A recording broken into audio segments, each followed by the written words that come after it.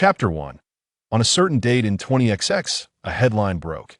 In H City, an employee named Liu, due to an all-night overtime shift, tragically passed away. Is this a reflection of moral decay or a distortion of humanity?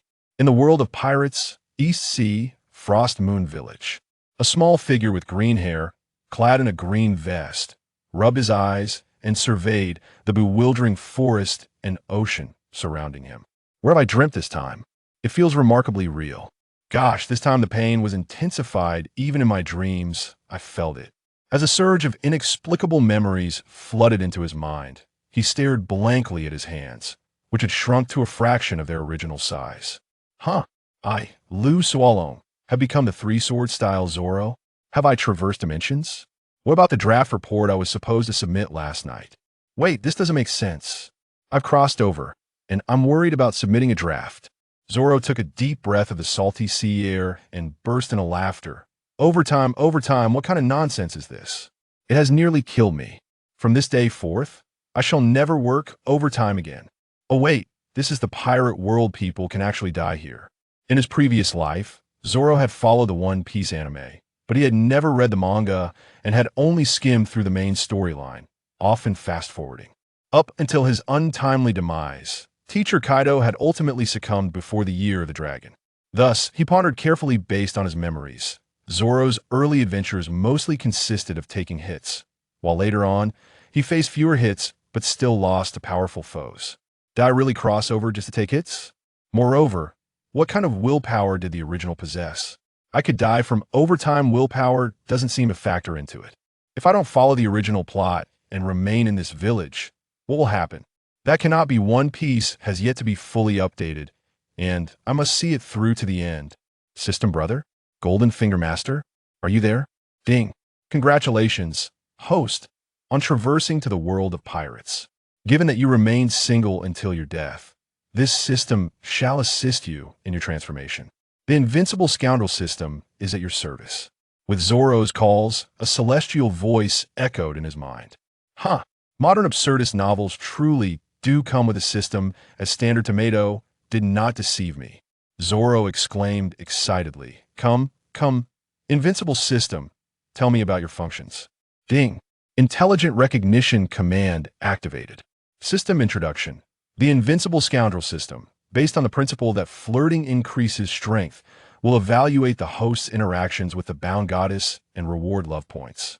Note, love points can be exchanged for prizes in the point store or directly added to attributes. How does this work?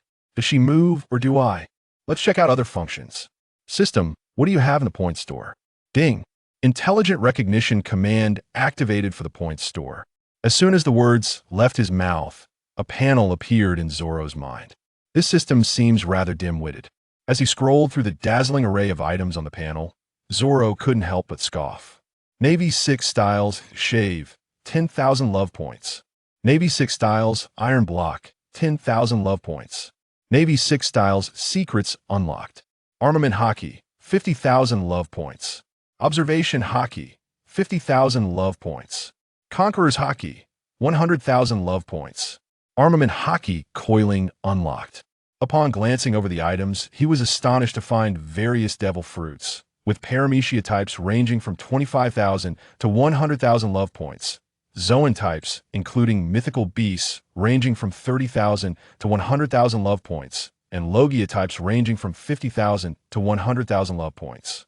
Additionally, there was a category called Basic Physical Ability Gift Pack, which could add 1,000 points to Strength for 8,000 love points, and a Swordsmanship Gift Pack, which could add 1,000 points to Sword Skill for the same price. After grasping the general concept, Zoro inquired, so how does adding points work? Ding. Intelligent recognition command activated to open the host panel. Host Zoro. Age 8. Speed 8. Strength 8.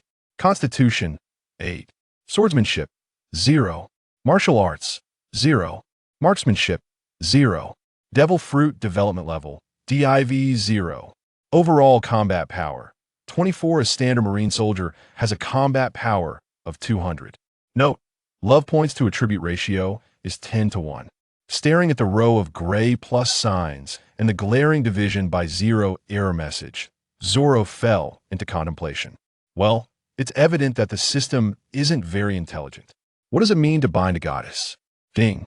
Intelligent recognition command activated for the function introduction of binding a goddess. The system can only bind female characters that have appeared in 3 or more episodes, including flashbacks of the anime. Oh, a traditional trope of a foolish system, I understand. However, I'm not well acquainted with the goddess concept. System, what about the gift pack? The novice gift pack? Ding. Intelligent recognition command activated to extract the novice gift pack. Ding. Congratulations, host, for obtaining the complete collection of master's quotes. With the system's chime, a thin A4 sheet appeared in Zoro's hand in a small font with 1.5 line spacing. 1.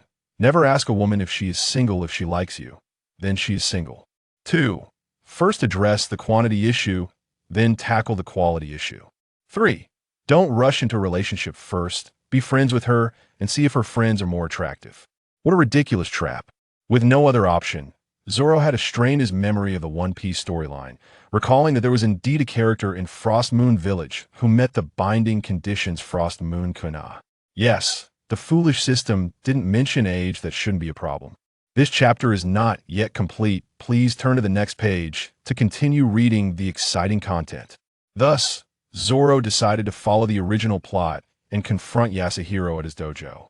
So, on a bright and sunny morning, Zoro tied his signature bandana around his arm. The green-haired boy's hair fluttered in the breeze, resembling a hero's banner. With a commanding presence, he stepped into Yasuhiro's dojo, arms crossed over his chest, surveying the surroundings. Yasuhiro was instructing a group of children in swordplay when he noticed Zoro's entrance and, with a warm smile, asked, "Hello, young one. Are you interested in swordsmanship? Would you like to join my dojo?" Huh. With the atmosphere already set, it's difficult for me to act this way. Thus, Zoro blurted out, "Don't get me wrong, I'm not targeting you. I'm saying everyone here is trash." In typical fashion, the opponent should respond, "Who do you think you are? Does your father know?" And then they would engage in a war of words, ultimately leading to a duel. However, Yasuhiro merely smiled. "Ah, so the young one has come to challenge me. If you wish to duel, you must first defeat my disciple, Kuina. Come forth, Kuina." As soon as the words left his mouth, a young girl with a delicate appearance stepped into the dojo, still small, just as depicted in the anime. "Is it you, Kuina?" Ding. Detected a bindable goddess, Frost Moon Kuina. "Would you like to bind?" "Yes." Binding successful with goddess number 1, Frost Moon Kuina. Please begin interacting with the goddess as soon as possible. The outcome that followed is known to all. Her combat power likely reached 36, while he only had 24, leading to a narrow defeat. It's worth noting that in addition to successfully joining Yasuhiro's dojo, after the duel, the system provided a notification. Ding! Engaging in enjoyable activities with goddess number 1. Reward love points 3. This system seems off. Time is a relentless force. Nearly 3 years have passed since Zoro arrived in this world. During this time, both he and Kuina had grown a little taller and matured. On a dark and windy night, Zoro blocked Kuina's path on a broad lawn. "Good evening, Kuina." "Hello," Kuina replied expressionlessly. "Have you had dinner yet, Kuina?" "I have." Kuina continued to maintain her blank expression. "What did you have for dinner?" "Sushi. I had flavored noodles for lunch and skipped breakfast because I didn't want to eat. Now I'm going home to sleep. Also, I don't like you. Do you have any more questions? If not, please disappear from my sight immediately." Frustrated, she covered her head with one hand, her expression gradually turning fierce. Ding! Although the host engaged in awkward small talk with goddess number 1, she patiently answered your questions. Reward love points 1. That's one less. Foolish system. Can't you recognize quick responses? Zoro cautiously stated. "Even though you've already rejected me, I must ask again as per procedure. Would you be my girlfriend?" "Get lost," Kuina roared, transforming into a furious mermaid. Ding! The host's confession to goddess number 1 was met with rejection. "Please try again. Reward love points 1. Zoro let out a long sigh and began his usual provocation. "You're quite arrogant." Seeing Kuina's anger reaching a boiling point, Zoro was elated. "What are you looking at? Come and fight me." After managing to calm her emotions, Kuina turned to leave expressionlessly. Zoro brandished 2 wooden swords, blocking her path. Draw your sword. Kuina clenched her teeth and silently walked around him. Zoro once again stood before her, commanding, draw your sword. Draw your sword. Draw your sword. Ah, you little brat. I've had enough. Ultimately, Kuina could no longer contain the primal force surging within her, erupting like a volcano. The sound of wooden swords clashing echoed, and soon Zoro lay on the grass, battered and bruised, while Kuina, panting heavily, sat beside him.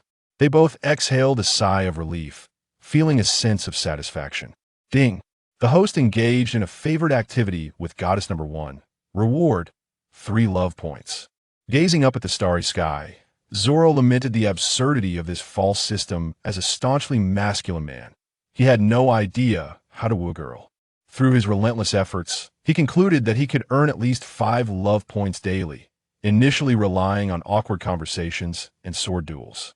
After diligently studying the sayings of his master, he finally enlightened himself that love requires no technique. Sincerity is the ultimate weapon, thus adding an extra point to his daily love point earnings. 3 whole years passed, filled with daily training, 2,000 near defeats in sword duels, over 1,000 awkward conversations, and more than 900 failed confessions, culminating in a total of 9,000 love points. By examining the system panel, he discovered the patterns of his combat prowess, strength, speed, and constitution, all likely enhanced by his growth, naturally increasing even without exercise at a rate of approximately 0.01 every 3 days. Targeted training could yield a 0.1 increase once he reaches limits. Swordsmanship, however, did not develop naturally. In the beginning, progress was swift, but the growth rate rapidly declined after reaching 10 points in the first year.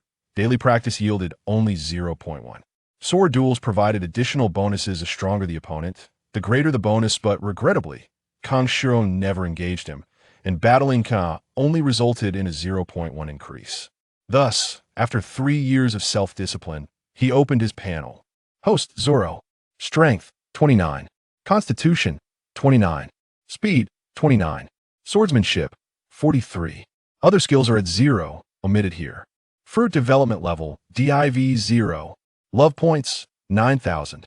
Zoro also researched each metric. Strength and speed were self-explanatory, while constitution represented recovery and endurance, explaining how the original disciplined individual could withstand various injuries and survive. Swordsmanship reflected the skill and realm of the sword path. Zoro estimated that the main storyline would commence approximately 6 years later, and his training volume should be roughly comparable to that of the original. By this pace, without Kuina's assistance, his swordsmanship should range between 300 and 400 by the time he set sail. If he exchanged his love points for the swordsmanship gift pack available in store now, Zoro believed he could reach the realm of cleaving steel. However, if his speed did not keep pace, even executing the Go Slash would result in evasion or deflection without sufficient strength. His slashes would bear no real impact. Thus, Zoro was not inclined to spend his hard-earned 9,000 love points on the swordsmanship gift pack, as it represented 3 years of toil, and he wished to save it for emergencies. Why had he ended up in the body of this green-haired fool? Had he been in Sanji's body, he could have at least earned something through cooking. Sighing, he muttered, alas. He had been led astray by this foolish system. Beside him, Kuina, puzzled, remarked, "Are you unwilling? In truth, it is I who feels that way. Ah, girls grow up to be weaker than boys. Soon, you will surpass me. You often say you want to become the world's greatest swordsman. My father says girls can never be the best in the world. Zoro, I envy that you are a boy.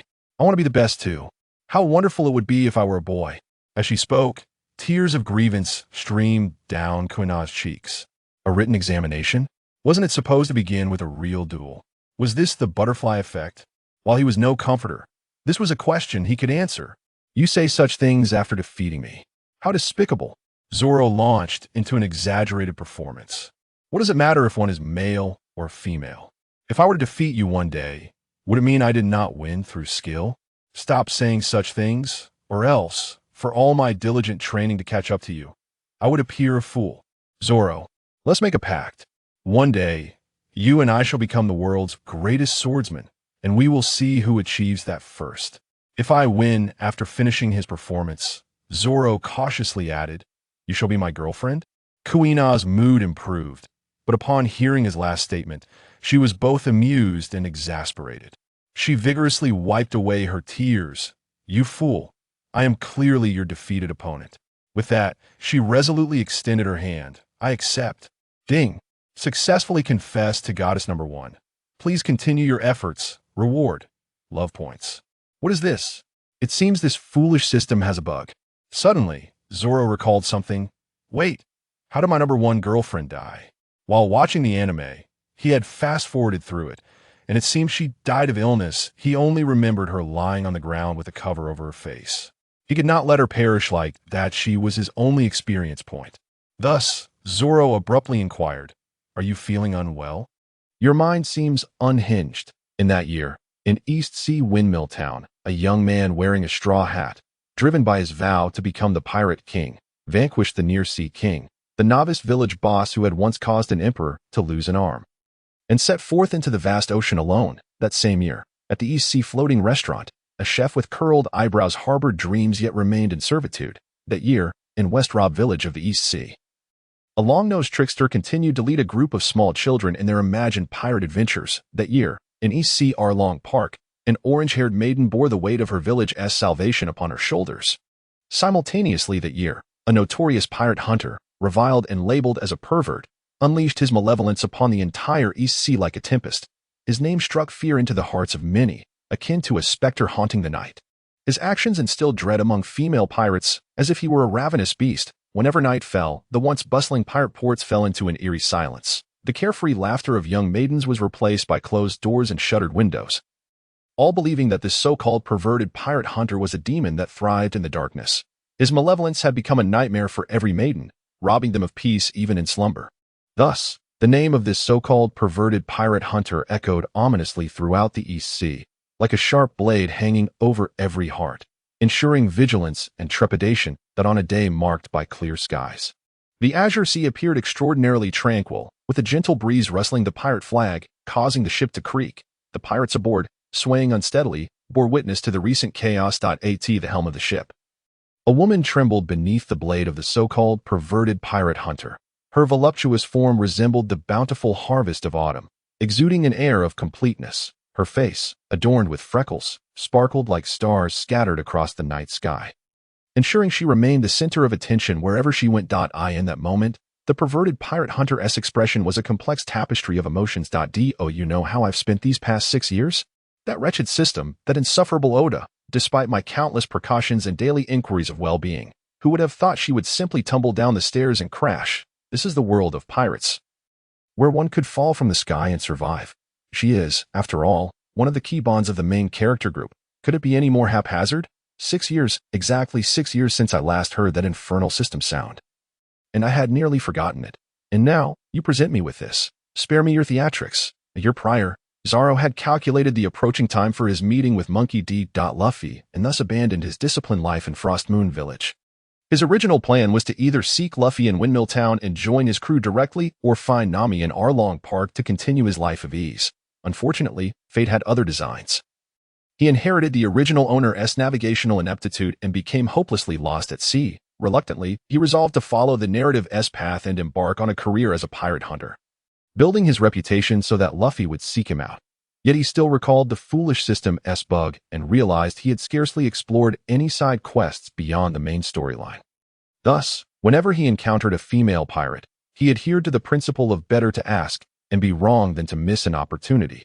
Consequently, tales of a three-sword, perverted pirate hunter spread throughout the East Sea, with locals whispering of a man who, upon encountering a female target, would pose the question, "Would you like to be my girlfriend?" Should she utter even a half-hearted refusal, he would claim her head as a bounty. If she answered affirmatively, he would merely release her with disappointment. On this day, with his pocket nearly devoid of berries, Zoro happened upon a village recently pillaged by pirates and pursued the opportunity to earn some bounty. To his surprise, the ship's owner was strikingly familiar, an acne-scarred matron, none other than Alvida, once hailed as the fairest woman of the sea during Luffy's debut. Thrilled, he dispatched her crew and smashed open every barrel. Though regrettably, he could not locate Luffy. In a fit of rage, he pointed his sword at Alvida and instinctively asked, "Do you wish to be my girlfriend?" Alvida, notorious in the East Sea, had certainly heard of this man as fearsome reputation. Despite her obvious reluctance, she trembled as she uttered the word yes. Ding, you have bound the second goddess, Alvida. Congratulations, host. Your confession has succeeded. Please continue your efforts. Reward. Romance points. Wait, this isn't what I meant. I didn't ask you to take the ugly one. Zoro was taken aback, realizing the absurdity of this test. Which officer could withstand such a trial? However, he hesitated. First, he had only recently established his rules and breaking them would lead to complications. Second, killing her would mean Luffy's message in a bottle would never be found. Who knew where he might search for it? Reluctantly, he sheathed his sword, returning to his small boat, leaving Alvida with a nonchalant silhouette as he sailed away. As he heard a notification sound, Zoro glanced back at Alvida, seemingly attempting to convince himself, but ultimately fell into despair, exerting all his strength to row, as his little boat darted across the sea like a flying fish, vanishing into the vastness. Ding, your heroic valor and gallantry have completely captivated your second girlfriend. Reward, romance points 1000. Foolish system, you truly are insufferable. Please open your father's system panel. Ding, intelligent command recognized. Opening system panel. Host, Zoro strength, 283, constitution, 283, speed, 283, swordsmanship, 389, skills, 3 sword style, demon slash. Tiger hunt, 2 sword style, bull demon slash. Fruit development level, div 0, romance points. All this sudden happiness, Zoro gazed at the blade in his hand, memories of his late friend flooding back, plunging him into profound self-doubt. Damn system, it has been 3 years, my dear friend. Although perhaps slightly shorter in stature, was nevertheless the epitome of grace and strength, embodying elegance and poise. Yet here I am, overshadowed by Alvida for a mere quarter of an hour. Gazing upon this unexpected windfall, I began to reflect. Was my earlier attitude excessively harsh? Should I not be more gentle upon our next encounter? But upon recalling her freckled visage, the thought of my formidable self, a renowned swordsman, being reduced to a love-struck fool, was intolerable. Rorinoa Zoro, the fearsome pirate hunter, rumored to be a voracious wolf prowling the seas for lewd targets, was said to spare none, from the very young to the grotesque Alvida. It was said he was a lecherous demon clad in human skin. Thus, do not entertain the notion of making him a companion. On a small boat, a bespectacled dwarf was earnestly persuading a straw hat youth with a scar on his face. Oh, I haven't decided to make him my partner. However, if he proves to be decent at the Navy base of Shellstown, Luffy exclaimed. Hurry up, you moron, your strongest vice-captain is starving. Zoro, bound to a cross and sunbaked for 9 days. Muttered weakly, cursing. Since his fortuitous encounter with Alvida, he had drifted at sea for several days. Today, perhaps by the will of the world, he spotted a distant harbor, entering to find a restaurant to quell his hunger. He was interrupted midway through his meal when a vicious dog burst in, snatching food from patrons, prompting a little girl to step forward to drive it away. Then, a scruffy street rat swaggered into the restaurant, looking as if he were up to no good. The main storyline. I am quite familiar with it. After a moment of contemplation, Zoro resolved to adhere to the plot, for his own reputation was far more tarnished than that of the original narrative. He was uncertain whether Monkey D. Luffy would take a liking to him. According to Luffy's logic, saving this young girl would surely indicate he was not a villain. Thus, with a flying bench, he struck down the vicious dog that was about to harm the girl. After some back and forth, much like the original story, Zoro reached an agreement with the street thug that would starve him for a month, and if he survived, the matter would be settled. Consequently, he found himself bound in this place. Zoro initially planned to wait until he encountered Nami and Vivi, where he would employ a standard threat. Those 2 weaklings would undoubtedly contribute 20,000 love points, bringing his total to 50,000, allowing him to exchange for armament hockey. Securing his early game, however, after much deliberation, to prevent a butterfly effect, fearing the street thug might lack martial ethics and offer him peanuts in advance, or that he might succumb to starvation, Zoro opened the point shop and opted to exchange for the ultimate faith iron block. With a soul-stirring cry, aside from the excruciating pain coursing through his body, Zoro felt his muscle density multiply. Host, Zoro strength, 283, constitution, 1283, speed, 283, swordsmanship, 389. Skills, 3 sword style, 2 sword style. Navy 6 styles, iron block. Fruit development level, div 0. Love points, The Navy 6 styles can enhance constitution. Why was this not mentioned earlier? Nevertheless, it saved him some points. How delightful. Thus, he endured 9 days of hunger here. According to the plot, Luffy should have arrived by now, yet as he waited in vain, lacking even the strength to lift his head, he began to despair, worried that the butterfly effect might lead to his demise. If all else failed, he could only exchange for a constitution gift pack. However, just as he was cursing his fate, a pair of small feet appeared before him. He strained to lift his head and finally discerned a little girl holding 2 rice balls. Struggling to raise his gaze, he saw 2 heads peering over the wall, one adorned with a familiar straw hat. Last, you have arrived. I'm glad I did not give up. My goodness, it's finally time for the open book exam. Oscar the appeared. What are you doing, kid? Get lost. I made rice balls for you, big brother.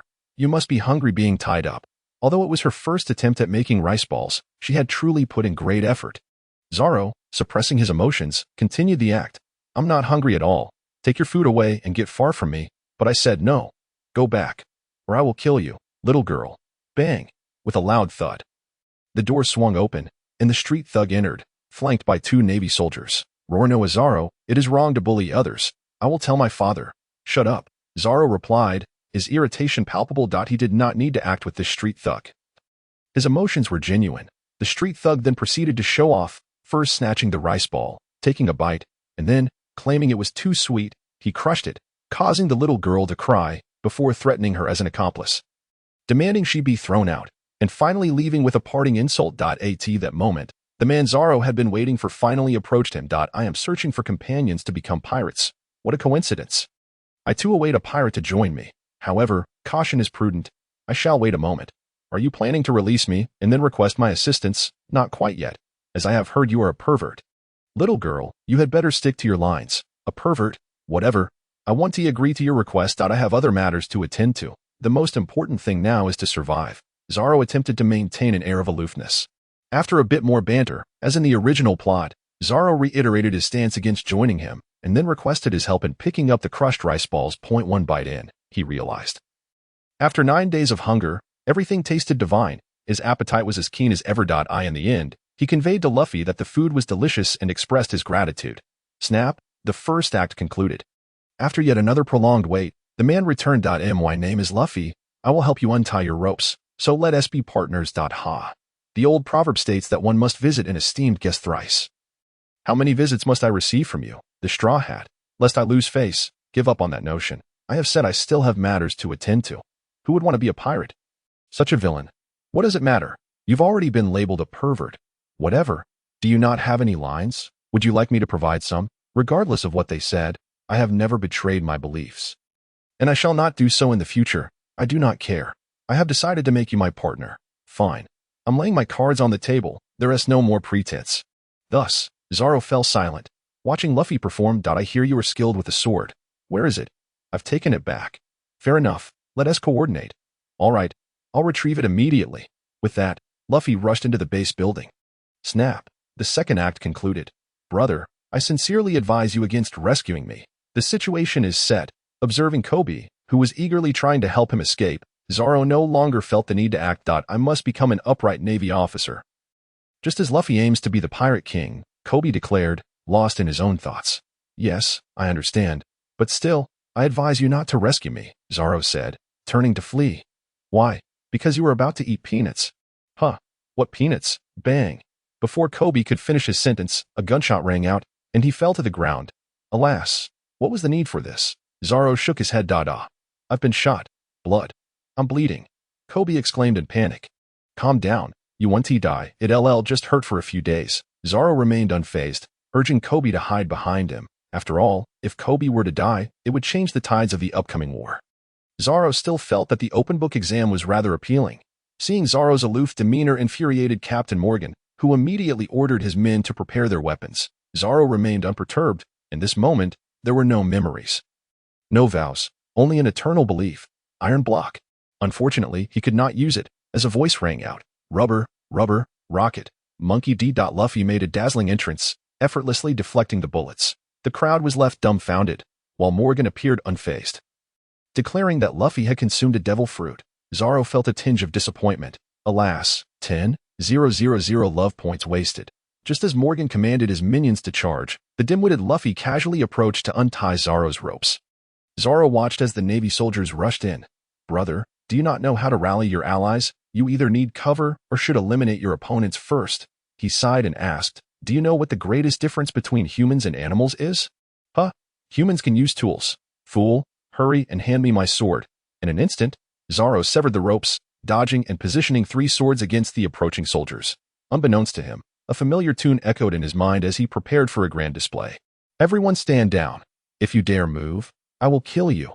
I have agreed to become a pirate. However, I have my own ambitions that I aim to become the world's greatest swordsman, regardless of infamy or fame. I want the world to know my name. You are the one who invited me to be a pirate, and if you prevent me from achieving my dream, prepare to face my wrath." And then, the second contender for the title of most impressive made his entrance.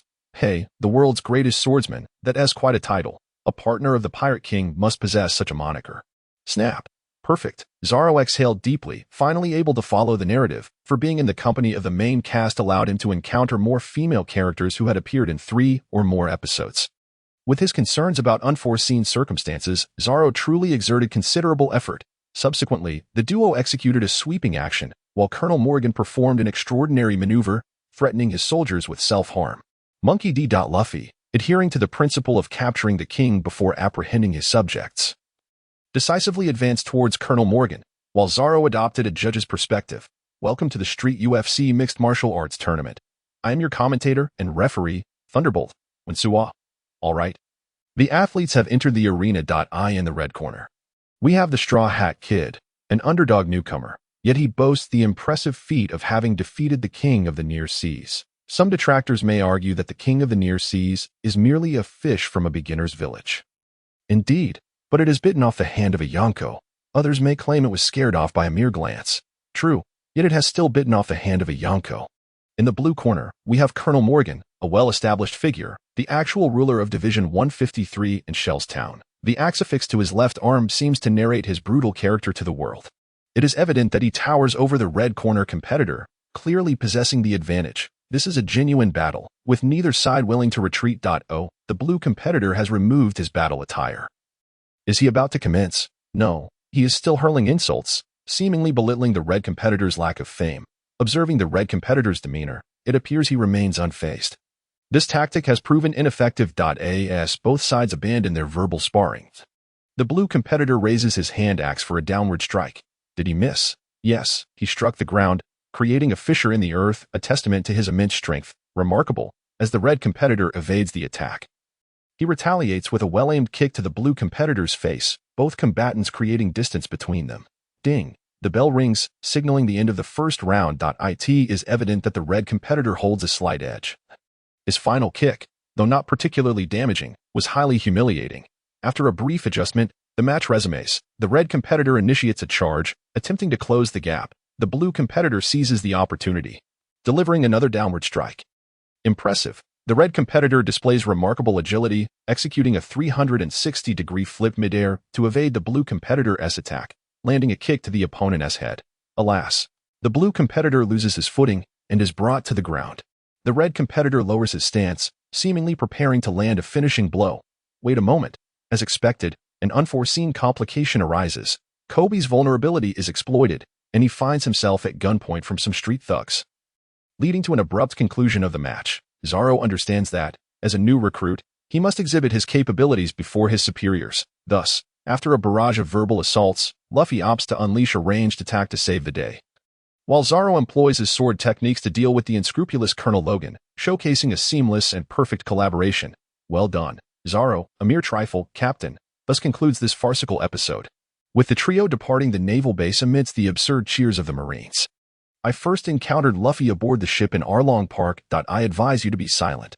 Zoro, who had been voraciously consuming his meal, lifted his gaze, filled with lethal intent, towards Kobe. Kobe hastily covered his mouth in alarm. Well, it seems you spared even that fat lady. Luffy laughed heartily. Humph. I shall eventually take my revenge on you. Calm down, calm down. I harbor no prejudice against you. Just as Zoro was about to erupt, a young girl approached from beside the restaurant. Big brother, are you in need of a girlfriend? Zoro, his expression dark, replied, not at all.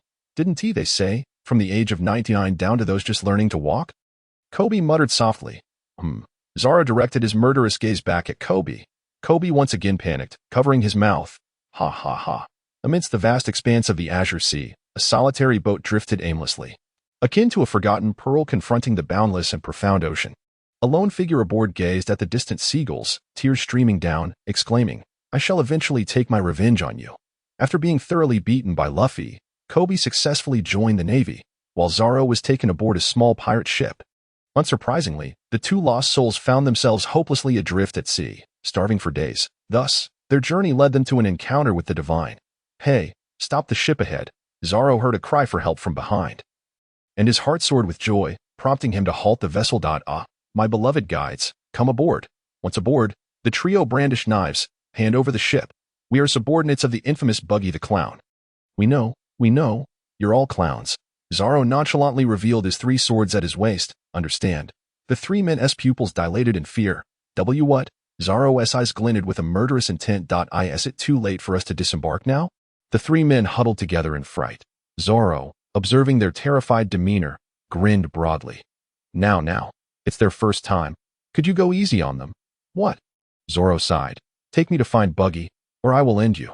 The trio, relieved, exerted all their strength to row the boat, which glided through the water like a speedboat, swiftly reaching a harbor where a pirate ship was docked. We arrived, Master Zoro. Zoro descended from the ship with the swagger of a wealthy landowner, directing the trio to indicate a path, then sprinted away, raising clouds of dust in his wake.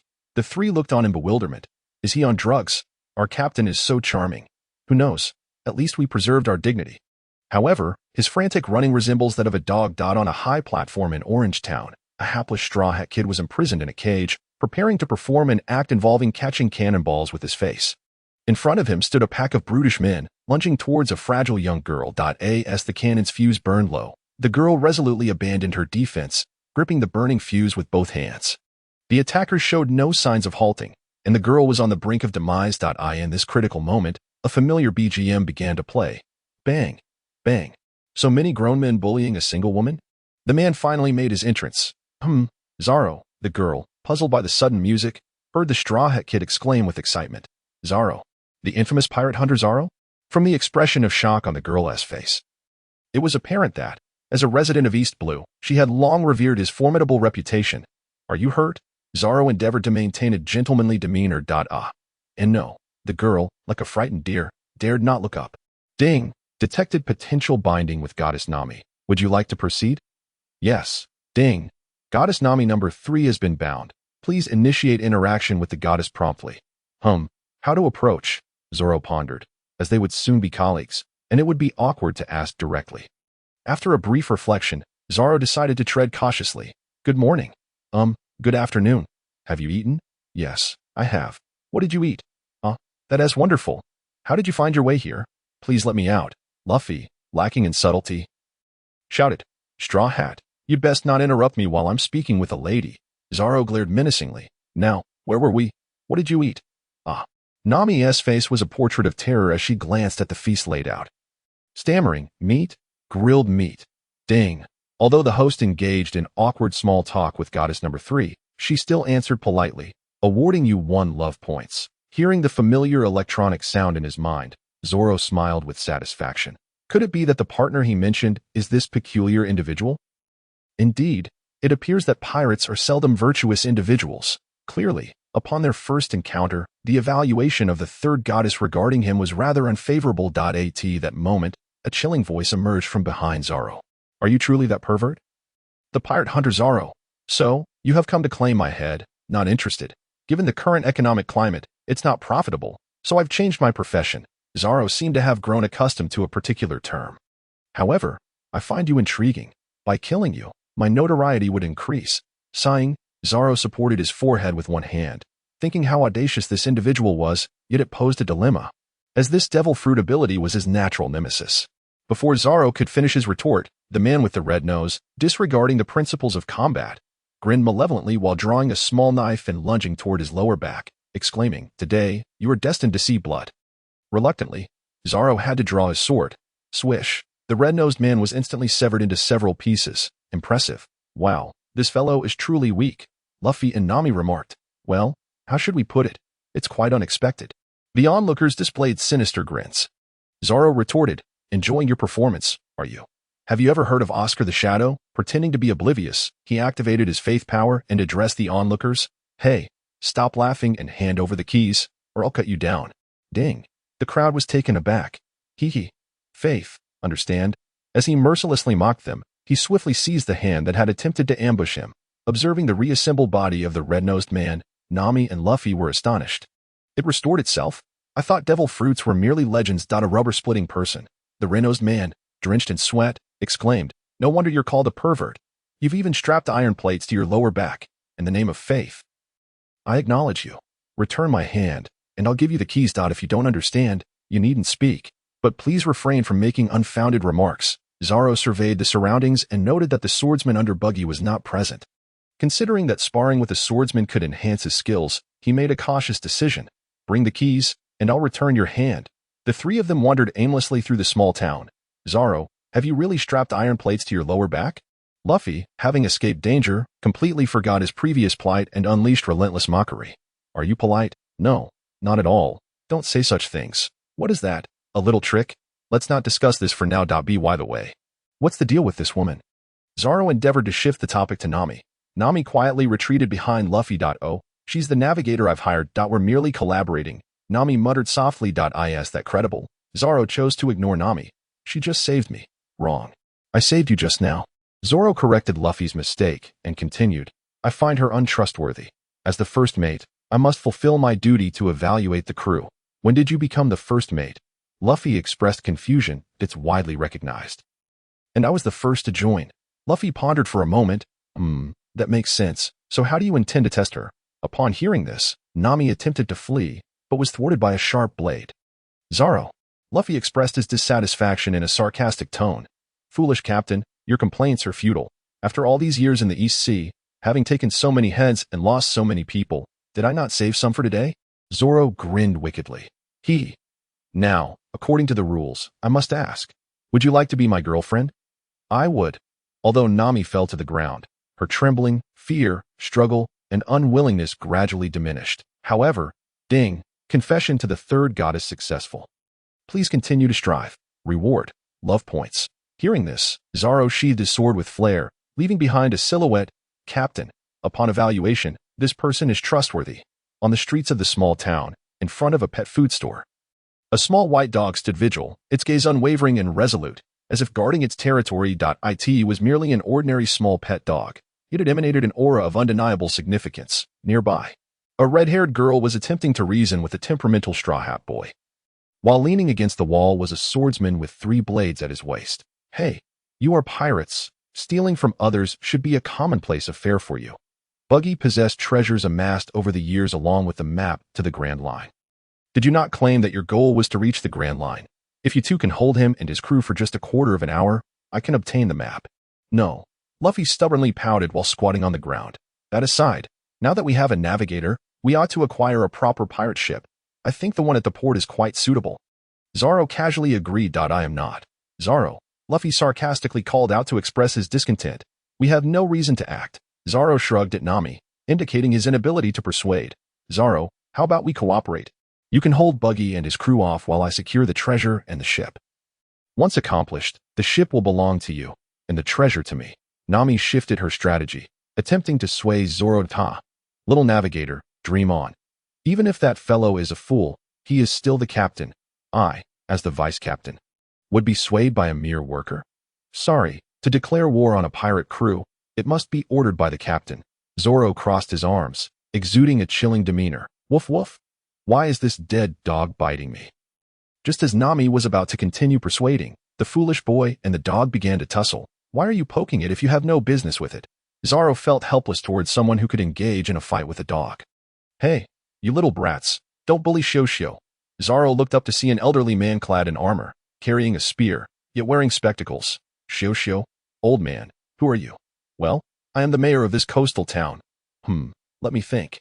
The clown's plot cannot be disrupted, as he is a significant participant in the Paramount War. If he fails to appear, it could easily trigger a butterfly effect, detrimental to the unfolding narrative.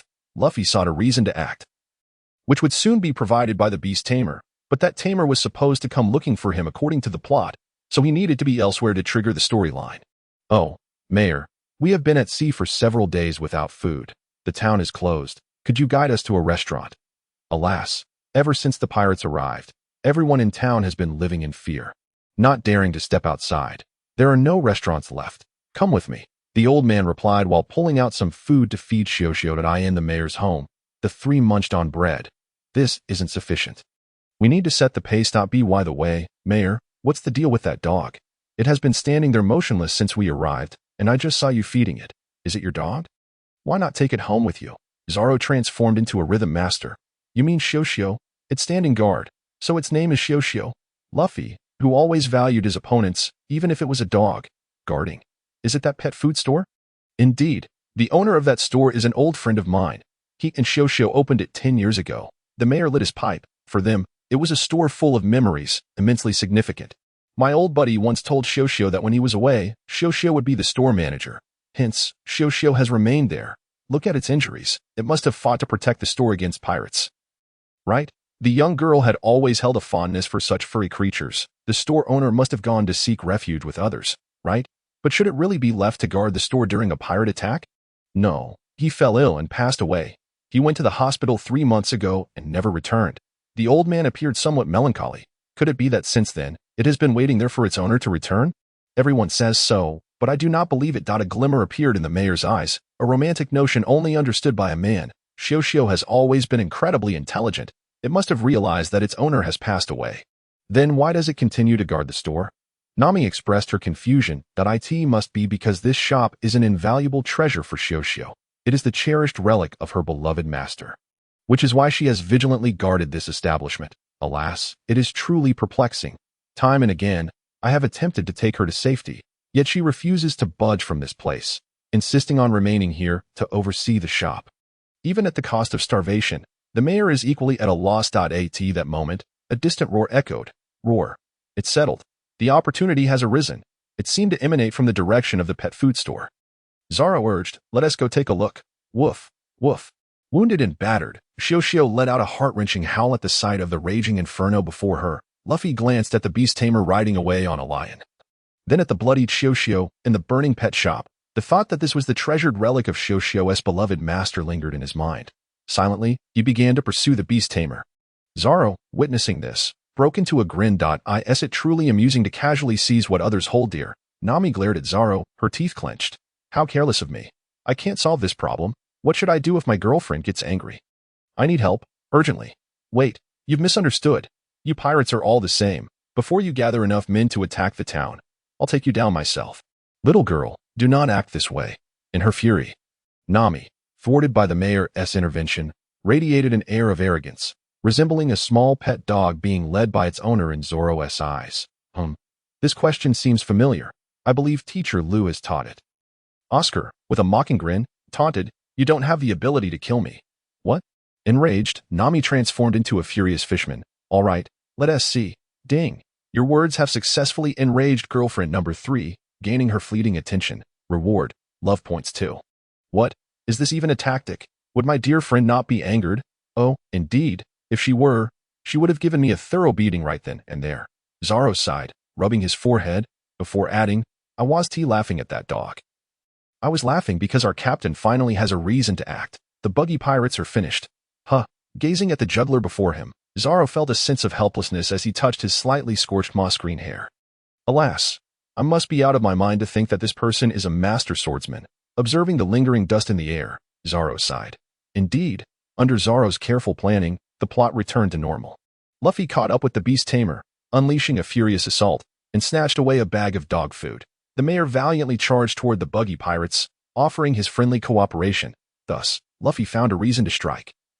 As he admired Xiao, who fought to protect her treasured pet food shop, and the old mayor, who resolutely faced the Buggy pirates to safeguard his cherished town, therefore, that man took action, declaring war on the Buggy pirates. In a moment of critical importance, he saved the old mayor, who was on the verge of defeat, using his fruit ability to bounce back Buggy's cannonball, sweeping away the minions in one fell swoop. Just then, Buggy Pirates No. 2, the acrobat Kabaji, charged towards Luffy on a unicycle with lightning speed. However, this strike was intercepted by Zoro, who had been waiting for the swordsman he desired to face. Engaging in battle with a swordsman would surely enhance his swordsmanship. And thus Zoro excitedly donned his headband. Unexpectedly, after only 2 exchanges, Zoro realized his mistake. This was no swordsman, but a mere acrobat, spitting fire one moment, tossing dust the next, with mediocre sword skills and no martial ethics whatsoever. Indeed, in the original plot, Zoro was at a disadvantage because he had been wounded in the kidney and relentlessly attacked at the injury. As Zoro was lost in thought, a sharp dagger suddenly sliced through the swirling dust, prompting him to quickly raise his blades in defense. The acrobat emerged from the haze, delivering a kick aimed at his abdomen. Zoro exerted all his strength to push forward, leveraging the recoil to create distance. Acrobatics, divine wind whirl, the acrobat shouted, unleashing hundreds of spinning tops upon Zoro. Seizing the moment, he rode his unicycle, defying the laws of physics, and vertically ascended to the rooftop. Zoro remained unfazed, swiftly slashing with his blades to deflect the incoming tops. Looking up, he saw the acrobat leaping down with the force of a mountain, aiming his dagger at Zoro's head. Scattered shells, ground assault. Meanwhile, Buggy, watching from the sidelines, unethically utilized his fruit powers to launch a sneak attack. Shouting, Kabaji, I'll hold Zoro. You take him down. Zoro, feeling exasperated, thought, you truly are a clown. Can you really be so loud while executing a sneak attack? As expected, Luffy stepped on the clown, causing him to split open. And in the midst of the ambush, he declared, hey, don't interfere with Zoro's battle. The clown whimpered in pain. The acrobat in the air, brimming with confidence, proclaimed, even without the captain's help, I could easily finish you off. Zoro dodged swiftly and could no longer contain his retorts. Is that all? You truly are an acrobat. Enough of your tricks, farewell. With that, Zoro unleashed his ghost slash, his blade rising and falling. The fight was over. And now it was your turn, Captain. Oh, the rest is for me to handle. The system opened its panel. Host, Zoro strength, 283, constitution, 1283, speed, 283, swordsmanship, 400, skills, 3 sword style ghost slash. Tiger hunt, 2 sword style bull demon return, 2 slashes. Fruit development level, div 0. Love points. Adding 11 points to swordsmanship is quite impressive. Before hosting the match, Zoro surveyed the surroundings and noted, indeed, girlfriend number 3 has taken the opportunity to sneak off. Alright, now back to the official match scene. I am your referee and commentator, Thunderbolt Winsua. Now entering the arena is our red team contestant, the Straw Hat Boy. Yes, he is the one who once defeated the Near Sea King and stood out in the last street mixed martial arts tournament. Returning to the arena with a vow to become the Pirate King, due to the unforeseen events in the last match, he was unable to achieve a KO. We hope to see an even more outstanding performance from him this time. The blue team contestant, TSK. His name will surely startle you. He once fought alongside the Pirate King Joel D. Roger at the pinnacle of the world, boldly charging at one of the 4 Emperors' Whitebeard pirates, and shared a brotherly bond with another of the 4 Emperors, Shanks. That's right. He is the legendary clown, Buggy. The 2 contestants are exchanging insults, with the clown seemingly mocking the Straw Hat Boy's vow. Given his credentials, he is entirely qualified to make such remarks. You want to become the Pirate King? Then I must be a god. Indeed, for most mediocre pirates, he is a godlike figure. It seems Buggy has a history with the Straw Hat Boy's hat. As he attempts to draw the boy's attention through its origin, the boy, however, appears unfazed, adopting a boxing stance. Are they about to begin? Buggy initiated the attack first with his fruit power, and without any probing. He revealed a hidden knife in his shoe, executing a move called Split Below, spinning his legs like a pancake as he flew towards the Straw Hat Boy. The boy, still agile, leaped up from the ground, effortlessly neutralizing the fierce attack. What?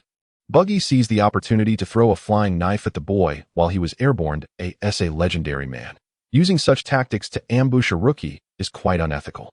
However, the boy employed his fruit ability to stretch his arm, grasping the wall for leverage, successfully escaping the predicament. Impressive, truly a technique befitting one who has defeated the Near Sea King. The boy unleashed his signature move, the rubber pistol, for a ranged strike. Alas, it was evaded. Buggy seized the moment, raising his knife. Was he attempting to sever the boy's elongated right arm?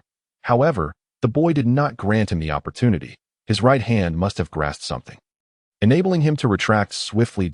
In a perfect maneuver, his elbow, akin to a sickle, collided with Buggy's neck. Wow! Buggy, as a seasoned veteran, demonstrated his rich experience by using his fruit ability to split his body, successfully evading the attack. Whereas the Straw Hat Boy, it appears the clash was rather intense, resulting in buildings being toppled and buried. Ding! The first round concludes, and we witness both sides exhibiting remarkable prowess. Buggy, as the seasoned veteran, displayed a slightly conservative approach, while the Straw Hat Lad, as a newcomer, showcased an exuberant and bold fighting style that as anticipated. Buggy held a slight advantage in this round. Let us hope both continue to maintain their momentum in the second round. After a brief adjustment, the second round commences. Buggy launches an aggressive onslaught, with 4 sharp knives embedded within his fists, unleashing the 4-way exploding cannon directly towards the Straw Hat's face. He no longer holding back. We observe the Straw Hat's swift reaction as he seizes Buggy's flying fist by the wrist. What? Buggy's fist can split open again. Regardless of the underlying principle, the Straw Hat deftly dodges, though it seems a trace of blood graces his cheek. At this moment, the Straw Hat appears quite enraged, seemingly hurling insults. Could it be due to his injury? Nay, it appears to be a result of his hat being torn. He persists in his verbal onslaught, perhaps reminiscing about the origins of his beloved hat. Oh dear, watch out from behind. Buggy's hand is now suspended behind him, grasping 4 small knives, opting instead for a sneak attack, a rather unsportsmanlike move for a seasoned fighter. No, wait, this is not a sneak attack. Buggy has chosen to pierce through the Straw Hat's hat. Is he attempting to further provoke him? Buggy too begins to hurl insults. Magnificent. The Straw Hat seizes the opportunity during Buggy's moment of speech, launching a fierce charge that topples Buggy. Well, both are now engaged in ground combat. The Straw Hat appears quite experienced in ground fighting, now assuming the dominant position, delivering heavy strikes to Buggy's head. Ding! Alas, what a pity the bell has rung. Otherwise, a victor could have been determined. The second round remains fiercely contested, and it is evident that the veteran Buggy has adopted a rather cowardly offensive strategy, making serious tactical errors despite having the upper hand. Why poke at that hat when he possessed the advantage? Conversely, the Straw Hat's tactics remain bold and expansive, fueled by his anger, delivering a critical blow that completely overturns the disadvantage. In this round, the Straw Hat holds absolute superiority. Regrettably, the bell has rung, and the Straw Hat, exhibiting commendable sportsmanship, refrains from delivering any additional blows after the bell. This is the spirit of athletics, and we hope he continues to strive for victory. After a brief adjustment, both return to the arena. What is happening? Our participant Buggy has split his upper body and is voluntarily flying out of the ring. Is he being distracted from the sidelines? Oh, it turns out his home was burglarized. An orange-haired girl has absconded with Buggy's treasure, prompting his upper half to chase after it. Such a shame. As Buggy's mindset has been disrupted, we must unfortunately declare this match concluded. What is the Straw Hat up to? A kick to the groin. Cough. That is a foul move. It seems the Straw Hat is not inclined to end the match just yet. Oh dear, this is truly ruthless. Buggy lies sprawled on the ground, seemingly in agony, prompting the referee to intervene with a warning. After a brief adjustment, Buggy should have somewhat recovered. Is he still pursuing the orange-haired girl? It appears Buggy has completely abandoned the match, his body splitting further apart in his quest to reclaim his treasured dough. What is the Straw Hat doing now? This scratching is also a foul. It is clear the Straw Hat is quite determined in this match. Seizing Buggy's foot that has not flown away, opting to scratch, has no one taught him the rules of the game? The referee has not intervened. Perhaps the referee also wishes for Buggy to return to the match promptly. Oh, the Straw Hat seizes the opening, charging forward. Splendid. The slipper strikes Buggy's left cheek perfectly, causing his body to shatter into pieces and fall to the ground. The referee begins the countdown. 10, 9, 8, 7. Truly a legendary man. He endures excruciating pain as his upper body rises. Buggy is attempting to restore himself. Thus the match continues. What? After Buggy's restoration, why is he so small? What a turn of events. It turns out the orange-haired girl has pilfered most of Buggy's body fragments. Well, the Straw Hat did not adhere to the principles of fair play, launching a rubber rocket that sends the diminutive Buggy flying. This match concludes, and given both participants' disregard for sportsmanship, the referee declares the chaotic victor to be Straw Hat Luffy. How hasty, on the vast sea. The working sailor gazes at the ship's provisions, embodying the CEO's concerns, thus convening the inaugural board meeting. What is the matter? As Chairman Luffy, he actively attends to the workers' demands. If we are to enter the Grand Line, we must be prepared. Indeed, while the last time Uncle Broom gifted us ample fruit, the absence of meat is still a dilemma. Chairman Luffy is quite attentive to employee welfare. I did not mention food. The working sailor promptly clarifies his stance as the group's vice chairman. Zoro instantly comprehends Chairman Luffy's sentiments. Yes, the absence of alcohol is also a problem. Do not focus solely on food and drink. The Grand Line we aim for is the most perilous place in the world, and countless pirates seeking the One Piece will undoubtedly possess sturdier ships. In comparison, our equipment and personnel allocation are woefully inadequate. Indeed, a working sailor who does not aspire to be a CEO is not a competent navigator. So, what are your thoughts? Chairman Luffy, in a benevolent manner, suggests, let us head south from here. There is a small village where we can seek a sturdy ship. Then we shall have meat to eat. Truly, Chairman Luffy's primary concern remains employee welfare. Observing Nami's exasperated expression, Zoro must help her discern the hierarchy. Setting that aside, Nami, good morning. Nami, with a face full of annoyance, has come to terms with reality since boarding the ship. This trio of soul-searching questions has become a daily necessity from Orange Town to the isolated island where Gaiman resides. All right, have you eaten? Yes. What did you eat? Transforming into a fishman's mouth, Nami can no longer contain her frustration. Fruit. I hope to eat something normal in the village for lunch. Is that satisfactory? Zoro nods in approval. Ding. Although the host engages in awkward conversation with girlfriend number 3, she still responds politely, revealing she cares about him, thus rewarding him with 3 affection points. Regarding the reward numbers, Zoro discovered this while Kuina was still alive.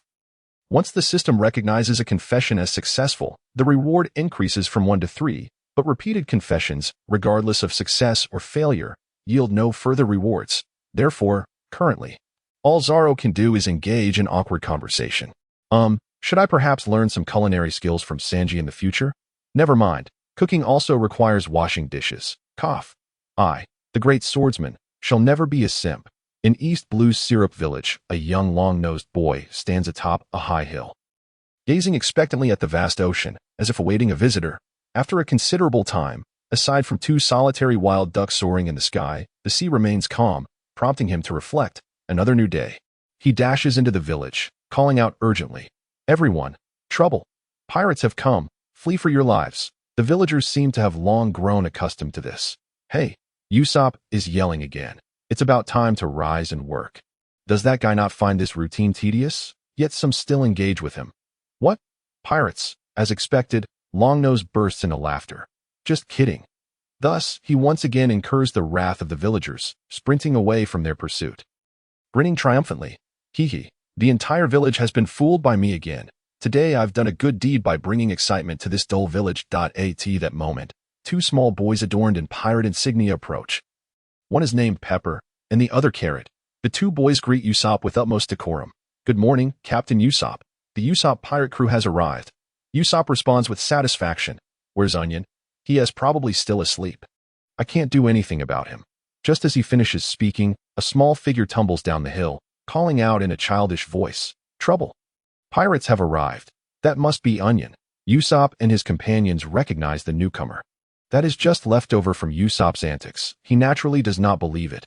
As the small boy arrives, the 3 exclaim in unison, hey, you're joking, right?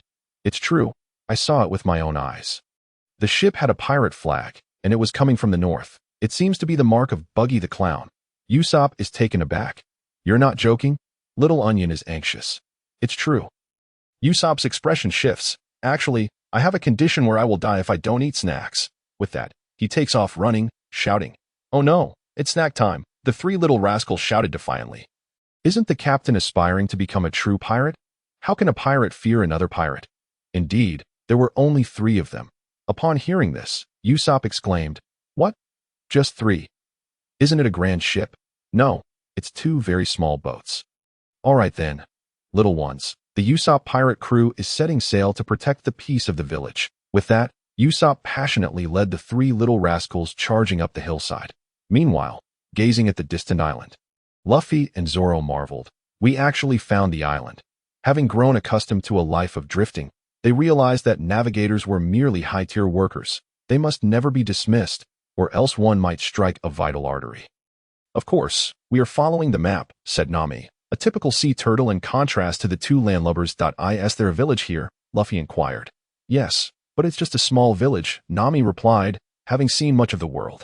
As the three landed, savoring the comfort of solid ground, Zoro stretched lazily and noticed some commotion on the hillside. Looking up, he spotted 4 heads peeking over the ridge, 3 little rascals and a young man with a long nose. Zoro slapped his forehead, marveling at the will of the world. In this vast ocean, they had indeed arrived at this place. A familiar scene. Isn't that the great Usopp? Zoro remarked. He pointed ruthlessly at the hill. I felt something was off just now. Who are those fellows? The two followed his gaze. Atop the hill, the Usopp pirate crew, realizing they had been discovered, shouted, "Wow, we've been spotted," and took off running. Hey, don't run away. But their efforts were in vain, and Usopp boldly confronted the three. I am the captain of this village's great pirate crew, Usopp, and the people call me our captain, with a feigned air of confidence. He descended the slope. I advise you to abandon your attack on this village. My 80 million subordinates are already on standby. Boasting, as expected of a worldly sea turtle, Nami retorted, cutting through his bravado. Caught red-handed. You admitted it, didn't you? She added with a hint of exasperation. Oh dear, I let it slip. How clever of you. You wretched woman, Usopp grumbled. Zoro sighed, recognizing Usopp's antics. Ha! You are quite amusing, Luffy laughed heartily. Hey, dare you mock me?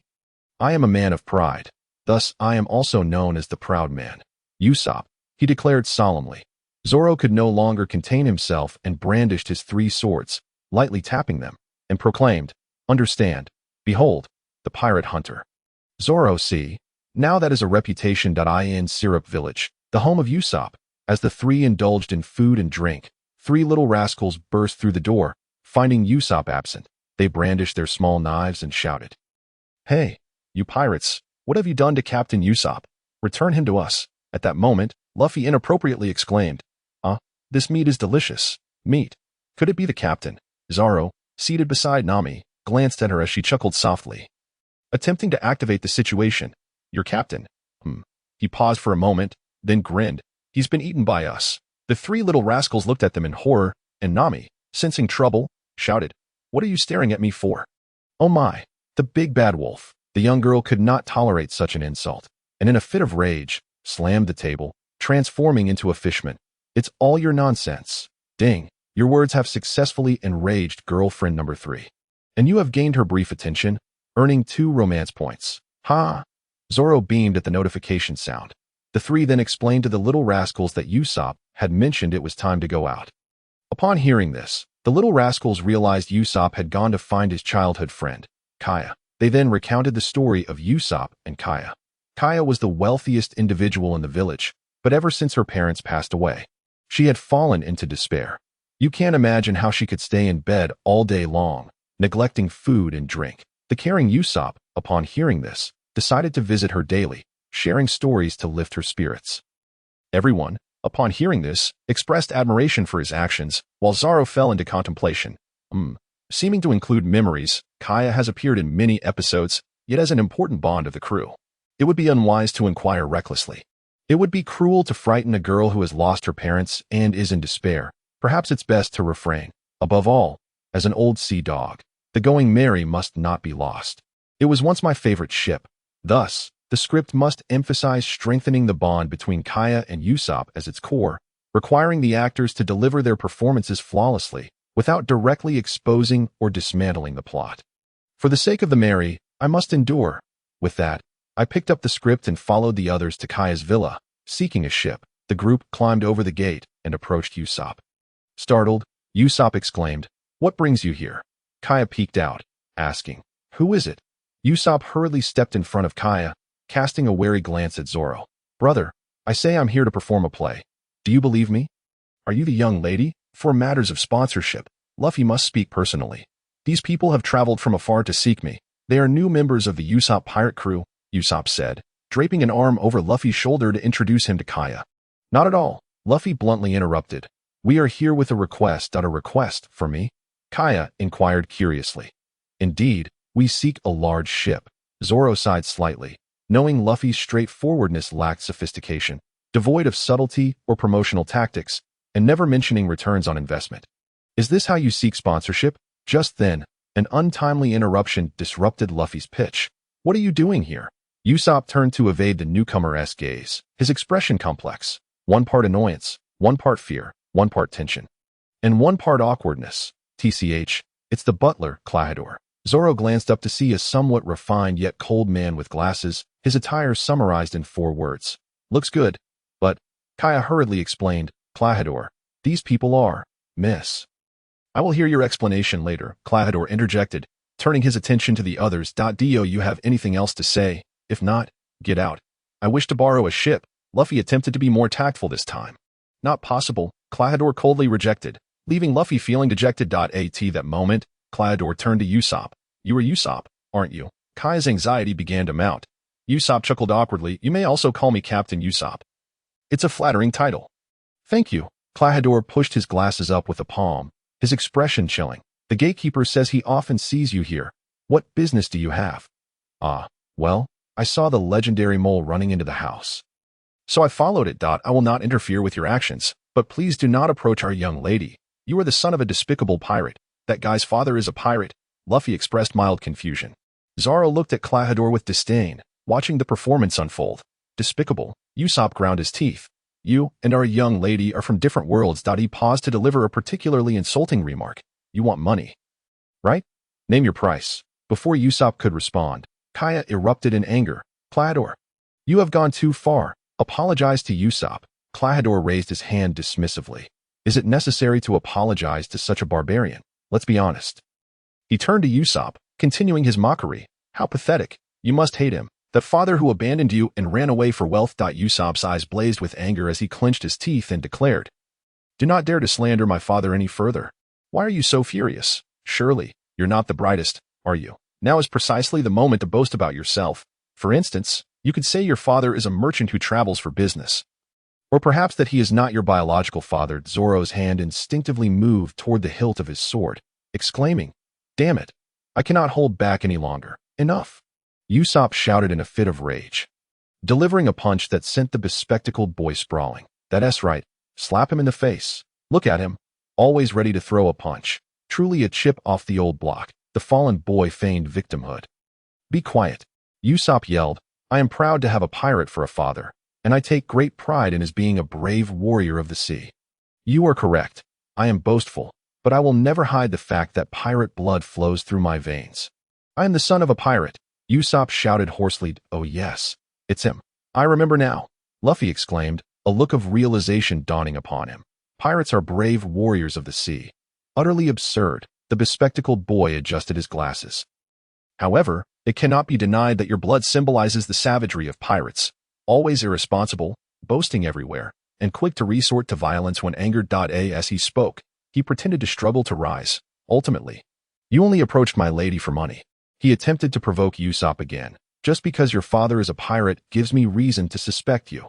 Usopp was indeed incensed, grabbing the boy by his collar. You dare to say more? Stop it. Usopp, do not resort to violence any further, Kaya shouted, slapping the windowsill to halt Usopp. Platel is not a bad person. He is acting this way for my sake. Kaya, caught in the middle, appeared quite distressed. Upon seeing Usopp relent, the bespectacled boy disdainfully brushed Usopp's hand off his collar. Get out. This is no place for a barbarian like you. You are not permitted to come near this house. I would leave regardless. What is so grand about it? With that, Usopp turned away in despair. This scene infuriated the 3 little rascals nearby. You despicable butler, our captain is not like that. You scoundrel. Luffy, clearly immersed in the moment, shouted, Scoundrel, do you want to fight? Unfortunately, the 4 dramatic boys were restrained by Zoro and Nami. Hold it together. The marry is important. You all get out of here. Hey, pervert. Where's Luffy? Nami, leaning against the fence, unexpectedly initiated a conversation with Zoro. He must have gone after Usopp, a staunchly straightforward man. He often let conversations die. The captain must be by the sea. Yes, by the sea. He always goes there when he has worries. The 2 little rascals beside them were quite adept at this. Shouldn't we go check there? No need. Another conversation killed. Nami noticed, and, realizing this green-haired fellow was unworthy of speaking, turned to the 2 little rascals. What about your other companion? You mean Onion? That guy always goes missing. Then suddenly appears with loud shouts. At that moment, a small boy dashed down the slope, his voice ringing out from afar. Wow. Ah, not good. See, that onion. When he reached them, panting heavily, he exclaimed, "There's a strange person coming." Walking backward, the two little rascals chimed in unison. Liar. Onion pointed behind him. Look. Everyone turned to see a tall man, donning a top hat, walking backward in a Michael Jackson-esque manner, his back to them. Who are you calling strange? I am not strange at all. The man, now close, greeted everyone politely. Zoro observed closely. The man wore heart-shaped sunglasses, his goat beard tied with a fine ribbon, dressed in a suit paired with a t-shirt and Chelsea boots. Who else could be stranger? The three little rascals did not hold back. Nonsense. I'm merely a passing hypnotist. This statement instantly piqued the curiosity of the three little rascals. Hypnotist? How impressive. Can you show us? Why should I perform for you? I don't even know you. The hypnotist appeared aloof, but the next moment he relented. All right, focus on this ring. The hypnotist produced a pendant from his pocket, which was a circular ring. I will count to 3, and you will fall asleep. Ready? The three little rascals gazed intently as the ring swung back and forth. 1, 2, 3. Zoro deliberately averted his gaze, and when he looked up again after the hypnotist finished counting, he saw the magician and the three little rascals fast asleep. Should I take advantage of this opportunity and deal with him, to prevent Luffy from acting foolishly later? Zoro weighed his options and decided against it. This man was here for the bespectacled boy. According to the script, they should plot in secret before the boy would act. Hey, Nami, come help. Let us take these three little rascals to Usopp's house to sleep. Oh, what about this hypnotist? Doesn't he matter? I don't know him. At Usopp's house in Syrup Village. Strange noises continued to emanate. How long have Luffy and the others been gone? I don't even know how high I was counting. The disciplined man, upon arriving at Usopp's home, disregarded the orange-haired girl and entered a push-up mode. When the girl interrupted him, he had already forgotten his count, so he gritted his teeth and replied. 996. Nami facebombed. 997. 998. 999, 1000, done. The disciplined man pushed himself up forcefully and jumped in place. Ding, exercising in front of girlfriend number 3 and successfully capturing her attention. What a persistent and formidable man, gaining 2 love points. Guapi system. Do you even hear yourself? The system opened its panel. Host. Zoro strength, 288. Constitution, 1300. Speed, 285. Swordsmanship, 400. Skills, 3 sword style, demon slash, tiger hunt, 2 sword style, demon return, second slash. Fruit development level, div 0. Love points. It's been a while since I've exercised. The results are quite good. My base constitution value has increased, and the training points have risen as well. Push-ups primarily enhance strength and constitution. Indeed, being disciplined feels wonderful. Yash. Next up is speed. Let us run 100 laps around the village. Just as Zoro planned his next disciplined endeavor, urgent shouts echoed from the village entrance. Not good. Pirates are coming. The three little rascals rubbed their eyes. Captain? Thus, Zoro had no choice but to abandon his training plans and followed Nami and the 3 children outside, where they found Usopp surrounded by a throng of villagers. Everyone, listen to me. This time it's absolutely true. You must flee. If we believed you every time, we would have escaped 100 times by now. This time we will definitely catch him and teach him a lesson. Clearly, the villagers did not believe Usopp. Damn it. Seeing that the villagers no longer trusted him, Usopp took to his heels, heading in the direction of Kaya's villa. Zoro realized that Luffy must have uncovered the plot between the bespectacled boy and the hypnotist. It was time to steer the narrative. Why isn't Luffy with him?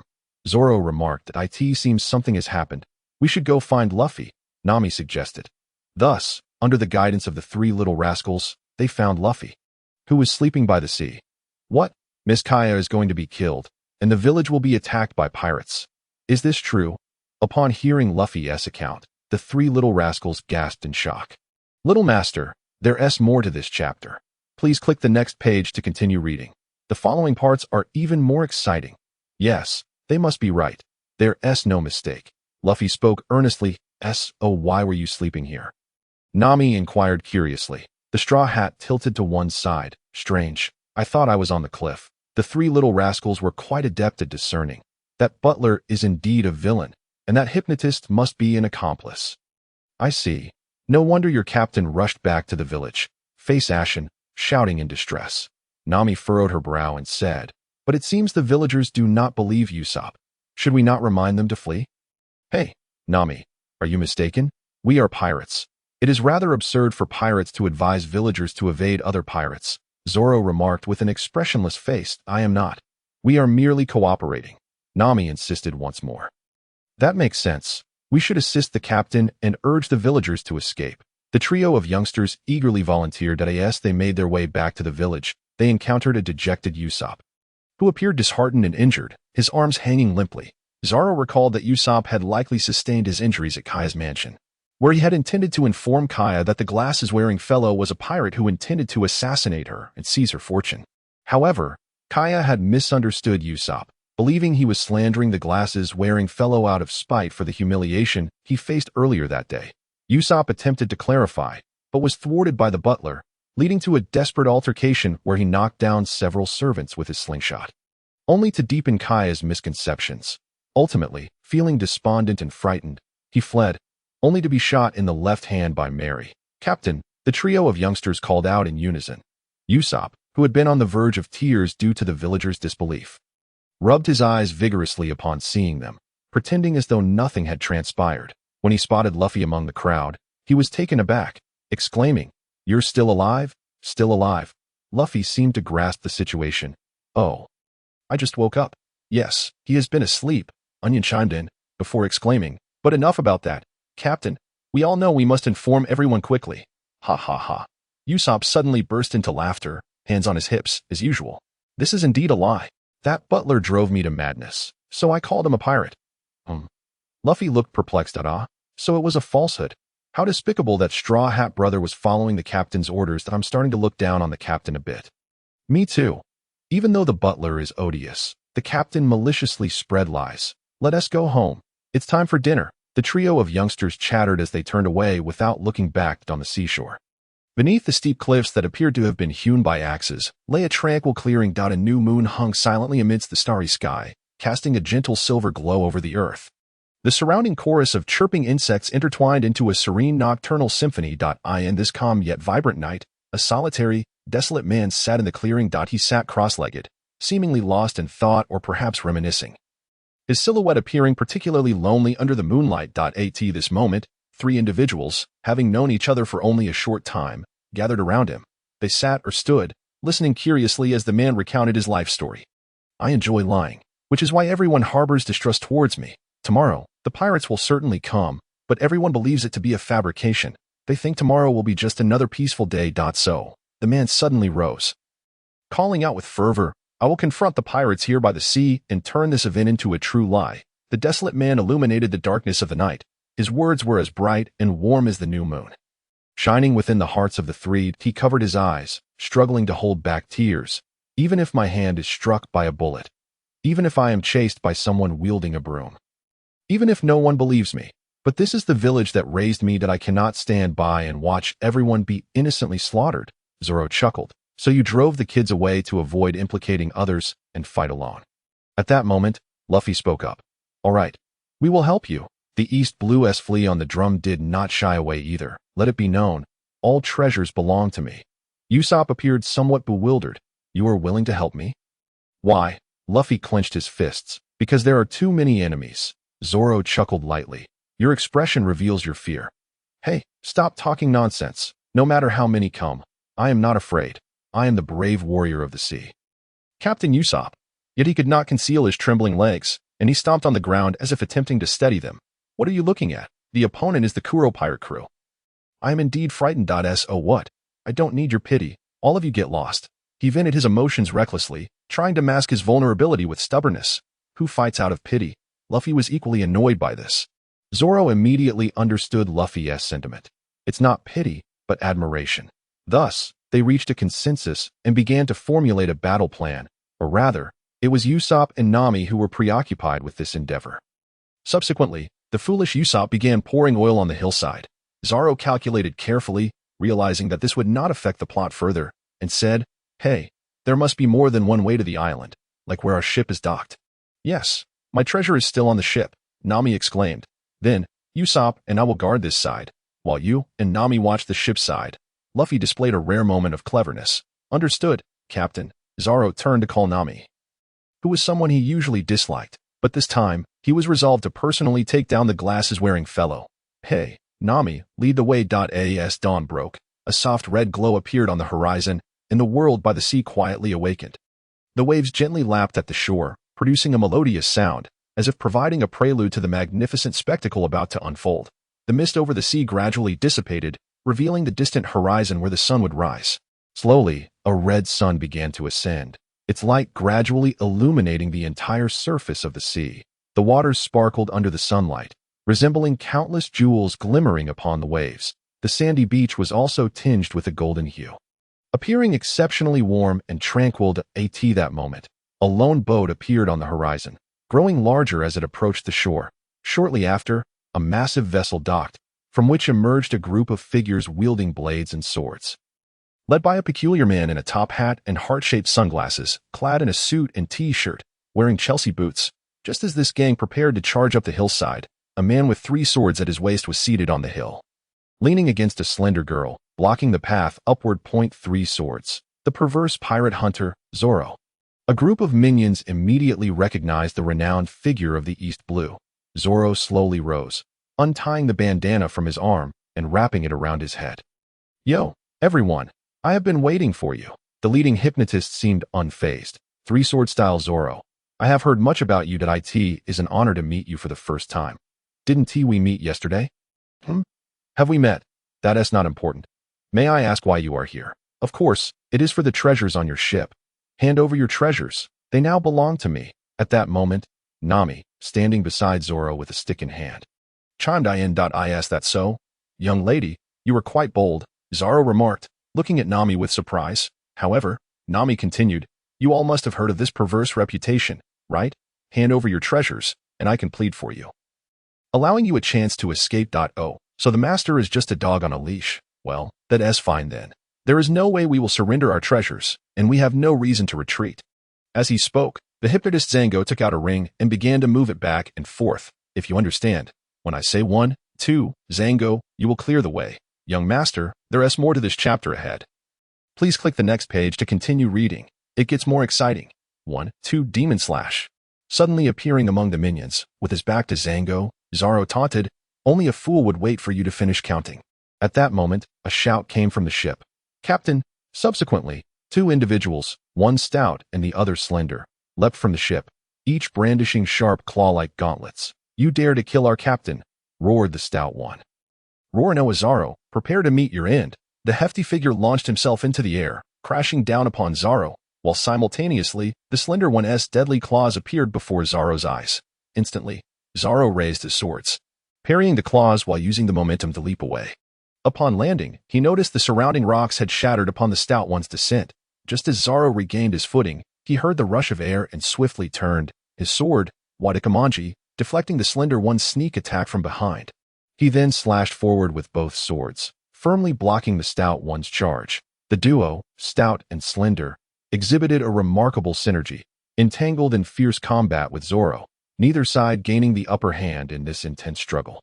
At present, Zoro's swordsmanship remained rather brutish. Techniques like Ghost Slash, Tiger Hunt, and Bull Demon required a running start, making close-quarters execution challenging. In the original narrative, Zoro faced the Black Cat brothers with but one sword, initially at a disadvantage and sustaining some injuries, until the bespectacled one distracted them, allowing Zoro to procure 3 swords and create distance before unleashing Tiger Hunt to overpower the duo. The stout one, due to his ample fat, emerged relatively unscathed. After being hypnotized by the bespectacled one, he dueled Zoro alone, who, unencumbered by the slender one's interference, finally defeated the stout one using his sword skills. Yet, every time Zoro attempted to create distance to unleash his abilities, he was hindered by the slender one, rendering a close-range 1v2 encounter futile. Frustrated, Zoro gritted his teeth and exchanged for the Navy's 6 styles. Shaved, a surge of heat erupted from his legs, causing him intense pain. Iron block, clang, clang, clang. Are you a monster? Exclaimed the stout and slender duo as they frantically scraped their claws against Zoro. Is this what it means to be a freak? Witnessing Zoro now ablaze with sparks, Nami recalled their first encounter when he was injured. After enduring the excruciating pain, Zoro felt the newfound strength coursing through his legs, a smile creeping across his face. Shave. The stout and slender duo found themselves clawing at empty air. Zoro had vanished from sight. Nami stared in disbelief at where Zoro had been. When did he? Over there, the duo exclaimed, spotting Zoro's new location. As they charged towards him again, Zoro calmly raised his swords. Tiger Hunt. The three brushed past one another, blood splattering in their wake. Zoro slowly sheathed his swords, and the stout and slender duo, their chests marked by cross-shaped wounds, collapsed simultaneously. Zoro approached the stout one and delivered a finishing blow. He opened his system panel. Host. Zoro strength, 288, constitution, 1300, speed, 1285, swordsmanship, for 20, skills. 3 sword style ghost slash. Tiger Hunt, Bull Demon 2 sword style horned return, 2/Navy 6 styles, iron block, shave, fruit development level, div 0, romance points. Sigh, still far from mastering armament hockey. I warn you, if you do not retreat now, my 100 million subordinates will tear you to shreds. Exclaimed Usopp, arriving late and surveying the chaos, lost in thought. On the serene beach at dawn, golden rays bathed the tranquil shore. Yet, this stretch of sand, which should have been teeming with life and harmony, now lay in utter disarray. A group of minions sprawled haphazardly across the ground, some lying on their backs, others curled up, their faces etched with fatigue and pain, clearly having just endured a fierce battle. Scattered across the beach were various weapons and debris, some blades still stained with blood, silently narrating the brutality of the recent conflict. On the hillside, a man with 3 swords leaned against a rock. Eyes closed in repose, alongside him stood a long-nosed man and an orange-haired girl, both panting heavily. Luffy, having taken a wrong turn and sprinted in the wrong direction, gazed at the scene before him. Utterly bewildered. Is this it? Hearing Luffy's voice, Zoro opened his eyes and said, "Hey, Captain, you're late." He then briefed Luffy on the battle's state. Indeed, the pirates lying on the ground were the valiant sea fighters, vanquished by Captain Usopp. Just as Usopp began to boast, giving himself a thumbs up for his achievements, a chilling voice echoed from the hillside, "No wonder the sun has risen, yet the mission remains unfulfilled. I never imagined you would be annihilated by a bunch of children. The Black Cat pirates have become a laughingstock." Zoro, upon hearing this, slowly drew his sword. Everyone turned to look, as a man clad in a suit and glasses, seemingly refined, appeared atop the hill, his gloved hands tipped with 3-foot-long blades. Clador. Usopp and Nami shrieked in alarm. Luffy, however, wore an excited expression. "Is the bad butler here?" "Hey, Luffy," Zoro called, stopping Luffy, who was preparing for a fight. Luffy looked at Zoro in confusion. "Leave this to me." Zoro tied on a bandana. "Why?" Luffy asked, puzzled. "That I've wanted to knock him out for ages." Luffy expressed his discontent. "That I've wanted to slice him too. And he uses blades." "Those are claws. Have you ever seen claws this long?" The bespectacled one watched the squabbling duo, adjusting his glasses with a slight push. "No need to argue. You will both die." With that, he began to sway his body. Is he going to unleash his big move right away? But that wind-up is far too lengthy. Zoro shook his head. "Shave." Just as the bespectacled one was swaying, he sensed an icy chill and hurriedly halted his wind-up. Raising his hands to deflect Zoro's 2 swift blades with the razor-sharp tips of his fingers, Zoro, though Luffy was baffled by Zoro's sudden appearance beside the bespectacled one, he chose to observe rather than intervene. Acknowledging the force transmitted through the blades, Zoro nodded inwardly. No wonder he has been famous for so long. His fingertip strength can rival my arm's power. The bespectacled one, seasoned by countless battles, was equally taken aback, realizing that with such astonishing speed, he could no longer execute his move. Thus, he abandoned his grand technique and opted for close-quarters combat with Zoro. The two exchanged blows for a dozen exchanges. "Enough, Clador." At that moment, Kaya arrived. "Kaya, what are you doing here?" Usopp exclaimed in shock, witnessing her arrival. Seeing the main character appear, Zoro and the bespectacled one paused their skirmish. "What a surprise. Miss, why are you here?" the bespectacled one inquired. Genuinely astonished, "Mary told me everything." "Oh, that man is still alive. I thought I had killed him." Kaya stared incredulously at the man she had spent 3 years with, her heart heavy. She lowered her head. "I'm sorry. Usopp, perhaps you won't forgive me, but at that time, I truly couldn't believe Clador was a pirate. No need to dwell on that. Why are you here? Didn't I tell you to run?" Usopp shouted. "He wants your life. Aren't you fighting as well?" Kaya retorted, her voice strained. "Despite the way we treated you, you still fought on despite your injuries, right? Which eye of yours saw him fighting?" Usopp snapped back. I said I am a brave warrior of the sea.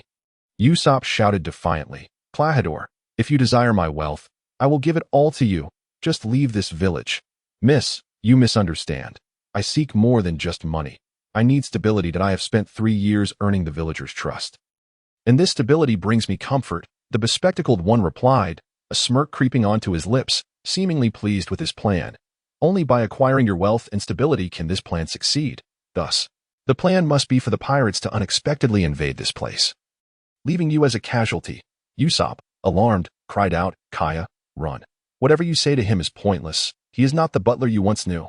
Kaya seemed to come to a decision, resolutely raising a handgun and aiming it at the bespectacled one. Leave the village. So, you have grown stronger during these 3 years. The four-eyed figure, with a semblance of a smile, revealed a nostalgic expression. Indeed, a great many events have transpired over the past 3 years, from the time before your parents' passing until now.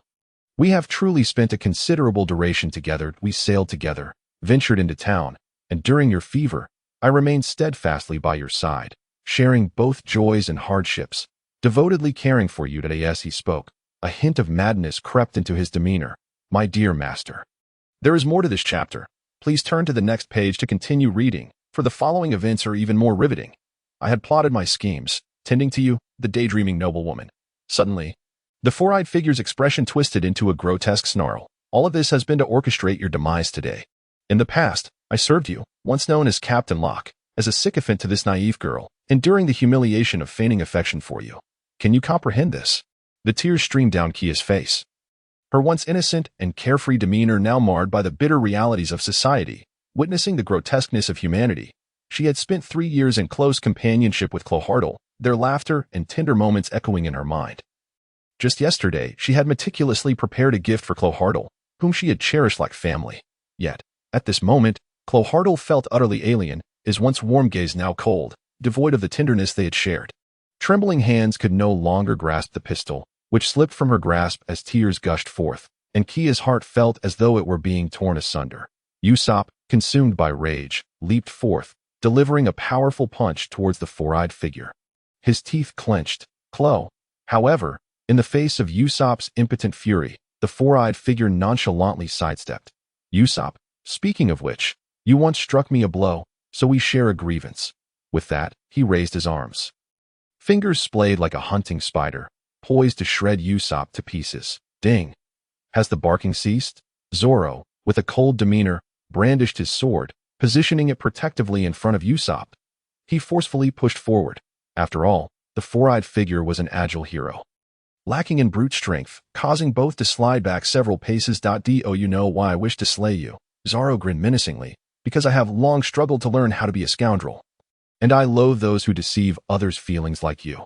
As he spoke, he wielded his 2 swords, whirling them like a windmill point, 3-sword style, 3,000 worlds. With a sharp clang, the blades on the four-eyed figure's left claw shattered into pieces. His glasses no longer glimmering, shattering with a gentle sound. Were it not for the four-eyed figure's battle-hardened nature, the cut from the sword would have inflicted far greater damage. Zoro did not sheath his blades as usual. Instead, he uttered softly, shave. Suddenly, he crouched before the four-eyed figure, gripping his swords backwards, point 2 sword style. Second slash, ascending the tower. The four-eyed figure was propelled into the air, blood gushing from his abdomen to his chest. Both landed simultaneously, yet one stood while the other lay prone. The seaside battlefield of Xylob village. The victor was Zoro. That he glanced at the chips on his swords, shaking his head in resignation. Indeed, one should not squander their powerful techniques. Fortuitously, there was a blacksmith shop in the village, where he could have his blades repaired. Opening the system panel. Host, Zoro strength, 288, constitution, 1300 speed, 1285 swordsmanship. For 40, skills, 3 sword style, demon slash. Tiger hunt, bull demon 2 sword style, rhinoceros return, 2nd slash, marine 6 styles. Iron block, shave, fruit development level, div 0, love value. In a secluded village of the East Sea, the cries of 3 little ghosts echoed. The pirates are coming. On the northern shore of the village, a man and a woman gazed at the departing ship, their faces alight with anticipation and satisfaction. Along the horizon, clouds floated like soft, ethereal wisps, while 2 seagulls danced gracefully. their songs ringing clear and melodious, a heavenly chorus resonating across the vast sea. Nearby, the ship glided leisurely across the sparkling waters, the sounds of joyous cheers emanating from aboard, carried by the sea breeze, filling the air with jubilation and excitement, as if celebrating something significant. The new ship and new companions. Cheers. Yes, Zoro had successfully boarded the Going Merry, contemplating the spacious deck, signifying the commencement of his disciplined life. The esteemed Usopp, too, boarded smoothly, mirroring the original narrative. With fruitful gains from this journey, the route director organized the second board meeting. The essence of the meeting was as follows.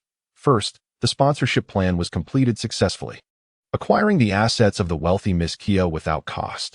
Although Miss Kaya had dispatched personnel to participate in the enterprise's daily management and decision-making, these individuals did not interfere with financial management, and no promises regarding investment returns or shares were made to Miss Kaya. Strictly speaking, it was akin to receiving a charitable donation. Very nice. Second, welcome to the new employees, closely related to the recent donations. The arrangement of positions requires careful consideration. In light of their capabilities, Vice Director Zoro proposed that they initially assume the role of the group union leader, responsible for fostering a lively atmosphere and cultural development.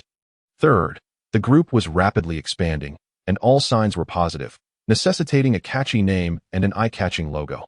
Thus, the route director personally sketched a hastily drawn skull resembling one wearing a straw hat. Fortunately, the group upheld a democratic approach, leading to unanimous opposition. Subsequently, the newly appointed union leader, Usopp, earnestly dedicated himself to cultural development, sketching a long-nosed skull. This peculiar creation, weighing 100 pounds yet brimming with rebellious spirit, drew vehement condemnation from the assembly. Left with no choice, the union leader redrew a meticulously styled straw hat skull, which, after unanimous approval, was confirmed as the group's logo. The route director, satisfied, announced the establishment of the Straw Hat Pirates.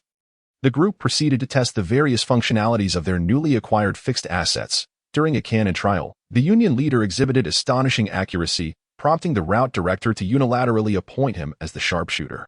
Finally, discussions turned to future development plans. With employee welfare being the route director's foremost concern, he suggested the urgent recruitment of a chef, a matter of pressing importance that must be prioritized. Thus, the second board meeting concluded successfully.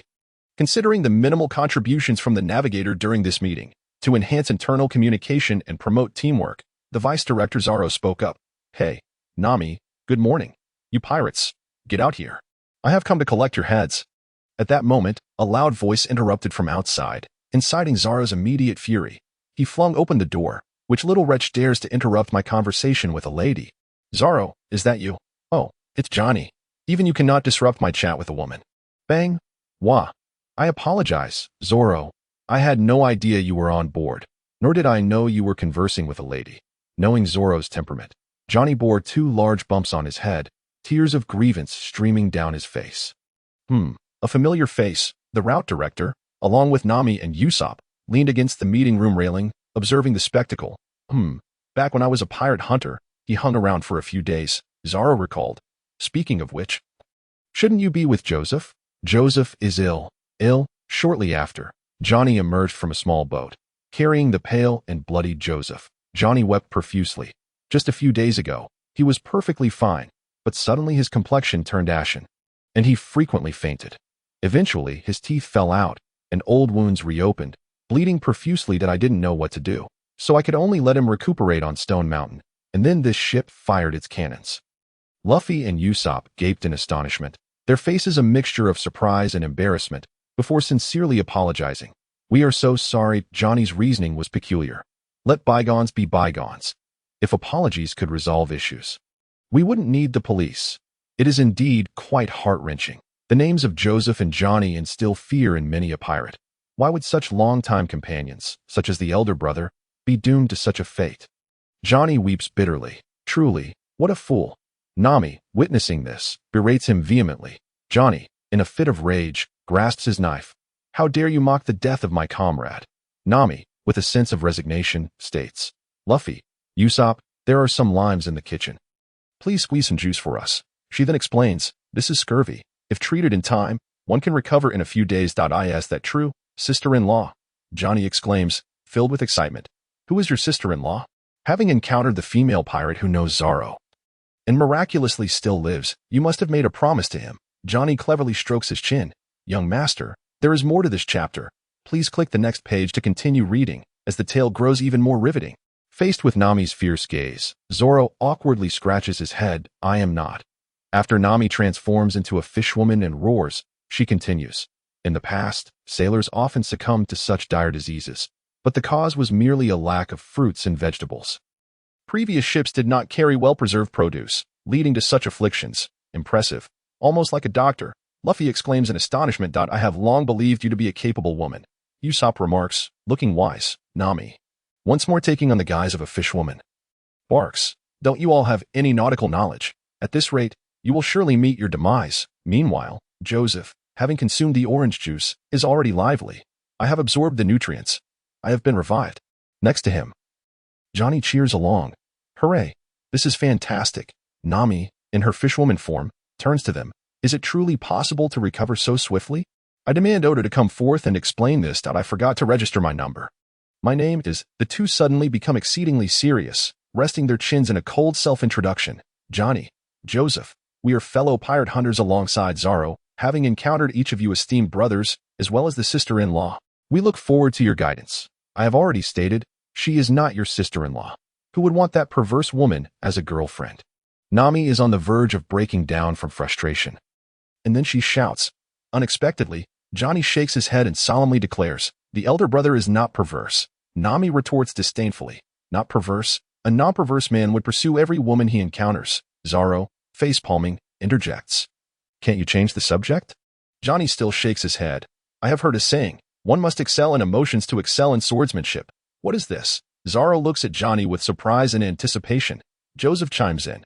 The elder brother Zoro is devoted to the sword path, undoubtedly in pursuit of an extraordinary swordsmanship. Subsequently, Johnny unexpectedly sheds tears of emotion. Indeed, the elder brother Zoro is such a man, pursuing the strongest swordsmanship without regard for fame or wealth, indifferent to the opinions of others, and never offering explanations. Nami turns to Zoro, who appears shocked, with a look of skepticism. Really? Before Zoro can respond, Johnny begins to answer. Of course, sister-in-law, may I inquire if, after you agreed to Zoro's pursuit, he has ever engaged in any improper conduct? Joseph coldly states, I dare assert that he has not.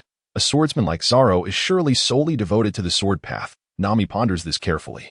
It seems somewhat reasonable. Apart from the daily annoying triple inquiries, he does appear rather aloof, rarely speaking with her. Were Zoro to know the thoughts swirling in Nami's mind, he would undoubtedly be at a loss for words. A misunderstanding indeed. I truly do not know what to say. Yet at this moment, his heart is tumultuous. By the heavens, these two brothers are remarkable. They are akin to the legendary talents of Zhuge Liang and Pang Tong. How can I not explain? I simply do not know how to clarify. They can assist in my justification. Such talent could be at my disposal. It seems that not knowing this truly is a form of training. Nami still gazes at Zoro with skepticism, seemingly awaiting his verbal confirmation. At this moment, Zoro adjusts his facial expression, devoid of joy or sorrow, silently walks to the bow of the ship, gazing out at the vast ocean. Standing with his hands clasped behind him, to excel in emotions is to excel in swordsmanship. Zoro pauses briefly, seemingly in reflection. I had no intention of explaining myself to the world. I did not expect to be seen through by you. Johnny and Joseph, my master once told me that the strongest sword should be able to protect what one wishes to safeguard, to sever that which one desires to cut, and that a sword which inflicts injury upon all it touches is not a true sword. Unfortunately, I have never grasped the profound meaning within. Thus, I must first find that which I wish to protect. Johnny, Joseph, perhaps what my master meant is akin to what you have described. To excel in emotions is to excel in swordsmanship. Whether it be solitude or misunderstanding, what I have always pursued is not these, but the absolute strongest. Oscar Zoing's words resounded with a force that exuded an air of pride amidst the heavens and earth. Truly, Zoro is remarkable. Usopp and Luffy are filled with reverence. Johnny and Joseph are now weeping uncontrollably, embracing each other. Elder brother. Even Nami, who is daily plagued by the triple inquiries, feels a pang of guilt upon recalling her frequent insults. Softly murmuring, I am sorry, Zoro. I did not expect that I should not have said those things to you. Ding. With the utmost cooperation from his good brothers, the third girlfriend has reconciled with your absurd past, rewarding you with a love value of 5000.by heavens. What a ridiculous bunch. Do you call these good brothers?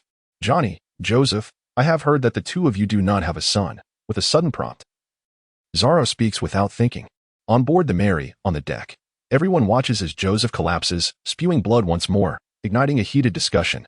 Zoro slightly face-bombs. Indeed, he is a fool. Thankfully, he did not impulsively utter the remaining half of his sentence.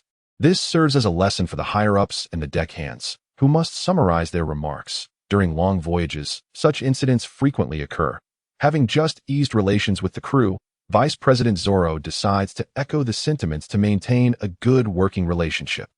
If that lad had not encountered us, he likely would not have survived. The newly appointed Union leader and sniper actively integrates into the team. Thus, all those who can balance nutrition with limited food during long sea voyages, the higher-ups.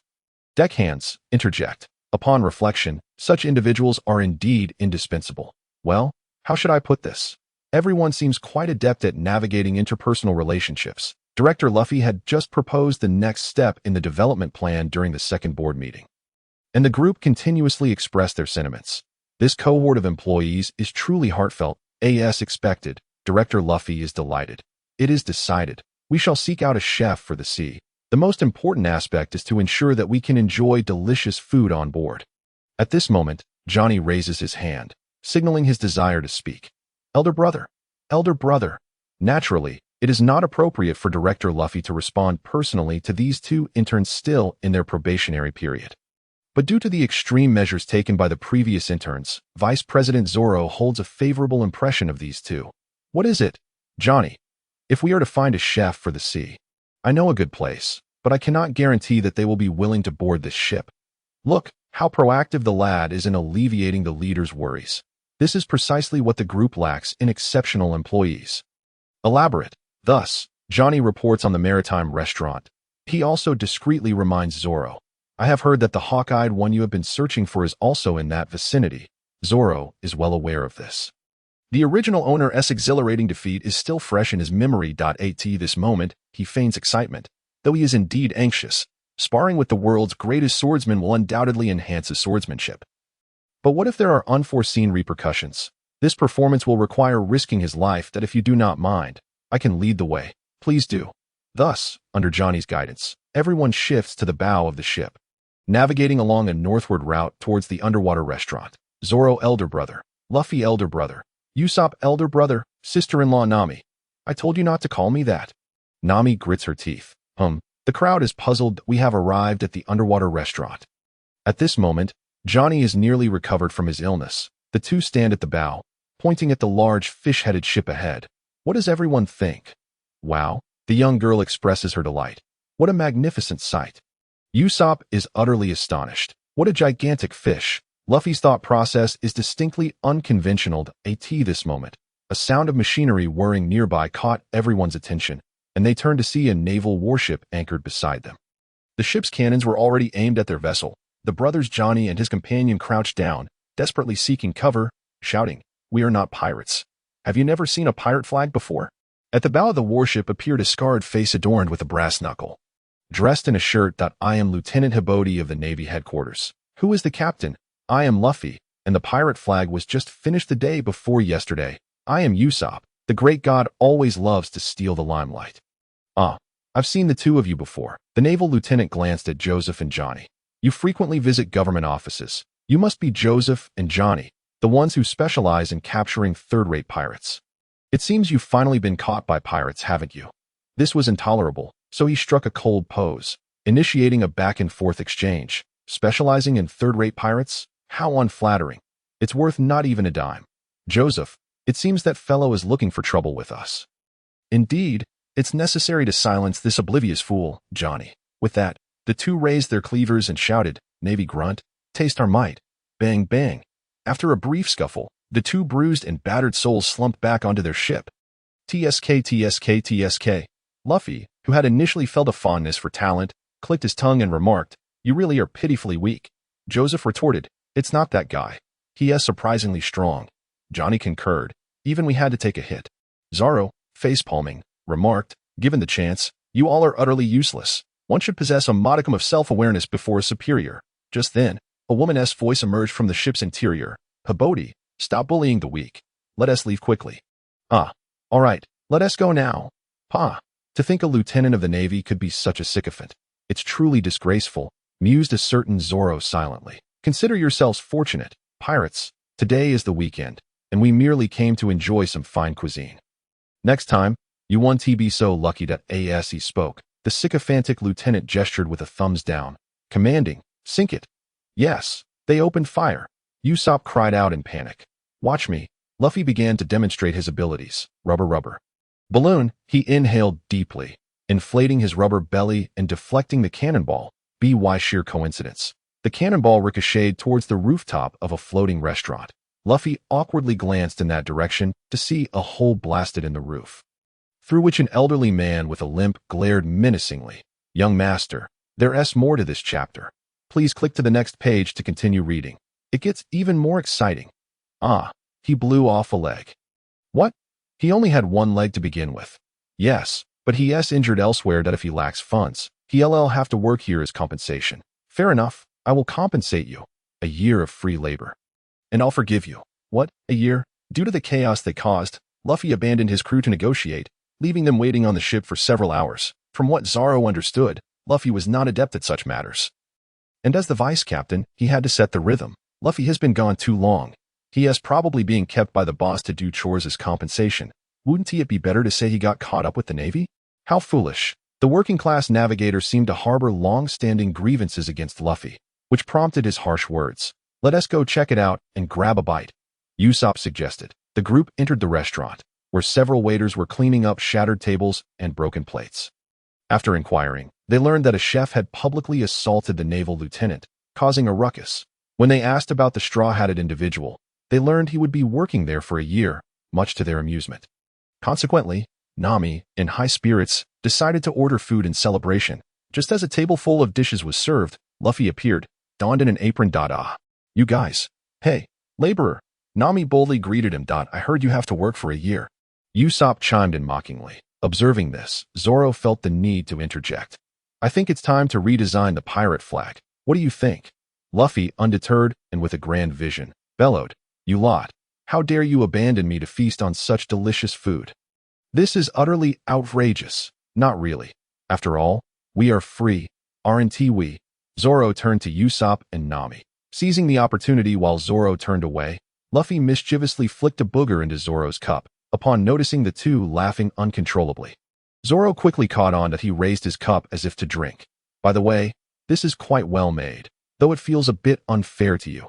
Before he could finish, Zoro sprang up, pouring the contents of his cup into Luffy's mouth, transforming into a fishman.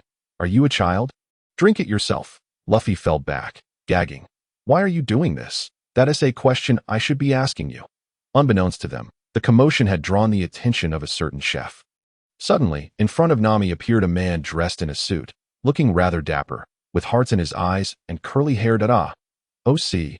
Thank you for allowing me to meet her today. Ah, love, please feel free to mock me as I struggle in pain. If only I could be with her, I would gladly become a pirate, even a devil. But, how tragic, there lies a vast obstacle between us. Zoro, witnessing the curly-haired man fawning over Nami, felt an immediate surge of anger.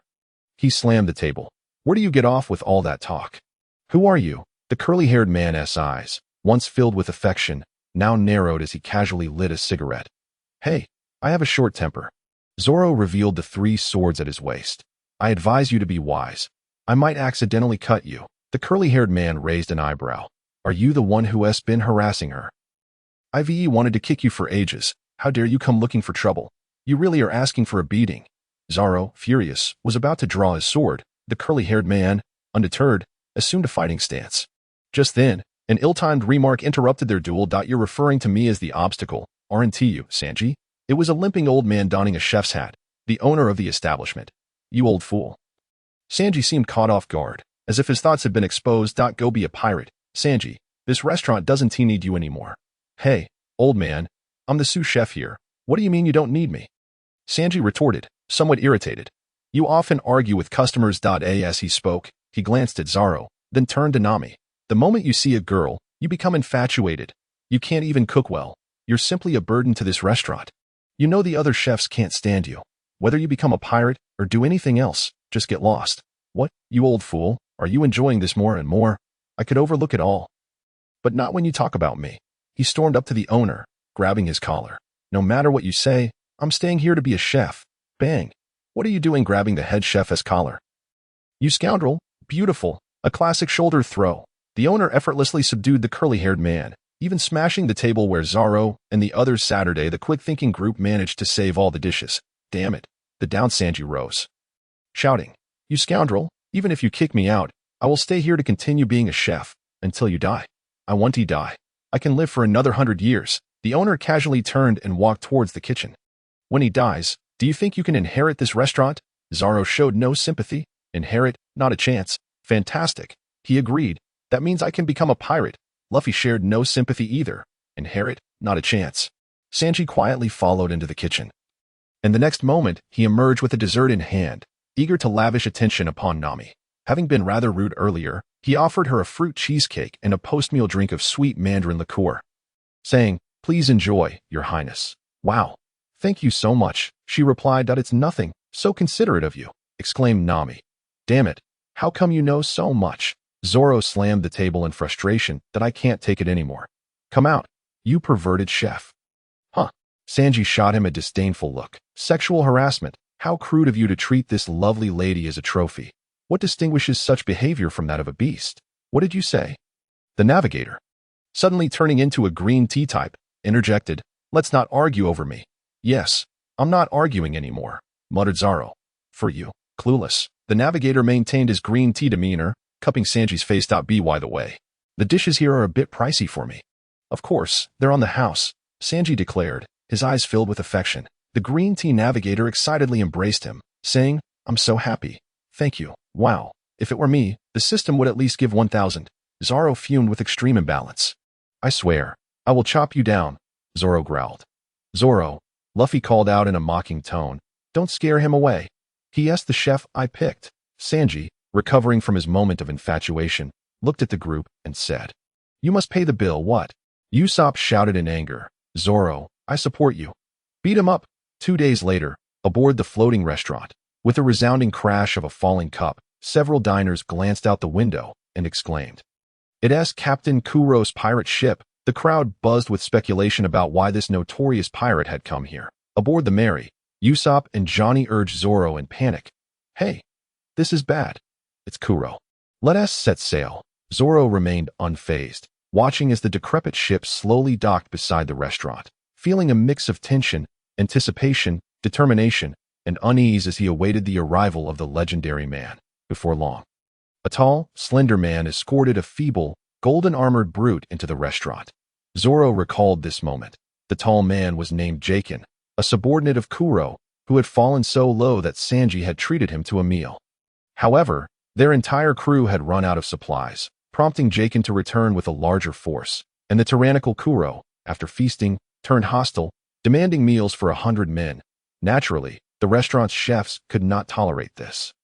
And during the ensuing conflict, Kuro recognized the owner as the once-renowned Barefoot Zeph, threatening him for the Grand Line sea charts. The golden-armored brute was none other than Kuro himself. After a while, chaos erupted in the restaurant, akin to the original plot that I wonder if Luffy has clashed with someone. Let us go check it out. Zoro, noticing Nami's absence, surmised she must have seized the opportunity to steal the ship. Let us create a chance for her. Only by dealing with Arlong can Nami truly return as the navigator. He could not afford to fail. Thus, Zoro called Usopp to enter the restaurant. Upon entering, they found Luffy posing dramatically, wearing a small apron, pointing at the well-fed, golden-armored brute and shouting, Wait. I am the future pirate king. The chefs behind him murmured in fear. What? You, a mere worker. Step back. You might get killed. I will never back down from this. Luffy replied confidently. Kid, what did you just say? I can pretend I didn't hear you. No need to pretend. I'm quite serious, Luffy retorted nonchalantly. This attitude evidently enraged the golden-armored man. This is no game. Of course, the tension between the two escalated. Are we about to fight, Captain? Do you need assistance? Zoro and Usopp found a spot to sit down, adopting an arrogant demeanor. Zoro, Usopp, you're here too? Luffy said in mild surprise. No worries. You two just sit there. Upon witnessing the camaraderie, the golden-armored man burst into laughter. Are they your companions? Such a meager crew. Luffy snapped back angrily. We have two more. Clearly, he included Sanji in that count. Kuro suddenly erupted in fury. Don't joke around, kid. Without intel, a fleet of 5,000 was annihilated by the Devil Sea in just 7 days. He then calmed himself. You're too naive. I despise this joking demeanor of yours. If you wish to die, wait here for my return to kill you. He lifted a massive sack. Listen up, I'll give you time to consider. I am taking the food back to my men, and will return here. If you don't want to die, leave this ship and the sea charts of the Grand Line, then scram. After the golden-armored man exited, for reasons unknown, the injured Jaken knelt at the door, apologizing to Sanji. I'm sorry, Mr. Sanji. I didn't expect this. That it was evident that Jaken remembered Sanji's kindness. He then recounted their encounter with Mihawk in the Grand Line. The chefs in the restaurant were actively discussing preparations for battle, but Zoro paid no heed to the commotion around him. He knew that the man was approaching, and if this act did not go well, death was certain. As time passed, his anxiety intensified. He fixed his gaze on the ship outside, his grip on the sword becoming slick with sweat as he mentally rehearsed his lines, recalling every detail. Zoro, Luffy called out, sensing something amiss. Just then, a massive, dilapidated warship outside suddenly split in two, the deafening crash of timber and debris resonating through the air, sending colossal waves crashing against the restaurant. Though he had been prepared, witnessing this scene firsthand filled Zoro with an overwhelming sense of helplessness and fear. In that moment, he suddenly realized who he truly was. All this time, he had trained relentlessly to catch up to the original S strength. Despite the system's assistance, his current abilities might have far surpassed those of the original. Yet, he lacked the original's indomitable spirit. No matter how well he performed, it was still an act. What kind of piercing gaze would the world's greatest swordsman possess? Without the conviction to become the strongest, Mihawk would show no mercy. As he stared at the surging waves, Luffy and Usopp grew concerned for the Mary and rushed to the deck. Zoro snapped back to reality, rising and thoughtlessly following Luffy while murmuring to himself, perhaps I'm indeed not as good as you, but I still have my trump card. It is time to face what must be faced. If I back down today, I might never catch up to you, big brother. Nami has run off with all the treasure. In the chaos, Johnny and Joseph rushed over, frantically shouting at the group. What? Luffy and Usopp could only respond with shock and anger before turning to the direction Johnny pointed, where they could still see the silhouette of the Mary. Thus, Luffy commanded, Zoro, Usopp, take Johnny's ship and retrieve Nami and the Mary. Wait a moment. I have something to do. Zoro's gaze grew more resolute as he focused on the center of the broken ship. He no longer hesitated, silently reciting to himself, System, exchange for the swordsmanship gift pack. Ding, exchange successful, automatically opening the system panel. Host, Zoro strength, 290, constitution, 1320, speed, 1305, swordsmanship, 1442, skills, 3 sword style, Onajirai. Tornado 108 troublesome phoenix, 2 sword style, II. Rashomon, sound wave, 2 sword style, II. Lion's song, flying dragon navy 6 techniques, iron block, shave, fruit development level, div 0, love value. As a series of notification sounds chimed, his mind was forcibly flooded with countless sword techniques and combat experience, leaving him dazed, his eyes filled with a dazzling white light that compelled him to shut them, standing there as though his soul had wandered far beyond. Zoro, Luffy was filled with bewilderment. In the center of the broken ship, a small wooden raft gradually emerged, upon which sat a man dressed in formal attire, resembling a gentleman from an English castle. He bore a massive black sword on his back, his eyes gently closed, exuding no hint of overwhelming presence. As the man slowly opened his eyes, sharp like an eagle's, they fixated on Luffy and his companions. Landing squarely on Zoro. That moment, Zoro abruptly opened his eyes, radiant like a comet, and a fierce aura surged from him, transforming him into a blade of unparalleled sharpness. Luffy, keenly attuned to Zoro's change in demeanor, thought to himself, what an impressive aura. Once Zoro regained his composure and looked towards the man with the eagle-like eyes, their gazes locked. The man let out a soft chuckle. How intriguing. Is this inability to contain your aura a result of that recent epiphany with your sword? You are quite the perceptive young man. Just then, several gunshots rang out, but the man did not shift his gaze. He effortlessly drew his black sword and raised it slightly, remaining completely unscathed. Did we miss? Gasped one of Creek's henchmen aboard the broken ship. Unable to strike, he had deflected the bullets with the gentleness of his blade. Zoro's voice, though not loud, was heard clearly by the eagle-eyed man. A blade that is not gentle is not strong. The eagle-eyed man calmly sheathed his sword. This hushed exchange caught the attention of the surrounding henchmen. 3 blades. Zoro disregarded the group of henchmen. Was that the sword that severed this ship? Impressive, indeed. You are truly the strongest, as he spoke. He tore the headband from his arm and tied it around his head. I set sail for you. What is your purpose? Zoro leapt onto the deck of the half-sunken ship and succinctly declared, to become the strongest. He then drew his sword, the Wado Ikamanji, pointing it at the eagle-eyed man. You appear rather relaxed. Would you care to engage in a duel with me? Given the aura you just emanated, you must be a somewhat renowned swordsman. You need not even draw your weapon to understand the disparity between us. The eagle-eyed man stood up slowly and walked towards the deck of the broken ship. To draw your sword against me. Are you fueled by ambition or sheer ignorance?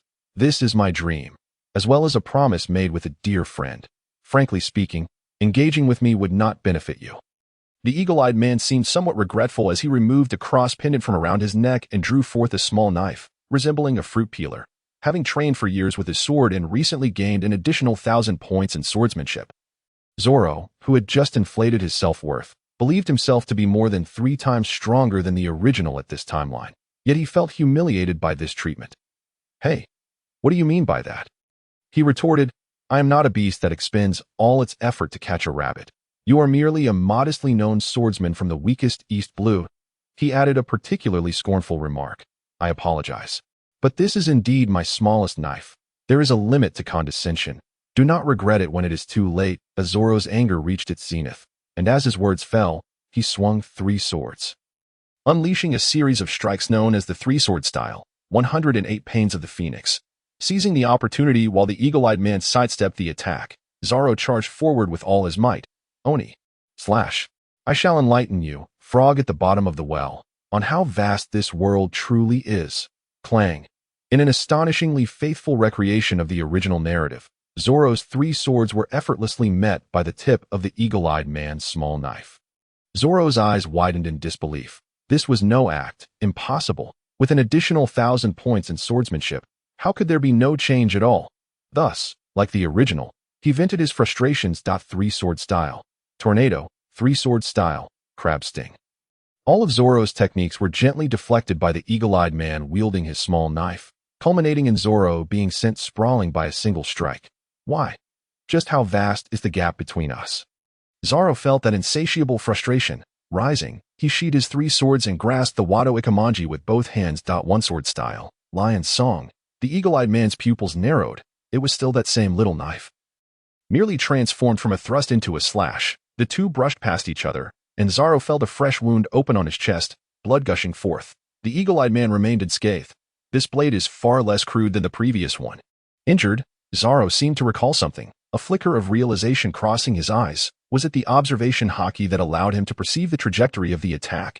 Indeed, possessing haki was a dimensional suppression. With clarity dawning upon him, Zoro drew his 3 swords once more. I did not train my swordsmanship merely to deal with such toy-like weapons. I did it to win. The gaze of the world as strongest was indeed penetrating, and the shift in Zoro's demeanor was evident. Yet, the eagle-eyed man bore a look of perplexity. Fool, I can see that you have accepted our disparity. What burden do you carry? Why draw your sword? For the sake of becoming the strongest. Tiger hunt. Unsurprisingly, the small knife pierced Zoro's chest. Observing Zoro, who was struggling to advance, the eagle-eyed man inquired with confusion. Why not retreat? Do you wish to be pierced through the heart? Blood continued to pour from Zoro's mouth, yet his gaze remained resolute. I feel that if I take a single step back, I will never be able to surpass him. Who? 3-sword style. Roronoa Zoro. Myself? Perhaps. Even if it costs my life, death would be a relief. The eagle-eyed man withdrew his small knife and stepped back, drawing forth the massive black sword he carried on his back. I remember you. A long-lost strong contender. I shall honor you as a swordsman with this world's mightiest black blade, and send you on your way to my lord. There is more to this chapter.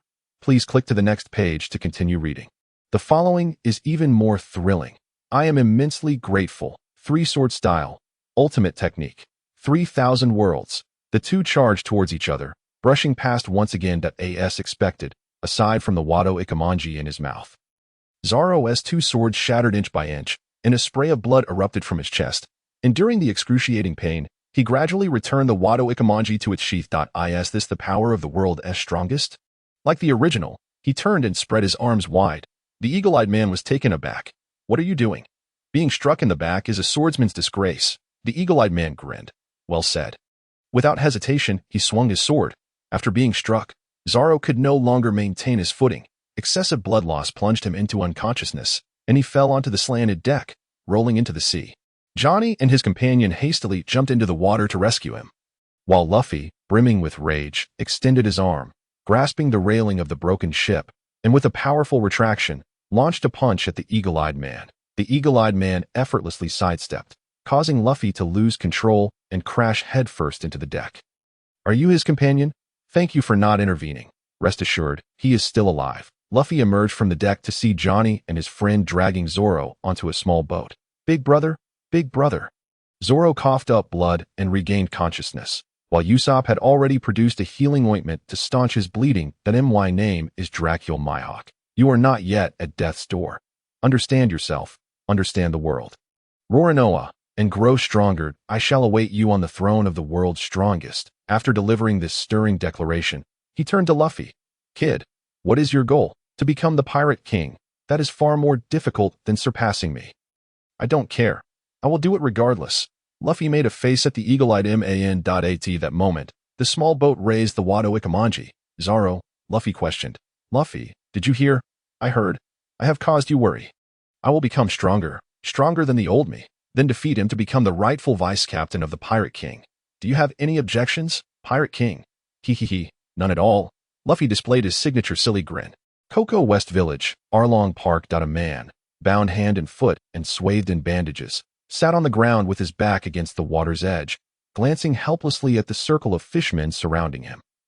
Indeed, it was Zoro, who had chased after Nami with Usopp and Johnny, yet found himself captured by the fishmen in a most inexplicable manner. To articulate the situation felt rather embarrassing. In recent days, Zoro had been preoccupied with the thought of confronting Mihawk, constantly fearful of making a misstep that could lead to his demise by a single blade. He feared even more that, in a moment of tension, he might inadvertently shout, "Iron block," in an attempt to shield himself from Mihawk's sword, and thus had been rehearsing incessantly, leaving him utterly sleep-deprived. Finally, having survived this ordeal, he took on a task from Captain Luffy to pursue Nami.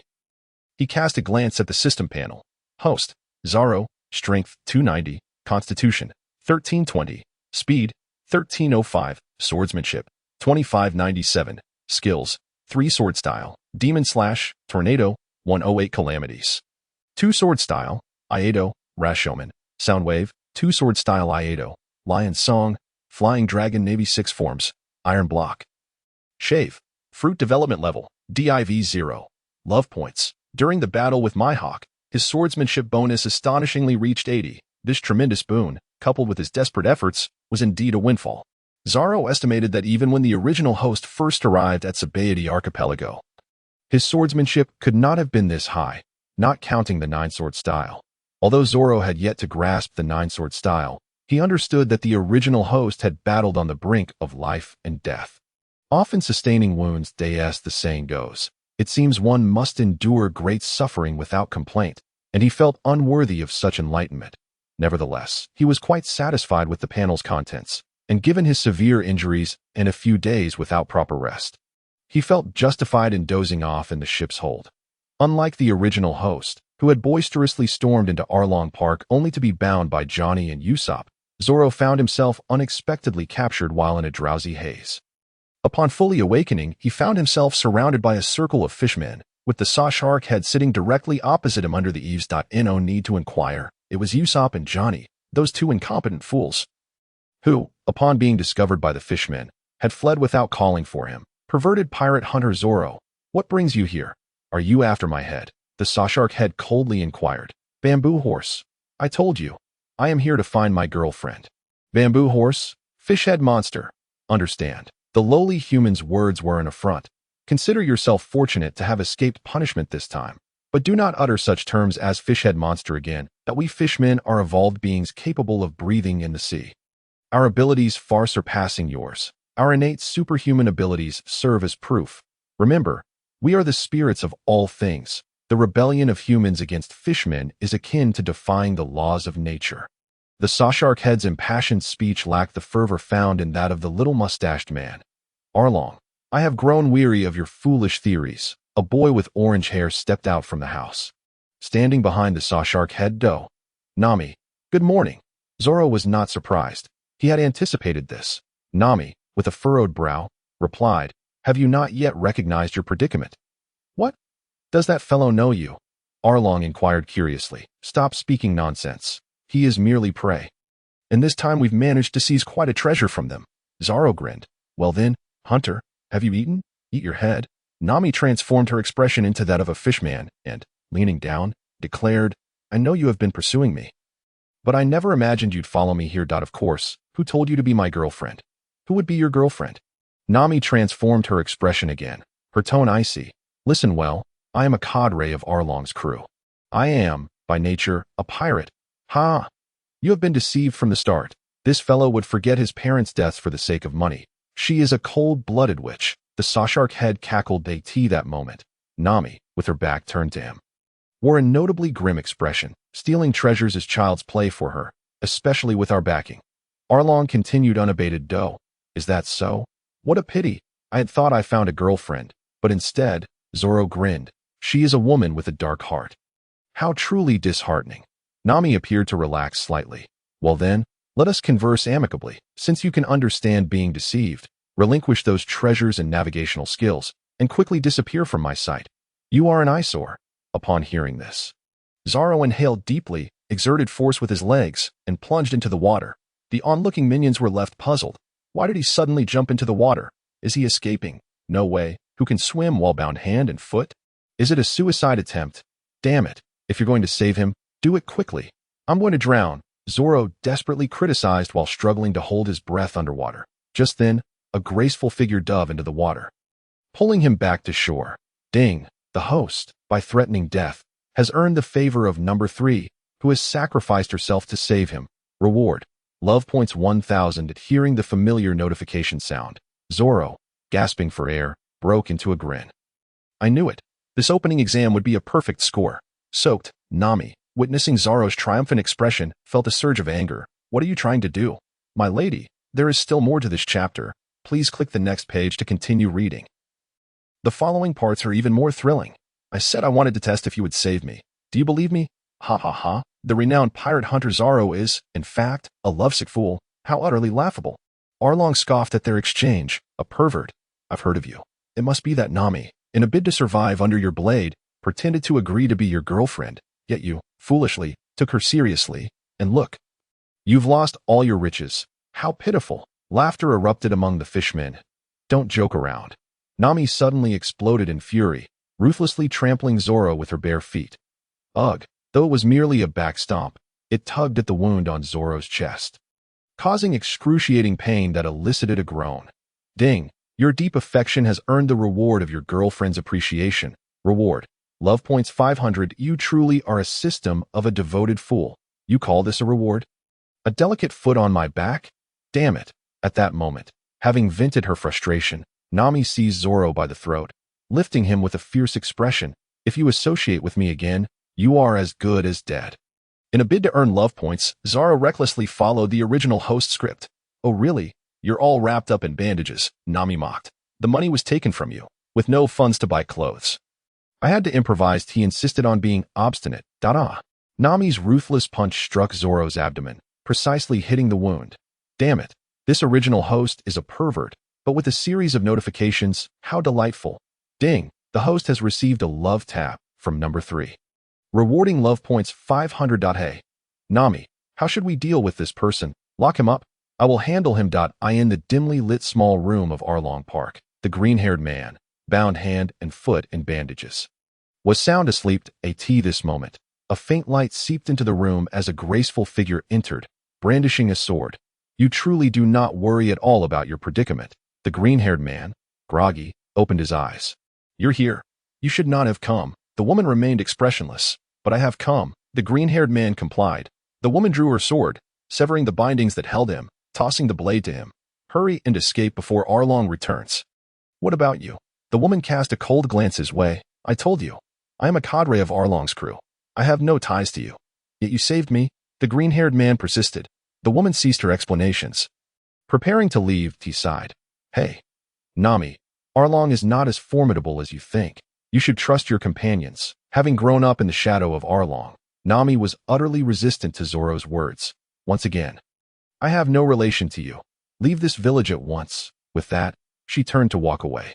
Well, it seems I truly lack the ability to console women. Perhaps I should await the examination instead.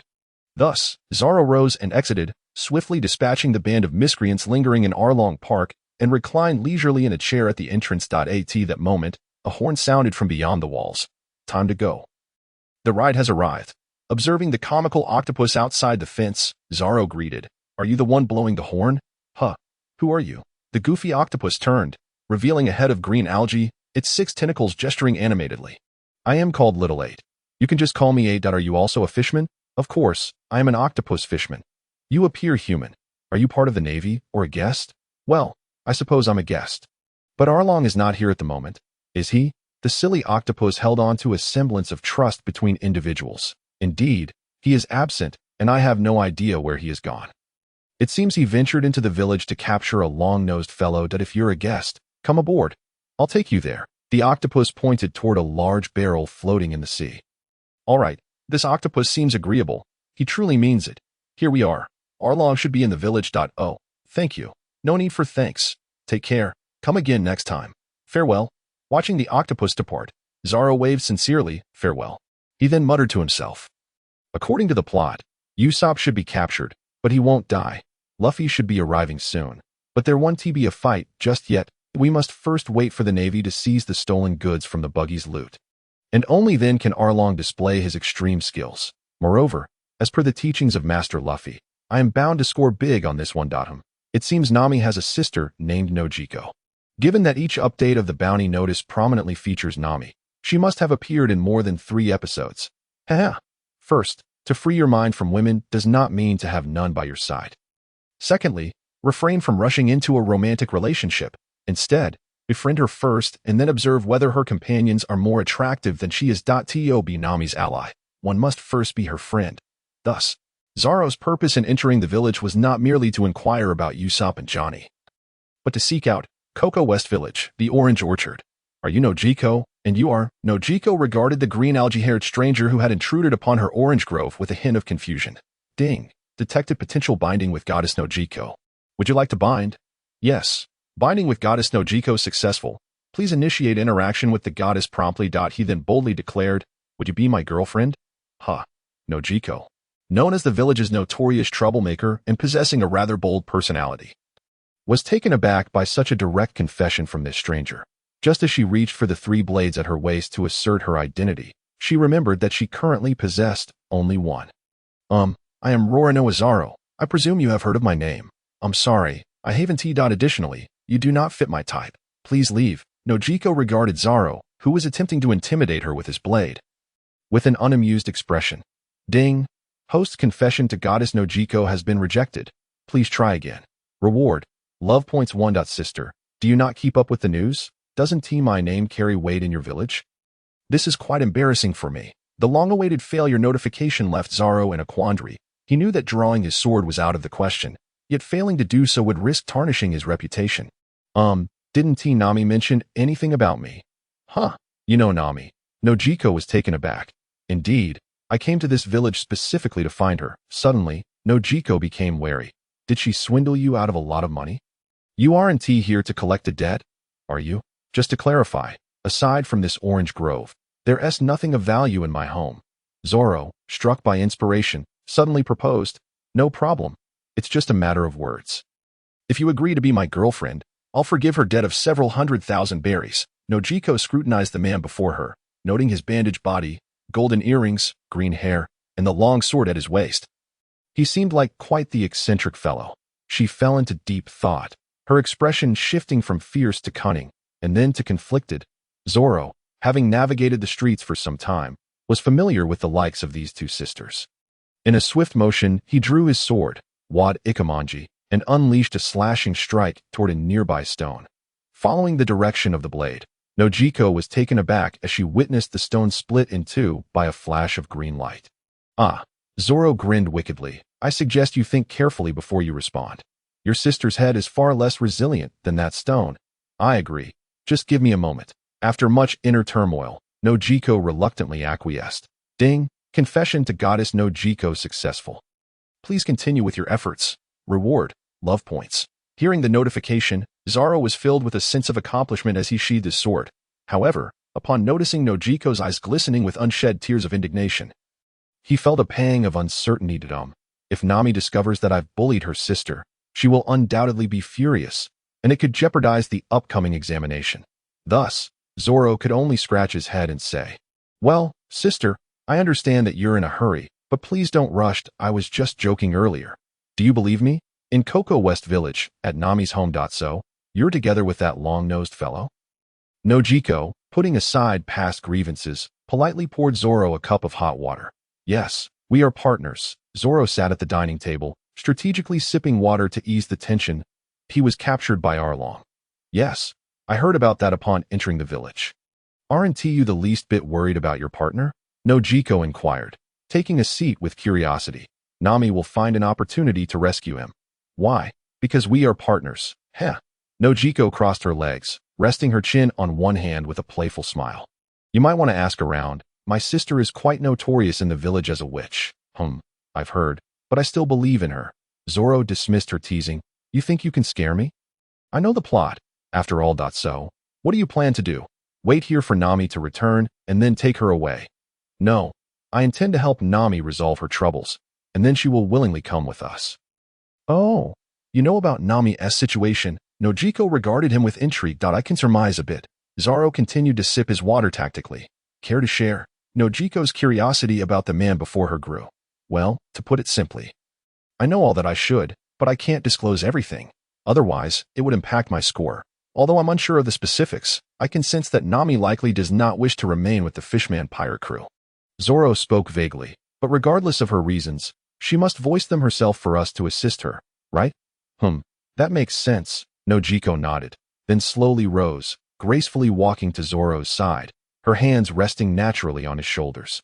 She tilted her head slightly, bringing her lips close to Zoro's ear, her voice rich and playful. By the way, since you're here to find Nami, why did you make that kind of joke with me? Was it love at first sight? This unexpected bold move left Zoro feeling a chill run down his spine. No, please don't adopt your mother's tactics. Be a bit more reserved. I'm not equipped to handle this. I say it's for training. Would you believe that? Truly, if you don't believe me, you can ask. Zoro's face flushed crimson. Is this something I can keep from Nami? Why not? Because we'll be working together in the future. If she finds out, it could hinder our unity. Zoro racked his brain for a few lines. Observing Zoro's discomfort, Nojiko chuckled and stepped back. What a peculiar man. Ding, by maintaining an air of mystery, you have successfully piqued the curiosity of goddess Nojiko. Reward, love points 500. Goodness gracious, are you a seasoned expert in experience? This young lady is quite impressive. Just as Zoro looked at Nokigao with a face full of astonishment, a sudden commotion erupted from a distance. Nokigao hurried to the window to investigate. It seemed there was some activity over in the woods. It must be Captain Guapi arriving. Alas, it appears I must join them. Otherwise, when Nami returns and sees me in her home, even if Nokigao remains silent, she will surely be furious. Reluctantly, Zoro turned to Nokigao and said, I need to check on that. It should be our captain arriving. Zoro, big brother. Usopp has been killed by Sister Nami. As Zoro approached, he spotted Luffy lying on the ground playing dead, while a curly-haired fellow smoking a cigarette was nearby. Johnny and Joseph, upon catching sight of Zoro in the distance, hurried over. Oh, what happened to him? Zoro inquired, pointing at the motionless Luffy, seemingly unfazed. The two brothers, noticing Zoro's nonchalance, began to speak anxiously. Does big brother Zoro not believe us? Johnny saw it with his own eyes. We just encountered that woman, and she admitted to killing big brother Usopp, but for some reason, big brother Luffy said he wanted to sleep and just laid down on the street. Oh, so it has come to this. Hey, you two, do not speak ill of Miss Nami behind her back. At that moment, the curly-haired fellow approached, brimming with the intent to defend Nami's honor. Well, if it isn't the lecherous chef from the restaurant. What brings you here after finally being expelled from the establishment? Naturally, Zoro felt compelled to stand up for his two favorite interns. What did you say? Sexual harassment.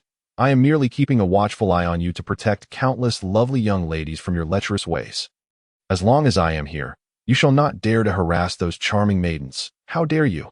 Newcomer, you think you can undermine my foundation so easily. Little chef, you are treading a perilous path. Zoro slowly placed his hand on the hilt of his sword, ready to draw at any moment. Huh, Vice Captain, you've only joined the crew a few days earlier. Do not act like a big shot. Sanji retorted, readying himself for a fight. Look at Luffy, lying on the street, oblivious and continuing to play dead. His mastery of this balancing act is something we could all learn from. However, the two interns lacked such insight and immediately positioned themselves between the two fighters. Brothers, now is not the time for a brawl. Usopp has been killed, and we are being pursued by Arlong. What reason do we have to linger here? Zoro felt helpless. How could he convey to these brothers that since the captain had decided to stay, they must remain as well? No matter how absurd it seemed, he was still the captain. Big brother, we do not want to be killed by Arlong. Johnny gulped nervously. Thus, our guiding duties must come to an end. Joseph echoed. Zoro glanced at Luffy, who was still feigning death, then at the two brothers. Alas, such rare talents. One cannot awaken those who pretend to sleep, nor can one hold back a departing dog. Very well then. Until we meet again. Take care, brothers, you too. Parting is always bittersweet. Sanji ceased to pursue the matter further, sitting down beside a nearby tree to light up a cigarette. Zoro, on the other hand, found a spot close to Luffy and seated himself cross-legged. They remained in silence for a moment. Perhaps feeling a bit bored, Sanji broke the silence. Hey, Miss Nami, you didn't really kill the long-nosed fellow, did you? The new chef was rather envious of Zoro's position and constantly worried about team harmony. Rest assured, my girlfriend, I know her better than anyone. Your girlfriend? Sanji raised an eyebrow, in a fit of rage. Sanji could no longer contain himself and delivered a swift kick. You indeed harassed Miss Nami. Zoro had long anticipated this prickly reaction and swung his unsheathed sword toward him. So you wish to be the first to fall. At that moment, a long-nosed individual dashed between the two, successfully absorbing both their attacks with his face. He is still alive. No. Now he is going to die. Cocoa Village, Nami's home. With a thud, Noki Gao, who was picking oranges in the orchard, heard a commotion from inside the house and rushed back to investigate. Upon entering, she found the place in disarray. Overturned tables, kicked chairs, and shattered glass littered the floor. A young girl with orange hair lay sprawled on the table, venting her frustrations. What happened? Nami, you come back to such chaos. Nami slightly lifted her head. Nothing. I just came to take a break. A break. And you've managed to shatter all this glass and furniture? I cannot accept that. Noki Gao, certain her sister had something on her mind, tidied up the oranges and took a seat at the table, gazing at a map spread out before her. If it were nothing, you wouldn't have opened that treasure map. You promised me you would tell me everything. Nami held her head in her hands. Something's happened that just made me furious. Was it those guys? Have you seen them? Yes, I encountered Captain Usopp and Roronoa Zoro. What? You met Zoro? He didn't say anything strange to you? Did he? Nami appeared genuinely anxious about her sister. Does he often say strange things? But he told me not to tell you. Noki Gao covered her mouth, chuckling softly. Bang! Nami slammed her hand on the table. That jerk. I once he let him off so easily. Seeing Nami so concerned, Noki Gao burst into laughter. By the way, what is the deal with this interesting swordsman? He is a complete weirdo. You must keep your distance from him. Usopp, pull yourself together. Did Nami really do this to you? The one playing dead finally stirred, shaking violently, as he was roused by Sanji's kick. No, my apologies. It was this guy and me. Sanji pointed at Zoro. Grinning awkwardly, it was you. Zoro retorted darkly. Luffy, you're here. Usopp finally regained consciousness. Indeed, Luffy beamed with joy at Usopp's awakening. I'm here too. Please take care of me. The chef wore a disingenuous smile. Clearly still coveting the vice captain position, striving to maintain harmony within the team, but I will kill you one day. See, who would like a prickly person? It's well known that the union leader, Mr. Usopp, is a civilized person, one who dislikes violence. The fact that he would say such a thing shows just how pleased Zoro must be feeling. Usopp, it's so good to see you alive. What exactly happened with Nami trying to kill you? Luffy asked curiously. On the contrary, I was saved by Nami. I believe her joining the Fishman pirate crew must have a reason. I think it relates to Arlong's dark reign over this village. The astute Usopp made a well-placed observation. Miss Nami is truly not a bad person, which means we just need to deal with Arlong's pirate crew to take her away, right? The lecherous chef's eyes sparkled with affection. Feudal, a woman's voice rang out from a distance. You cannot shake Arlong's rule, Noki Gal. Usopp was the first to spot her arrival. Who is she? Luffy inquired, intrigued. Nami's sister, Usopp explained. Oh, no wonder she is so beautiful. Just like Nami, the lecherous chef directed his heart-shaped gaze toward Noki Gao. Noki Gao. Good morning. Some oblivious lad greeted. I will explain everything to you. And then I ask that you refrain from getting involved with this village any further. Please leave peacefully, Noki Gao stated calmly, hands on her hips. That I'm not listening. Zoro, ever stubborn, declared, I have no interest in her past. I'm going for a walk. That you're not listening. Usopp expressed surprise. Not listening. What is he doing? Noki Gao was bewildered by such a character. Zoro grinned. That's just how he is. Don't mind him. That will listen, though it won't change anything. That he briefly recalled the script. Once Noki Gao finished her tale, that thieving, rat-eyed Navy officer would likely be arriving in town soon, and then Noki Gao would return to the orchard to speak on Nami's behalf. They could follow afterward. There was plenty of time to sleep. Thus, the slumbering Zoro began to snore. Don't fall asleep right after speaking. Usopp shouted loudly, yet failed to awaken Zoro. I want to listen, to understand the situation. Usopp, ever the pragmatist, was joined by others. That's why Nami felt so helpless. Side note: Jiko, upon witnessing the scene. In the streets of Kokoyashi village, emotions ran high. Indeed, just as in the original tale, that scheming Navy officer had confiscated all the money that the villagers had painstakingly saved from the East Blue, acquired through Nami's secret dealings with Arlong. This money was meant to secure the villagers' freedom from Arlong's tyranny. In truth, everyone was aware that Nami had fought valiantly at sea for the sake of her village's freedom. This confiscation shattered years of her hard work, and upon learning that Arlong had colluded with the Navy to betray her, she cried out in fury, racing towards the Fishman pirate stronghold. The villagers, unwilling to see Nami face this ordeal alone, took up arms, vowing to confront Arlong's crew with ferocity. Leading them was a man donning a windmill hat, Uncle Aiken, who passionately rallied the villagers. Young master, there's more to this chapter. Please turn the page to continue reading. It gets even more thrilling. 8 years ago, we nearly sacrificed our lives, fighting relentlessly. Yet we vowed that under the rule of those scoundrels, no matter how bitter and humiliating it may be, as long as Nami remains spirited and alive, we shall continue this war of endurance. But today, they have obliterated the fruits of Nami's years of struggle. Those fishmen have toyed with her kindness, and we cannot forgive them. Is there any dissent? No. How could we continue to endure their rule? Fight. At that moment, an orange-haired girl blocked the villagers' path. Wait, everyone. She concealed the bitterness and humiliation she had endured within Arlong's crew, the anguish of her efforts wasted. And with a smile, declared, just a moment longer, I will save up money once again. Now that I have experience, it will be much easier this time. Aiken gazed at her smile, tears welling in his eyes, and embraced her tightly. Enough. You know this is futile. One person cannot bear the lives of our entire village alone. You have fought hard. He pushed her away. Just leave the village. Wait, Nojiko interjected.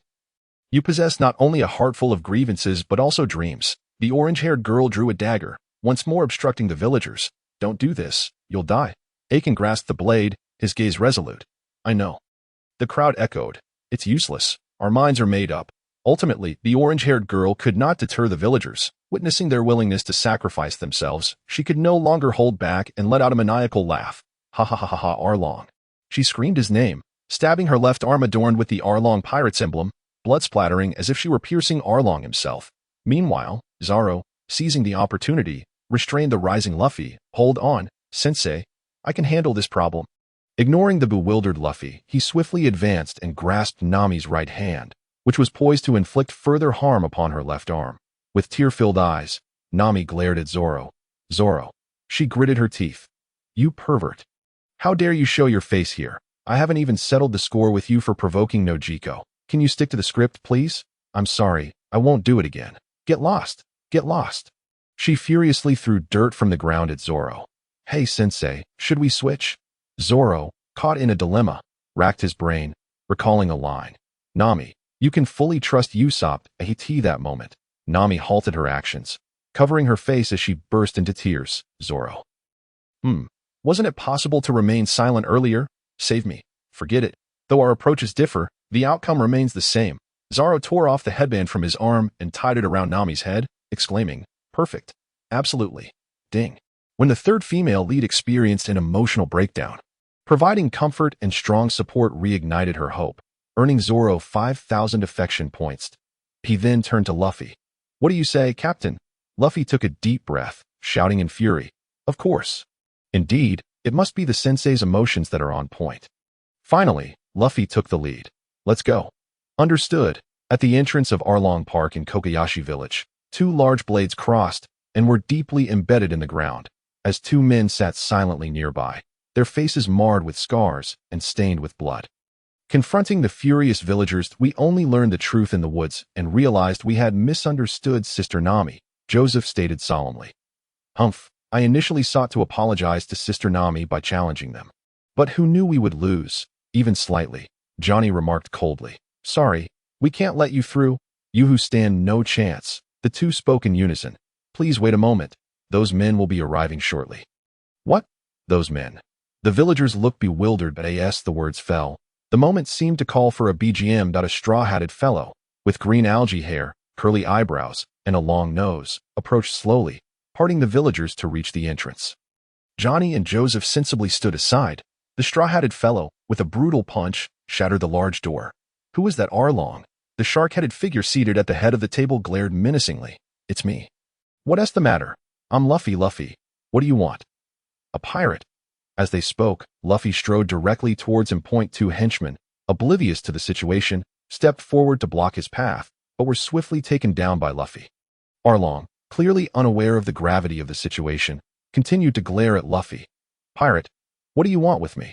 Without any trash talk, Luffy landed a punch that sent Arlong flying several meters. Crashing into a wall before coming to a halt, Luffy huffed. You made my navigator cry. You bastard. As Arlong's gang surged forward, Arlong's henchmen rushed in. With a swift action, Zoro and Sanji charged into the fray, clearing the way with fervor. Small fry, get out of the way. The newly joined curly-browed fellow, eager to prove himself, exclaimed, Seriously, why are you rushing in all alone? I'm not worried about you. I just told you not to hog all the prey. The curly-browed fellow adjusted his collar, eyeing Arlong JT. That moment, Arlong's comical octopus henchman let out a trumpet-like sound, summoning the enormous sea cow, a super soldier hidden in the water. However, upon seeing Luffy and his crew, it recalled some painful memories and turned to flee.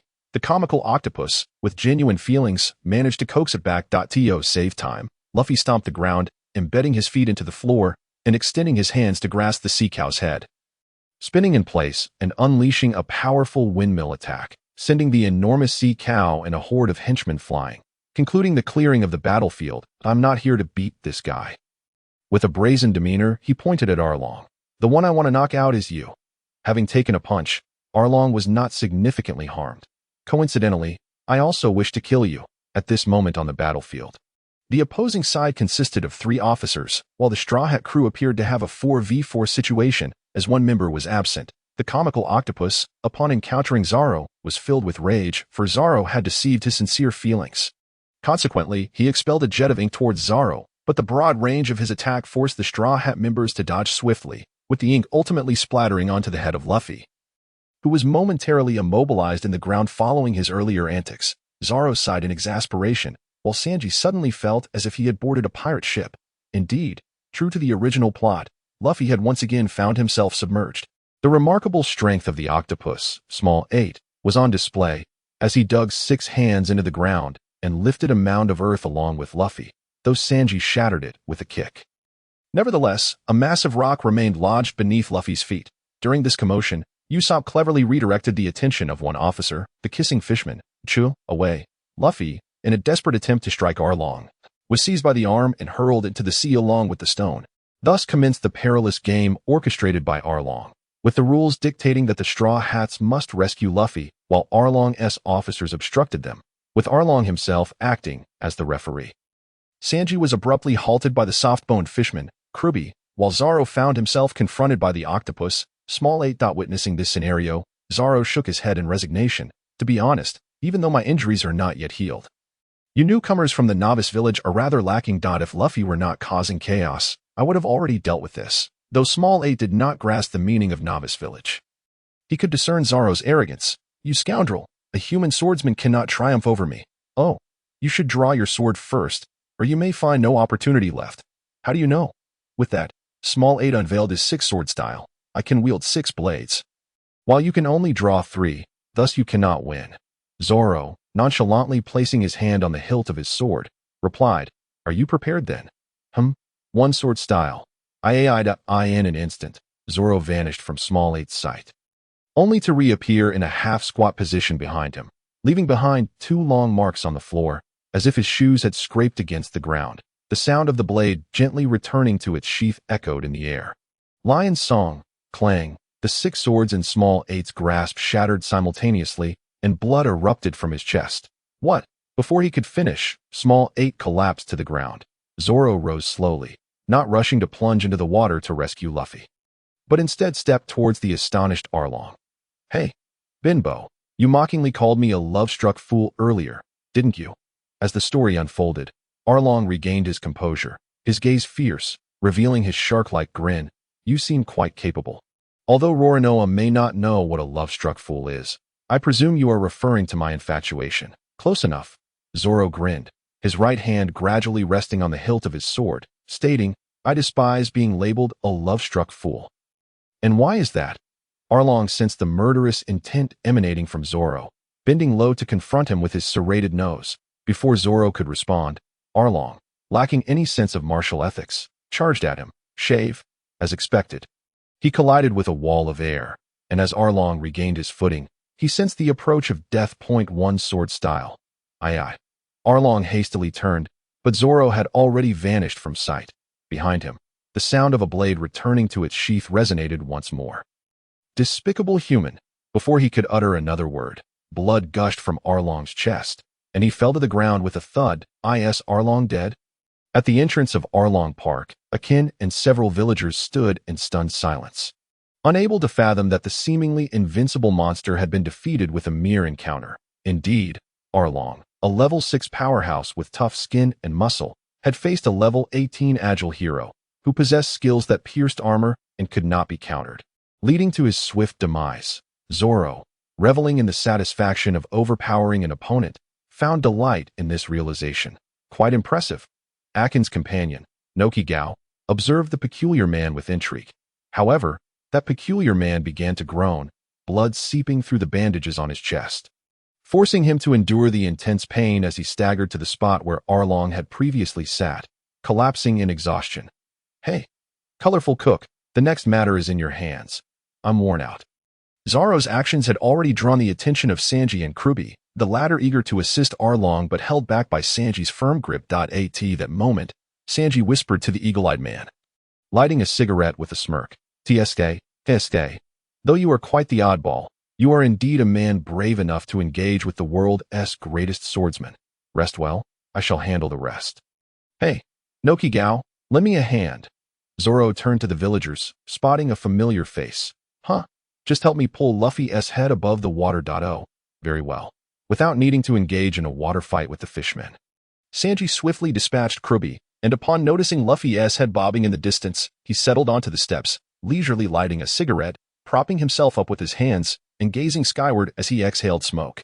Hey, colorful cook, aren't you going to rescue our captain? I believe he could use a moment to regain his senses underwater.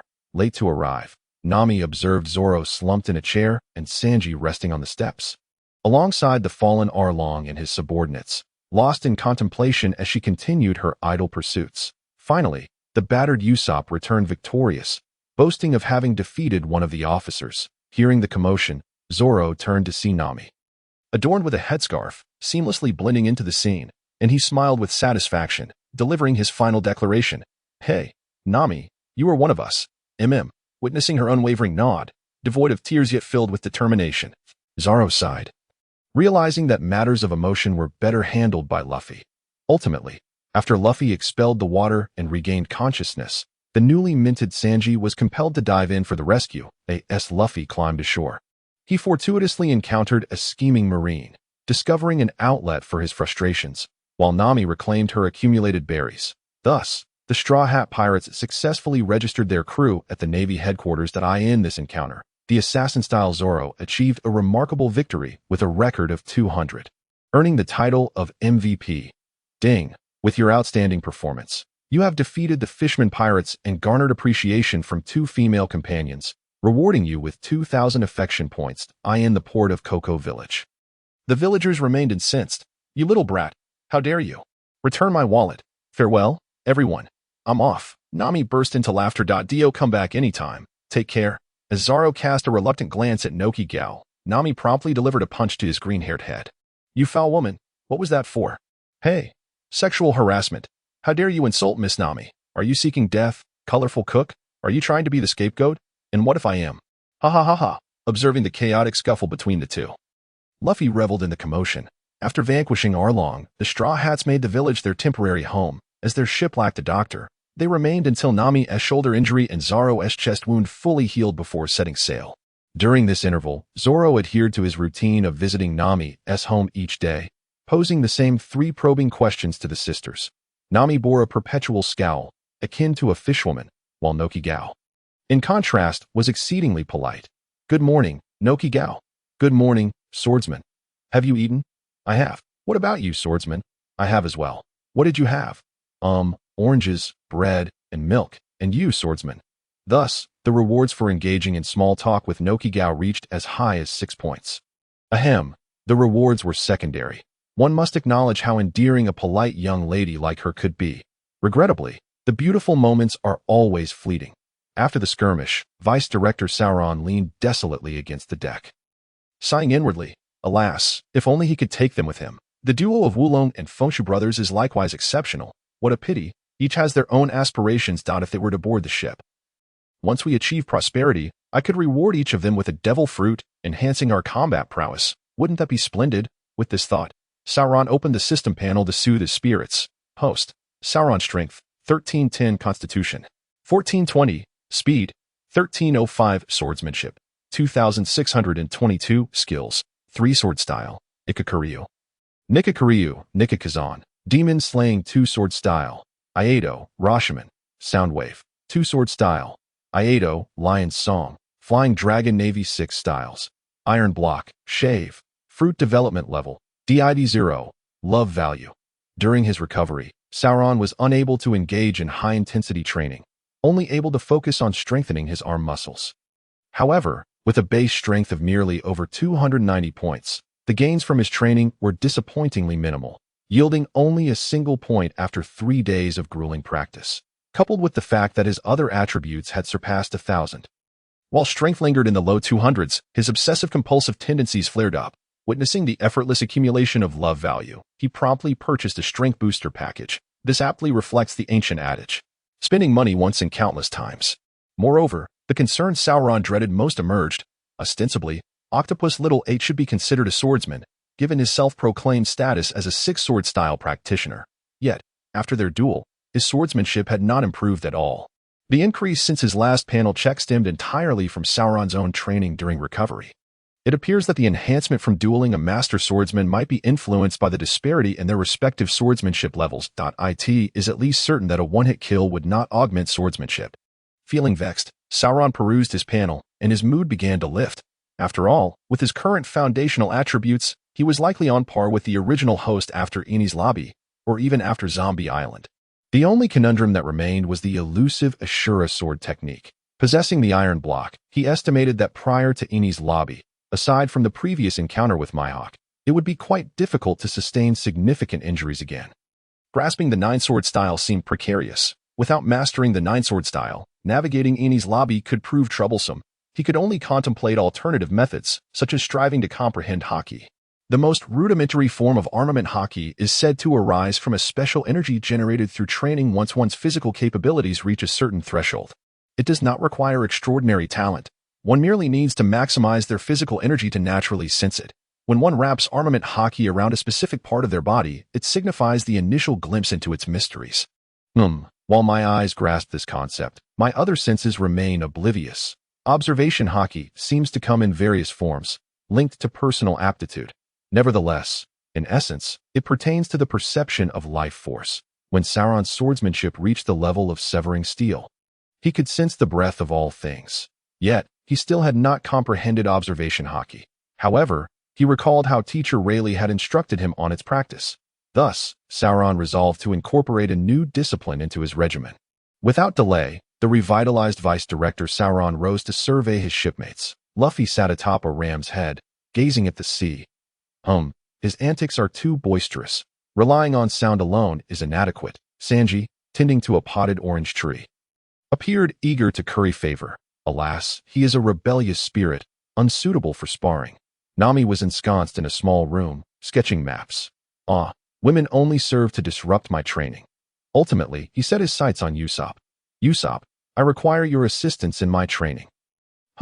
Usopp, engrossed in his research, looked perplexed, sensing something amiss. Without elaborating, Sauron found a suitable spot on the deck and removed the bandana from his arm to blindfold himself. Hit me. Usopp pondered Sauron's peculiar behavior. Was he under some form of duress? Or was there a conspiracy at play? My lord, there is more to this chapter. Please click the next page to continue reading, as the following sections are even more thrilling. Indeed, there must be a conspiracy. I have no time. I am developing my secret weapon, the chili star. Hit me. Fool. Bang. Sauron fell to the ground, his head buzzing, feeling a footprint appear on his face. This is not right. This seems to involve some personal vendetta. Ha ha ha. Luffy and Usopp burst into hearty laughter. As Sauron regained his composure, he tore off the blindfold. Damn it. You insolent chef, are you seeking death? Sanji, adjusting his tie, raised an eyebrow in disdain. Everyone heard you ask to be hit. I merely obliged. Such a peculiar preference. I've never encountered it in my life. I'll chop you down. Bang bang. The two resumed their scuffle. Everyone quiet down. Nami kicked open the door, her fury directed at the two. All right, Miss Nami. Lick spittled. Bang. The straight man took the opportunity to tap Sanji's head with his sword sheath. Perverted fool. The lick spittle gritted his teeth, his eyes ablaze. That slap. Nami slapped the railing. All right, Miss Nami. The lick spittle's fiery gaze softened with hearts that ding. Engaging in a dispute with a rival, he received subtle protection from girlfriend number 3, earning 2 love value. A farcical episode concluded. Ultimately, Sauron chose Sanji as his training partner, primarily because Usopp could not conceal his presence. The slingshot made noise, and Sauron would instinctively evade upon hearing it, rendering any training merely an exercise in auditory positioning. Though the rebellious spirit bore a slight grudge against him, he was sufficiently ruthless. However, it must be said that in order to evade Sanji's powerful kicks, Sauron took the endeavor seriously. Yet, aside from being bruised and battered daily, he gleaned little from the experience. This rascal particularly relished kicking him in the face. Damn it. I'll chop him down eventually. On the vast ocean, aboard a pirate ship adorned with a straw hat skull. Why has the price increased again? This is outrageously expensive. Humph. If the price goes up again, I want to be buying. It's just a couple of newspapers. A fiery-haired girl was complaining to a bird carrying a bag. Once the newspaper-selling bird took flight, she calculated shrewdly. If I have to buy this daily, it adds up to quite a sum. Nearby, Usopp, engrossed in research, interjected, Has your saving plan concluded? Of course, precisely because the last plan ended. I am now saving for myself. I refuse to be a penniless pirate. The researcher replied, Do not shout at me. I am engaged in research. That moment, Luffy, caught in the act of stealing an orange, was sent sprawling onto Usopp by Sanji's kick, resulting in a calamitous mishap that ruined their research outcome. All Luffy wanted was to eat an orange. What was wrong with that? Meanwhile, the lickspittle Sanji invoked his solemn vows of love, vigilantly guarding the orange grove. The only reward he received was Nami, who, upon opening the newspaper, casually muttered a disinterested thank you. On the deck, the disciplined man doing push-ups regarded this with disdain. Pfft. Lickspittle, you'll end up with nothing in the end. Perverted fool, when are you practicing your art of taking hits? Sanji smirked mischievously. Having spent considerable time together, Sanji had come to understand the connotation of lickspittle as used by Sauron. After all, this term encapsulates the essence of literary wit, succinct and vividly illustrative. Little chef, just take a look at my cowardice and be done with it. Sauron rose, blindfolded himself. Now, suddenly, Sauron sensed an impending threat and quickly crouched down. It seems I narrowly avoided it. Bang! Sauron still fell, another footprint adorning his face. Damn it, I'll chop him down eventually. Hearing the commotion, Sauron removed his blindfold to find Luffy holding a small piece of paper. Grinning widely. Waha! We've become wanted criminals, and our bounty is 30 million berries. Sauron leaned in for a closer look. I slayed Arlong. Why is there still no bounty on my head? Is this what they call the will of the world? He had forgotten that the Navy was dealt with by Luffy, while he had been lounging around. Observing Luffy's laughter, Nami sighed in exasperation. It seems you truly do not grasp the gravity of this situation. Our heads are now targets. With such a substantial bounty, the Navy headquarters will take action, and numerous bounty hunters will be on our trail. Luffy dismissed her concern. Brothers, let us charge forth with vigor. Setting sail for the Grand Line. Unraveling the yarn, I still need to procure my exclusive weapon, the Santoria's Wado Ikamanji. Zoro's gaze swept across the sea, and indeed, he spotted a small island in the distance. Hey, it seems there's a small island ahead. Zoro remarked that I see it. The navigator Nami replied. The sight of that island signifies our approach towards the Grand Line. That island is home to a renowned town known as Roger Town. Famously dubbed the town of beginning and end, the pirate king Gold. Roger was born here and met his demise in this very place. The place where the pirate king was executed? Luffy mused thoughtfully. Shall we go? Before long, the Going Merry docked, and everyone disembarked at the town's entrance. This where the great age of pirates commenced. Sanji exclaimed. Wow, what a grand town. Usopp gasped in amazement. I am going to see the execution platform. Zoro declared. It seems I can procure some fine ingredients here. The chef noted. I'm off to gather equipment. Usopp announced. Zoro stroked his chin. I'll go by some sorts. Nami chuckled mischievously. I can lend you money, but with double interest. Double? You fool. Are you not aware that an annual interest rate exceeding 24 is considered usury? Rates over 36 can be legally reclaimed. Zoro retorted. And who are you to inquire? Do you really think I need to pay for 2 swords? No loan for you. With his head held high, Zoro coldly strode towards the town. Hey, if you find the interest too high, we can negotiate. Yet, all that was left for her was his nonchalant silhouette. A true man never looks back. Nearby, a smitten admirer seethed. How dare that moss-haired fool disregard Miss Nami on the streets of Roger Town? Zoro was inquiring where he could purchase swords when he suddenly heard a commotion ahead. Parting the crowd, he moved closer to the ruckus point. 2 burly men shouted, Hey, aren't you with that monster today? Our boss ended up in jail because of you. So what are you going to do to compensate us? A woman wielding a long sword appeared, somewhat anxious. If you refuse to repent, I am willing to accompany you until the end. Oh, if you're up for it, then come and join us. The men crackled their knuckles. When we die, tell that monster he has shattered our dreams of entering the Grand Line. As they spoke, the 2 hulking figures drew their blades. Just as the woman was about to meet her demise, Zoro prepared to intervene. Clang. In a sudden turn, the woman executed a swift and skilled backhand slash. And with a crisp ringing of steel, the 2 men collapsed. It seemed she was unaware of her victory. Run. In her panic, she stumbled, tripping over her own feet. Wait, I believe I remember who she is. She fits the system's requirements perfectly. The spectators around applauded. Ma'am, you're incredible. Zoro approached the woman, who was fumbling on the ground, and cautiously picked up her glasses. You better not break these. I can't afford to pay for them. Hey, is this what you're looking for? Ding. Detected potential binding with Goddess Dasky. Would you like to bind? Yes. Ding. Binding successful with Goddess Dasky. Please initiate interaction with the goddess promptly. I am sorry. She looked up at Zoro. Thank you. Wow, she really does resemble her. Fortunately, Zoro was prepared. Otherwise, he might have been astonished enough to crush the glasses. Would you consider being my girlfriend? Dasky, now wearing her glasses, looked at this unfamiliar man in shock. Zoro instinctively reached for his sword but remembered he only had one, so he awkwardly scratched his head instead.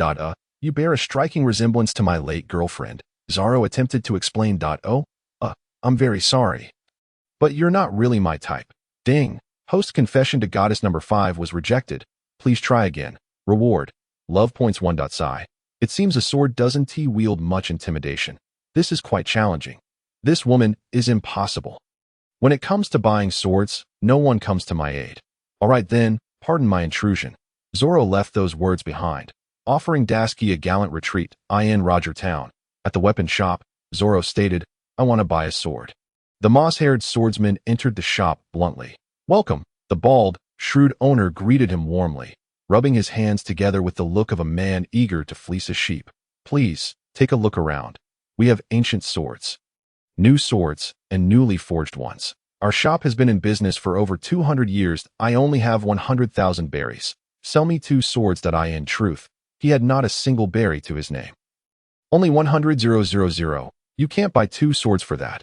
At 50,000, you might get a dull blade." The owner's expression soured, realizing he was dealing with a pauper and a novice. As long as they work. That's all I need. I'm currently broke. Zoro spoke. He deliberately revealed the Wado Ikamanji at his waist. The owner's eyes glimmered with greed. "Hold on a moment." He attempted to steady his racing heart.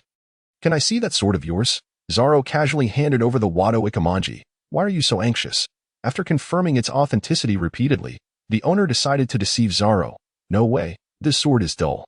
"Ha." Zoro grinned. "I suggest you think carefully before you speak." The owner, slightly uncertain if Zoro was indeed a novice, saw the potential profit and pressed on. "Since you lack funds, I have a proposal. This sword isn't worthless. Perhaps I could buy it from you for 200,000 berries. Then you would have 300,000 berries. That means I could buy 3 swords at 100,000 berries each. Not selling." "What about 500,000? "Not selling." "Final offer, 650,000. Enough of this. Where is that sword-obsessed woman?" Just then, a bespectacled woman burst in, leaning over the counter and seizing the Wado Ikamanji, exclaiming, "Ah, this sword. Could it be?" It was indeed the long-awaited goddess number 5, Dasky. The owner grew increasingly flustered, muttering, "Don't mention it. The sword is the Wado Ikamanji, isn't it?" Dasky did not afford the owner any respect, admiring the famed sword while exclaiming, "What a beautiful straight blade." The owner attempted to explain. "Although this sword has a good name, it's not worth much." "Foolish owner, you clearly do not understand the sword enthusiast," Dasky retorted loudly. "It is incredibly valuable. This is one of the 21 great swords. It's a renowned blade. If you wish to sell this sword, offering 10 million berries wouldn't be excessive." "You wretched woman. You've ruined everything." The owner screamed in frustration. Did I disrupt your business?" "I am so sorry. Did I say something inappropriate?" Dasky stammered, her demeanor a mix of embarrassment and politeness. "I've never seen such a fine sword before." So, in a single word, she was clumsy. You've said too much." Zoro mumbled beside her. "Aren't you the person I encountered earlier on the street?" Dasky was somewhat surprised to see another individual nearby. Zoro shook his head. "I was mistaken. She's just naturally daft. You're here to collect Shiyu, right? It's already been sharpened for you. TSK, a weak swordsman like you wielding such a treasure." The owner, still irate, taunted him before dismissively saying, "Leave your substitute sword and get lost." In her fluster, the naturally daft woman stumbled, tripping over a display in the shop. "How did you manage to knock that over? Help me put it back." "And you," the owner shouted at Zoro, "she's right. This is a famous sword. Allowing someone ignorant of its worth to possess it is akin to throwing pearls before swine. The bucket over there contains swords worth 50,000 each, if you like. Pick out 2. Hey, I'll let my temper slide. When dealing with investors, one must exercise patience." Zoro silently moved towards the area the owner had indicated. "You really love swords, don't you? Using 3 swords. You resemble that certain bounty hunter from the past." The naturally daft woman seemed to find a kindred spirit and greeted Zoro warmly. How dense can you be? Don't you know? He the one referred to as the pervert.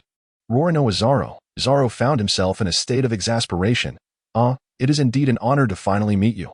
"Indeed, that name is notorious throughout the East Blue. A name associated with infamy. How dare you wield a blade as a means to threaten women?" "It is utterly unforgivable," Dasky exclaimed with indignation. "Come on. Is it not customary to adhere to the script nowadays?" Zoro disregarded her comment, only to hear her continue speaking to herself. "Why is it that the forces of evil are so formidable in this era?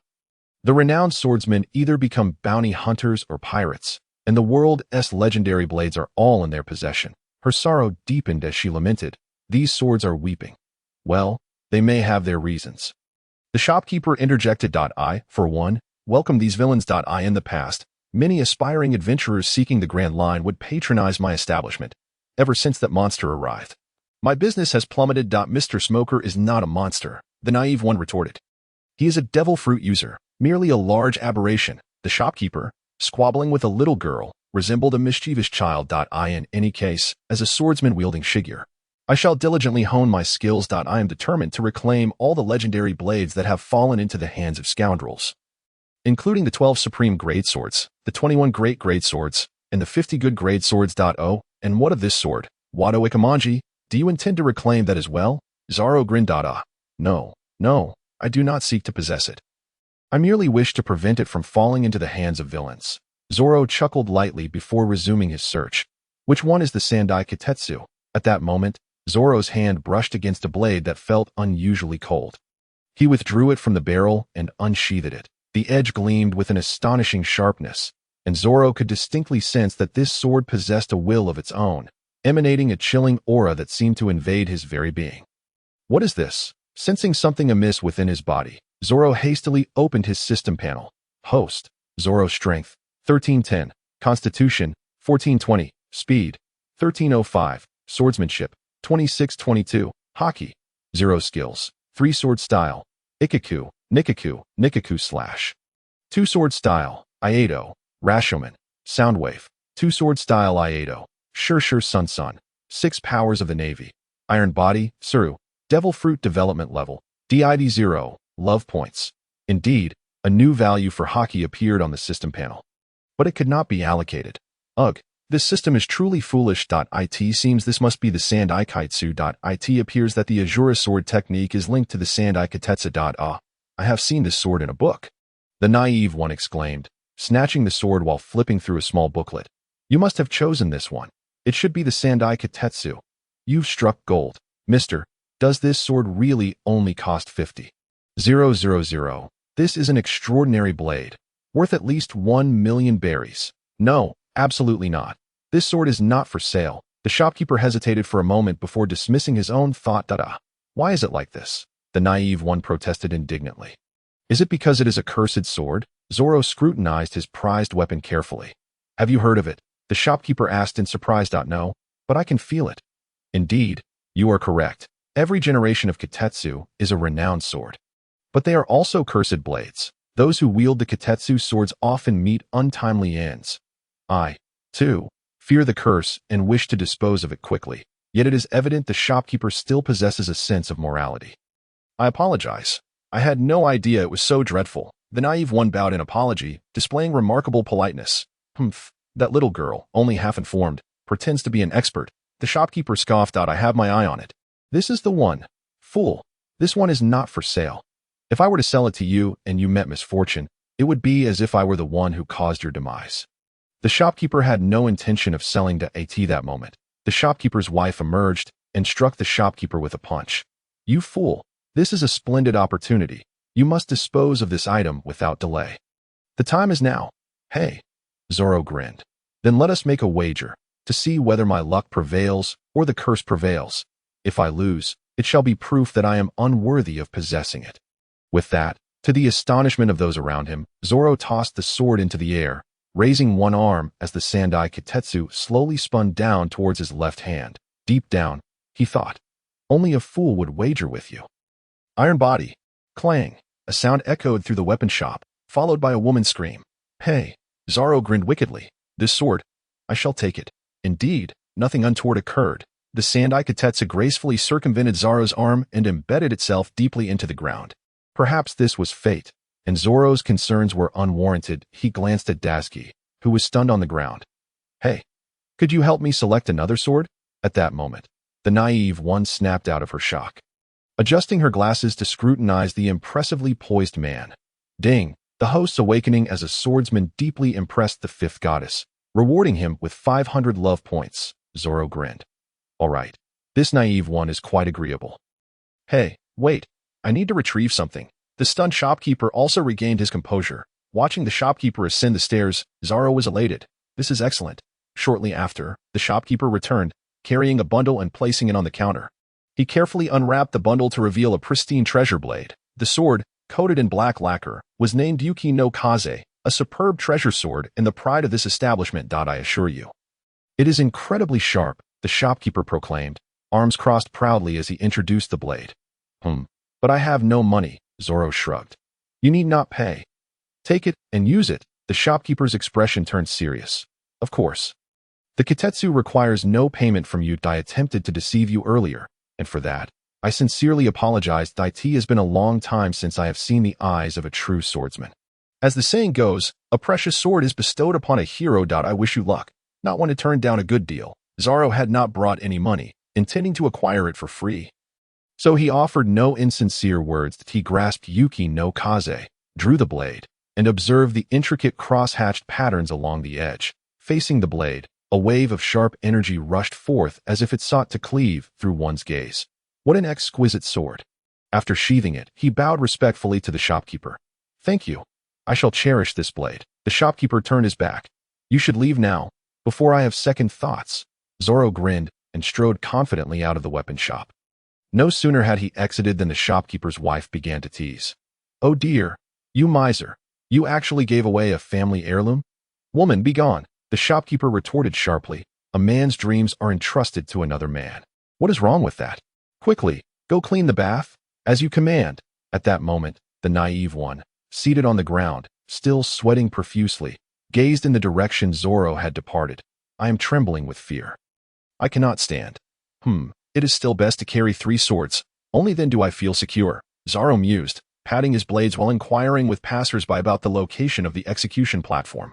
According to the original narrative, Luffy should be there to face his demise at the hands of Buggy the Clown, and my second mate, as he thought of this, a towering figure with a freckled, gourd-shaped face materialized in his mind. Damn it, cursed memories, Zoro sighed. Indeed, I was too impulsive in my youth. I hope this reunion allows me to forget those sorrowful days. The execution platform was not far from Zoro's position, situated in the central square of the town. As Zoro approached the square, he noticed a commotion in the crowd, seemingly praising a woman's beauty. The atmosphere hinted at the imminent arrival of the Empress Hancock. Then, upon the execution platform, stood a straw-hatted young man, seemingly gazing downwards in a state of bewilderment. That must be Luffy. Facing off against Alvida, observing Luffy's mouth movements, it appeared he was saying, I do not recognize a beauty such as you. Who are you? No. I must go take a look and refresh my memory. Thus, Zoro parted the crowd and made his way swiftly forward. Not far from the execution platform, he spotted a tall woman, adorned with a top hat and cloaked in a cape, wielding an enormous spiked club over her shoulder while wearing a pair of sandals. She was gazing up at Luffy with extreme self-admiration, conversing. Back then, although your powerful punch stirred my heart, I still cannot forget that tender-hearted man. Tell me, where is Roronoa Zoro? How unexpectedly did the conversation shift to me? Oh, Zoro, you've come as well. This unfamiliar woman is looking for you. Luffy gazed into the distance. Eureka turned her head, and indeed, there he stood, the unforgettable man of exquisite taste, appearing before her as if descended from the heavens. In that fleeting moment she turned. Zoro's pronounced embarrassment transformed into sheer astonishment. Is it true what they say about chubby individuals being hidden gems? Not only has her round face become an oval visage, and her freckled complexion turned into a smooth, radiant glow, but also, her brows resemble spring mountains, and her eyes are sharp like autumn waters, hinting at countless untold emotions. Her large, captivating eyes gazed at Zoro with longing, her voice sultry and enchanting. You heartless scoundrel. After what you did to me, you left without a backward glance, forcing me to search for you across the East Blue. Surely, you haven't forgotten me. What on earth? Is this how you test your comrades? This has left me utterly bewildered. Zoro, who is she? Luffy inquired from the execution platform, still curious. She should be Eureka, Zoro replied, casting a grateful glance at Luffy.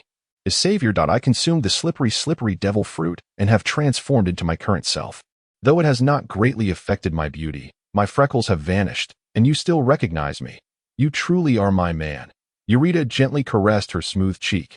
This chapter is not yet complete. Please click the next page to continue enjoying the thrilling content. Ding! No matter how your second girlfriend changes, you have not forgotten her. Your deep affection has been acknowledged, rewarding you with 2,000 romance points. Damn, this girl is truly an experienced baby. Even casual remarks yield rewards, making the entire Grand Line seem less appealing. Eureka, Luffy pouted. Eureka, where is she? Zoro pointed. There she is. I see, Luffy said, breaking into a cold sweat. She looks different. I remember, Kobe mentioned to me that you once shut your mouth. Zoro interrupted, his eyes gleaming with menace. At that moment, a group of armed police surrounded them. We are the police. That woman, do not move. We are arresting you on charges of assaulting the chief. Boom, die, all of you. A chilling and sharp voice echoed amidst the explosion. Subsequently, a fountain was blown skyward, hurtling towards Zoro and Eureka. With a swift motion, Zoro unleashed a slicing attack, cleaving the fountain in two as it flew past them. You are still as formidable as ever. She paused, turning to the crowd.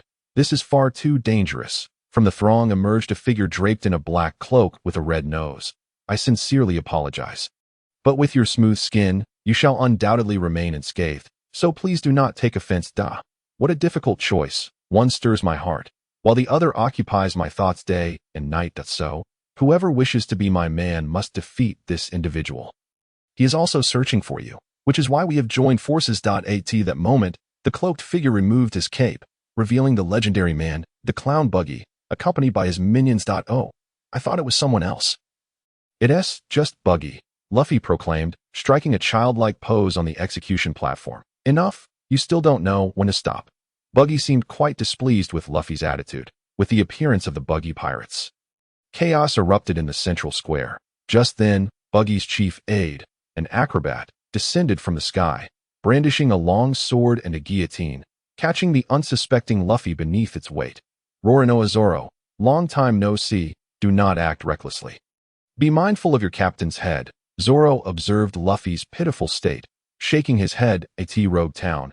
On the execution platform, a figure with a red nose brandished a watermelon knife, standing atop the guillotine, which was crushing a straw-hatted boy. Below, an acrobat led a group of clown-faced minions, encircling a man armed with 3 swords at his waist, while a tall, striking woman beside him chuckled, appearing to be merely an audience member. Such commotion had already alerted the local navy. With a cigar-chomping, monstrous Marine Colonel Smoker leading his troops, lying in wait nearby. One of the soldiers reported the situation regarding the criminals. There are 3 wanted individuals in the square. Eureka, with a bounty of 5 million berries, the clown Buggy, with a bounty of 15 million berries, and Straw Hat Luffy, with a bounty of 30 million berries. Straw Hat Luffy? Why haven't I heard of him? The beautiful Sergeant Tashigi beside the colonel inquired. Intrigued, he just received his bounty a couple of days ago. The soldier replied. 30 million. It has been a while since I've encountered such a notorious criminal. The colonel remarked, puffing on his cigar. Indeed, Colonel, and surrounding Buggy is the bounty hunter Roronoa Zoro. Roronoa Zoro. Sergeant Tashigi widened her eyes, peering through her binoculars. Hey, Luffy, have you had your fun? It's time to leave. Zoro remained unfazed by the minions and defeated foes surrounding them. Don't get too cocky, Roronoa. The acrobat seethed with indignation. Wait, Zoro, we have such an audience. Oh, are you preparing to deliver your last words? Buggy appeared oblivious to the gravity of the situation. Luffy inhaled deeply and then shouted, I am Luffy, the man who will become the Pirate King. This declaration stirred the crowd below, sending Buggy into a furious rage. I am done speaking, Zoro. With a swift motion, Zoro's blade cleaved through the execution platform, causing both Luffy and Buggy to plummet. Saved. In midair, Luffy adjusted his hat, flashing a wide grin. Roronoa, the acrobat charged at Zoro. Swish, the acrobat collapsed. Are you done playing? With all this noise, the navy should be arriving. We must retreat, Sanji shouted as he arrived outside the square. Let us go, Zoro. Rubber. Wait. A sudden sense of foreboding gripped Zoro, halting him. Bang. I will chop you down sooner or later. I'll kick you to death. On the roadside, Zoro and Sanji lay sprawled. Luffy dusted himself off. Indeed, Luffy executed his signature move, elongating his arm, launching himself and Zoro while simultaneously grabbing Sanji, as the 3 plummeted onto the main street. Glancing back at the pursuing Buggy and Eureka, Luffy said, Those guys are relentless. Should we deal with them first? Sanji rose. Forget it. The navy is coming, and Nami is still waiting for us on the ship. Without Haki, Zoro genuinely found himself at a loss against Buggy and agreed. Then let us run. Thus, the trio swiftly dashed toward the town's exit. Eye in the sky, torrential rain poured down mercilessly, creating a shroud of gray mist. Amidst the dense curtain of rain, a figure suddenly appeared before the 3. It was a woman wielding a renowned sword, standing calmly in the center of the road, allowing the rain to cascade down her hair, soaking her attire, seemingly unaffected by the raging storm. Her voice was resolute. I never expected you to be Roronoa Zoro. Nor did I anticipate that you are a pirate. I never anticipated you to be a marine, Zoro replied as he continued to run. You have mocked me. I will not forgive you. Not at all. Can't you all speak civilly? Sexual harassment. What did you do to that lady? A certain sycophant exclaimed that I want my famous sword Shiryuki and the sword Wadakamanji back. Tashigi drew her renowned sword. Shiryuki. Then let us see. Zoro unsheathed Wadakamanji as well. Clang. You all go ahead. That bastard dares to lay a hand on a lady. The sycophant being forcibly dragged away by Luffy was seething with rage. Clang, clang, clang, crash, clash. The two engaged in a flurry of strikes, and Tashigi's sword, Shiryuki, was knocked from her grasp, pinning her against the wall with Zoro's blade. Whatever happens, I will not relinquish this sword to you. Zoro grinned wickedly as he spoke. Now that you know my identity, it's not too late. So tell me once more, will you be my girlfriend? This natural airhead, surprisingly unyielding, closed her eyes and braced for death. Absolutely not. Having long anticipated this outcome, Zoro remained unfazed, turning to sheath his sword. Very well, then farewell. I must continue my journey. Tasiki was momentarily taken aback, not echoing the words of Kuina as in the original narrative. She had heard of the notorious reputation of the demon before her. Any woman who defied him would meet her demise, and thus, she believed he would show no mercy simply because she was a woman. Why do you not kill me? She dared to inquire. Is it because I bear a resemblance to your deceased former lover? Zoro, without turning, acknowledged the cleverness of her reasoning. Letting you go does not tarnish my reputation. How rude. I am who I am. Your leniency in battle is an affront to a swordsman. I wield my blade not for mere amusement. She erupted in indignation, shouting at Zoro, although she was not well versed in the matter. She remembered what Mihawk had taught her about dealing with a defeated swordsman who felt insulted. Zoro halted his steps. Impressive. Navy, state your name. Sergeant Tasiki. My name is Roronoa Zoro, and your time to die has not yet come. Understand yourself, understand the world, and strive to become stronger in the years to come. I shall firmly grasp this sword, Enma, awaiting your return to reclaim it. Strive to surpass yourself through relentless effort and unwavering will. And attempt to exceed me, Sergeant Tasiki. I will, one day, I shall reclaim this renowned blade with my own hands. Ding, the fifth goddess regards you as a target of pursuit, leaving an indelible impression upon you. Rewarding you with 500 love points, not yet recognized as a girlfriend, yet she proves to be quite formidable. Suddenly, a fierce wind whipped through, and Zoro realized something, sprinting away. Indeed. He soon spotted Sanji and Luffy lying on the ground. He yanked them up. Stop dawdling. If we don't leave now, we'll be trapped on the ship by the storm. At Rogue Town, the naval base that I sincerely apologize. The unexpected storm allowed Buggy's crew to escape. Several soldiers approached Colonel Smoker to report. Pursue the Straw Hat Kid. Prepare to set sail. Smoker's expression was cold. Into the Grand Line. Are you really going after them? The soldiers were somewhat taken aback, considering the dangers of the Grand Line. Let us go. I'm coming too. Sergeant Tasiki followed closely behind. Even as Sergeant is joining, the soldiers were even more astonished. I will not let Roronoa escape. I must reclaim the sword from his hands. On the merry-go amid the storm. Look, there's a light ahead. It's a navigation beacon. The entrance to the Grand Line is just beyond that light. Great. Let us conduct a ceremony for entering the Grand Line.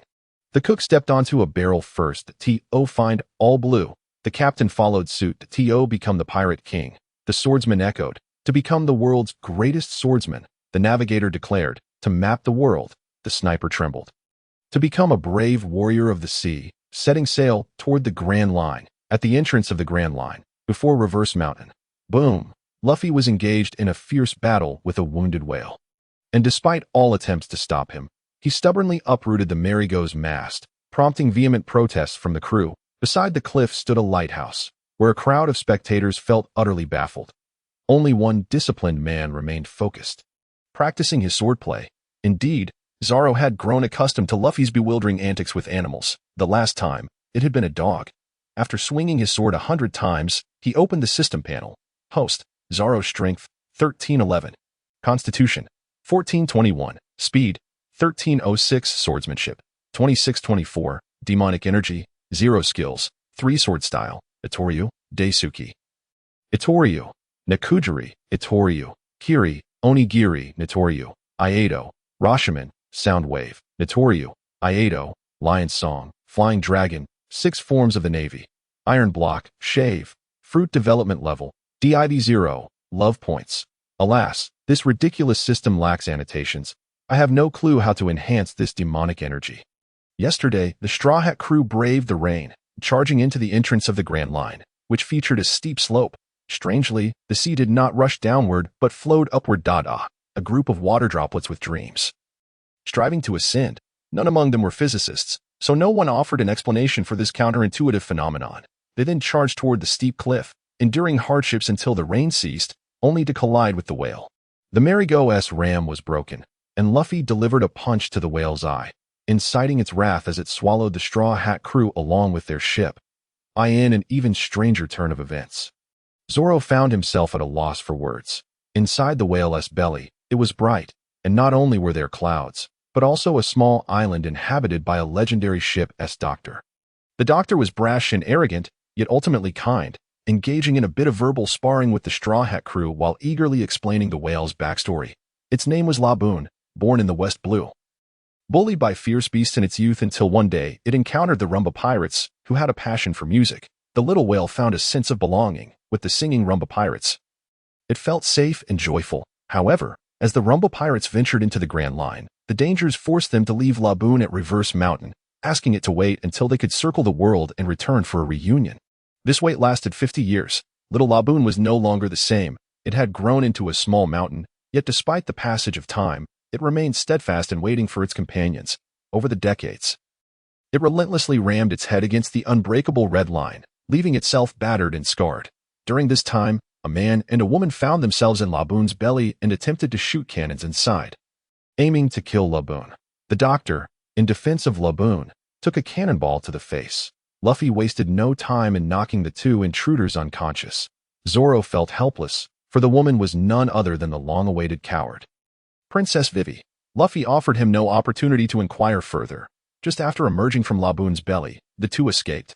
Yet Zoro was not in a hurry. He had seen the log post that the two had dropped on the ship, and according to the script, they would return.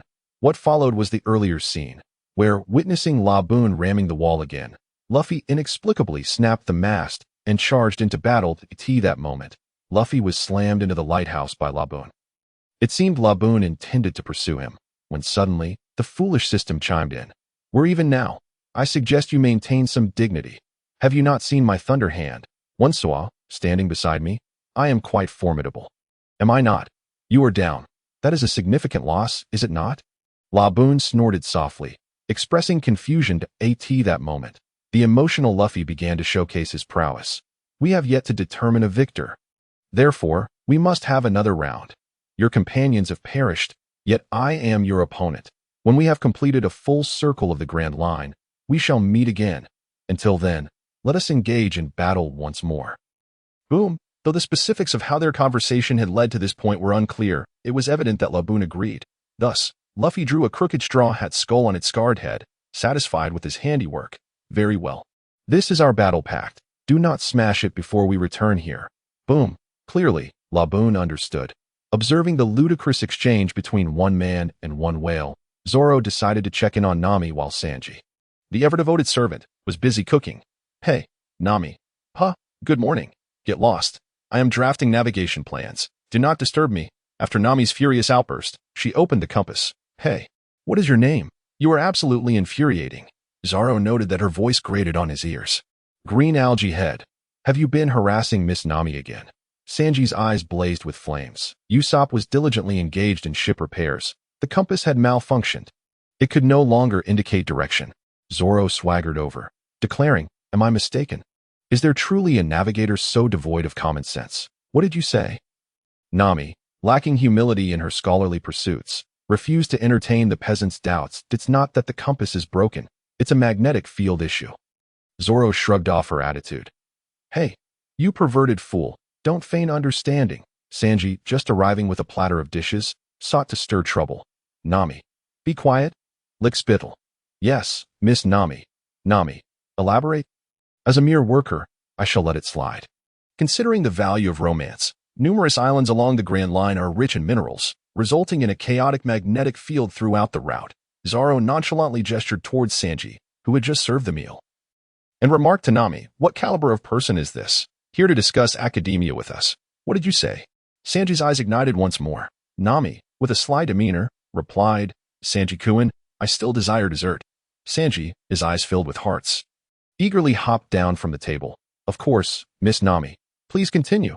The winds and currents along the Grand Line are also unpredictable. As a navigator, you ought to comprehend the terror of such circumstances. Get to the point."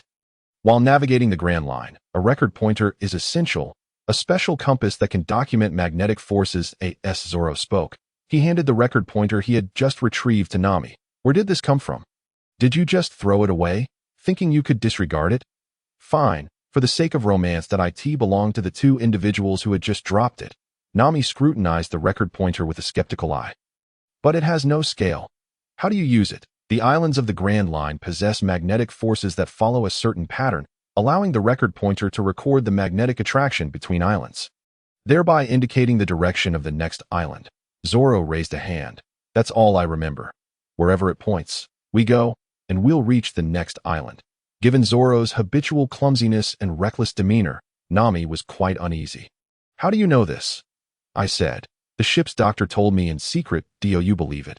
I've roamed far and wide for many years." He was not mistaken at that moment. The ship's doctor intervened. "From this point, there are 7 routes, all leading to the same destination, the final point of the Grand Line, Raftel. Only Gold Roger's crew has ever been there. It is a legendary island that where the great treasure lies." Usopp, having completed his ship repairs, exclaimed with excitement, "I don't know. No one besides Roger has ever been there. Hee. You won't know until you see it. Luffy has never been particularly interested in treasures." "Wait, so there's no reward for this?" After a long wait without receiving a notification sound, Zoro cautiously inquired, "Hey, Nami, shouldn't you be thanking me?" Nami sighed. "Thank you indeed. Ding. Teach girlfriend number 3 a bit of nautical knowledge. Earn a touch of gratitude. Reward romance points 3. Upon hearing the notification, he smiled with satisfaction. Observing a man and woman kneeling on the ground, Luffy graciously allowed them to board the ship. However, Zoro, being a man of principles, declared that those who had not been tested could not board. Grinning wickedly, "Wait." Yes, as expected, an unexpected incident occurred. Upon seeing Luffy devour all the meat, Sanji, claiming that Miss Nami had eaten little, delivered a flying kick to Luffy, resulting in the destruction of the record pointer. An enraged Nami promptly kicked both of them off the cliff. Fortunately, the ship's doctor, grateful for the incident with Laboon, provided another record pointer, climbing back up the cliff in a comical state were the man and woman who had previously wreaked havoc inside Laboon's belly. The woman introduced herself as Ms. Wednesday, while the man called himself Mr. 9. Upon reaching the shore, they pleaded to join the crew for the next island, casting all blame for Laboon's demise onto a so-called company. Well, their kneeling position was impressively standard, indicating their sincerity. Thus, Luffy graciously agreed. However, Zoro was not so easily persuaded. "Wait, Luffy. Ms. Wednesday, Mr. 9, that name sounds like a code. I feel I've heard it somewhere before, to avoid a confrontation in town." The impulsive Luffy decided to reveal their identities first. The two appeared nervous. "Why yes, it's the code provided by the company." "Company? Oh, now I remember." Zoro patted the 3 swords at his waist. "Baroque works, right?" Zoro grinned at Ms. Wednesday. "Ding. Detected potential to bind with the goddess Nefertari Vivi. Would you like to bind?" "Yes." "Ding. Goddess number 6, Nefertari Vivi, successfully bound. Please begin interaction with the goddess promptly." "How did you know?" Ms. Wednesday gasped in astonishment. "That's not important. I am the vice captain of this ship, and if you wish to board, you must pass my test." "Hey, sexual harassment. What do you want to do to the beautiful lady?" The perverse cook raised an eyebrow. "And who agreed to your position as vice captain?" "Shut it. The last one on board has no right to speak." "What did you say?" "Perverse cook, you best remain silent when I converse with a woman." "Huh, as long as I'm here, you won't dare harass the lovely lady again." "What?" Bang! The two, on the verge of drawing swords, were swiftly knocked down by Nami, who shouted, "Both of you, be quiet. We're setting sail." "All right, Miss Nami." "Lickspittle, you foul woman. I will chop you down one day, straight man." Zoro lost a bit of face, his momentum faltering, and had to relent for the time being. "Hey, Aren't these people curious about what Baroque Works does? The weather along the Grand Line defies logical judgment. As the Mary sailed forth, the weather inexplicably shifted from clear skies to heavy snow, as if, in an instant, spring had transitioned through summer and autumn. Landing squarely in winter, the biting cold wind compelled Nami to bundle herself in thick cotton clothing and retreat to the cabin. Keep sweeping until the snow stops, Sanji-kun. Yes, at your command. Lickspittle was tasked with clearing the snow. Luffy and Usopp busied themselves building snowmen and engaging in snowball fights. The disciplined man, having just completed a winter swim, entered the cabin. Hey, can't you lend a hand with the snow? Nami, with a fishman's mouth. There are matters of greater importance. Zoro grinned, casting a glance at the shivering couple at the table, slowly drawing out his sword, Wado Ikamanji. Thud, we can talk this over. The two quickly fell to their knees. Zoro? Nami inquired, puzzled. All members of Baroque Works utilize code names instead of their real names, and they must not easily disclose company secrets. Nearly all members are bounty hunters, correct? Bounty hunters? Nami exclaimed that I apologize, but we certainly will not oppose you. The couple remained in their sincere kneeling position. Hey, Nami, could you check the ship's direction? I just confirmed it. What's the matter, Miss Nami? Lickspittle. Nami dashed out of the cabin, directing the ship to turn around. Outside, chaos ensued, encountering icebergs, strong winds, and leaks in the ship's hull. However, this had little relevance to the three inside the cabin. After dismissing everyone, Zoro grinned at Vivi. Do you wish to live? Spare me. All right. Answer me one question. If you get it right, you live. If you get it wrong, both of you die. Zoro's smile was reminiscent of a demon. Please, go ahead. So, would you like to be my girlfriend? Zoro poised his sword against her shoulder. I would love to. Vivi responded quite readily. Ding. Congratulations. Host successfully declared love to goddess number 6. Keep up the good work. Reward romance points. Zoro sheathed his sword, just as Nami returned, the rain having cleared. What do you plan to do with them? Nami inquired curiously. No need to deal with them. They have passed the test. What a joke. Nami, transformed into a mermaid, exclaimed.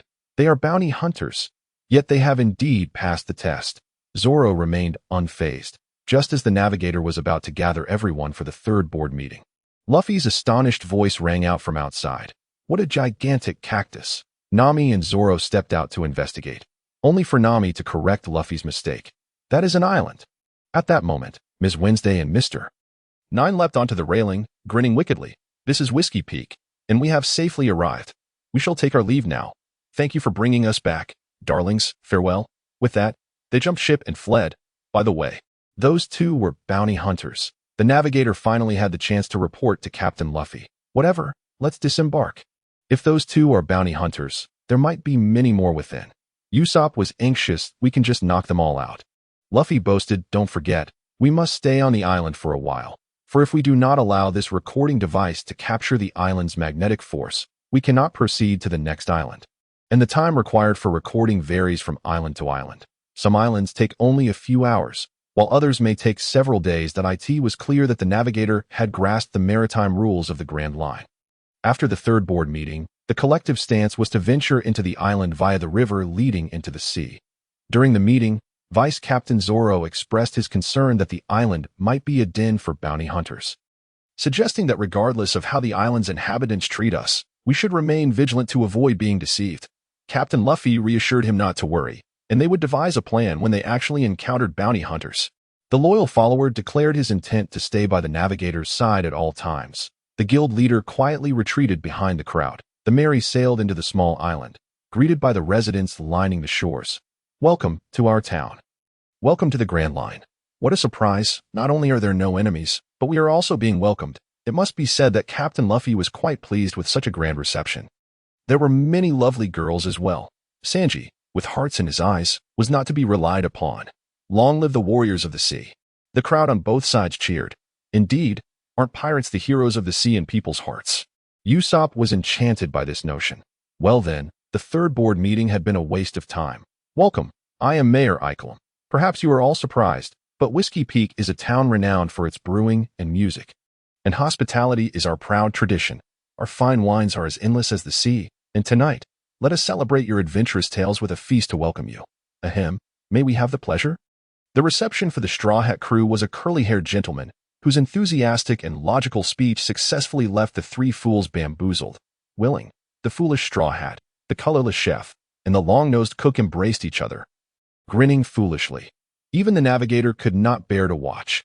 Three idiots. By the way, how long will it take for the island's magnetic recorder to complete its task, as expected of the navigator? Displaying a serious and responsible work ethic. Recording? Let us not dwell on such tedious matters. We should rest after our journey. Clearly, the curly-haired gentleman had no intention of divulging any information. Come, everyone, prepare for the banquet. Sing the songs of adventure. It must be said that the public relations skills of this establishment's leaders were truly commendable. They quickly discerned the personalities and preferences of the three fools, with a few children coaxing the guild leader into sharing adventure stories, causing him to become intoxicated in the children's flattery. The colorless chef, surrounded by a bevy of beauties, was already intoxicated without needing to drink. Luffy was endlessly fed, becoming increasingly satisfied until he could eat no more and drifted off to sleep in bliss. Zoro was besieged by a dozen heavy drinkers, which inevitably reminded him of some past events, ultimately leading him to feign drunkenness. Anon, accompanying Nami with drinks, found her beverage laced with alcohol. However, as a seasoned East Blue musician, she sensed something was amiss and soon succumbed as well. The revelry subsided, and the night air of Whiskey Peak was filled with the chirping of insects, a gentle breeze caressing the serene tombstones. Under the dark moonlit night, the dreams of the rivers and lakes continued unabated. Oh, the dancing cactus rocks, you remain so beautiful tonight, the curly-haired mayor sang with heartfelt emotion. You truly are a poet, Mr. 8. During the day, a man and woman from the Mary appeared behind the curly-haired mayor. What about them? The mayor's expression turned ominous. They have already fallen into hell. At that moment, the nun who had been drinking with Nami slipped out of the room. Oh God, these folks can really eat and drink. MS. Monday. A few greeted her. Ms. Monday remarked, is it really necessary to treat them this way? They are merely a bunch of weaklings. We should have dealt with them at the port. There is hardly any food in town anyway. And we never expected to obtain whale meat. Feeling insulted, the two angrily retorted, you mean to speak like that? Exactly. We have been trying our best. All right, enough arguing. Let us take a look at this. I have investigated their backgrounds. The curly-haired mayor pulled out a wanted poster. 30 million. The group was astonished. The mayor criticized, judging strength by appearance is quite foolish. Ms. Monday, how shameful. Forget it. The matter is settled. And I can provide the boss with a commendable report. Quickly, seize their treasures from the ship and bind them. If we kill them, the bounty will be reduced by 30%. The government prefers to execute them publicly. Just then, an untimely voice called out from above a nearby building. Excuse me, could you let them sleep well? After a long day of sailing, everyone is quite tired. Zoro, sitting cross-legged on the rooftop, interrupted their conspiracy. Aren't you already drunk? The curly-haired gentleman was astonished. As a swordsman, one should never be controlled by alcohol. A wave of intense pressure descended. Zoro rose, gazing down at the gathering crowd below, revealing a wicked grin. The Baroque works. Shall we take them on one by one or all together? The curly-haired gentleman's expression darkened. It seems another tombstone will soon be added atop the cactus rock. Shave. At that moment, a cold blade pressed against the curly-haired gentleman's shoulder, accompanied by a devilish voice from behind him. One blade enough? The surrounding people raised their guns in unison. Stop. Do you intend to kill me too? Seizing the opportunity to speak, the curly-haired gentleman leaned back and blew into the saxophone he held. Shave. Tat tat tat. You thought that was a saxophone? It was actually a machine gun. However, Zoro was nowhere to be seen behind him, as he had dispatched a group of teammates in quick succession. Meanwhile, Zoro, leaning against the wall, fell into contemplation. It is easy to eliminate these minions, but the exclusive quest for Vivi surely holds substantial rewards, and I must escort her to Alabasta. Therefore, I must delay until those pursuing Vivi arrive. However, I need not kill Vivi. The curly-haired gentleman, Ms. Monday, and Mr. 9. The rest can be eliminated. A perfect opportunity to test my blade. I have found you. A voice announced from the rooftop. This chapter is not finished yet. Please click the next page to continue enjoying the thrilling content. Shave and vanish. Before the words had left my lips, a minion wielding a gun was stabbed in the chest by a bloody long knife. Snowwalk, light and sharp, it is indeed a fine blade. Zoro drew his sword, inspected the blade closely, and offered his assessment. There, one sword style. 36 troublesome phoenix. Tat tat tat. The air slashed through, sending all bullets flying. As if the Grim Reaper's scythe had reaped over a dozen lives, Zoro sheathed Snow Walk. Just then, he heard a whoosh from behind him, drew out Sandai Katetsu, and turned to parry the attack. It felt as if he were slicing through tofu. A massive stone hammer was cleaved in two, almost causing him to stumble. What a swift blade! The third generation of the cursed blade, Goeche, is indeed sinister. A mere touch can sever objects. Unlike a renowned sword which can only cut when its master desires it seems one must adapt over time to that moment, a child shouted, brandishing a small knife aimed at his kidneys. He swiftly turned, flicking the child's weapon aside with a light motion. A nun rushed forward, embracing the child. I beg you, spare him. He is but a child. As she spoke, the nun clutched the crucifix around her neck and pulled a mechanism, unleashing a torrent of sand. She then raised a steel blade, aiming it at Zoro. Anticipating the attack, Zoro swiftly retaliated, severing her throat in one strike. Soon after, a horde of miscreants surged forward. Hey, the blades have been tested. First, let me clear you out. As his words echoed, a ghostly figure darted through the crowd, the glint of blades and the scent of blood omnipresent, with every clang of steel and cries of agony. Whiskey Peak gradually descended into silence, the entire town awash in a dark liquid under the moonlight, reflecting the blood-red crescent above. Beneath the moon's glow, a swordsman stood amidst the pool of blood, gazing blankly at the blood-soaked third-generation Goeche in his hand. The bounty hunters now sprawled in the crimson puddle numbered not less than 80. A cursed blade, you say? Strangely, the original owner seemed unaffected. He was not a man of mercy. Zoro could vaguely recall that although the original owner wreaked havoc at Whiskey Peak, he showed mercy to most. Opening the system panel. Host, Zoro's strength, 1311. Constitution, 1421. Speed, 1306. Swordsmanship, 2644. Demon aura, -10 skills. 3 sword style. Ikaku R. Nikaku R. Nikaku / Demon / Nightary, Iato, Rashomon. Soundwave. Ericon ITT Riato. Shur Sun. 6 styles of the Flying Dragon Navy. Iron Block, Shave. Fruit Development Level, Div 0, Romantic Value. Indeed, the demon aura value has fluctuated. Could it be due to the killings with Goeche? But why is it negative? You fiend. Die. The wind howled as Zoro, lost in thought, was caught off guard, hastily leaning back as a massive wooden ladder narrowly missed his head. At that moment, a tall, dark-faced figure resembling a muscular Barbie suddenly appeared, stepping on his right hand and pressing down on his cheek, raising a fist adorned with brass knuckles to strike. Die. Zoro revealed a wicked smile, raising his left hand to firmly catch the descending fist. With a sudden surge of strength, he overturned the muscular Barbie, then grasped her face, lifting her up. Strength, is it? Ding. Detected that the goddess Ms. Monday can be bound. You wish to bind her? Are you certain she appeared in 3 episodes? He felt conflicted, gazing at her imposing figure. Surely, one instance of such a dark history sufficed. Furthermore, given her face twisted with hatred, agreeing was out of the question. She must be a friend of Vivi, and killing her could adversely affect Vivi's exclusive storyline. Never mind. Zoro struck her on the head with the hilt, rendering her unconscious temporarily. Impossible. Ms. Monday lost in strength. Zoro turned to the remaining 3. Baroque works. Is this all? The curly-haired mayor suddenly enlightened. I see now. The mystery is unveiled. That wanted poster was a mistake by the Navy. Mr. Point 9 panicked. Yes, if this kid were a 30 million bounty criminal, I could understand. Vivi, sweating profusely, remarked. So that's it. Knowing oneself and the enemy leads to better battles, right? Oh, are we continuing? Zoro observed the group with amusement.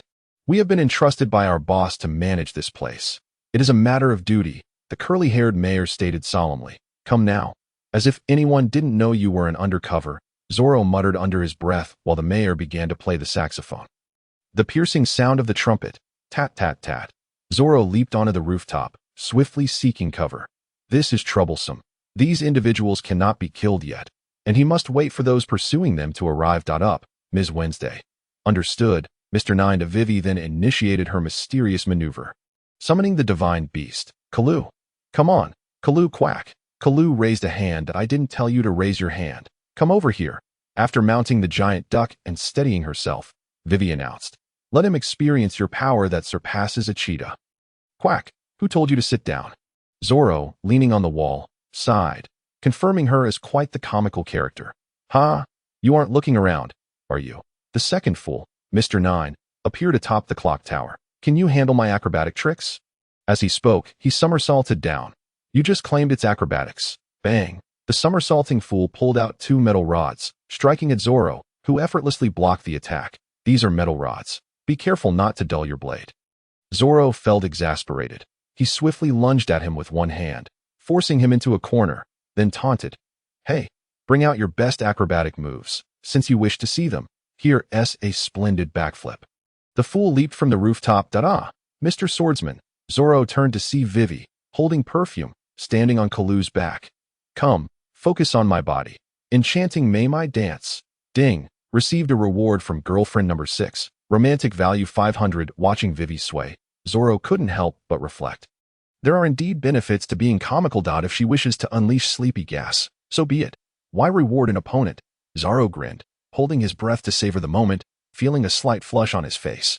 She dances with such fervor. Surely, free riding is inappropriate. Should I not collect, like, and follow? Damn it. Holding my breath, Vivi unexpectedly produced a sharp pendant from somewhere, twirling it on her pinky. Kalu, charge. P-foul display. However, her driving skills seemed off course. There was no need to dodge. Running the wrong way, Vivi transformed into a mermaid, exclaiming, Ah, stop. We're going to fall. Indeed, they plummeted from the rooftop. Prepare to fire.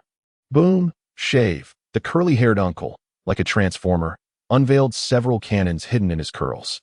Pulling his bow tie, he launched a barrage at Zoro's rooftop. Unfortunately, they struck only air. The chapter has yet to conclude. Please click to the next page to continue enjoying the thrilling content. Not to mention, doesn't your ear feel uncomfortable?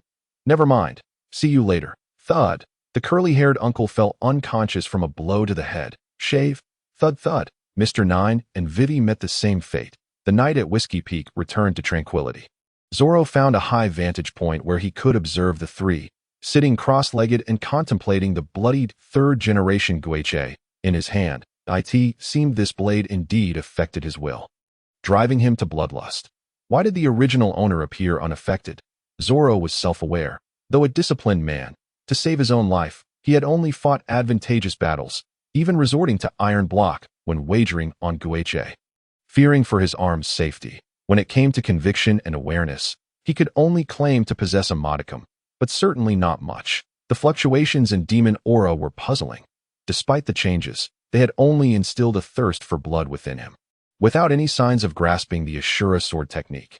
Furthermore, the negative shift in demon aura might be related to Geish's influence on the mind. It was likely that the original owner had subdued Geish's will through his own, controlling the demon aura rather than being dominated by it, which allowed him to comprehend the Ashura sword technique. Alas, this was troubling. The demon aura posed a significant dilemma. If left unresolved, with each life he took, he might transform into a mere monster fixated on slaughter. Dispersing the demon aura could certainly be achieved through Conqueror's Haki. Even Enma could be subdued, let alone the minor third-generation guiche. However, it required 100,000 romantic value, leaving him to ponder alternative solutions to in a previous life. He had read some texts about the Ashura scriptures. As a homebody, such literature was his preference, be it celestial or Taoist. Ashura beings are often characterized by their anger and combativeness, yet possess a fundamentally kind nature, and they believe in Buddhism, Zoro murmured, if one were to guard with demonic power, traversing into the void. This Ashura is born from an egg, captured by the demon's allure. Must I shave my head? After shaving my head, I contemplated becoming a despicable rogue, but decided against it for now. As Ananda demonstrated the fall. It marked the beginning of my battle against demons. Perhaps I should delve into the Surangama Sutra first. Suddenly, a bizarre scene unfolded before me. Amidst the corpses strewn across the ground, a swordsman sat cross-legged on the rooftop, one hand gripping the blood-dripping blade of a ghostly weapon, while the other formed a seal against his chest, uttering the incantation of Moko. Below on Whiskey Peak, rivers of blood flowed, accompanied by the ethereal sounds of sacred chants. Having recited the first volume, Zoro felt a warm sensation enveloping his body. He opened the system panel to investigate. System panel. Host. Zoro strength. 1311. Constitution. 1421. Speed. 1306. Swordsmanship. 2644. Demonic energy. -9 Azura path. 1 skills. 3 sword style. Ikakuroru. Nikakuroru. Nikaka slash, demon slash two-sword style, Iato, Rashomon, Soundwave, Nijan Itaryu, Iato, Lion Song, Flying Dragon Marine 6 techniques, Iron Block, Shave, Fruit Development Level, Div 0, Love Value. It seems the Surangama Sutra has evolved the demonic energy. Excellent. As long as I can resolve this predicament, this pirate world is truly enigmatic. At that moment, the curly-haired uncle stirred awake, nervously scanning the surroundings. Upon seeing the unconscious Vivi, he rushed over to check on her. Ms. Wednesday, are you all right? What happened? Vivi was jolted awake by the curly-haired uncle's concern, and Mr. Nine also stirred at the commotion. TSK, TSK, TSK, how utterly pathetic. So many of you fell to a mere swordsman.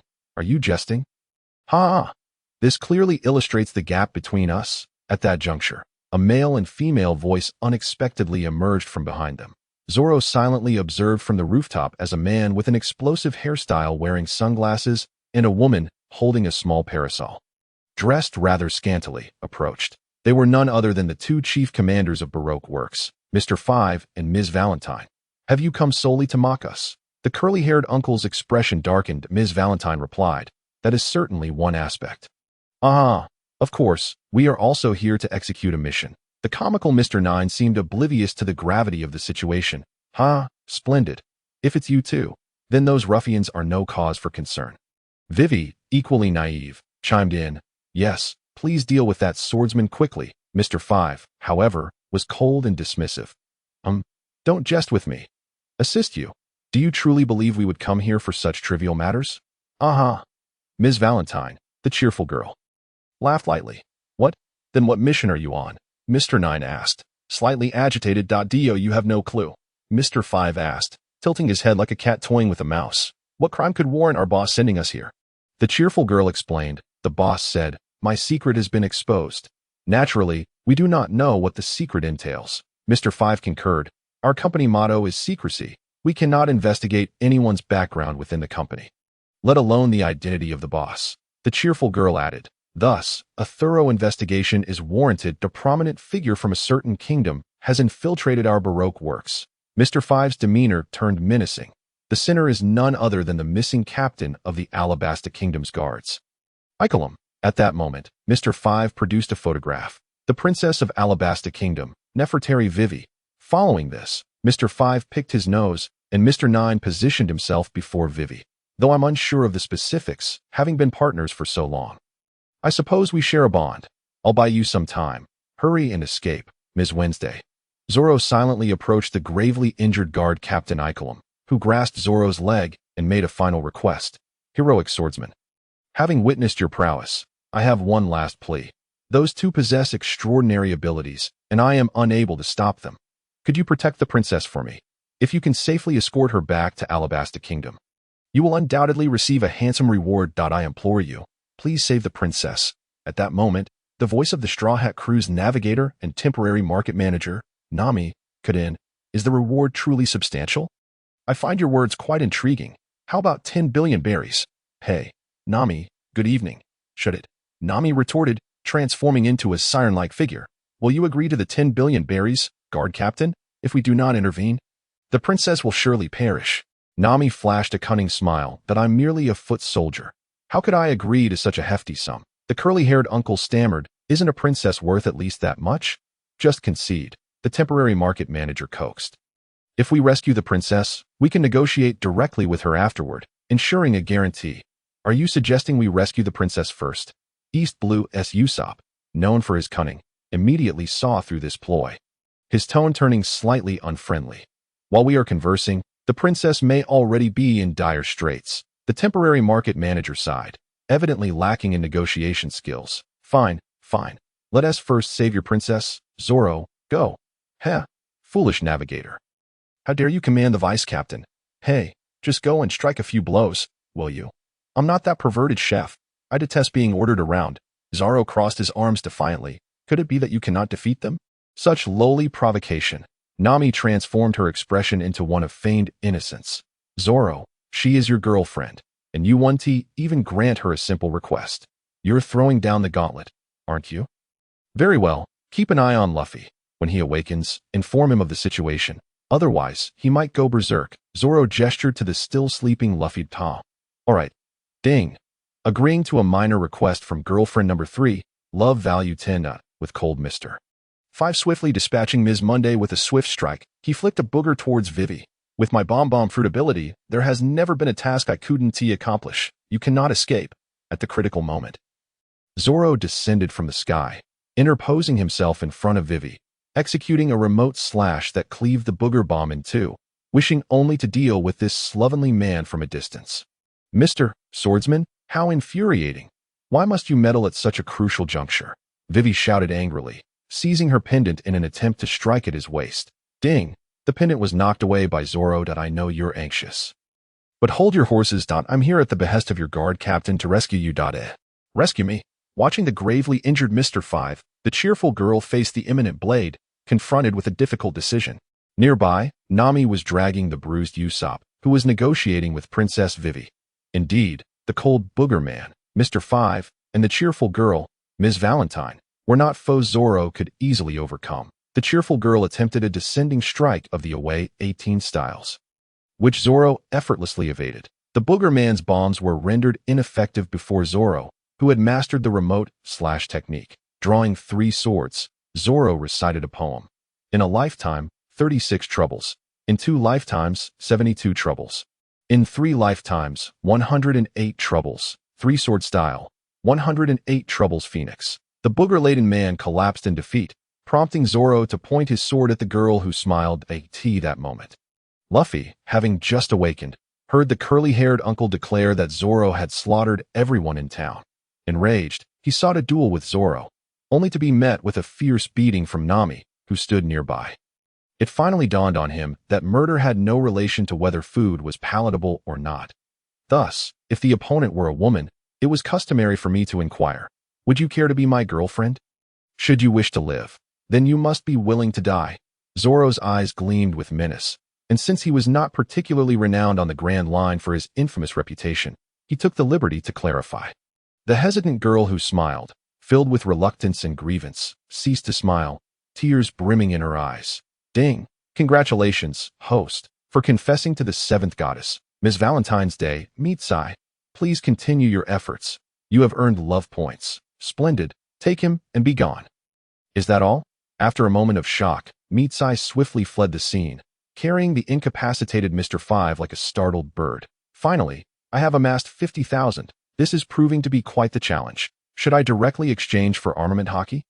Zoro pondered as he sat beside the defeated group, observing the weeping Nami and the guilt-ridden Vivi. Lost in contemplation, the crocodile's logia fruit was indeed a significant nuisance, while obtaining armament hockey would aid in striking him down.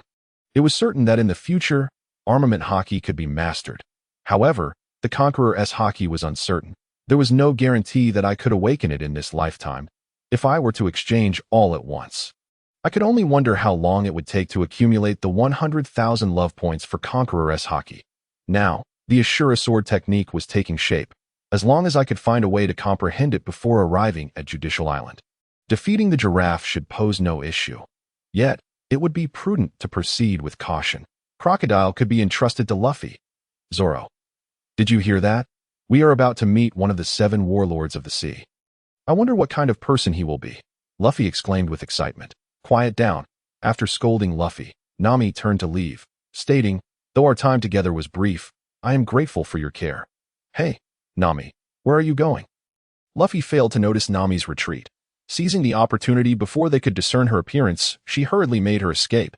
However, she unexpectedly encountered the painting cat, Mr. 13, the enforcer and messenger of Baroque works, who had already revealed her portrait and was accompanied by the vulture.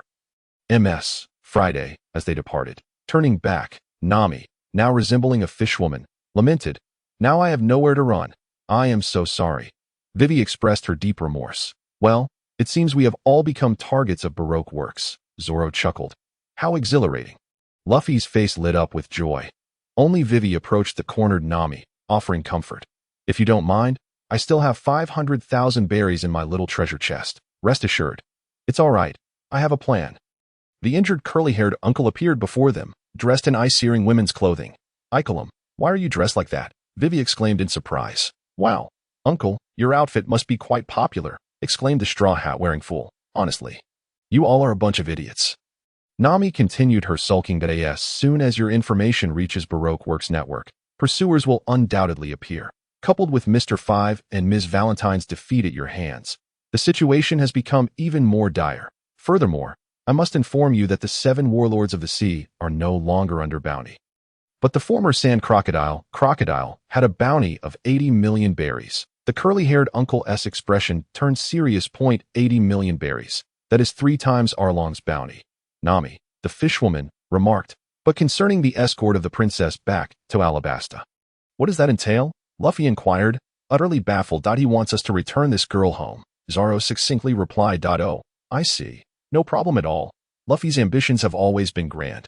Well then, princess, please hand over the permanent log pose for Alabasta. The curly-haired uncle explained what a permanent log pose was before proceeding to outline the plan. Listen closely, princess. I will disguise myself as you and take 3 decoys back to Alabasta to draw the pursuers away. You will board their vessel and return to Alabasta along the original route. Are you implying that this disguise will fool everyone into thinking they are complete fools? Then, princess, I leave this to you. After bidding farewell to the curly-haired uncle and Vivi, just as they set sail, their ship was blown to pieces. Zoro felt no sorrow, for he believed someone would come to rescue him. Impossible. The pursuers have arrived so quickly. Luffy shouted, his emotions running high. This is incredible. Nami, is the log pose recorded? Yes, it is already full. Take that girl with us. We are setting sail. Young master, there is still more to this chapter. Please click to the next page to continue reading. The excitement only intensifies. Vivi stood still, and Nami rushed forward to pull her. Vivi, we must hurry. If we are discovered, everything will be in vain. Seeing Vivi biting her lip to stifle her cries, blood trickling from the corner of her mouth, Nami embraced her tightly. It's all right. We will ensure you return safely to Alabasta. Those 4 once saved the East Blue. The mere 7 warlords of the sea cannot be their match. As dawn broke, the first light of day began to illuminate the sky. Yet, just as a new day was about to unfold, the sea was suddenly shrouded in thick fog, resembling a mysterious misty forest, obscuring the secrets hidden within. Amidst this white haze, the Mary sailed quietly, its silhouette flickering in the fog like a solitary spirit exploring the unknown journey across the vast ocean. Please be cautious while sailing. Do not collide with the rocks. It is truly wonderful to have escaped the pursuers. A strange woman's voice echoed from the cabin of the Mary, dripping with sarcasm. The crew on deck looked up in astonishment. Who are you? Luffy inquired curiously upon spotting a strangely dressed woman lounging on the railing. Why are you here, Miss Sunday? Vivi gasped in surprise. Zoro stroked his chin, lost in thought. Has Nico Robin appeared? This is troublesome. Should I ask her directly? That would be inappropriate. We will be working together in the future. She is merely here to greet us, not to board. If we refuse her, we cannot truly harm her. Not harming her would preserve our reputation. I suppose it is best to remain cautious and inquire when she boards after we pass Alabasta. She has come. She should not have come. Hence she has left again. Indeed, Robin delivered the permanent log pose to a nearby island of Alabasta, but it was crushed by Luffy. I completely understand Luffy's feelings. He has even entered the boardroom and already wishes to partake in the decision-making process. Throughout this encounter, Zoro remained silent, for the thoughts of the archaeologist were elusive. It was best to leave a good impression and remain a quietly dignified figure. As Robin departed, the fog lifted, the sun re-emerged, and the Mary returned to its usual cheerfulness. Observing Sanji serve a special drink, the disciplined man broke into a grin. Colorful chef, come assist me in my training. Sanji also displayed a mischievous grin. Bang! A splendid day begins with a kick to a dog's head. Colorful chef, I shall eventually cut you down. Ha! Luffy and the others burst into laughter. Usopp, please craft me a fishing rod. Luffy is a man who values quality of life. In that case, I shall create a fishing rod filled with artistic flair. As the head of the union committed to the development of corporate culture, Mr. Usopp places great importance on artistry. You can drink quite well. Have another cup? Gah! After kicking the dog, Sanji picked up a drink and teased Vivi's duck. In that moment, Ananda and the multitude heard the Buddha's teachings. With minds and bodies at ease, they reflected on their lost essence, mistaking the transient for permanence. Meanwhile, the dignified figure sat cross-legged on the deck, reciting scriptures in meditation. Hey, the Grand Line is fraught with danger. Is this really appropriate for them? Vivi remarked. observing the carefree crew as she criticized Nami. "Isn't this quite wonderful? Here, this is for you." Nami handed Vivi a drink.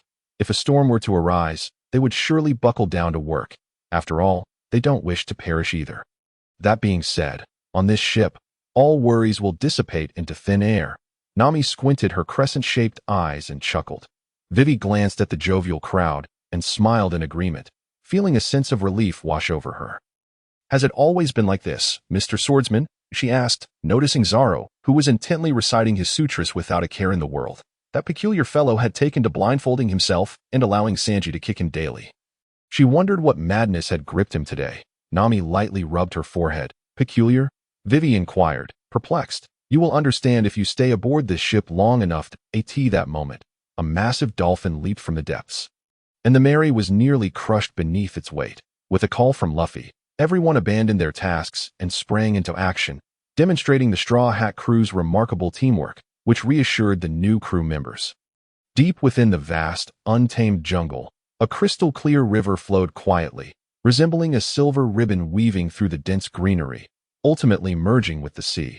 Everything in the jungle seemed enveloped in a mysterious tranquility, broken only by the gentle rustle of leaves in the breeze and the distant chirping of insects. However, this serenity was short-lived. Suddenly, a thunderous roar akin to a volcanic eruption shattered the stillness, causing the very earth to tremble. This was followed by the earth-shaking roars of beasts and the sharp cries of birds. The creatures that had been lurking in the shadows were now stirred into action, some roaring to assert their dominance, while others fled in terror. The birds soaring above responded with piercing calls as if echoing the sudden commotion. At that moment, a bloody tiger let out a mournful howl and collapsed beside the Mary, which was navigating towards a small island.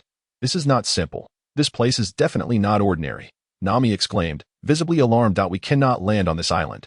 Usopp frantically shook his head in response to the unknown dangers. "We must remain on the ship until the compass is fully charged and leave without delay. We must head to Alabasta immediately," Nami concluded, having made her choice. Meanwhile, Luffy wore an excited expression. "Sanji, Bento, I feel an adventure coming on." "Wait, where are you going?" Nami began to shout. "Adventure? Hee, want to join?" Luffy flashed a wide grin and then called out anxiously, "Sanji, Bento." "Got it. Just a moment," Sanji replied, unfazed, calmly heading to the kitchen. "Can I go with you?" Vivi asked, surprisingly bold. "Sure, come along." Luffy responded happily to the new recruit's enthusiasm. "What are you talking about?" Nami continued to shout. "Well, if I stay here, I'll just overthink things. Before the records are full, I need some fresh air." Vivi explained, pulling the bewildered duck along. "Don't worry. Karu is here. Then I'll prepare a love bento for Vivi-chan," Sanji offered. "Could you get a drink for Karu, please?" Vivi ignored the term love. "All right, Vivi-chan." Just as they were about to leave, Zoro called out to Vivi, and Nami realized something, exasperatedly rubbing her forehead. "Hey, Vivi, good morning." "Huh, Mr. Swordsman, are you going too?" "I'm not going with you." "Have you had breakfast, Mr. Swordsman?" "Don't worry. Sanji-kun has already prepared a bento for me." "Oh, what's in the bento?" "The chapter isn't over yet. Please click to the next page to continue reading the captivating content." "Huh. Hey, pervert, stop bothering Miss Vivi. If you want to know what's in the bento, I'll tell you." Sanji, cigarette in mouth, wore a defiant expression. "What did you say, you lecherous cook? Do you want to fight? Sexual harassment?" "Haha, Mr. Swordsman is quite a character, though I don't know what you're saying." "I appreciate your concern." Vivi maintained her princess-like composure. Ding. Engaging in small talk with girlfriend number 6. Reward. Love point 6. Well, number 6 is viable. "Hey, Nami, good morning." Zoro, having heard the notification sound, appeared in high spirits and didn't he wish to engage with the lecherous cook. "Huh? Are you trying to bother Miss Nami again?" Sanji positioned himself protectively in front of her. "Lecherous cook, I advise you to mind your own business. As long as I'm here, you won't get to harass the lovely Nami-chan." All right, lecherous cook, you've ruined my foundation. You're on a path to destruction." Zoro's eyes gleamed with menace as his right hand slowly moved to his sword's hilt while Sanji, not backing down, raised his left foot, their gazes clashing with an unusual spark. Bam, bam. "You too, cut it out." Nami, embodying a fierce demeanor, struck both their heads with a heavy blow of her armament haki. "Okay, Nami-chan," the love-struck Sanji grinned. "Stupid woman, are you courting death?" the straightforward Sanji retorted. "How dare you call Miss Nami a stupid woman? What are you staring at?" "Be quiet." "Nami, Switching her attention to Sanji, transformed her expression to one of mock innocence. Sanji-kun, I am hungry. Can we have lunch now? Of course, Miss Nami. I'll prepare a heartfelt lunch right away. Sanji's eyes sparkled with affection. Then Nami turned to Zoro with a similar demeanor. And you? Good morning. Did you eat? Satisfied with the bread? Ding. Engaging in small talk with girlfriend number 3. Reward. Love points 3. Tisk. Number 3 is rude. We can't proceed. Sigma silently jumped off the ship. Hey, where are you going? I smell a swordsman in the jungle. As expected, an unexpected turn of events occurred. Deep within the dense, primordial forest, a thick canopy obscured the sky, with only dappled sunlight filtering through the treetops, illuminating the damp earth below. In this dark, enigmatic realm, a solitary figure traversed the underbrush. He was a man with 3 swords at his waist, his form blending seamlessly with the ancient forest, his green moss-like hair appearing as part of the landscape. While he dragged a massive triceratops behind him, he wandered through the woods, occasionally stopping to observe the surrounding trees, and looked up at the sky, seeking 2 colossal silhouettes. He muttered to himself, the road leads to heaven. Each walking their own path. No grievances from the past, no enmities of late. If there is a clash, I pray for your understanding. Zoro, not admitting that he shared the same navigational ineptitude as the original owner, spoke the plain incantation, revealing his belief that he must have encountered a wall of ghosts. He had followed the path Luffy took, intending to find the sword-wielding giant, just moments before the volcanic eruption. He had witnessed 2 giants dueling, and while heading in that direction, he encountered a small hill blocking his way. While navigating around the hill, he had a skirmish with the triceratops, and now he was lost. 2 grown men, and they can't handle a few blows. When will this damned volcano erupt again? He grumbled. At this rate, the sword-wielding giant has probably downed a bomb. How can he compete with me? At that moment, a small wax house came into view. Oh, how fortuitous, a navigator has arrived. Zoro concealed his presence, drawing closer to peer inside, where a 4-eyed lad with a 3-shaped top-knot Saturday, he wore a blue and white striped short-sleeve shirt adorned with a purple-red bow tie. His left hand clutched a recording pointer, his legs crossed as he sipped tea and perused the news. Beside him sat a small girl, her head bowed, with dark red twin ponytails and large eyes adorned with rosy cheeks. She wore a pink wide-brimmed hat, a light blue floral shirt, a dark red skirt, blue and white striped socks, and red sneakers. Though she crouched, her height and build suggested she would be directed to the children's section in a store. However, according to Oda, she was 18 this year. Whether you believe it or not, Zoro surely did. After a flurry of activity, Zoro settled into a wax chair, poured himself a cup of tea, and savored a sip before dousing the 2 bound individuals awake. To intrude upon another's dwelling so brazenly and sit in the owner's chair while sipping the fine Regber Earl Grey tea was indeed quite rude. Upon awakening, Mr. 3 quickly grasped the situation. Casting a sullen glance at Zoro, with a clang, Zoro, aware of Mr. 3's treacherous nature, unsheathed his sword, Enma, resting it upon Mr. 3's shoulder. You would do well to cease your underhanded antics, lest I ensure that your head is the first to roll. Chief Executive Officer of Baroque Works, Mr. 3. Mr. 3, evidently unsettled, replied, since you are aware of our affiliation with Baroque Works, it would be prudent for you to release us post-haste, or I assure you, my boss will issue a pursuit order for your demise. And what of that? Am I not already on your hit list? Zoro grinned maliciously, his eyes glinting with a hint of murderous intent. Now, I shall pose a question, and you will answer, should you respond incorrectly. You shall perish, do you understand?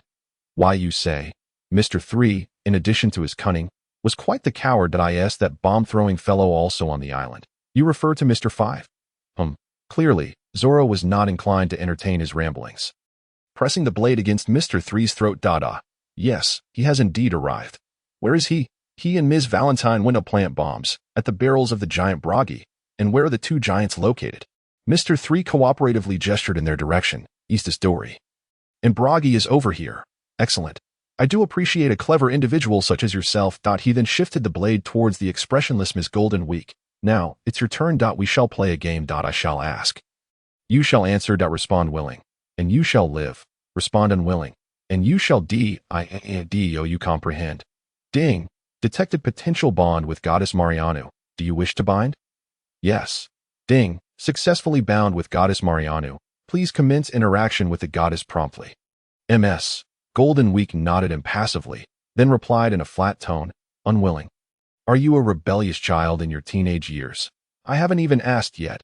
You, who cried at the sight of a duck, could you refrain from being so audacious? TSK, 10,000 love points. I must find a way to negotiate this. Zoro then grinned, turning his gaze towards Mr. 3. So, let us change the game. I shall ask, and you shall answer. Reply willing, and he shall live. Reply unwilling, and he shall die. Do you understand? Mr. 3 appeared shocked, the shape of the number 3 on his head morphing into a large question mark. And Ms. Golden Week nodded expressionlessly and responded flatly, willing. I am aware that you are impatient. But do hold your horses. I have yet to ask. Although you have answered, it is customary for me to pose the question. Would you be willing to be my girlfriend? Ms. Golden Week appeared perplexed. Remaining silent, D.O. answered quickly. Ms. Golden Week. Mr. 3 watched the blade drawing near, cold sweat trickling down his brow, but it was evident that Ms. Golden Week hesitated. Yet Zoro's intentions had already been fulfilled. Ding. Confession to Goddess Marianu successful. Please continue your efforts. Reward. Love points. Zoro then knocked Mr. 3 unconscious once more, sheathing his sword with flair. Well then, good morning, Ms. Golden Week. Ms. Golden Week tilted her head. Not particularly well, as you have knocked out Mr. 3 and bound us. If he were conscious, his abilities would pose quite the nuisance. I must remain vigilant to prevent him from escaping. By the way, have you eaten? Ms. Golden Week continued to gaze at the senbei on the table. Zoro followed her gaze. Would you like some of this? He then casually offered her a piece of senbei. Crunch. Ding. Goddess number 8 accepts your offering. Reward. Love points 50. This experienced darling seems rather easy to please. Thus, Zoro offered another piece, resulting in another crisp sound, yet no notification. Is it limited to one offering per day? Should I consider taking you aboard to care for you? Being bound like this is rather dull. How about you release me, and I shall draw you a picture? Ms. Golden Week unusually engaged in conversation in drawings. Your abilities could be troublesome. I cannot allow you near any drawing tools. Zoro shook his head, lifting his teacup for a tactical sip of water. Very well, but how long do you intend to keep us bound? Until the bomb-throwing man and number 7 return. Number 7. Oh, Ms. Valentine. Oh no. We are running out of time. System exchange, moonwalk and 6 styles combination technique. Razor, note, razor moonwalk shave, 6 styles combination technique market exchange value. 2 styles combination 1,000 love points. 3 styles combination 2,000 love points. 6 styles combination 5,000 love points. Combination techniques do not add base values. Amidst the deafening clamor of metal clashing, Zoro raced with urgency, for he did not wish to witness the outcome of a battle between 2 giants who had clashed for a century. Especially under the circumstances of Dory's injury. Now that Baroque Works was no longer in the fray, it was likely that the simple-minded giant Buggy would remain oblivious to the fact that Dory was injured during their duel. Such a scenario would be regrettable. Indeed, upon the return of the bomb thrower and number 7, Zoro swiftly incapacitated both, then took off towards the direction indicated by Mr. 3, where Dory was located. However, he was a moment too late. The volcano had erupted, signaling the giant's duel. Upon reaching Dory's dwelling, Zoro beheld that Dory had already departed, while Luffy was trapped beneath a small hill, frantically pounding the ground with his head, and Vivi stood nearby, staring blankly in the direction Dory had taken. Hey, Luffy, should I help dig you out first? Mr. Swordsman, Zoro. Luffy exclaimed joyously. Zoro, hurry and stop those 2 giants from battling. Their duel is unfair. Understood, Captain. Thus, Zoro dashed towards the giants. But their colossal strides were far too great, and the path through the forest was winding. He saw them exchanging mere taunts, their weapons on the verge of colliding. Zoro spent 11,000 love points to exchange for moonwalk and the combination technique. Razor, 3-sword style, 1 Genkuro, 2 Genkuro, 2 Genkizai. Ding, Zoro's triceps and biceps bulged dramatically as he suspended himself in midair, positioning 3 swords between the enormous sword and axe. Who are you? How dare you interrupt the sacred honor battle of Elbaf? Buggy's thunderous roar echoed in Zoro's ears. Zoro chose not to respond. He was drenched in sweat, straining against the 2 overwhelming forces converging upon him, mustering every ounce of strength. 3-sword style, tornado. A small whirlwind formed between the 2 giants, the immense force causing both to stagger back a few paces, with Dory clearly retreating further, blood seeping from the corner of his mouth. Zoro landed gracefully atop a tree branch. though Buggy was incensed by Zoro's sudden appearance. He noted Dory's unusual state. "What is wrong, Dory? You seem quite off today." Dory, stubborn as ever, retorted, "I am no different than usual." "No, your sacred duel has been interrupted." Zoro, removing the sword from his mouth, gasped for air between words. Before Zoro could finish, the irate Buggy raised his axe high, aiming it at Zoro, bellowing, "Isn't it you who is interfering with us? Damn it, can you not wait until I finish speaking?" Razor, the massive axe shattered the tree beneath Zoro, shaking the very island itself. "Hey, it seems I must first calm you down. A giant with a bounty of 100 million when in peak condition. What a thrilling thought." Zoro positioned himself on a nearby open ground, donning a headband, biting down on his sword once more, facing Buggy. Moonwalk, 3-sword style, 2 Genkizai. Seeing Zoro leap into the air from a standing position, Buggy swiftly raised his shield. Clang, Zoro collided fiercely against the shield. Though he was knocked back, his strength, bolstered by the Genkizai, was tremendous, causing even the giant Buggy to stagger back several steps. It is worth noting that this was a technique capable of shaking the very undead Oz. "Little one, such strength. I almost underestimated you." Buggy's expression grew serious that moment. Zoro found himself shrouded in the giant shadow, as Dory's deafening roar echoed behind him. "You brat. No matter the reason, you cannot impede our battle. Get out of the way. You are grievously injured. What folly compels you to join the fray? Retreat." A massive sword suddenly plunged into the spot where Zoro had previously stood. Moonwalk, ghost slash, in an instant. Zoro appeared mid-air, striking the abdomen of Dory with the back of his blade. Having already been wounded in the stomach by a barrel bomb, this blow caused Dory to spit blood and collapse to the ground. "Dory!" Buggy roared in fury, then swung his axe violently at Zoro. Although the giant possessed immense strength, his mobility was no match for Zoro's. Yet, in his prime, Buggy proved to be a formidable warrior, having fought for a century. With orderly attacks and a keen battle instinct, thus, Zoro and he exchanged blows, neither able to gain the upper hand. From a distance, Sanji, Usopp, and Nami stood in stunned silence, accompanied by a dinosaur, incapacitated and covered in footprints. "Hey, is that Zoro? Why is he interfering in the master's duel?" Usopp exclaimed indignantly. Could it be that the giant has stolen his prey? Sanji recalled sending Zoro out to hunt. Could it be that the swordsman Zoro is seeking is this giant wielding a sword?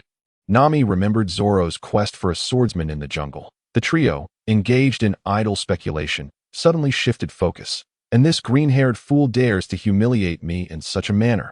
Absolutely unforgivable. Sanji's eyes blazed with anger. Usopp and Nami exchanged puzzled glances. Faced with the onslaught of 2 giants, Zoro not only held his ground, but effortlessly felled one. What was this aerial movement all about? Had he been toying with me during our sparring? Enraged, Sanji felt a twinge in his foot, clearly itching to kick some sense into Zoro. In a deviation from the original narrative, Sanji never agreed to a hunting pact with Zoro. Thus, while preparing meals aboard the ship, he was invited by Buggy to the island for lunch. He bore witness to the first battle between Buggy and Dory, a spectacle that left him utterly astounded. Consequently, even Sanji failed to notice Mr. 5 and Ms. Valentine's Day stealthily placing bombs within the barrel. Enough of this delay. Forgive me, proud warrior. Moonwalk, 3-sword style, ultimate razor, 3,000 worlds. Ultimately, Zoro managed to bring down the panting Buggy, marking the first time he had fought with such intensity since departing the sea. Aside from Mihawk, sustaining the second gear, Zoro's stamina was rapidly depleting, and continuing to confront this one-track-minded giant head-on would surely lead to failure. Thus, he ascended with a moonwalk, swinging his dual blades in a mesmerizing spin. As Buggy raised his shield to defend, Zoro swiftly repositioned himself in midair and unleashed a devastating strike aimed at Buggy's chest. With several sprays of blood, Buggy crashed to the ground. Of course, Zoro had held back. He had refrained from unleashing the full force capable of severing steel, for to do so would not only cleave the giant in two, but also sever his life force. Panting, Zoro landed and slowly sheathed his sword. Dory, sprawled on the ground, weakly expressed concern for his longtime opponent while struggling to rise. "Rest easy. He is not dead." Zoro exhaled a breath of relief. "Hey, Buggy, can we calm down and talk now?" "Ha ha ha ha. Who would have thought we would be defeated by a human swordsman?" Buggy chuckled to himself, lying on the ground. "It was not I who disrupted your duel. Dory was already gravely wounded before he came to confront you. Someone had placed a bomb in his drink." Zoro felt helpless, He had no desire to injure Buggy, but was deprived of the chance to explain. What nonsense are you spouting? I am the strongest warrior of Elbaf. How could I possibly lose due to a mere scratch? If I were to lose, it would be solely due to the lack of protection from the war god Elbaf, nothing more. Dory, bloodied yet defiant, insisted. What? Dory, you are gravely injured. Buggy struggled to sit up, realizing that despite their simplicity, the giant clan was not foolish. He bellowed in fury, shaking Zoro's ears. What are you talking about? I am the strongest warrior of Elbaf. Dory, you despicable wretch, how dare you wish to burden me with such disgraceful defeat? Were it not for this swordsman, I would have been the one to lose today. Ha ha ha ha, Dory laughed weakly. In a ruthless life and death duel, seeking excuses is a warrior's disgrace. Indeed, Dory, such a shame upon our honor. Today has been fantastic. I must thank the god of Elbaf. The two giants, inexplicably, burst into hearty laughter. It was yet another splendid day. With the sun casting its golden rays upon the shimmering sea, resembling a canvas adorned with countless sparkling diamonds, a small boat, bearing a sheep's head, glided gracefully across this beautiful expanse, effortlessly slicing through the waves. Overhead, seagulls soared and dipped, their joyful cries merging with the rhythmic sound of the surf, creating a delightful symphony of the ocean. On board, the cook's demeanor was markedly different from usual. After preparing breakfast for everyone, he eschewed his customary attentiveness to the two ladies aboard, instead donning leg bindings, and silently began practicing his kicks. Sanji, the orange-haired girl, felt a sense of discomfort. Meanwhile, the ever-disciplined man, engrossed in his workout, noticed Sanji's odd behavior and grinned. Foolish Sanji, you think I rely solely on discipline? He opened the system panel. Host, Zoro strength, 1314, constitution, 1425, speed, 2312, swordsmanship, 2711, demonic energy, -6 azure path. For skills, 3 sword style. First and second gear, Ghost/2 sword style, II, Rashomon, Soundwave, 2/1 sword style, II, Lion Song, Flying Dragon Navy 6 styles, Iron Block, Shave, Moonwalk, 6 style combination technique, Razor, Moonwalk Shave, Fruit development level, Div 0, love value. He glanced at the disciplined Sanji, recalling the day he had thoroughly defeated him on Little Garden Island. That day, after Zoro subdued the two giants, the Straw Hat crew regrouped. Vivi and Sanji recounted the events, leading the crew to Mr. 3's wax house, where they pummeled Mr. 3 and the Candleman under the pretense of disrupting the giants' duel. Thanks to Zoro and Sanji's intervention, the two ladies from the Baroque works narrowly escaped harm. Coincidentally, a transponder snail rang. It was Crocodile calling .as in the original narrative. Sanji spun an elaborate tale, and the crew captured and beat the ill-fated duo who had come seeking information, just as they were about to set sail again. Sanji suddenly accused Zoro of disrespecting his opponents and insisted they engage in a serious bout. Faced with such an unfamiliar obsession, Zoro readily complied and delivered a sound thrashing to Sanji. From that point on, Sanji resolved to train diligently, establishing his discipline. Pleased with the state of his system panel, Zoro noted that his swordsmanship training was nearing completion. It was time to hone his observation haki. Sanji, it has time to assist me in my training. Witnessing Sanji's mischievous grin, Zoro remained undeterred, blindfolded as always. Suddenly, he felt a palpable killing intent approaching from the left and quickly crouched down. Whoosh, a gust of wind swept over his head.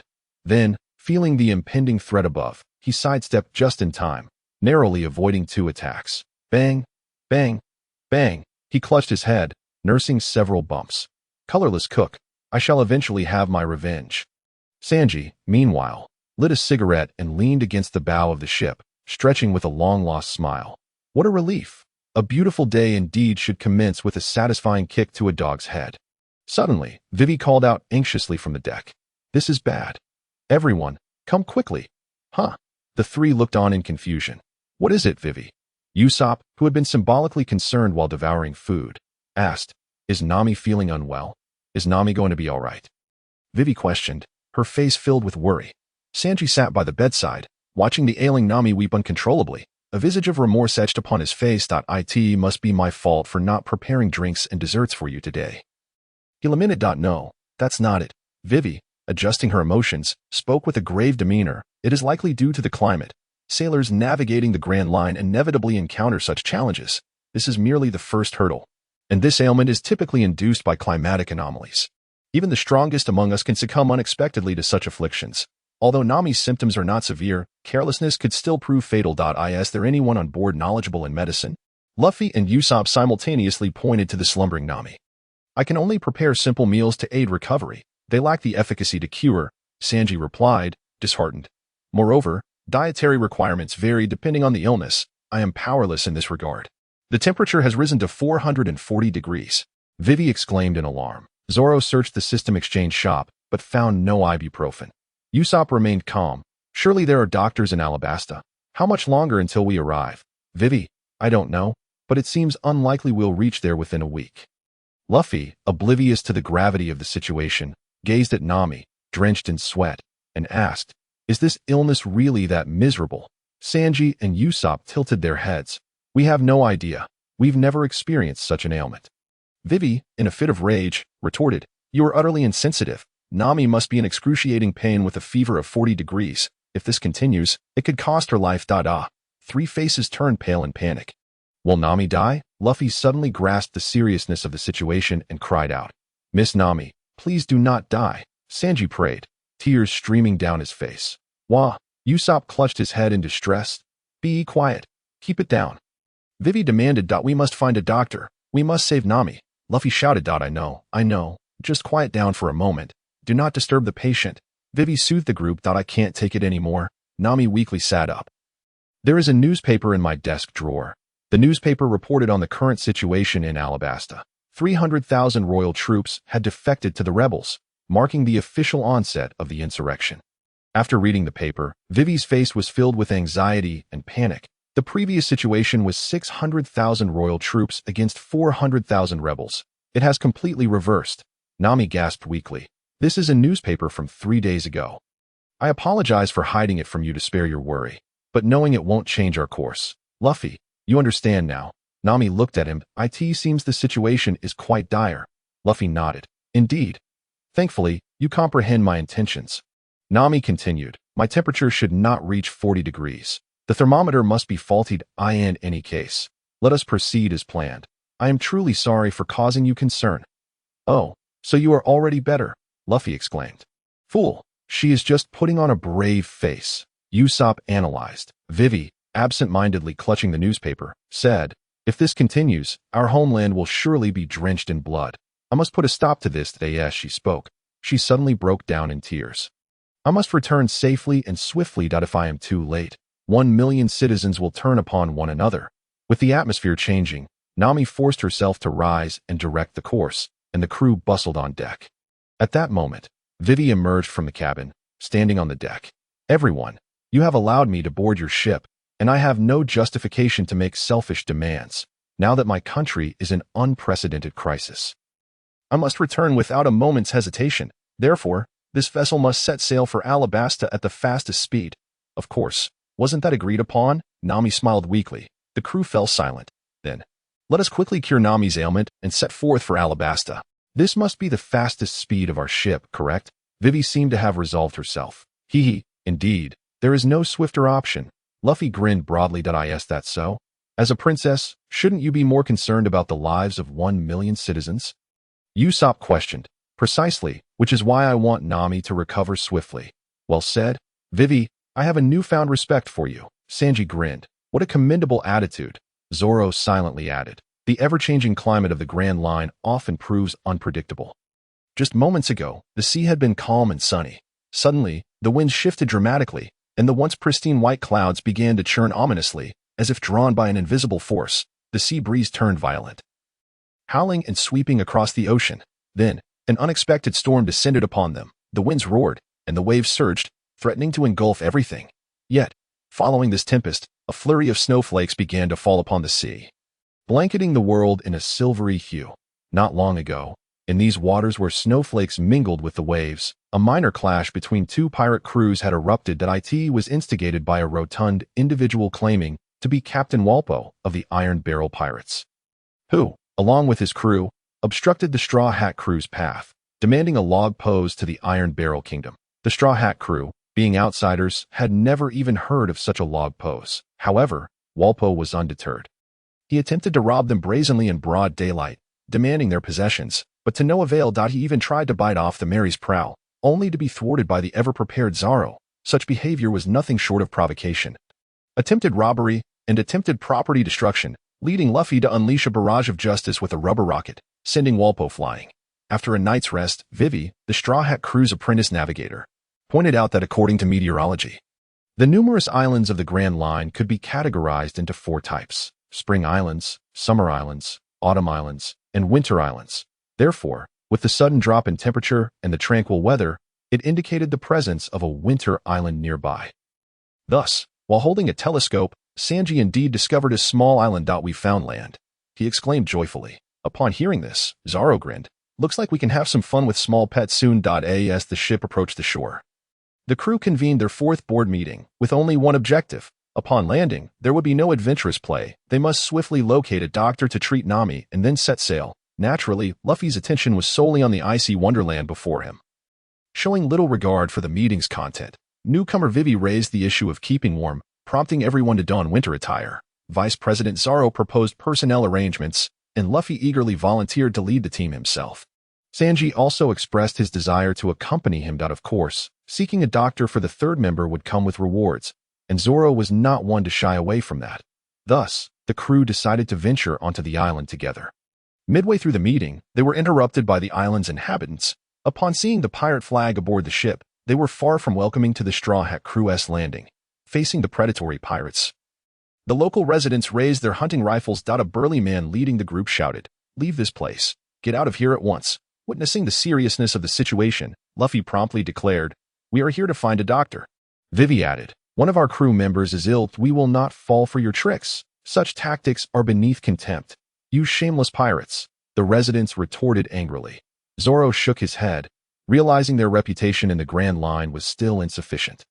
Otherwise, they would have quaked at the mention of their name. "This is our territory.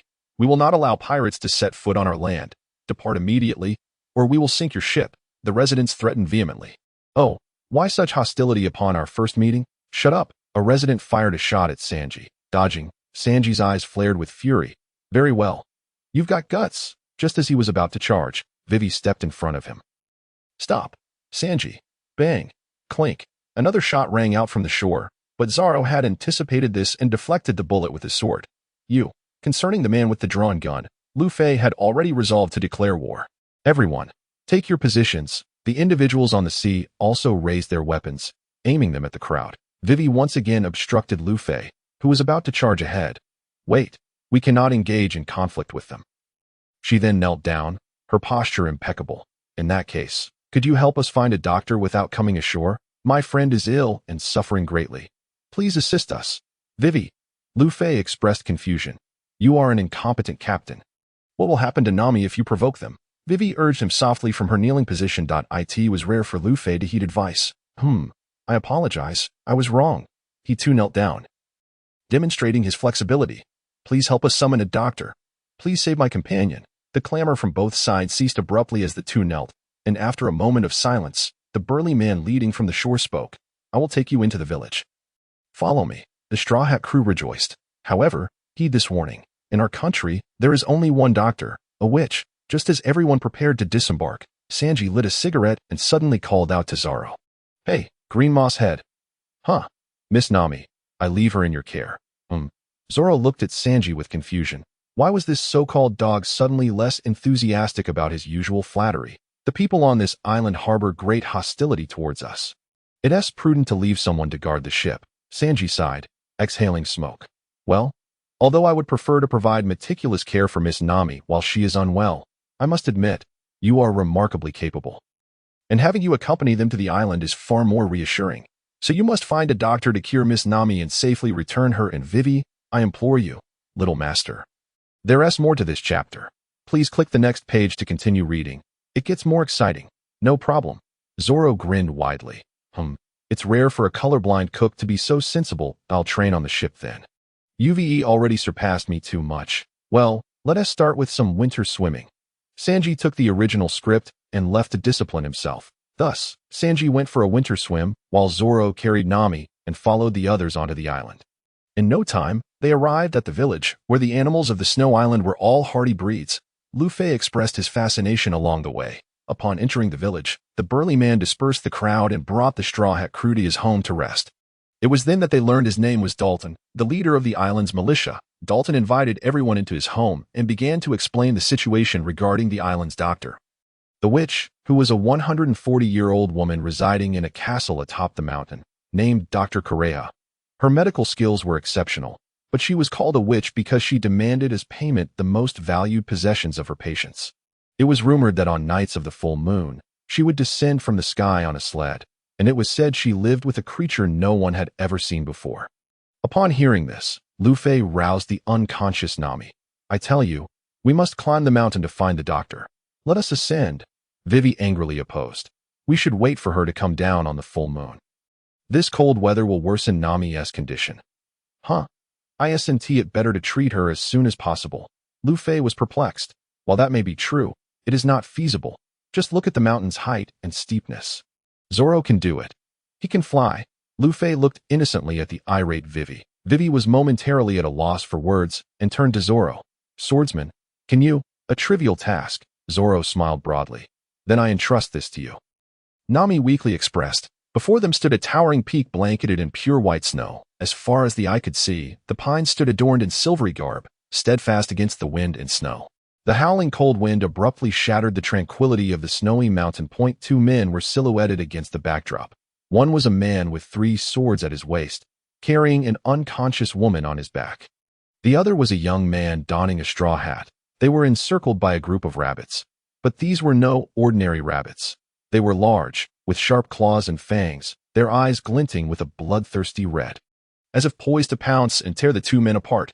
"Hey, Zoro, you take Nami to the castle." The straw-hatted young man remained unfazed, clenching his fist with a smile, ready to take on the group alone.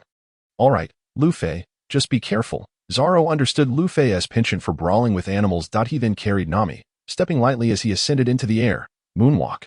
Wow, he can just fly like that. Although Luffy had seen it once on Little Garden Island. The distance had been too far. Observing from this close range left him starry-eyed. "Oh no. Dr. Dorley," a youthful voice exclaimed from the castle atop the snowy mountain. "What is it now?" "Chopper," a somewhat hoarse woman's voice responded from within the castle. "There's someone outside who seems to be running in the sky. They're almost here." "Oh, Chopper, are you unwell?" Finally arriving, standing outside the ancient castle, Zoro exhaled. Carrying Nami over a long distance with the moonwalk was quite taxing. At that moment, a peculiar figure appeared at the castle entrance, a blue-nosed reindeer that could walk upright, hiding half its face behind the wall while the other half and its entire body were exposed to Zoro's view. "Who are you? What brings you here? Were you the one running in the sky just now?" "Oh, look at this adorably silly little creature, with its fluffy little belly. I just want to reach out and pet it." I'm here to find a doctor. My companion is the doctor at home." Zoro decided to exercise caution first though. "Dr. Kaya is in the castle. You may enter." "Very well. Thank you so much." Zoro attempted a warm smile. "How annoying. Why would humans ever thank me? Don't joke around." Yet its body betrayed its words, swaying happily. It then led Zoro to Dr. Kaya's residence, where he found a fashionable elderly lady. "You must be the doctor. My companion is ill. Please save her." In the face of the child laborer's guardian, Zoro had to lower his stance. Ding! Detected the potential to bind with the goddess doctor. "Kaya, would you like to bind?" No. "Oh, I've never seen you before. Who are you?" The elderly lady inquired. "We are pirates, seeking medical help for our ailing companion during our voyage." "Pirates, you say? So you've come to seek treatment. I must inform you beforehand. My fees are quite steep." The elderly lady seemed unfazed by their identity. "Very well. All the money on our ship is in her hands. You can collect from her once she is well." "All right. Please place her on the bed." "Namo Sarda, Shugayi, Arahidi, Samyak Sambodi, Sarda, Buddha Jazaseni." Sitting outside the castle, Zoro began to chant, his eyes closed, and the empty castle reverberated with sacred sound. "Did you fly here?" Observing the man sitting cross-legged in the snow with his hands clasped in prayer, the blue-nosed reindeer could no longer suppress its curiosity and peered from behind the wall. Zoro, upon hearing this, ceased his chanting, slowly opened his eyes, and turned to it, smiling in a manner reminiscent of the Buddha. It's merely a little technique. How is that achieved? Clearly, it remained cautious, still hiding behind the castle door. Well, Zoro grinned. It requires daily effort, relentless dedication, and a spirit that never surrenders. It's certainly not a matter of luck. Wow, its eyes sparkled with wonder. Is this what being a pirate means? Oh, indeed. A pirate is a man who bets his life on that skull and crossbones flag. Nothing is impossible. The scheming Zoro gazed at the distant sky, radiating a sense of vigor as he sought to boost his favorability. It was drawn into some memory. Tap, tap, tap. Cautiously, the little hooves trod on the snow as it sat beside Zoro. The doctor once said something similar. Doctor? Zoro turned to look at it. Yes. The pirate flag atop the castle belongs to the doctor. The blue-nosed creature appears somewhat anxious. He must undoubtedly be a person worthy of admiration. Indeed, doctor. He's an extraordinary individual. By the way, my name is Rorinoa Zoro, and I am yet to learn your name. Zoro feigned ignorance. Tony Chopper. Chopper, what a splendid name. Yes, it was bestowed upon me by the doctor. Chopper fell into a reverie. Feeling a chill, Zoro rose to perform push-ups. Observing the man's unwavering discipline, Chopper curiously inquired, "Aren't you afraid of me? Why should I fear?" "I am a monster," Chopper replied with a hint of melancholy. "A monster?" Zoro propped himself up and grinned. "No, you are not. In this vast ocean, countless monsters exist, but only the strong can truly be called monsters, like myself." Just then, a ghastly cry echoed from below the cliff. Zoro. It seems someone is calling you. Chopper, intrigued, approached the cliff's edge to peek down. He is our captain. Heh. Also a monster. With that, Zoro looked down at the straw hat, extending a hand. Luffy, grab my hand, and I shall pull you up. Coming. Just as Chopper was left bewildered, Luffy stretched his arm to grasp Zoro's hand. His arm elongated. Monster. Chopper dashed behind the city gate, only revealing half his face. Suddenly, with a loud pop, Luffy, laughing heartily, leapt up the cliff. Ha ha ha, Zoro, have you found the doctor? Is Nami all right? Indeed, I found her. The doctor has just given her medicine, and she is still resting, but she should be fine now. Wonderful. Take me to thank the doctor. With that, Luffy glanced towards the castle, spotting Chopper peeking from behind the door. Is that meat? Bang! Zoro delivered a punch, sending him sprawling. Zoro, Luffy exclaimed in a sarcastic tone, expressing his displeasure. He is the one who saved Nami. Not meat. A person. A monster. Luffy's eyes widened, and his jaw dropped. Bang. That is quite rude. I apologize. I misspoke. Please, become our companion. I implore you, Granny. Luffy, is that what you call her? Absolutely. Bang. Mind your words. I am merely a youthful woman of over 130. Dr. Kureha delivered a high kick, sending Luffy tumbling. To ask me to become a pirate is a sheer waste of my youth. I have no interest in the sea. Dr. Kureha pointed at Luffy. No interest? That's quite all right. Let us embark on an adventure together, Granny. Clearly, the crew was in dire need of a doctor, and Luffy was reluctant to let go. Hey, did I not just warn you to be cautious with your words? I will not go. There are countless fascinating things on the sea. Join us, Granny. Thus, Luffy was chased off by a kitchen knife. Meanwhile, Zoro followed Chopper into Nami's room to keep watch over her. A dazed Nami blinked in confusion. Zoro took the cup of water from Chopper's hands, propping Nami up to feed her. After sipping some water, Nami gazed at the unfamiliar room and the familiar green-haired figure beside her. Zoro. You have truly gone out of your way this time. Ding. When a girlfriend falls ill, unafraid of the harsh cold, carrying her to seek treatment and providing tender care rewards affection points 1000. Impressive. Truly deserving of a perfect score. Its but a trivial matter. Allow me to introduce. This is Chopper. Zoro glanced at Chopper, who was hiding only half of his face, and gently rubbed his forehead. He is also the doctor here. He is? How annoying.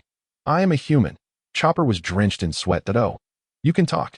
Nami exclaimed in surprise. Indeed, Chopper is quite an interesting individual. Zoro gave Nami a knowing look, leaving her utterly perplexed. Indeed, quite interesting. At that moment, Luffy, still being pursued, arrived. Hey, Nami, you're better now, so we can set sail, right? Yes, we can go, Luffy. Nami recalled Vivi's situation. Let me sleep. She hasn't fully recovered. She can't go anywhere. Dr. Kureha was hot on her heels. Afterward, panting heavily, Dr. Kureha explained Nami's condition. She was bitten by a parasite in the jungle, which caused her illness. Currently, she merely has a temporary reduction in fever and requires 3 more days of antibiotics to recover. This 130-year-old lady, akin to an old sparrow of Donging Lake, could easily perceive Zoro's intention to draw closer to Chopper. While Luffy persistently invited her aboard their ship, she could deduce they intended to take the doctor away. Their willingness to brave the cold to seek medical assistance for a crewmate demonstrated their deep regard for companionship. A rare opportunity, Dr. Kureha also wished for Chopper to see the world beyond the sea. For in this place, the kind-hearted creature could not find companions who recognized him. Before humans, he was a monster, and among reindeer, he was an anomaly. Thus, Dr. Kureha commenced to introduce Chopper as qualifications, including his solitude and his past with Dr. Hiralik. Upon hearing that Chopper was also a doctor, Luffy's eyes sparkled with excitement, startling Chopper into a frightened retreat. Luffy, uninterested in the past, charged after him, shouting, "Chopper, come be my comrade." Zoro, disinterested in this narrative, being a prophet, sought a place to continue his meditative chants. "Haha, they are indeed like this. Please do not take offense." Nami politely defended the two. After Dr. Kureha recounted Chopper's past, he dashed back in, exclaiming, "Oh no, Dr. Kureha, Wapol has returned." "Is that so?" Dr. Kureha, finally appearing, confronted the remaining threat to her medical practice. "You old wretch." The hefty Wapol pointed at the pirate flag atop the castle. "That should have been burned long ago. This castle is now the tomb of Hiralik, not a place for scoundrels like you. Get out of this country. The kingdom of Iron Barrel has perished." Dr. Kureha retorted defiantly. "A tomb? That quack's tomb? Ha ha ha. You slay me." "Lord Wapol, it's the Straw Hat guy." Two oddly appearing individuals beside the fat man reminded him. Hearing the commotion, Luffy and Zoro emerged. Subsequently, Luffy took a running leap and delivered a straightforward punch, knocking Wapol down.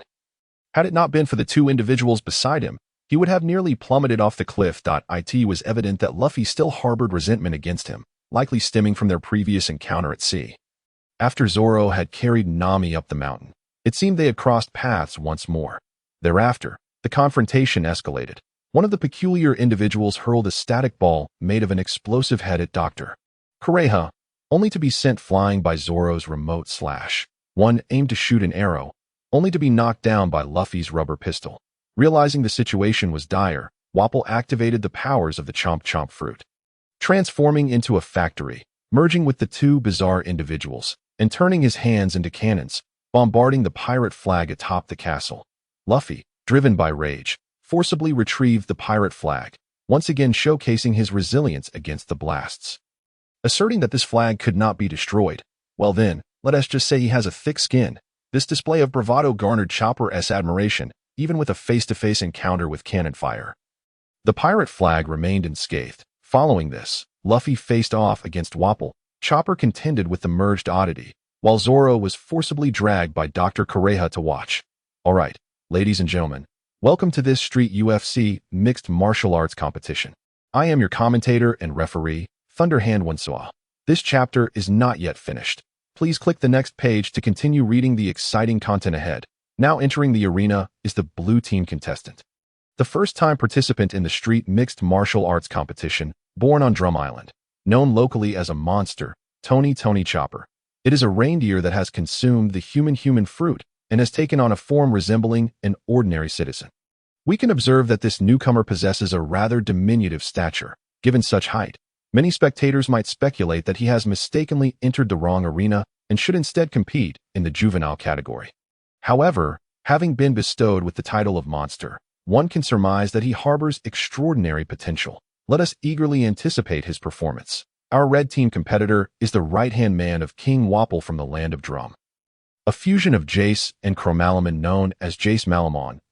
This scenario considered a violation of the rules. We found no restrictions regarding such fusions in the competition guidelines. If any spectators possess similar abilities, they are more than welcome to join our contest. Now, our match officially commences. What do I see? It appears our blue team contestant is openly partaking in some sort of substance. Oh dear, that constitutes a foul. Has no one informed him of the regulations? Upon inquiry, it turns out he is consuming a substance called Blue Wave Ball, which merely disrupts the transformation wavelength of zoan-type fruits and does not induce any stimulatory effects. Thus, it does not fall under the category of performance-enhancing drugs, and the referee has chosen to continue the competition. The red team competitor draws forth a lit bow and arrow, presumably intent on launching a ranged fire attack. The blue team contestant remains remarkably composed, effortlessly switching forms to become a genuine reindeer. charging at the red team competitor with the apparent intention of striking the opponent's abdomen with his antlers. The blue team contestant has halted, refraining from using his antlers for the assault. He switches forms once more, this time adopting a human shape and charging directly at his adversary, seemingly without purpose.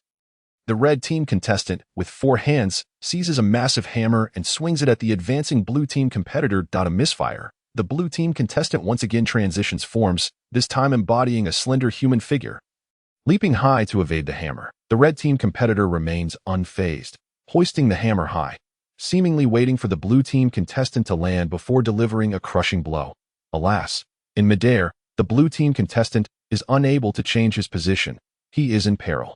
While airborne, the blue team contestant transforms yet again, this time into a fluffy spherical shape. The red team competitor's strike appears to have landed on the fluff, inflicting no damage whatsoever. The blue contestant shifts forms once more, now adopting an exaggeratedly muscular human shape, preparing to unleash a powerful punch. The red team competitor, out of nowhere, produces 4 axes and hurls them at the blue contestant, who is unable to dodge in time, resulting in a gash on his arm. Oh dear, the newcomer has fallen, perhaps lacking sufficient experience.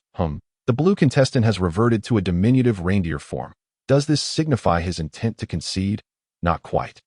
For he raises both hands to aim. What a stance! Is he about to unleash the legendary key cannon? After a moment of stillness, he changes into the exaggeratedly muscular human form once more. Is he attempting to employ the same tactic again? Splendid. The blue contestant swiftly closes in on his opponent, delivering a devastating hoof strike to the red contestant's jaw. KO. The victor of this match is Tony Chopper. As we observe, the newcomer Chopper has been showcasing his skills, missing numerous opportunities. Fortunately, his opponent's prowess is far beneath his. We hope he can avoid such blunders in future matches. This match concludes here. Foolish Sanji, have you ever heard of a martial art that descends from the heavens? Hee. Observing Sanji, Usopp, and Vivi aboard the cable car towards the castle, Zoro senses what is about to unfold and quietly retreats behind the castle gate. Greeting them with enthusiasm. Good morning, Vivi. Mr. Swordsman. Good morning. Vivi, with beads of sweat on her forehead, seems to be gradually comprehending Nami's words. Hey, seaweed head, are you trying to harass Miss Vivi again? Sanji barks upon approach. Are you trying to be the first to act? If you have the guts, stand still. Zoro provokes Oh, you want to fight, Sanji? From the heavens descends Luffy. Bang bang. Haha, little cabbage, you think you can challenge me? As Sanji is sent flying several meters by Luffy, Zoro smirks. Are you out of your mind? Sanji, having taken a heavy blow, transforms into a fishman. No, I recognized the clothing and assumed it was another of their allies. I didn't expect you all to have climbed up as well, Luffy replies innocently, scratching his head. Regarding the incident where Luffy blasted King Wapol with a rocket barrage, Thunderhand once saw disdainfully commented. 3 words to describe a complete rout. Subsequently, Dalton, the captain of the escort team who climbed up with Sanji and the others, thanks Luffy before he continues his pursuit of Chopper. Sanji becomes excited upon seeing Chopper, exclaiming that it is food, only to be knocked down by Zoro, who succinctly points out his error. That is our ship's doctor.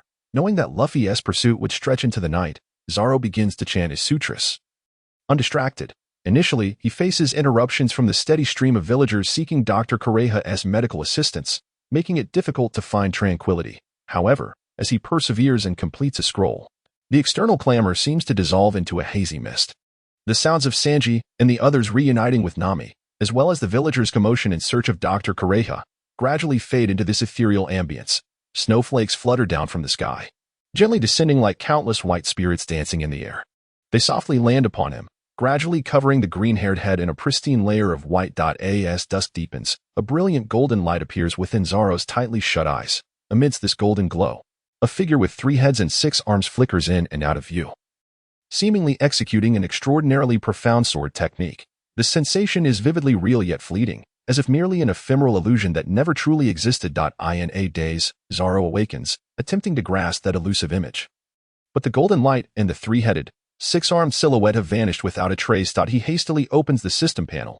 Host, Zoro's strength, 1320, constitution, 1462, speed, 2323, swordsmanship, 2723, demonic chi, 0 azure path, 10 skills, 3 sword style, Eigengaraira, Eigengaraira / demon / 2 sword style, Iato, Rashomon, Soundwave, 2/1 sword style, Iato, Lion Song, Flying Dragon Navy 6 styles, Iron Block, Shave, Moonwalk, 6 style combination, Razor, Moonwalk Shave. 9 sword style, not yet comprehended. Fruit development level, div 0, love value. The demonic chi is gone, and the skill list now includes the term 9 sword style. It appears I have met the conditions for cultivation, but how should I practice? I remain at a loss at that moment. Luffy and Chopper's voices reach his ears. Reindeer. Luffy shouts excitedly. Chopper responds from afar. Hey, let us become pirates together. Luffy's voice carries a note of joy. I can't. I'm not like you guys. Chopper's voice is tinged with hesitation and struggle, as if attempting to persuade himself. What's stopping you? Being a pirate is so much fun. After a moment of hesitation and struggle, Chopper appears somewhat dejected. I'm very grateful to you, but I'm a reindeer. I have antlers, hooves, and a blue nose. I really want to be a pirate. His emotions surge, tears welling in his eyes. But I'm not a human companion. I'm a monster. I can't be your partner. So, I came to express my gratitude. Subsequently, he regains his calm and solitude, as if having accepted his loneliness. Thank you for inviting me. But I will remain here. You are always welcome to return. Stop rambling. Come with me. Luffy, the emotional king, exclaims, his tone resolute and unyielding. Observing the tears welling in Chopper's eyes, Zoro feels a sense of helplessness. Despite his efforts to forge a bond, it ultimately pales in comparison to Luffy's overwhelming emotional pull. The group waits outside the castle for Chopper to bid farewell to Dr. Kaya. Hey, let us also say goodbye to the doctor and that Uncle Dalton. Luffy says nonchalantly while sitting on a snowbank. Fool, let Chopper go alone. They'll definitely be in tears. Don't be deceived by Dr. Kaya's fierce exterior. She's actually quite gentle at heart. Nami wisely interjects. Are we really just going to leave? Usopp wonders, unsure of the bond he has formed with Dalton, feeling a twinge of reluctance. Of course, once Chopper returns, we'll set sail for Alabasta immediately. Nami has not forgotten her promise to Vivi. All right, then I'll go prepare the cableway. Usopp is an astute individual adept at utilizing various tools. That moment, a cacophony erupted within the castle. Who lacks the discernment to remain quiet on such an evening of farewell? The innocent Nami. The echoes of Dr. Kuro's furious reprimands resonated through the halls. What do you intend to accomplish out at sea? Do you wish to survive by mere fantasies like that quack? That is not a fantasy. The doctor's research has reached fruition. A desperate cry from Chopper followed. Then, a reindeer burst forth, pulling a sled. Everyone, hurry up! On that tranquil night, a resplendent full moon hung high in the sky, casting a silvery glow. The sound of the reindeer's hooves reverberated through the stillness, as if orchestrating a marvelous symphony. Bathed in the moonlight, a majestic reindeer pulled the sled across the heavens, leaving behind an elongated trail. Within the sled sat several figures, their appearances comical and shrouded in mystery. Suddenly, the night was pierced by the thunderous booms of celebratory cannon fire. In quick succession, pink snowflakes began to descend from the sky, fluttering down like cherry blossoms, tinting the entire world in shades of pink. The sled eventually came to a halt in an expansive snowy landscape. And Chopper, gazing at the doctor's once cherished vision of floral splendor, was overwhelmed with tears. Under the luminous full moon, the sea resembled a sapphire encrusted with starlight, shimmering and profound. A small boat, adorned with a straw hat skull flag, floated serenely upon the boundless ocean. In the distance, the small island continued to be graced by the delicate pink snowflakes, which fell gracefully like the blossoms of cherry trees, adorning the world in a dreamlike beauty. Laughter and merriment erupted from the pirate ship as the crew celebrated some joyous occasion, their exuberance echoing across the vast waters. Hey, Chopper, do you want to give it a try too? Luffy and Usopp. The two jesters stretched wide their mouths, each inserting a pair of chopsticks into their nostrils, while the other ends rested against their lower lips. While one could excuse Luffy, being a rubber man, for such antics, what justification could there be for Usopp? Yet, in the next moment, Chopper swiftly imitated them with surprising success. Don't follow their example. Nami clearly aimed to instill a sense of good values in the new recruit. At that juncture, the guild leader spoke up. Listen closely. Everyone, let us raise a toast to our new comrade. I am truly elated. Chopper, with chopsticks still in place. To our new comrade. Cheers. The guild leader adeptly set the rhythm. Cheers. In this moment of joyous celebration, The Mary was sailing at full speed towards Alabasta. Another sunny day dawned. 5 days had passed since the Mary departed from Barrel Island, due to Luffy and his companions devouring the provisions allocated by Sanji. The ship was now devoid of food, and the Straw Hat crew found themselves ravenously hungry. To remedy this predicament, Luffy and Usopp devised a fishing plan using Karoo as bait. However, aside from delivering a beating to Vivi, they caught nothing. With no sustenance to replenish their strength, the situation was hardly conducive to self-discipline. Thus, Zoro, apart from his daily existential inquiries, had largely entered a state of meditation, enduring suffering without complaint, hunger being a form of suffering. Thus, he sat cross-legged like an ascetic, reciting verses. Initially, aside from being able to endure hunger while remaining motionless, he found no utility in it. Upon checking the system panel, he discovered his spirit energy had dwindled. Even a full day of chanting yielded no increase in his Azura path, until one fateful day, perhaps the prolonged hunger had weakened his body, and his spirit began to drift. His tightly shut eyes seemed to escape his conscious control. And in the haze, a brilliant golden light emerged. In the midst of this ethereal glow, he sensed the familiar figure of a 3-headed, 6-armed swordsman, wielding a sharp blade and executing intricate swordsmanship, just as he concentrated to learn. The image vanished without a trace, as if merely a figment of his imagination. That he glanced at the system panel. Although he had yet to comprehend the 9-sword style, inexplicably, his Azura path had increased by 10 points.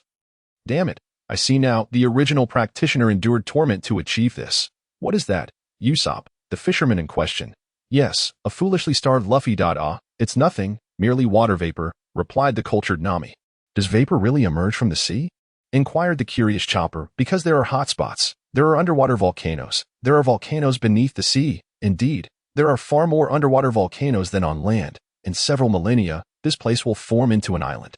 As the Mary sailed into the mist, a pungent scent of sulfur assaulted their senses, forcing everyone to shut their eyes tightly until they emerged from the fog. Did we just fish up a hermaphrodite? Usopp and Luffy exclaimed in unison. They beheld Karoo entangled with an androgynous figure. The stranger, equally astonished, lost grip and fell into the sea. Ultimately, Usopp rescued him. Upon boarding, the newcomer spoke in an ambiguous tone. You pirates, whom I have never met, have saved me. I shall never forget this kindness. Might I trouble you for a warm bowl of soup? None for you. We're starving. He was met with a reply. Subsequently, he cast a flirtatious glance at Vivi. You are so adorable. I fancy you immensely. I wish to take a bite. Originally intent on recalling something, Vivi appeared disgusted. Ugh, pervert. Hey, speak properly, or I will cut you down. As a straightforward man, he found this utterly unbearable. Ding, detected goddess Mr. Tubon Clay. Would you like to bind? No. No. This ridiculous system must have bound the wrong person. It should have bound Sanji. Such speech is quite rude. Sir Swordsman, but I am unfazed by others' opinions. Zoro silently turned away, seeking an unseen spot to hide. After the stranger demonstrated the capabilities of his devil fruit, he successfully joined Luffy, Chopper, and Usopp in their antics, culminating in a tearful farewell as the four waved goodbye, reluctant to part. Fortunately, Vivi ultimately recalled he was Mr. 2 from Baroque Works. Otherwise, given Luffy's nature, he would likely have dragged him aboard, which would have made things quite uncomfortable. Though this was a minor episode during their voyage, the Straw Hats had forged an inexplicable bond with this gentleman of ambiguous nature, and that tale would unfold later. A colossal sea creature emerged, a feline with cat ears, head, paws, and a fish's belly, scales, until Vivi explained its origins, revealing it to be a sacred creature of Alabasta, indicating they were nearing their destination. The distant islands gradually came into focus, with numerous ships approaching the harbor. To guard against adversaries possessing shape-shifting abilities, the Straw Hats convened an impromptu board meeting, deciding to tie white cloths around their arms, concealing their insignia within last. The crew beheld the long-awaited island of the Alabasta Kingdom. In unanimous agreement, they resolved to disembark for a meal. Before the anchor was even dropped, Luffy had already dashed off in search of a tavern. Vivi spotted Mr. 3's distinctive ship at the port. Realizing that Baroque Works had indeed arrived in this nation, Zoro, along with Sanji and the others, sought a place to dine, changing into local attire and procuring ample provisions. Suddenly, a commotion ensued outside. Indeed, Luffy had been discovered by Smoker, the smoking pirate who had pursued him all the way from East Blue, and was now being chased by the Marines. Not only that, but Luffy, with his keen eyes, spotted Zoro and the others. Shouting as he ran, "Zoro! Ugh!" Zoro sighed, rubbing his temples, just as Smoker transformed into smoke to seize Luffy. A man with a hat and bare torso suddenly appeared, blocking Smoker's attack. "You again." Smoker clearly recognized the man from previous encounters. "You should give up. You are smoke, and I am fire. We are evenly matched. Who is that guy?" The Straw Hat stared at Luffy, dumbfounded. "Ace. You haven't changed a bit." The man grinned. "Luffy, off the coast of St. Shining Island. Aboard the Mary. Brother. That guy was your brother." "Yes, he is my older brother. It is not surprising that you have an older brother, but why is he in the Grand Line? He is also a pirate." With the same goal of obtaining the One Piece, it is evident that Luffy is overjoyed to encounter Ace here. "Ace, being 3 years my senior, set sail 3 years before me. I never expected that both of you brothers had consumed devil fruits."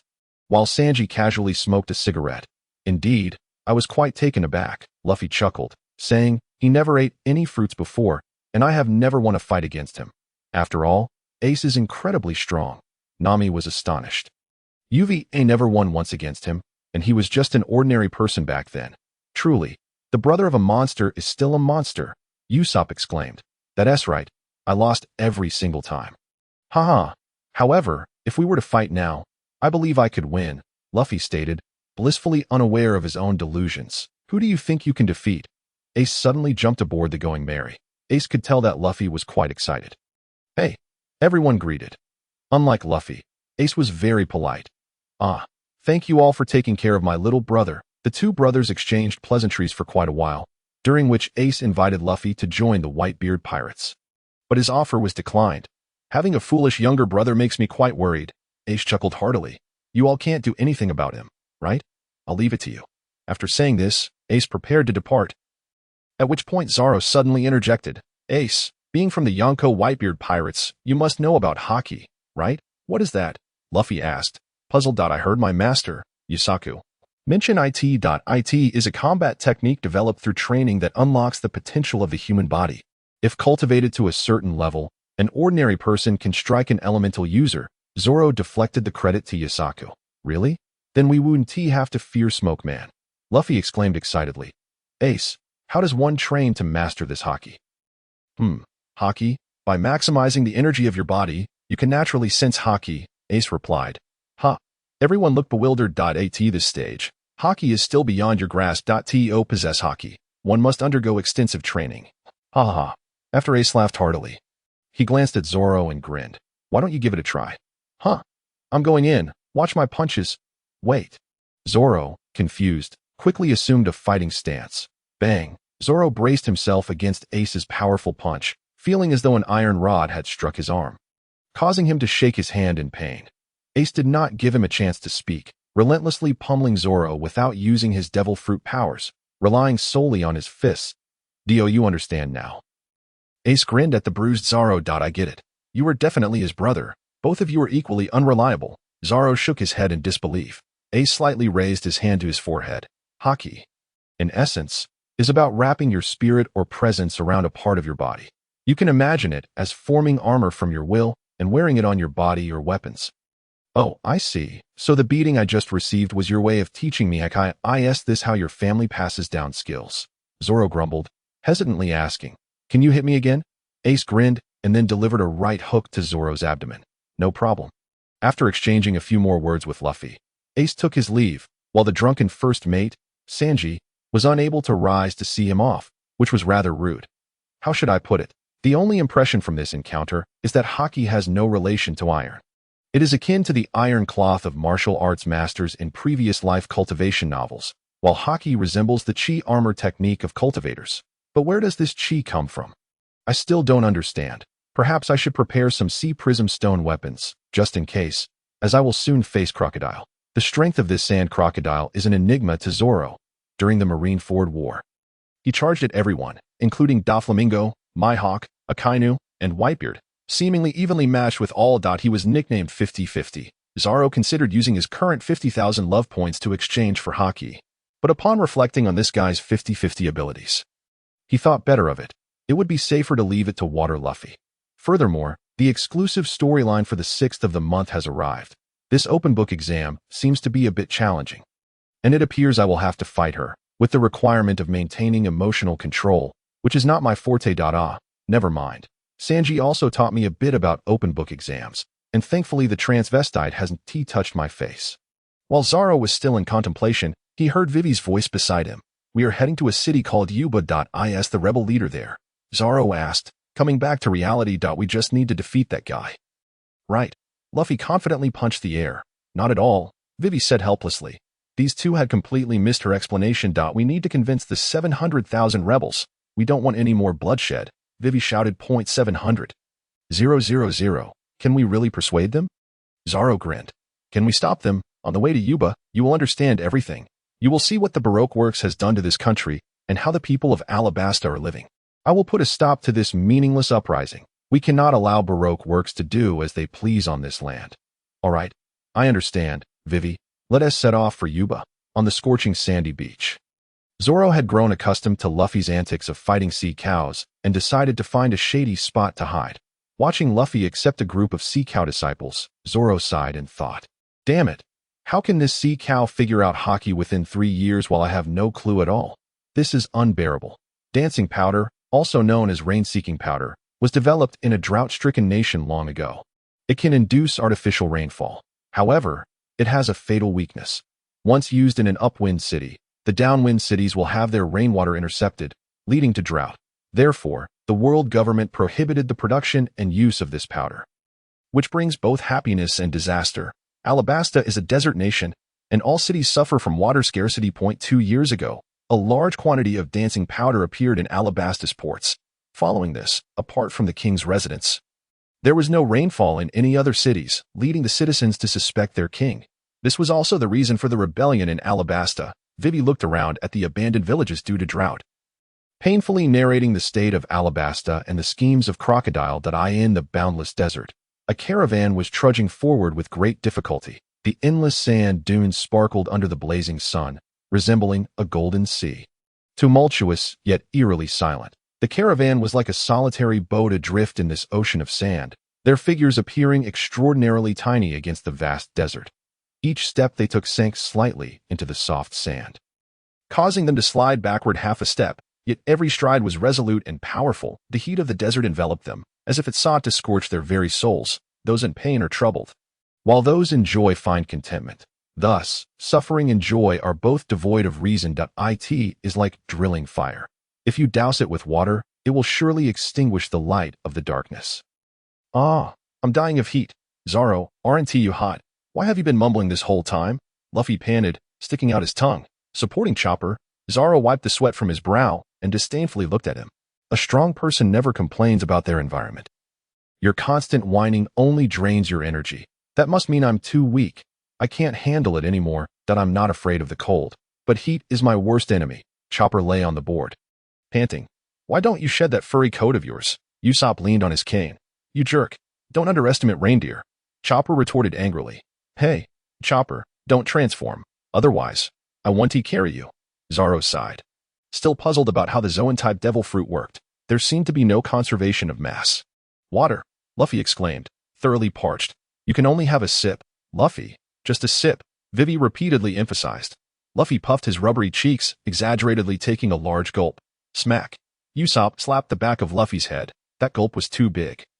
It's equivalent to what we would drink in 10 sips. Well then, everything that Luffy had just ingested was promptly expelled from his mouth. Wait, didn't you just drink some? It's now my turn. Sanji pointed at Luffy, berating him. What are you doing? You made me spit out what I drank. The earlier sip doesn't count. What did you say? Bang, bang, bang. The three of them became embroiled in a fracas. Zoro lightly rubbed his forehead, exclaiming that it was merely water. Stop fighting. This is purely a waste of energy. Vivi was thoroughly exasperated. After taking a few more steps forward, Luffy exclaimed, Hey, Sanji, let us have some pirate bento. Once again, he initiated the idea. No way.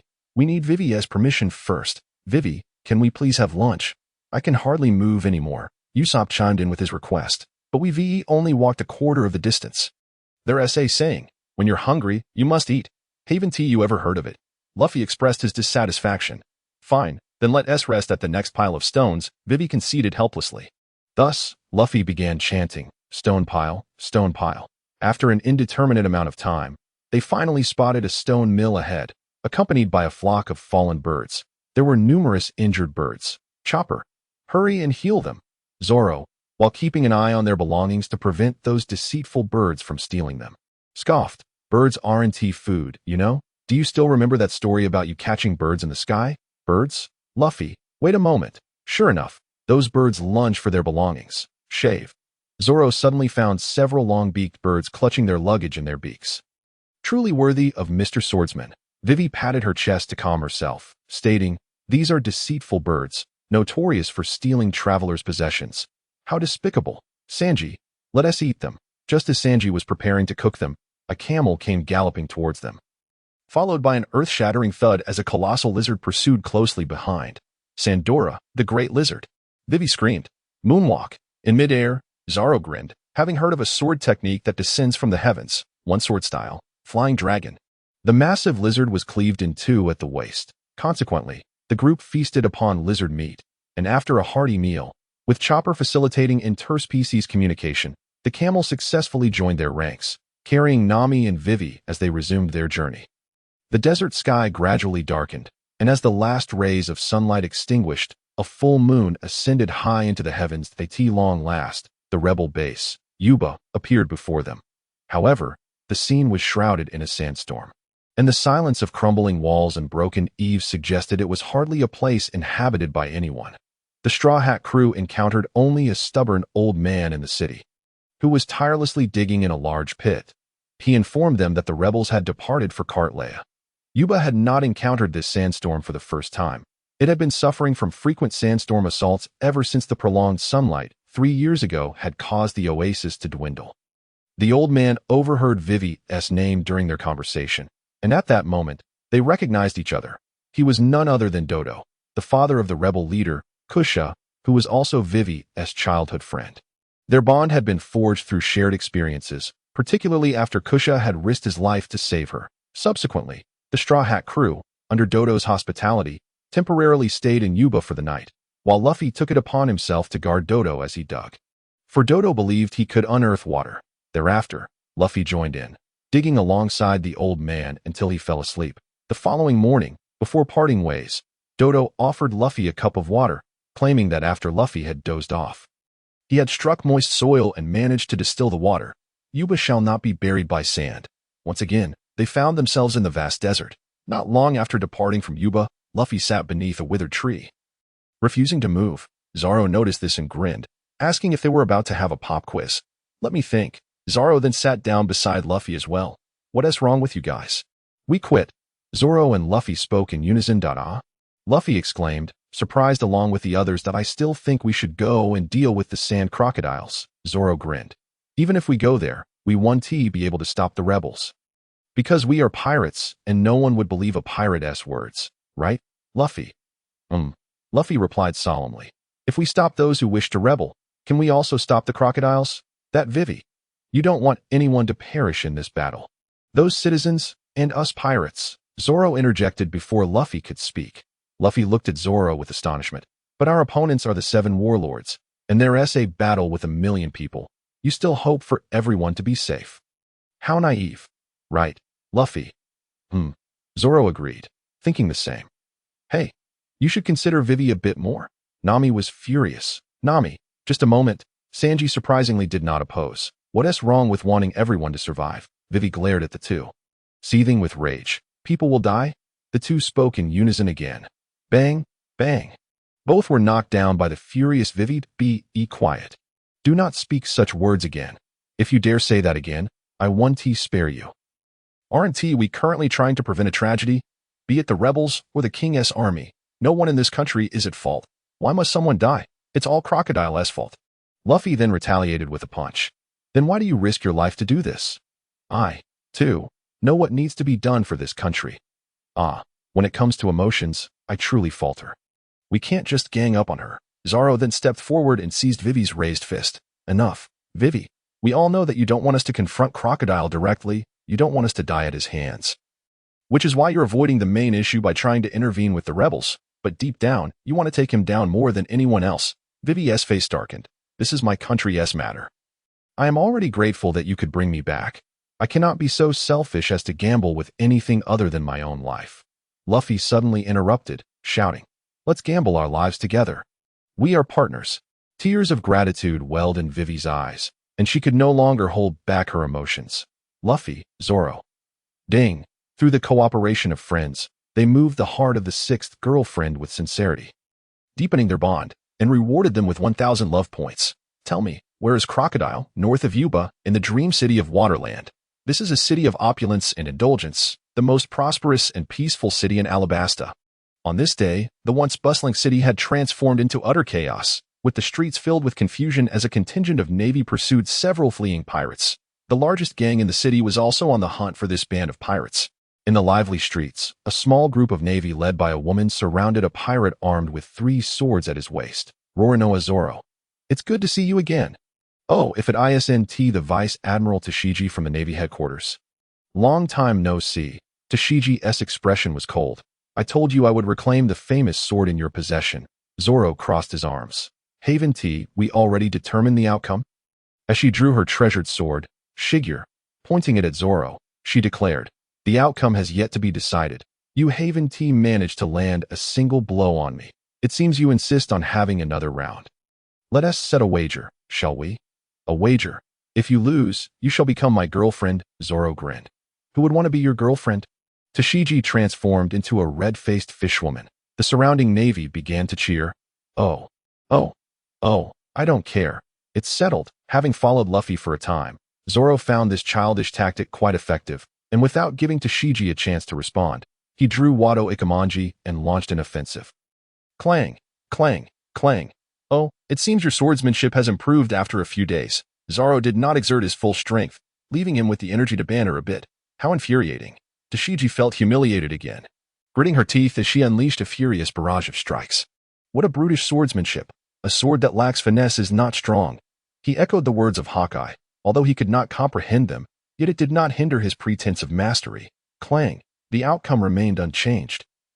Zoro had sent Shiyu flying, placing his sword upon his shoulder. You have lost. From this day forth, you shall be my girlfriend. Zoro grinned widely. Ha. You didn't land a single blow on me. What gives you the right to claim victory? Daisuke retorted defiantly. Damn it. You think you've got me figured out? Huh. Well, I won't strike. Very well. I have other matters to attend to. When we meet again, should you lose, you must honor the agreement. Zoro sheathed his sword and turned to flee. Who made an agreement with you? Came Daisuke's roar from behind. Ding. Engaging in favored activities with Goddess number 5 rewards 3 love points. It had been a long time since he heard that notification sound. Number 5 was strikingly similar to Kuina. Crocodile was situated in the tallest building, quite conspicuous. Thus Zoro would not lose his way, but he certainly did not wish to be caged alongside the fool Luffy. In the early stages, sea stone was crucial. That cage, well, Zoro had an affinity for it, but it was said that sea stone was harder than diamond, making it impossible to cut. He would need to find a saw and other tools.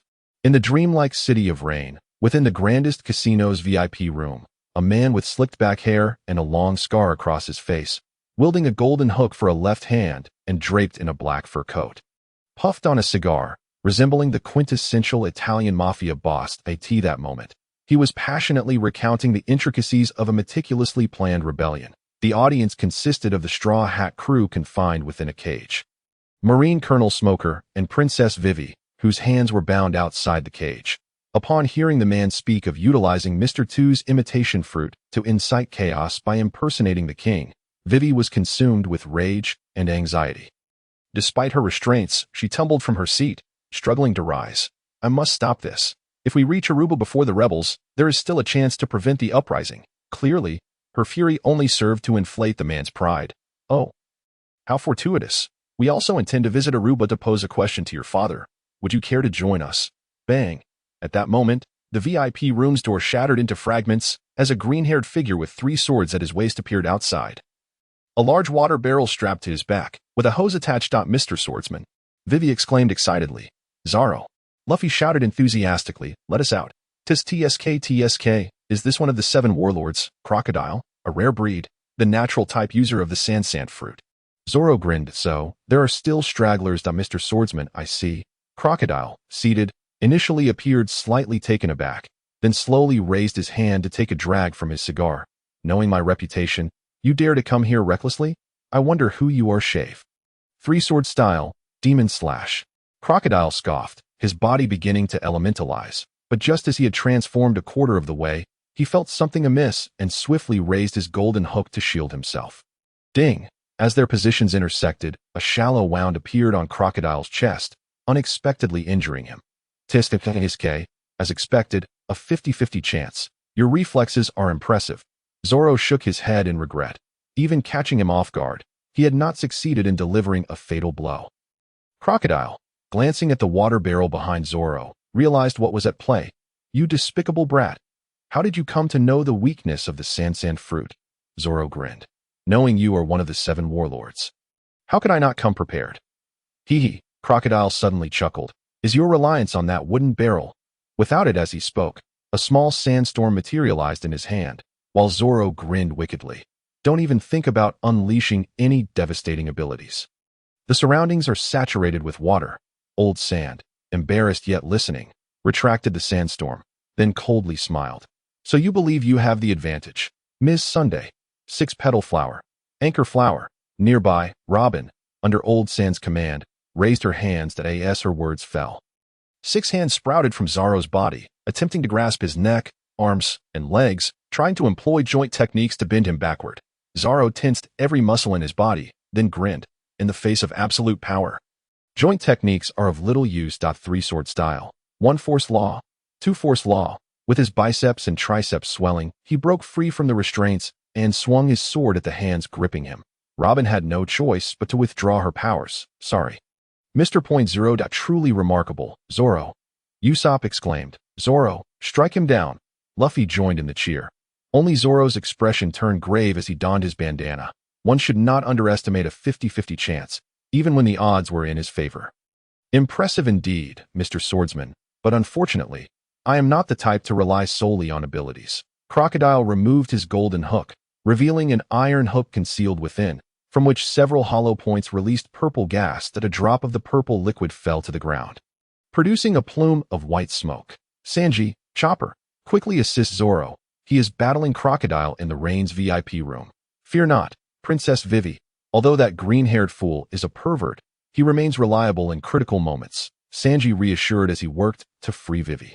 Taking the chance to escape while Zoro and Crocodile clashed, Vivi successfully reunited with Sanji and Chopper, who had drawn the Marines away. We must return to rescue Luffy and the others, then together head to Aruba to thwart the rebels.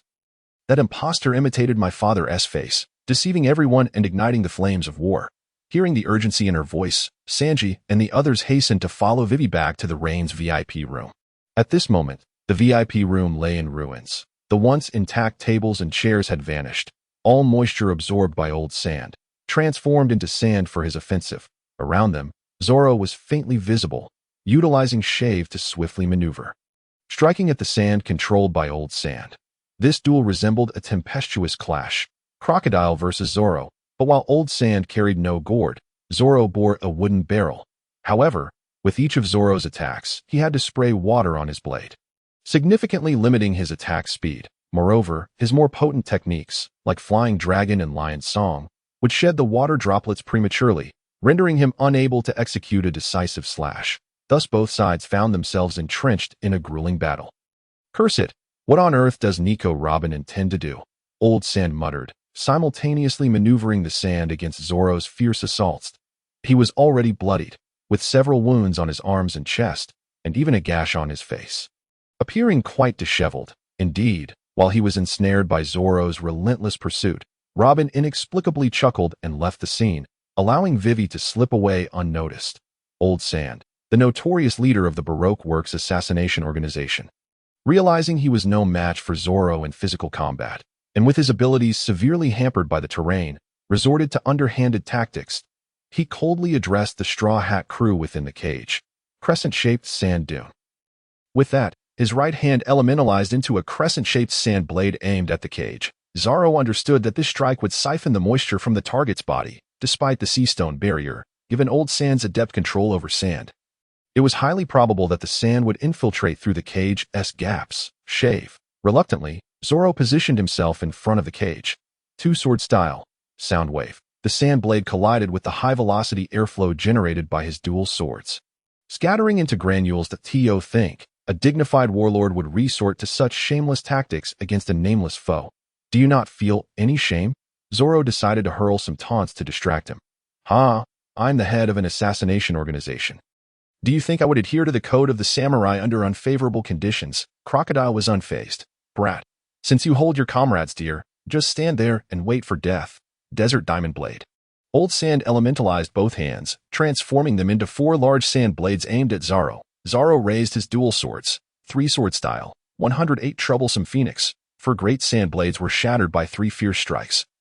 And thus the two resumed their distant duel. At this moment, Old Sand's relentless assault, though entirely parried by Zoro, caused the fragments of sand blades, shattered by Zoro's slashes, to invisibly erode the moisture within his body. Zoro increasingly felt parched, while the spectators in the cage observed the evident hollowness of his cheeks, a clear sign of dehydration. Zoro, drink some water quickly, Nami continually urged from the sidelines. Old Sand's mastery of his fruit's powers was remarkably precise. Unbeknownst to him, the fine grains of sand had begun to infiltrate the water barrel behind him. Now, with each sip of water, he was forced to spit out sand, coupled with the venom-coated hooks, which rendered defense nearly impossible. Zoro found himself on the back foot. Damn it, the water in the barrel is running low. At this rate, I'll be drained dry. In reality, Zoro had already exhausted all his efforts, internally cursing how Luffy managed to defeat Old Sand. If it weren't for the protagonist's halo, it could only be said that Old Sand had underestimated him and failed to dodge. Just as Zoro found himself in dire straits, a furious shout erupted. First meet, cut hoof. Accompanied by these battle cries, 2 shadows dashed towards Crocodile like lightning. In an instant, Crocodile's form was shattered, reduced to countless grains of sand scattered across the ground. However, these grains quickly coalesced, reconstituting his body. Seizing the opportunity, Zoro immediately sprayed water onto his blade. Tiger Hunt. Old Sand hastily raised his left hand to defend, yet was still forced back several steps by the overwhelming force. Sanji, Chopper, quickly go save Luffy and the others, Zoro shouted, pulling a small saw from his pocket and tossing it to Sanji. This moment, Old Sand was preparing to elementalize again, targeting Sanji directly, without hesitation. Zoro sprayed a few droplets of water into the air, then swung his great sword down fiercely at the sand. Old Sand, left with no choice, had to retract his offensive swiftly. Where do you think you're going? Your opponent is me. Zoro smirked, a malicious grin spreading across his face. Old Sand's expression darkened significantly as he began to frantically launch sand blades towards Sanji and the others. Zoro stood resolutely in front of them, brandishing his twin swords, continuously shattering the incessant barrage of sand blades. Sanji was also in a precarious situation. The hardness of sea stone was simply too formidable. A small saw was unable to make even a dent. Quickly being worn down.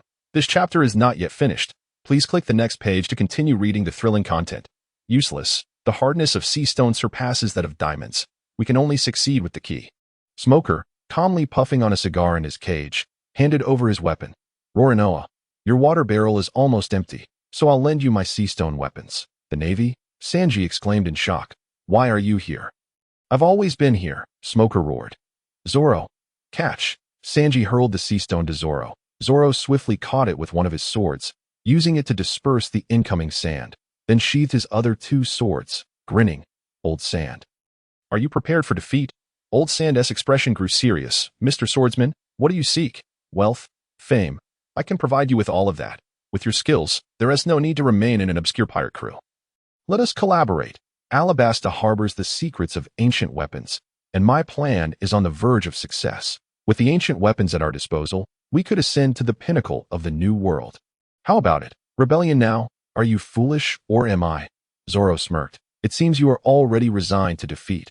Razor. As soon as the words left his mouth, Zoro vanished, and the next moment, his voice echoed from the rooftop. One sword style. Flying dragon flame. The audience looked up to see him enveloped in a green glow, resembling azure flames, as he leaped down towards Crocodile. Desert Great Sword. Old Sand charged at Zoro as well. Bang! The two passed each other. The azure flame of the sea stone scattering Old Sand's Desert Great Sword, and with a powerful strike, Zoro knocked Old Sand to the ground.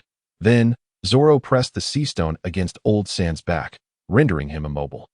Well done, Zoro, Luffy cheered from within the cage. Just a small feat, Captain. Zoro grinned wickedly, slapping old sand on the back of his head. Posturing?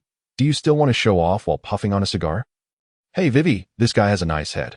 Why not give him a few whacks to vent your frustrations? Outside the cage, Vivi's eyes were misty, laughing and crying simultaneously. Meanwhile, Smoker discreetly extinguished his cigar. Ding! Defeated the mastermind behind the Alabasta rebellion.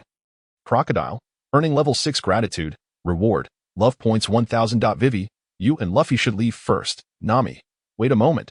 We'll discuss anything later. Right now, there is an opportunity for wealth. Do you want in? Cough. Vivi, you go with Luffy to stop the rebels. Crocodile has already been apprehended by the Navy, and with the rain coming down, it should be fine. After Zoro defeated Old Sand, rain began to fall across Alabasta, but the key Sanji found on Old Sand was actually a fake. However, Zoro had a plan. He went underwater to eliminate all the banana crocs and then found Mr. 3, who had been swallowed by a crocodile. He coerced him into making a key out of wax. Freeing Luffy, Chopper, and Smoker, Zoro was indeed envious of the sea stone weapon, but considering this individual was the superior of Nico Robin and had just helped them, he ultimately returned the sea stone, primarily because the entire cage was made of it. He only needed to dismantle a single bar. Smoker also displayed reason, indicating that he would not make things difficult for the Straw Hat crew today, and then exited the VIP room. The Straw Hat crew was in a hurry to stop the rebels. At this moment, Zoro called out to Nami, not for any other reason, but because before mastering Haki, this sea stone weapon was indeed useful. He needed to find a way to procure a sea stone stick for self-defense. However, as a notorious directionally challenged individual, he worried about getting lost on his own, so he decided to stay with Nami. Zoro, what kind of wealth opportunity are you talking about? Nami asked, her eyes filled with dollar signs as she watched the departing group. That sea stone cage is worth a considerable fortune. However, after attempting to break it earlier, she realized it was impossible. This is simple. I'll first beat up the employees here and violently take over this casino. You go find a craftsman to dismantle it, and then we'll go find Vivi and come back for it later. How about that? Good idea. This casino must be filled with berries. All yours. But I want a sea stone stick as a weapon. Zoro agreed readily. No. We must give all the money to Vivi. Alabasta has suffered such a calamity and will undoubtedly need a lot of funds. Nami countered, her demeanor unusually serious. Seeing Zoro's shocked expression, Nami closed her greedy eyes, holding her head high with pride. I only want my fair share of 100 million, then it's settled. Thus, following their plan, the two set out to inquire about who the higher-ups of the casino were, only to discover that they had already been taken over by the Navy. Hey, Smoker, what are you doing surrounding this casino? Zoro realized the situation was dire. Crocodile has been arrested for his crimes, and we naturally must seize his assets, Smoker stated, without even waiting for Zoro to respond, as Desbones interjected. Seize. Zoro's eyes widened in shock. The original storyline had never mentioned this development. Do you have anything else to say, Roranoa? Smoker replied coldly, his cigar clenched between his teeth. Damn, I feel a bit itchy. Zoro exclaimed, Hey, Smoker. You need to understand that I was the one who defeated Crocodile. You Navy didn't contribute at all. Here's the deal. You take him back to claim military credit, and I won't tell anyone the details, considering it as your victory. His assets belong to me. And we will return them to the Alabasta Kingdom. This arrangement benefits both of us. Zoro began to negotiate. I finally understand why Desbones dislikes you so much. Roranoa. Smoker glared at Zoro. Do you think I would covet such credit? Desbones, beside him, looked as if finally someone understood her, indignantly interjecting. Roranoa, you underestimate the Navy. It's simply unforgivable.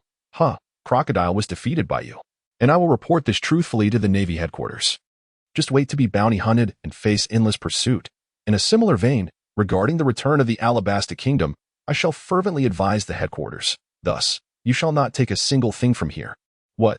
Zoro, embodying the persona of a fishman, retorted, Are you looking for a fight? Smoker, with a cold smile, replied, At this moment, you are without sea prism stone weaponry. Your bucket cannot contend with smoke. You would do well to leave swiftly before I change my mind. You treacherous backstabber, Nami exclaimed. Hold on to me a bit. I fear I may lose my temper. Yet, Nami appeared indignant, declaring, Zoro, go. Faced with Smoker's abilities, Zoro, feeling helpless, could only utter a fierce retort. Smoker. Trying to act tough. Are we? Were it not for your position as Miss Tashiji's superior, I'd slap you silly. Believe it or not. Huh? Nami, run. Seeing Smoker about to erupt, Zoro grabbed Nami and turned to flee. The initially bewildered Tashigi chuckled softly as she watched Zoro's hasty retreat. Ding! Your humorous antics have successfully amused Goddess number 5, rewarding you with 3 love points. Is that even possible? You truly are a sycophantic system. Hey, why are you running? Even the Shichibukai are no match for you. He is merely a smoke user. This is a grand casino. There must be countless berries, Nami lamented. That smoker is a smoke fruit user. I can't cut him. Let's just pursue Vivi and the others. Zoro explained resignedly. Such a vast sum of money, just like that, gone. Nami expressed her profound frustration. Quit complaining. We should first catch up with Luffy and the others. They moved far too quickly. It's only been a short while. And they vanished. You guide the way. I'll carry you, Zoro suggested, intending to use Moonwalk to soar ahead. No. Nami grimaced. You just made an excuse about Smoker being Tashigi's superior. Have you harassed her again? What does that have to do with you? Do you think you're Sanji? If you weren't so weak and slow, who would want to carry you? The oblivious Zoro raised an eyebrow. What did you say? Just as the two were bickering, a voice called from behind. Are you two headed to Alabasta? I can take you there. They turned to see a figure clad in an Arab-style headscarf. Their eyes adorned with deep purple starry makeup, dressed in a flowing white robe decorated with numerous black square patterns, and wearing 2 orange necklaces. I am Peru, the deputy of the Alabasta Royal Guard. I received Princess Vivi's message and rushed here, but regrettably, I was thwarted by a woman. I overheard your conversation with the Navy. Thank you for defeating Crocodile. Peru introduced himself. That's wonderful. But how will you take us there? Nami asked eagerly. I am a bird fruit user. With that, he shifted into flight mode, transforming into a magnificent eagle. You can just take that, novice. Zoro displayed a look of disdain. What did you say? Ding! Your words have successfully provoked girlfriend number 3, rewarding you with 3 love points. You two should stop quarreling. The situation is urgent. We must first catch up with the princess in the vast skies of Alabasta. The long-awaited rain finally arrived. Raindrops gently fell, breathing life and vitality into the parched desert. Meanwhile, beneath the thunderclouds, 2 figures darted through the rain. Alas, this was a miscalculation. I didn't obtain the sea prism stone weapons and disrupted the plot. Nami, that novice, didn't get the chance to use the first-generation weather stick. I wonder if it will affect the story ahead. Zoro pondered while using Moonwalk to chase after Peru. Luffy hasn't made his appearance either. But it shouldn't matter much. Luffy's power-up should occur at Enies lobby. As long as Enies lobby doesn't interfere, it won't affect Luffy's gear 2nd and gear 3rd. The only impact should be on Nami. Having never used the first-generation weather stick, she will likely lack ideas for improving the second-generation weather stick. I need to find an opportunity to guide her, but she seems rather resistant to advice. Perhaps I should just beat her up. Just as the thoughts swirled in their minds, the two arrived above the Alabasta Royal Palace. At this moment, the chaos had subsided. Due to the rain, both the king's army and the rebel forces halted their fighting. The Straw Hat crew had intercepted the employees of Baroque Works, who were attempting to obstruct Vivi. In line with the original plot, Usopp and Chopper faced off against Mr. Four and Miss Merry Christmas. The baseball player Bab and the mole lady, the great Usopp, along with his pet Chopper, barely triumphed. Sanji encountered the fateful Mr. Two, narrowly winning while forging a friendship. Luffy's situation was intriguing. He had successfully taken over Zoro's script. Confronting Mr. One, the convict who had consumed the dice fruit. Due to the abilities being a counter to Luffy's current powers, the battle was quite arduous. But ultimately, through sheer protagonist aura, Luffy withstood the slicing damage and delivered a rocket pistol. Winning the match but emerging severely battered, Nami faced off against Miss Doublefinger, the prickly fruit user, while pursuing Vivi, but was intercepted by Peruru, that jackal. Just in time, Vivi reunited with her childhood friend Kosha, calming the chaos. Yet, it must be noted that the supporting characters lacked the protagonist's aura, as that jackal actually lost. When Miss Doublefinger attempted to attack Vivi again, Kosha intervened, suffering severe injuries in the process. An enraged Vivi exchanged blows with her, sustaining several wounds before collapsing. Just as Miss Doublefinger was about to deal the final blow to Vivi, in a moment of peril, shave. Ding. You are quite unfortunate to have crossed paths with me. Zoro swiftly blocked the thorns in her hand with his sword. Ding. Detected potential bond with Goddess Sarah. Would you like to bind? Yes. Ding. Successfully bound to Goddess number 9. Sarah, please begin interaction with the goddess promptly. Mr. Swordsman. The saved Vivi exclaimed excitedly. Rorinoa Zoro. Sarah's expression was cold. The infamous pirate hunter from East Blue, skilled in the use of 3 swords. You've done your homework well. That makes things easier. Zoro grinned. Mr. 3 and Mr. 5 both fell to your blades, bringing back information about you. With your reputation in East Blue, Baroque Works personnel will soon deliver your dossier to the company. After Sarah finished speaking, she smiled. I don't consider myself your match, so should you not inquire about something? Such a stroke of luck? Zoro was thrilled, and just as he prepared to ask, BM, a sudden blow from above sent Sarah flying several meters. How dare you harm Vivi? Nami shouted as she leaped down from the eagle's back. How dare you disrupt things at this moment? Facing Zoro's furious glare, a glimmer of triumph flashed in Nami's eyes. Unfortunately, Zoro saw through it. Was that intentional? You vile woman, do you dare undermine my foundation? You lackey, you're courting death. Before Zoro could speak, a recovering Sarah glared at Nami. Who is the lackey? You ugly woman. Nami refused to back down. When did she become so bold? Just as Zoro was pondering, a voice echoed from a distance. Vivi, Peruru, hurry, Crocodile has planted bombs in the city, intending to blow up Alabasta. The group turned to see a man in loose clothing running desperately towards them. Father, Vivi exclaimed in surprise, where have you been? And what bombs? Just now, Nico Robin tied me up in the underground sacrificial hall. She revealed all of Crocodile's plans, including that he has planted bombs in the city to destroy Alabasta. Zoro, you must help Vivi find the bombs. I'll handle this woman, Nami declared resolutely. Ha! This vile woman is determined to oppose me today? She is a devil fruit user. You should refrain from making grand claims. Zoro positioned himself in front of Nami. Then, according to the rules, I must ask first. Perverse fiend, shut your mouth. BM. You vile woman. Are you courting death? Watching Nami transform into a fishman, Zoro chose to confront her. Green algae head. Do you dare to threaten Miss Nami? At this moment, the battered Sanji approached. Mr. Swordsman, now is not the time for caprice. We must swiftly locate the hidden cache of cannonballs. Vivi resolved to assist Nami. This chapter is not yet concluded. Please turn to the next page to continue enjoying the thrilling content. Have I truly transgressed? Are you certain that it is I who am being capricious? Zoro rose silently, a grin spreading across his face. Just don't perish here, all right? Nami chuckled. Usopp has prepared a secret weapon for me.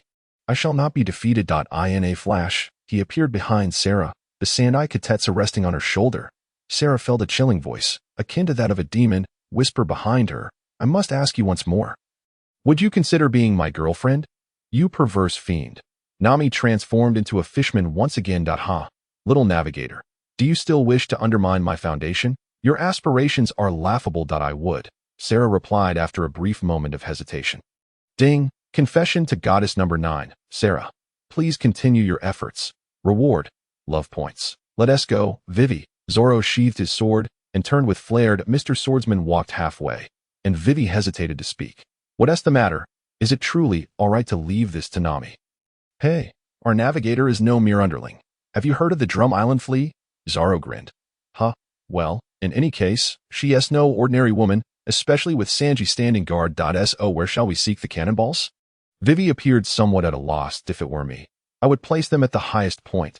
Zoro, familiar with the narrative, casually concocted an excuse and glanced at the clock tower. In any case, I'll go check it out first. Moonwalk. In the Alabasta Royal Palace, several men were leisurely soaking in a hot spring, one with green algae hair displaying not only comfort but also a hint of satisfaction.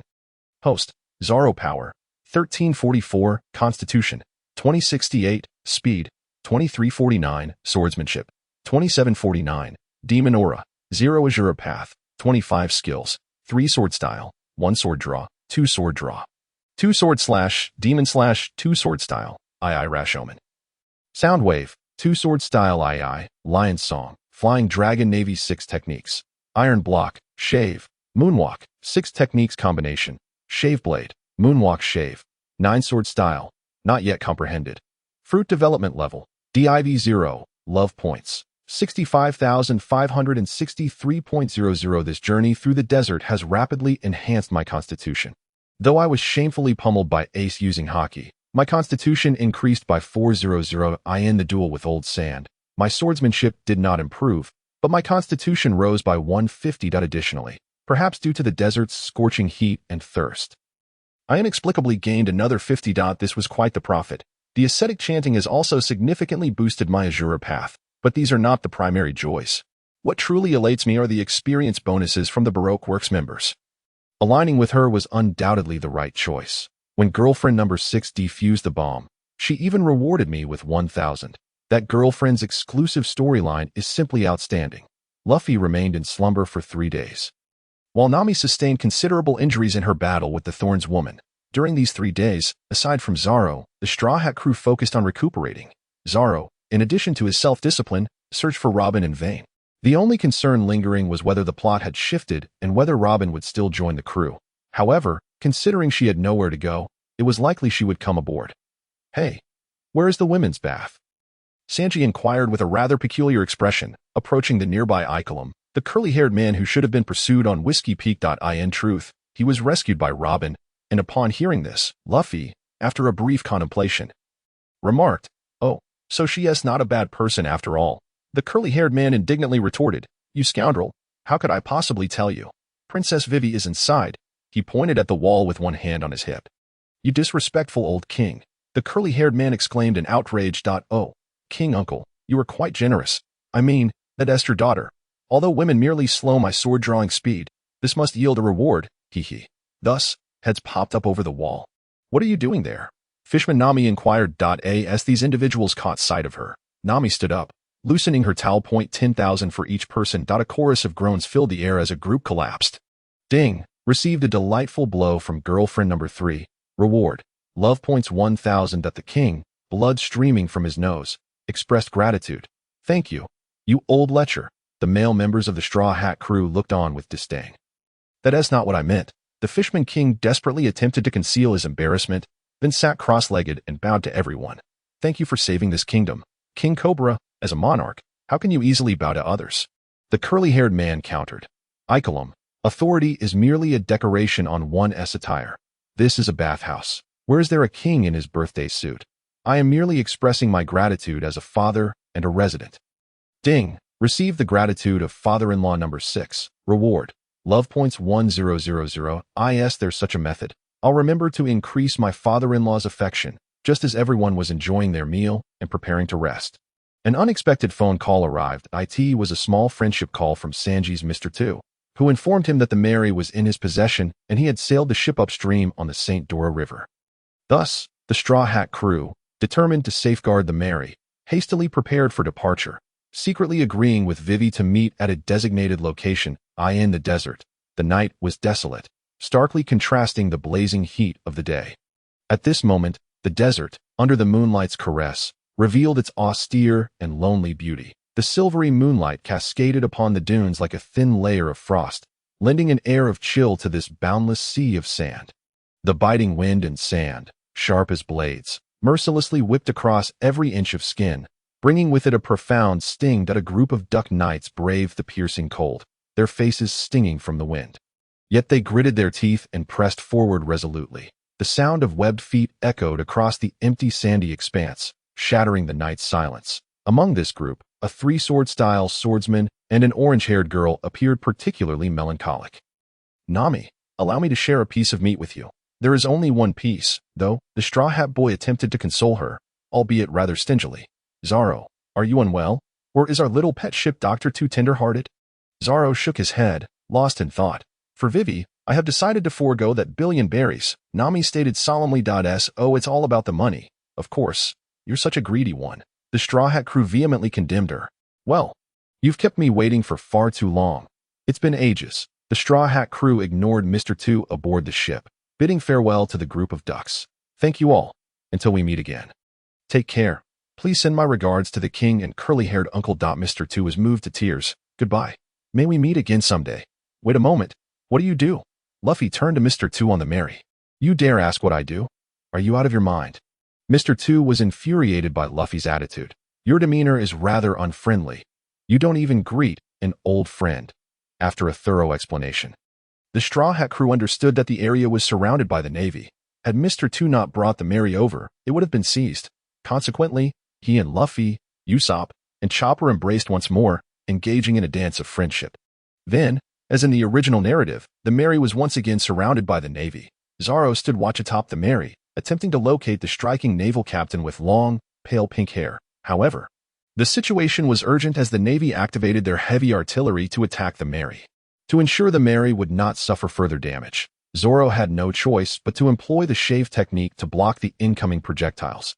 Ultimately, it was Mr. 2, upon hearing that the Straw Hat crew was undeterred by danger and intended to rescue their comrades, who stepped forward with tears streaming down his face, using his Mera Nomi powers to take on Luffy's appearance and divert the Navy, whether straying from the path of manhood or womanhood.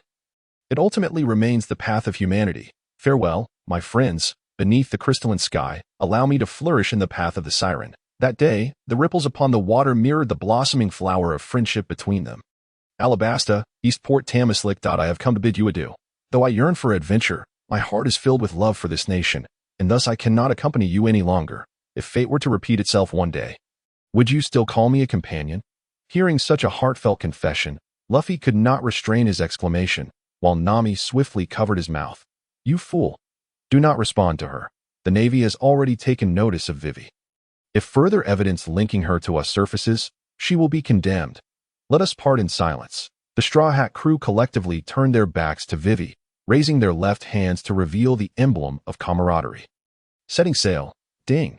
Goddess number 5, Dashiki, motivated by your encouragement, has strived diligently, rewarding you with 500 love points. Just having evaded pursuers, Zoro, engulfed in melancholy from parting with his girlfriend number 6, suddenly heard the sound of a system notification. Though perplexing, it was sufficient to shift his sorrow into contemplation. What have I done? What is the matter with number 5? Perhaps she has seen my bounty notice and secretly glimpsed my social circle. I wonder if this change in plot will affect my initial bounty. Observing the listless crew aboard the ship, Zoro silently rose. Sanji, it is time. Just as he was filled with frustration, Sanji silently stood up and lit a cigarette.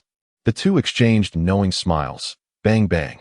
Sanji exhaled a puff of smoke, taking a deep breath. Indeed, this feels much better. Zoro, wiping away the shoe prints on his face, removed his headscarf. You colorless cook. I shall eventually chop you down. You've finally escaped to freedom. Well done. Suddenly, the cabin door swung open, and the voice of an unfamiliar woman emerged from within. Nico Robin, you have indeed returned. Zoro grinned. What brings you here? Nami exclaimed in alarm. Enemy attack. Enemy attack. Usopp panicked. Ahoo. Chopper, unsure of what to fear, hid half his face that a certain sycophant exclaimed, Beautiful older sister. Huh? Why are you on our ship? Luffy inquired, bewildered. Smack. Clang. Nami's weather stick and Usopp's slingshot were abruptly swatted away by an unseen hand. Did I not mention before? Do not brandish such dangerous items carelessly. Robin raised her hand, indicating her lack of hostility. When did you board? Nami questioned sharply. I have always been here, reading and bathing in the cabin. Oh, by the way, this outfit is yours, right? Mind if I borrow it? Robin calmly approached the deck, pulling out a folding stool. What are you? A seductress from Baroque Works, truly after. Nami transformed into a fishwoman. Monkey D. Luffy, those of you bearing the D, who exactly are you? Robin, perched on the stool, rested her chin in contemplation as she gazed at Luffy. Who? Me. I am Luffy, a man destined to become the Pirate King. Luffy introduced himself, utterly baffled. It seems I have asked in vain. You have dismantled Baroque Works, but you must take responsibility. What do you want? Do you wish to fight? Luffy raised his fists, challenging her. Allow me to become your companion. The sea breeze caressed gently, her smile as refreshing as spring. What? The crew gasped in astonishment. Currently, I have no place to go, so please, let me stay. Robin, resting her face on her hand, displayed no hint of pleading in her demeanor. So that is the case. Then very well. Luffy, considering the insufficient number of crew members, readily accepted. Luffy. Nami and Usopp vehemently protested. Dio, not worry. She saved the curly-haired uncle. She is not a villain. Luffy flashed a broad grin. The board members strongly condemned Luffy's irresponsible behavior and arranged for a new employee onboarding interview. Vice President Zoro, unyielding, stepped forward. If you wish to board, that is fine, but you must pass my test. Ding. Detected potential binding with Goddess Nico Robin. Would you like to bind? Yes. Ding. Successfully bound with Goddess number 10, Nico Robin.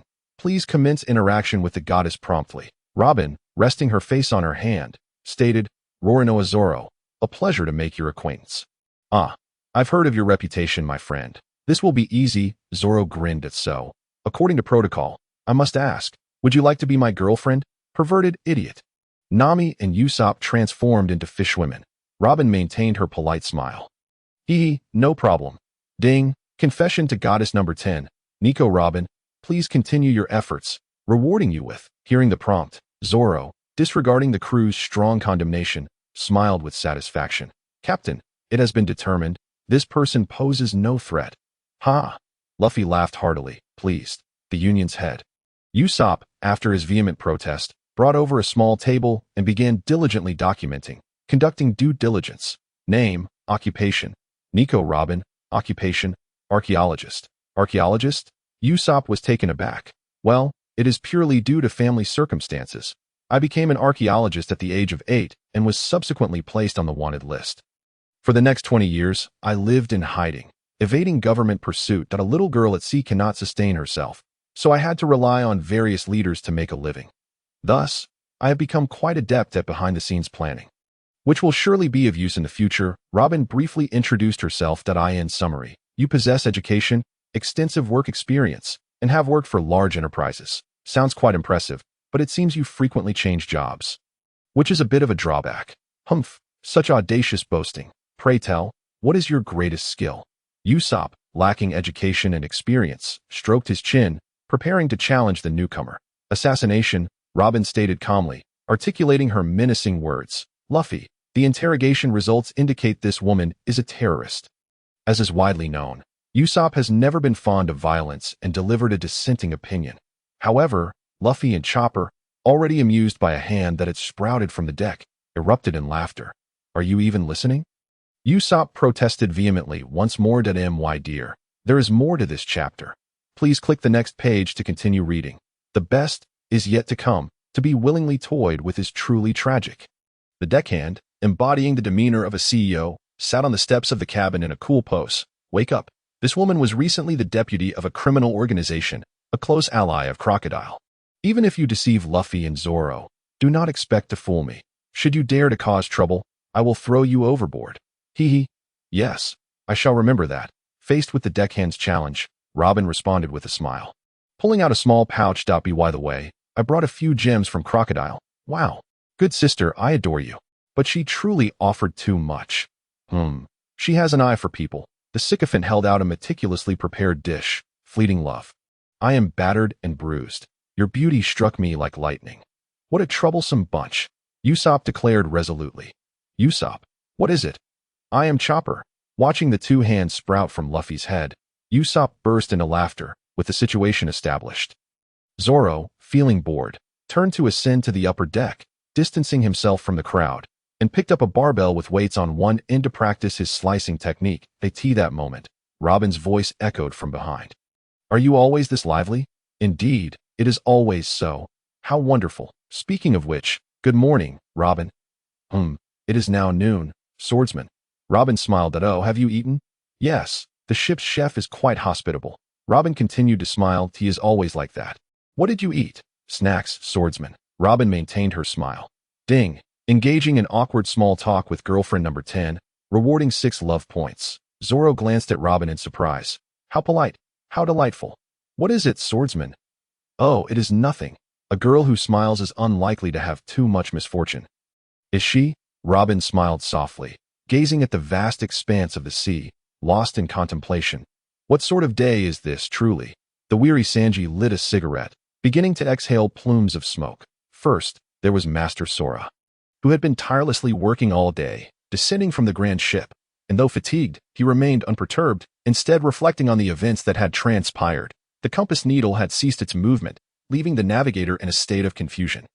A peculiar ape-like creature had raised the ship from the depths. Usopp was drenched in sweat, yet he was soon swallowed whole, along with the ship, by a giant sea turtle. Chopper felt a lingering dread. As night fell, Robin remained composed. Then, a monstrous figure appeared, far larger than a giant, looming ominously. Luffy expressed his astonishment. Even I, witnessing it, felt a chill of fear. It was terrifying, this inexplicable 8th individual. You get down from there. The 3 strongest fighters kicked the surplus 8 men off the ship. Indeed, the Sky Island arc had commenced, with the Mary nearly struck by the descending grand ship. From the ship fell a map and a skull. Upon examination, Robin, the archaeologist, determined that this vessel had gone missing 2 centuries prior. Since the compass pointed towards Sky Island, the crew lost their direction for the next island. Therefore, the trio of the strongest on board plunged into the water to inspect the fallen ship for any navigational records.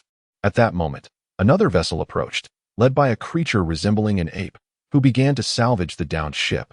Just as the vessel surfaced, a colossal sea turtle clamped down on it. Zoro, quick-witted, leaped back to the Mary with Luffy and Sanji.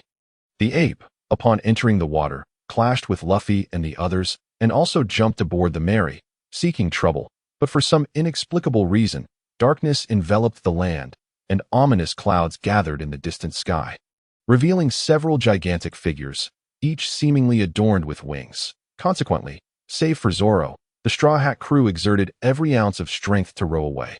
Sky Island, you say? Teske, the thunder fruit is quite the troublesome affair.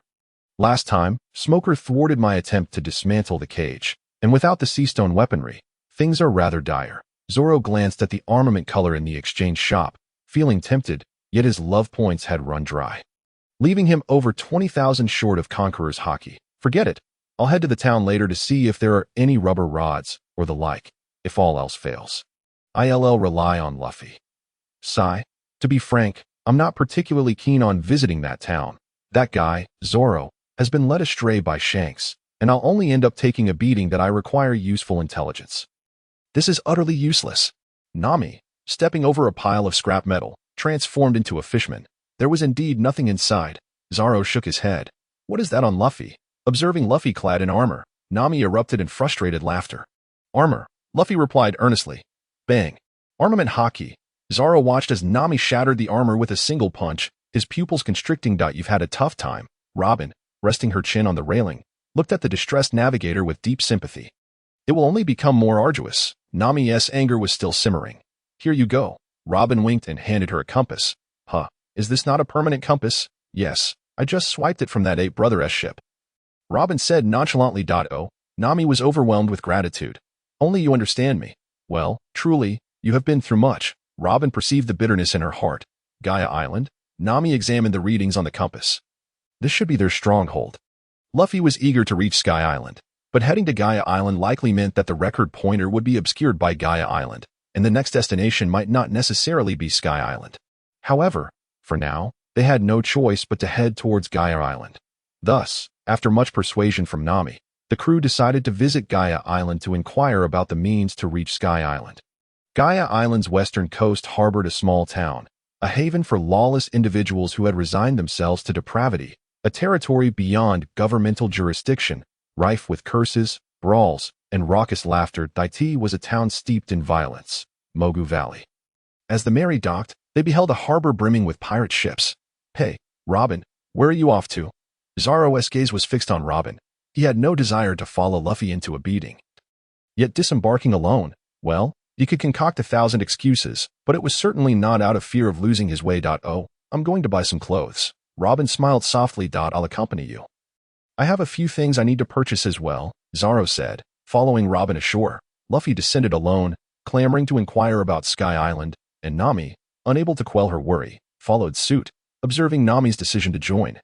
Sanji, considering Luffy's unreliability, trailed after them. Mogu Valley's Main Street, clothing store. Sir Swordsman, what are you looking to buy? Robin, perusing clothes, asked with curiosity. Nami, just seeing if there are any rubber weapons available. Rubber? What use would that be? Robin looked puzzled.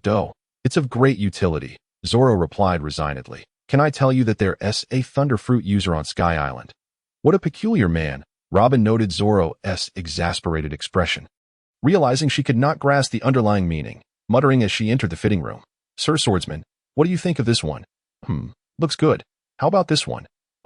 Also nice. And this one? It's acceptable. It seems I may have asked in vain. Finally, Robin chose a flamboyant purple top hat, paired with a purple crop jacket and purple leather pants. The two exited the clothing store, inquiring about rubber products while seeking information on Sky Island. At that moment, a frail-looking man on a feeble horse approached, enthusiastically offering them apples. Given Robin's character, she naturally declined politely. Zoro did the same, though he bore a hint of contemplation. Could it be the Blackbeard pirates? They seemed to be here to capture a high-bounty pirate, Aiming to exchange for the title of warlord of the SEIT would be unwise to engage them, as they were evidently beyond their capabilities. Best to steer clear of the tavern. Should I lose my temper and intervene, Blackbeard would be outside, and with his experience and cunning, he would undoubtedly perceive that our skills far surpass a mere few million. Regrettably, after scouring numerous shops, the town indeed lacked any insulating weapons. Left with no choice, Zoro followed Robin back, when suddenly, a stumbling drunkard approached. Burp. Hey there, beautiful. Care for a drink? The drunken man leered at Robin. I suggest you get drunk and head home. Acting foolishly can lead to dire consequences here, Zoro warned tersely. Kid, do you know who I am? Before Zoro could retort, Robin raised her hands to six-pointed flower. Anchor flower. Suddenly, 6 hands sprouted from the man's body, seizing his neck, arms, and legs, executing a joint lock to bring him down, constricting his throat. Mr. Drunkard, do you know how to reach Sky Island? Robin's expression remained calm. A power user? The drunkard gasped in terror, struggling to breathe as he labored to reply. There's no Sky Island. It's merely a fantasy.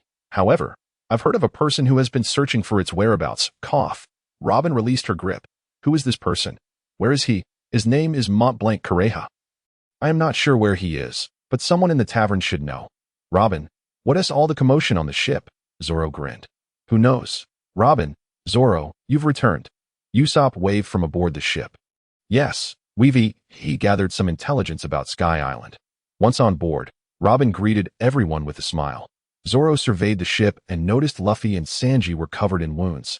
He gently shook his head, confirming they had indeed taken a beating. At that moment, an enraged Nami transformed into a fishman. Yes, the culprit is you, Robin. It's all because of your talk of Sky Island that I ended up like this. If that island doesn't even exist, I'll ensure you have no place to rest in death. Don't mind her for now. The key is to keep your distance. Usopp whispered words of encouragement beside Robin.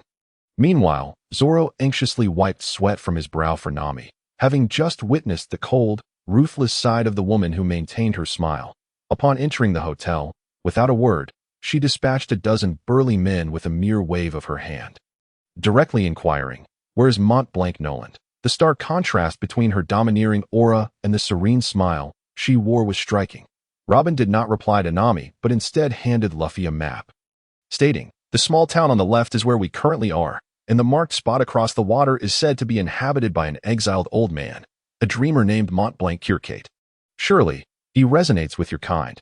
After Zoro provided an explanation, the group decided to seek this dreamer for further inquiries. Just as they set sail, Luffy expressed his annoyance upon hearing peculiar sounds from the sea. Usopp, that fellow seems less than human, Sanji remarked, as he puffed on his cigarette, glancing at the trembling Usopp who was hiding behind him. Indeed, that salvage monkey is certainly on this island. We must have crossed paths with them. Usopp exclaimed, a hint of panic in his voice. Is that so?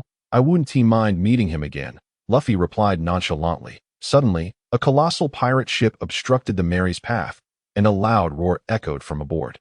Ho ho ho, what are you rascals gossiping about over there? Zoro looked up, recognizing the source of the sound. I thought it was someone else. Isn't that the gorilla who uses sound waves as an attack? Let me think.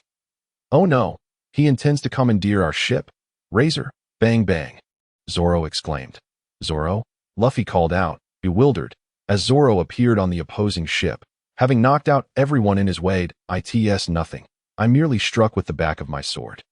Zoro replied as he leapt back to the Mary. That fellow doesn't seem human. Why did he knock them out? Sanji questioned, perplexed. It's more convenient this way. It prevents unnecessary trouble, Zoro explained succinctly. Well done, Zoro, Usopp acknowledged. Understanding the rationale that we have arrived at the marked spot on the map, the now calm navigator reported. This is the place, Montblanc Curcate. Robin's tone remained as flat as ever, gazing at the grand, vibrant castle in the distance.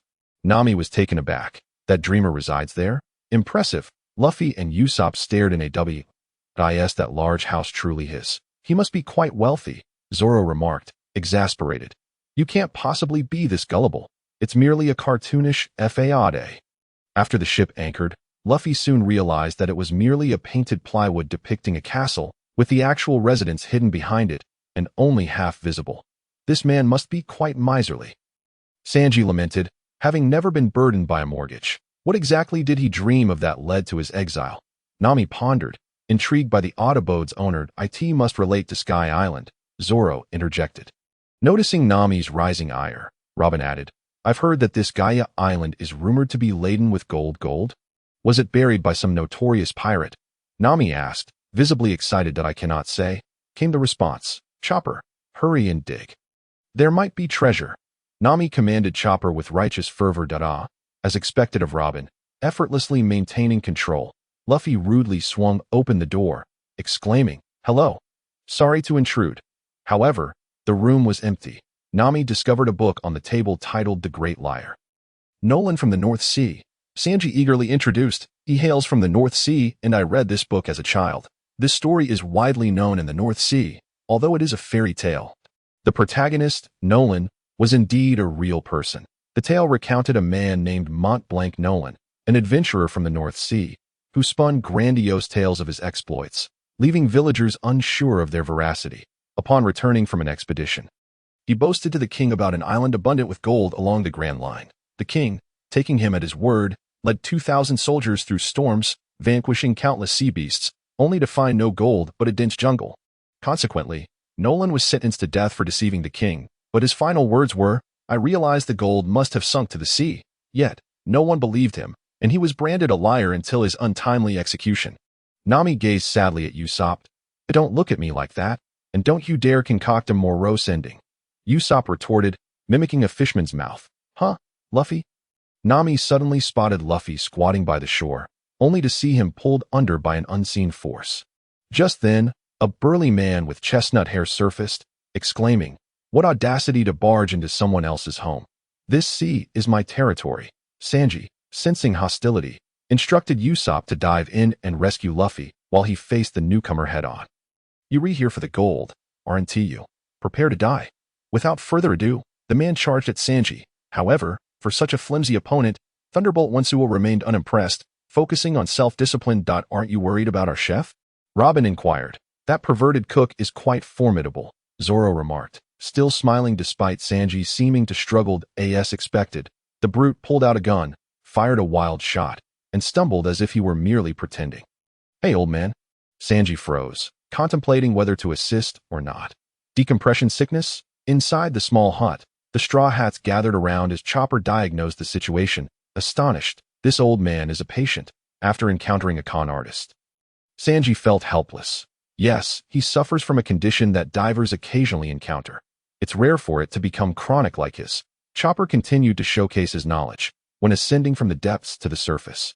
Due to pressure changes, certain elements in the body can no longer remain dissolved, forming bubbles that expand within blood vessels and cause harm to circulation, muscles, and joints. Luffy pondered aloud. Is he contemplating gear second? Ultimately, he concluded, it seems I've overthought this. This old man must have descended again before the bubbles could dissipate. He has been reckless daily, which led to his condition. Under Chopper's care, the man named Mont Blanc Curcate regained consciousness.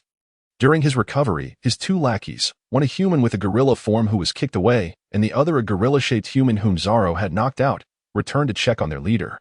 The scene resembled enemies confronting each other, but after Luffy's simple explanation, they quickly became allies. Luffy's desire to visit Sky Island brought a smile to Curcate's face, though it was merely a FAA day of compliance. For years, he had submerged himself, disregarding his health, in search of the truth about Sky Island. As his ancestor was the infamous liar, growing up amidst ridicule and scorn, he sought to escape societal judgment by becoming a pirate. Only to unwittingly find himself on Gaia Island, he left his companions behind, embarking alone on a quest for the land of gold, not for riches or family honor, but solely for the truth. To find justification for the humiliation he endured in his youth. Yet Luffy remained unconcerned with these matters, focusing solely on whether Sky Island truly existed. Curcate produced the navigational logs of Nolan, revealing that not only did Sky Island exist, but it was also home to numerous advanced technologies. Luffy's excitement surged as he relentlessly inquired, how do we reach Sky Island? Upon witnessing the fervent pursuit of dreams by this group, the uncle realized they shared a kindred spirit, prompting him to divulge all he knew about the elusive Sky Island. Listen closely, for I shall reveal every clue regarding the Sky Island that is within my knowledge. According to him, the Straw Hat crew had previously witnessed a sudden transition from day to night, enveloped by an ominously thick blanket of black clouds that towered like a celestial fortress. These clouds, known as the Accumulation Emperor clouds, did not stir the winds nor precipitate rain. He surmised that if a sky island truly existed, it would be situated above these very clouds, the crux of reaching the sky island. He explained, lay in the need for both opportunity and enlightenment. There exists a unique ocean current referred to as the Ascension Current, caused by a cavern deep beneath the sea. The intense heat from magma vaporizes the seawater in the void, and the steam, under immense pressure from the surrounding water, accumulates energy to create a powerful thrust that propels the seawater skyward for an astonishing duration of 1 minute. Therefore, to reach the sky island, one must navigate this perilous ascent. Failure to find the island could result in disaster. In essence, it is a venture fraught with peril. Nevertheless, Captain Luffy expressed a resolute determination to confront challenges head-on, suggesting that even in the face of adversity, one must strive to ascend. This sentiment troubled Mr. Usopp, the guild leader, who, out of his deep affection for the Merry, raised an objection. However, his protest proved futile as Captain Luffy decisively overruled it. And Vice Captain Zoro, ever loyal to Luffy, followed suit, rendering the dissent of the others ineffective. The uncle then proclaimed that he had observed unusual celestial phenomena, declaring that there would be an extraordinary occurrence by dawn. Thus he arranged a feast to bid farewell to the fools. That night, he recounted amusing anecdotes from his ancestors to enhance the revelry, celebrating until dawn. He even invited the Golden Bell to bear witness to his ancestors' tales. The ape and the gorilla joined in the revelry, recounting that the golden sparrow still existed, its head facing south, its song reminiscent of a melody. This, the host, in a fit of realization, exclaimed, "Alas! This is dire. You must hurry to the forest and capture one of those birds." "Huh, uncle, are you drunk?" Luffy questioned, perplexed. "Why do we need to catch such a bird?" Usopp wondered.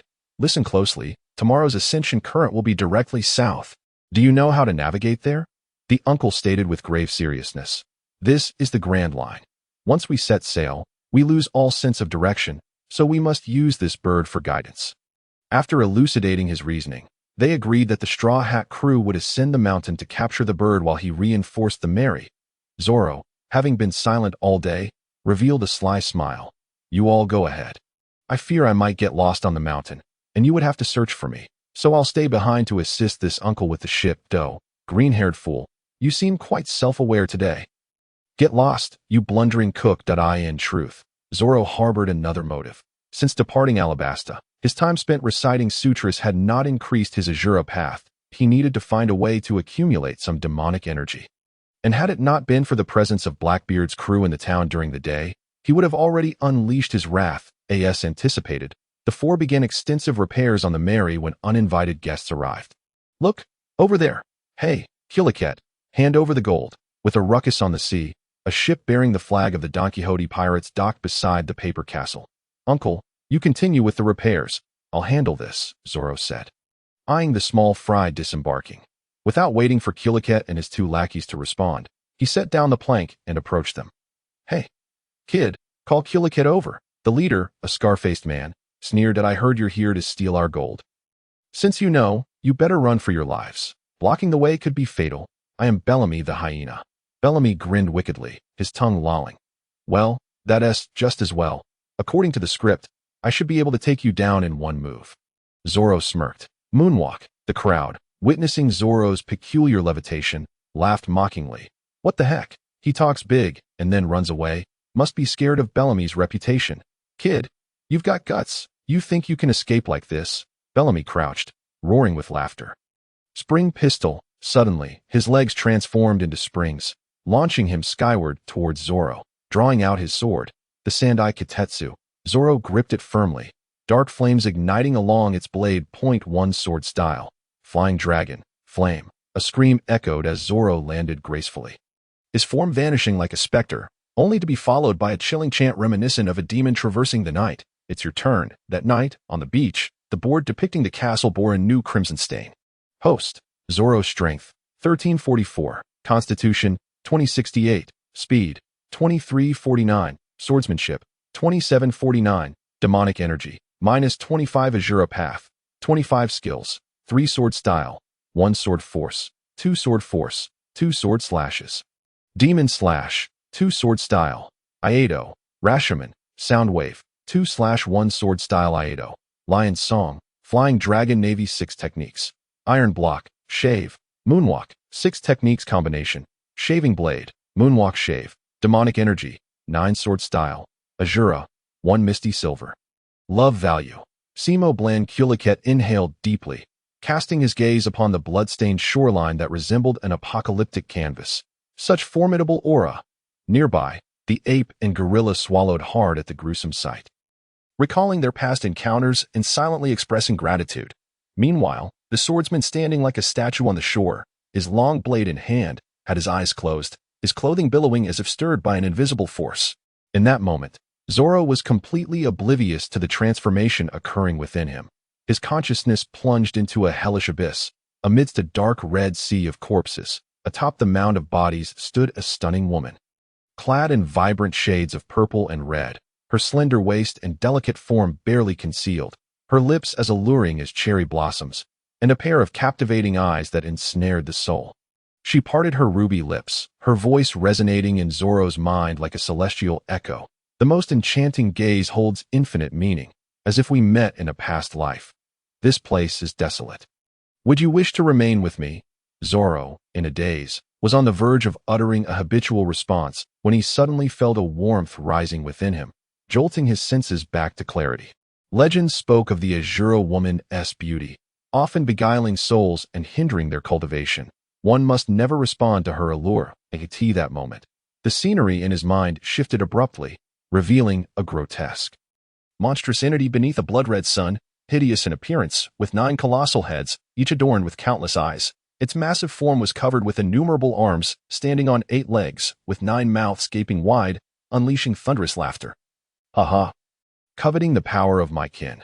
If you're not afraid of death, then take it.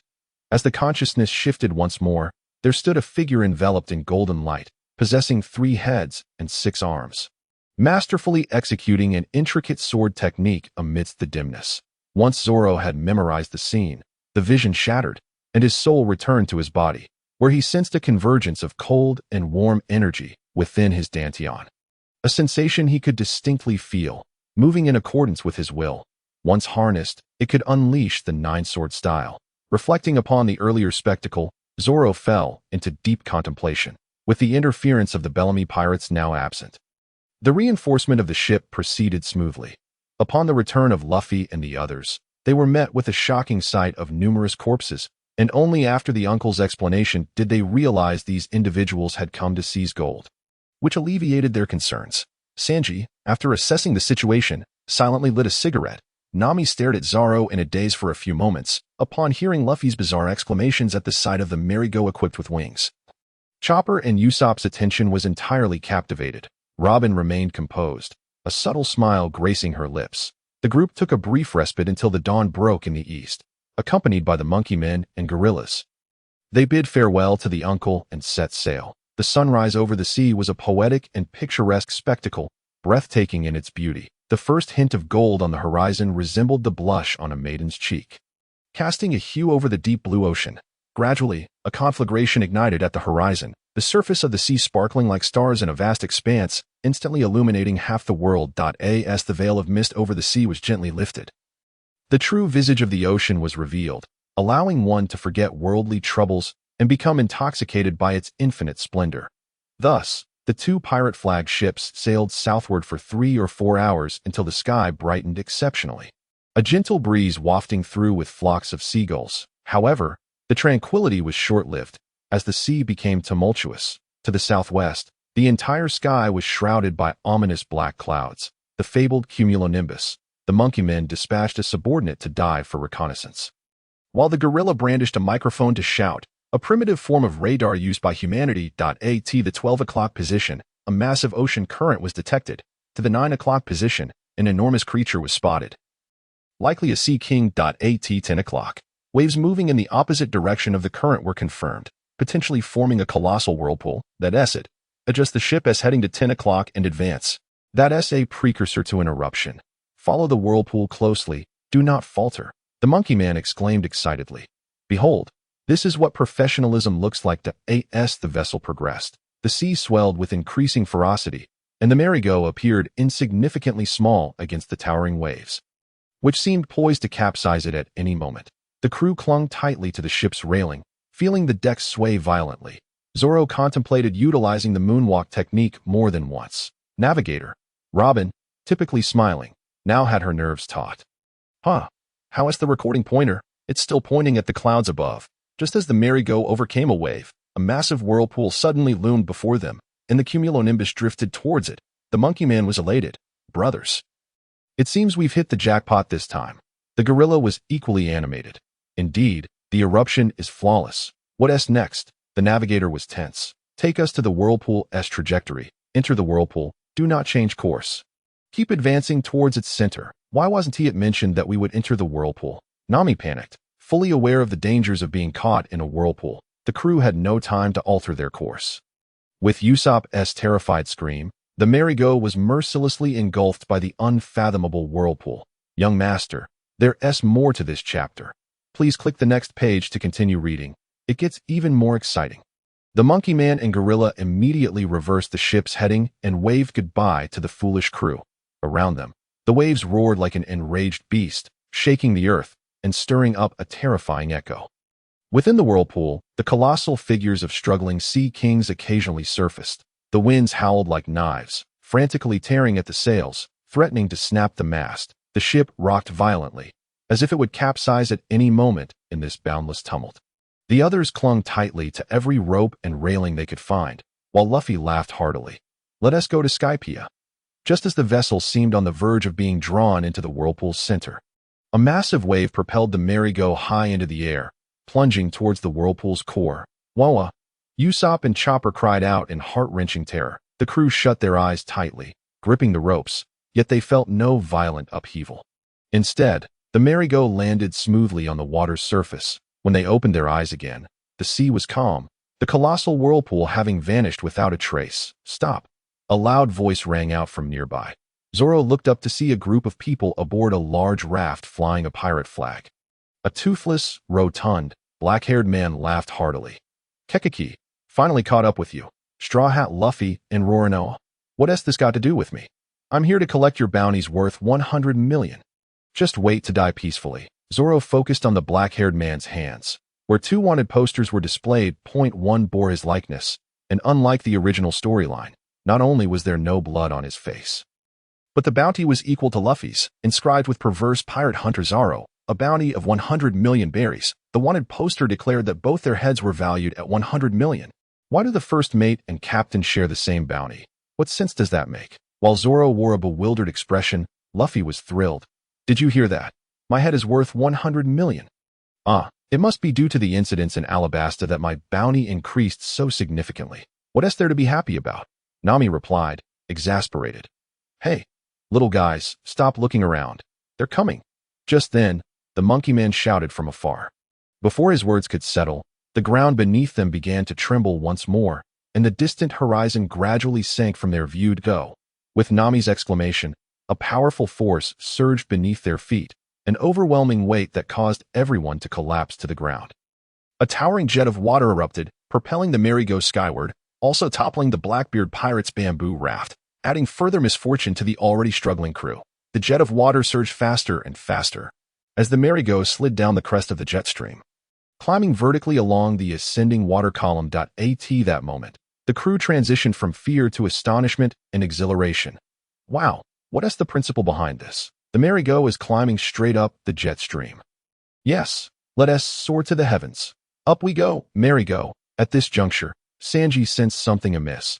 The merry-go was gradually detaching from the water's surface, and if this continued, it would inevitably plummet back down. The navigator, invigorated, declared, set sail immediately.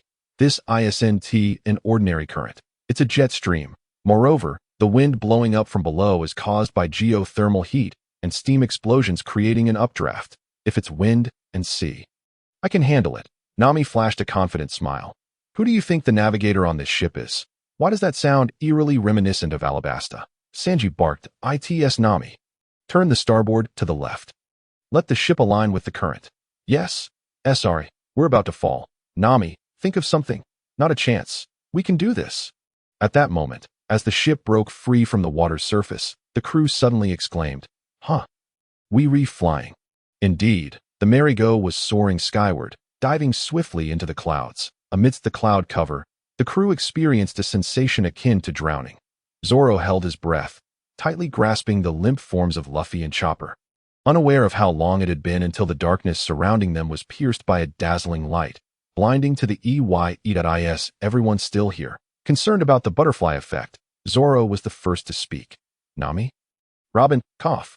Hearing the coughs of the two women, Zoro felt reassured, confirming everyone was present. Hey, everyone, look outside the ship. As Luffy, having come to his senses, erupted with excitement, the others turned to gaze at their surroundings. They found themselves enveloped in a vast expanse of white, dotted with billowing clouds and countless misty wisps dancing joyfully in the air. The Merry sailed upon the clouds as if it were a celestial paradise. "Where are we?" Luffy exclaimed, bursting into laughter. "Why are we above the clouds?" Nami asked, astonished. "Why not? Clouds are meant to be traversed," Luffy responded with an earnest absurdity. "Indeed, we can sit on them. In the future, we shall encounter someone who can ride the clouds. Just trust me, Luffy. If you ever meet someone who can ascend into the clouds, do not hesitate to send him flying with a punch," Zoro replied, equally serious. "So, does that mean we are in the sky sea?" Nami pondered, perplexed. "It seems this is merely the mid-layer of the cumulonimbus." Robin observed calmly. At that moment, Usopp, the guild leader, decided to lighten the mood by demonstrating swimming, diving headfirst into the void, only to disappear from sight. After seeing him leap, Zoro, with a hint of mischief, warned Luffy. "Hey, pull him back up quickly. We're on clouds. He won't be able to resurface." Ultimately, with the combined efforts of Luffy and Robin, Usopp was rescued, inadvertently pulling up a massive sky creature resembling an octopus or squid. Along with a flat, airborne fish, Zoro dispatched it with a single slice, akin to bursting a balloon, thus providing the crew with fresh ingredients. While Zoro had noticed a slight decrease in his physical prowess compared to being on land, the overall impact was minimal. He quickly adapted to the thin air, as he was considerably stronger than in the original storyline, allowing for a swifter acclimatization. "Hey, everyone, look, a ship and people," Chopper, holding a telescope, suddenly exclaimed. "Chopper, did you spot a ship?" "No. Well, I did see a ship, but it's gone now, and there's a cow walking on square clouds coming this way." Chopper panicked. "Huh? What on earth are you talking about?" Sanji queried, bewildered. Zoro, however, calmly unsheathed his sword, preparing for action. Just then, a towering figure donned in a bull-headed mask and roller skates leaped onto the ship's bow. This imposing individual, muscular and robust, sported a pair of small white wings on his back, wielding a shield in one hand and a rocket launcher in the other. "Hey, stop right there. What do you want?" Sanji reacted swiftly. "To eliminate you, the guerrilla forces of Sandia, or perhaps it's better to avoid enmity for now." "Just drive them off," Zoro mused with a grin. "Let us see how it goes. Shave."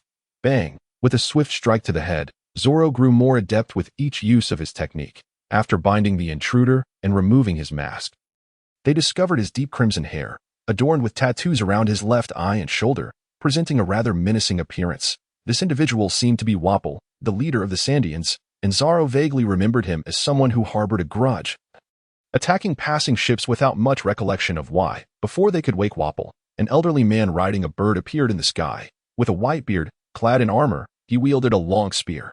"What now? Who is this?"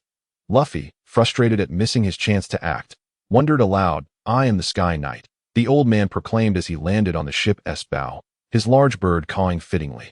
Pia. This man was likely Gonfall, having come to the aid of the Straw Hat crew after they were suppressed due to the thin air, which had diminished their combat abilities. "Old man, what brings you here?" Zoro inquired with curiosity. "Are you from the Blue Sea?" "The Blue Sea," Chopper echoed, intrigued. "The Blue Sea refers to those who dwell beneath the clouds. In short, you are from the Blue Sea." "Correct. Yes, we are," Luffy replied candidly. "I am a free mercenary. This ocean is perilous. I have come to discuss a business proposal with you. Those unfamiliar with aerial combat are easily defeated by these guerrilla forces, leading to their demise," the old man stated solemnly. "For a whistle and a payment of 5 million agu, I shall come to your aid." "Wait, Didn't you see that I already knocked one out? Luffy retorted, of course. I have another purpose. I noticed you defeated him. The old man gestured toward Wapol. That I advise you to release him. He is the leader of the guerrilla forces, should he be harmed in your custody. You will find yourselves at a disadvantage in these waters. A whistle, Agu? Luffy inquired, perplexed. The old man seemed astonished. Didn't you come from the top of the West Blue? In that case, you should have passed at least 1 or 2 islands. Nami, tearful, lamented. I knew that was no ordinary route. As they watched the Pegasus struggling to fly away, the Straw Hats fell into contemplation. Indeed, the old man had come and gone, taking the unconscious Wapol with him. This former deity of the Sky Island, now a mercenary, gone fall, had expressed great admiration for the Straw Hat crew, who had traversed the sky currents to reach the island. In respect for these sea warriors, he bestowed upon them a whistle, promising to assist them once for free, before departing with Wapol, leaving no opportunity for the Straw Hats to inquire about directions. However, fortune smiled upon them. Shortly thereafter, they spotted a towering cloud cascading like a waterfall in the distance. As the Merry approached, a vast cloud loomed ahead, obstructing their path. Since it floats above the sea of clouds, it shouldn't be the sea of clouds, Sanji reasoned. What kind of cloud could it be? Usopp pondered. If it's merely a cloud, then let us advance. Nami raised her hand. Luffy, brimming with practical spirit, swung his left hand. Let us find out. As he reached out and felt the cloud, he leaped onto it, exclaiming, Look, this cloud is solid, and it's so soft, like cotton. Luffy seems to possess an innocent heart. This is likely an island cloud. Seeing Luffy reveling in his discovery, Usopp and Chopper also leaped onto the island cloud. Nami, exasperated, remarked, If that's the case, the ship can't pass through this cloud. Hey, Luffy, look from above to see if there's a path forward, Zoro shouted, aware that the gate to heaven should be nearby. Usopp, standing atop the cloud, shouted excitedly, Luffy, there seems to be something over there. What is it? What is it? A massive door. A door. Following Luffy's haphazard pointing, the Merry navigated through a narrow expanse of cloud sea. Arriving beneath the cascading clouds at the heavenly gate, the Merry slowly entered the heavenly gate. An elderly lady with small wings on her back appeared before them, holding a camera. Are you here for sightseeing or for a fight? She asked as she snapped photos. Either way, it doesn't matter. If you wish to ascend to the upper levels, you must pay an entry fee of 10 billion agu per person. It's the law. 10 billion agu? How much is that in berries? Usopp gasped. If we have no money. Nami, ever the miser, proposed a freebie request. You can still enter, but, however, if you choose not to enter, that's also fine. The lady replied with a stern expression. I am neither a gatekeeper nor a guard. I merely wish to know your intentions, according to the original storyline. Failing to pay meant illegal entry, but it mattered little, with Luffy's restless nature. A confrontation with Enel was inevitable, so they might as well try for a freebie. We want to go to the Sky Island. Even if we have no money, we still want to go. Granny, Luffy shouted boisterously. Very well, do all 7 of you wish to enter? Yes, but how do we get up there? The old lady then summoned the express shrimp of the White Sea, a gigantic lobster that clasped the Merry and propelled it upwards through the cloud sea. While the others cheered, Zoro fell into deep thought, realizing the thunder fruit was quite troublesome. Moreover, Enel's observation haki, enhanced by the thunder fruit, seemed to be of a higher level, allowing him to sense individuals beyond his line of sight and predict their movements. This is frustrating. Without haki, I can't land a hit on him. With haki, I still can't hit him. Never mind. The first mate who constantly steals the boss's glory is hardly a qualified swordsman. Let us leave the act of feigning ignorance to Luffy. The Sky Island indeed exists. After enduring numerous hardships, the Straw Hat crew has finally arrived at the Sky Island. This group of naive individuals, unaccustomed to the world, creates a cacophony on the beach, marveling at everything as though it were an extraordinary sight. The soft ground, the cloud-made sofas, and the hard, pumpkin-like coconut fruits all captivate their senses. Luffy exclaims with joy, Wow! This place is incredible. It is filled with the spirit of adventure. Even Robin, usually composed, expresses with profound meaning, I never imagined that sailing and landing could culminate in such a grand adventure. Sanji, having procured 2 red flowers from somewhere, presents them to Robin and Nami. Observing this scene, Zoro can't help but smile.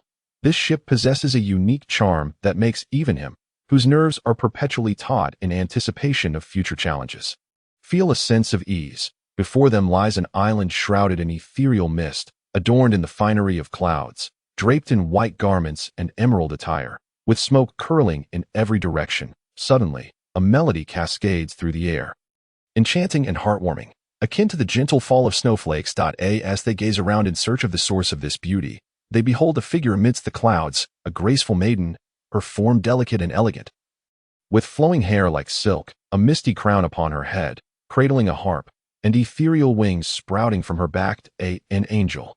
Sanji gasps, stunned by the sight. Once the young lady, holding the harp, lightly strums its strings. She greets the group. "Are you from the Blue Sea?" Luffy eagerly interjects. "Do you live here?" "Indeed, I am a resident of this place," she replies warmly, calling her pet Cloud Fox. "Come here. Sure. Welcome to the sacred aerial sanctuary. Angel Beach. That over there is Congo. Would you like to drink?" The girl cheerfully takes the fruit from Luffy's hands, deftly slicing it open at the bottom with a small knife. Its shell is as hard as iron, so you cannot bite through it. You must pry it open from here. Please, enjoy. It's delicious," Luffy exclaims, his tongue tingling with delight. This chapter is not yet finished. Please click the next page to continue enjoying the splendid content. "May I ask your name?" "I am Cornus." The girl introduces herself solemnly. Ding. Detected potential binding with the goddess Cornus. "Would you like to bind?" "So annoying. We are not famous on the Sky Island." "Fine. Let us just bind it and see," comes the reply. Ding. Successfully bound with goddess Cornus. Please begin interactions with the goddess as soon as possible. A sycophant chimes in. "Ah, your gaze ignites a fire in my heart." A straight man follows suit. "Would you?" Bang. Nami, from behind the two, delivers a powerful punch. "Get lost, you foul woman, trying to undermine my foundation." "Yet," she muses, "there isn't much opportunity this time. That we have many questions. Everything here is utterly astonishing to us." Nami engages Cornus in conversation. "Of course, feel free to ask." Cornus replies with a smile. "Something has come from the sea." "Ah, that is my father," Cornus explains. "Yes, a large man with tiny wings rides a Viba over here." That so-called Viba is akin to an electric vehicle for the sea, powered by the legendary shell energy. Following this, the crew, much like children discovering a new toy, eagerly clamors to ride it. Unfortunately, Luffy, having failed his driving test, topples into the sea, only to be rescued begrudgingly by Zoro. Nami, a natural driver, swiftly rides it, flawlessly passing her test, reveling in the ocean's embrace. Unwilling to relent, Luffy curses his misfortune but ultimately agrees to the father-daughter duo's invitation to visit their home. Seizing the opportunity, Zoro poses a trio of soul-searching questions, earning a point in love interest. Subsequently, Cornus introduces the crew to the so-called shell energy, wind shells, light shells, and echo shells, along with cloud technologies such as flow clouds, island clouds, and processing clouds, explaining that the Viba is powered by wind shells.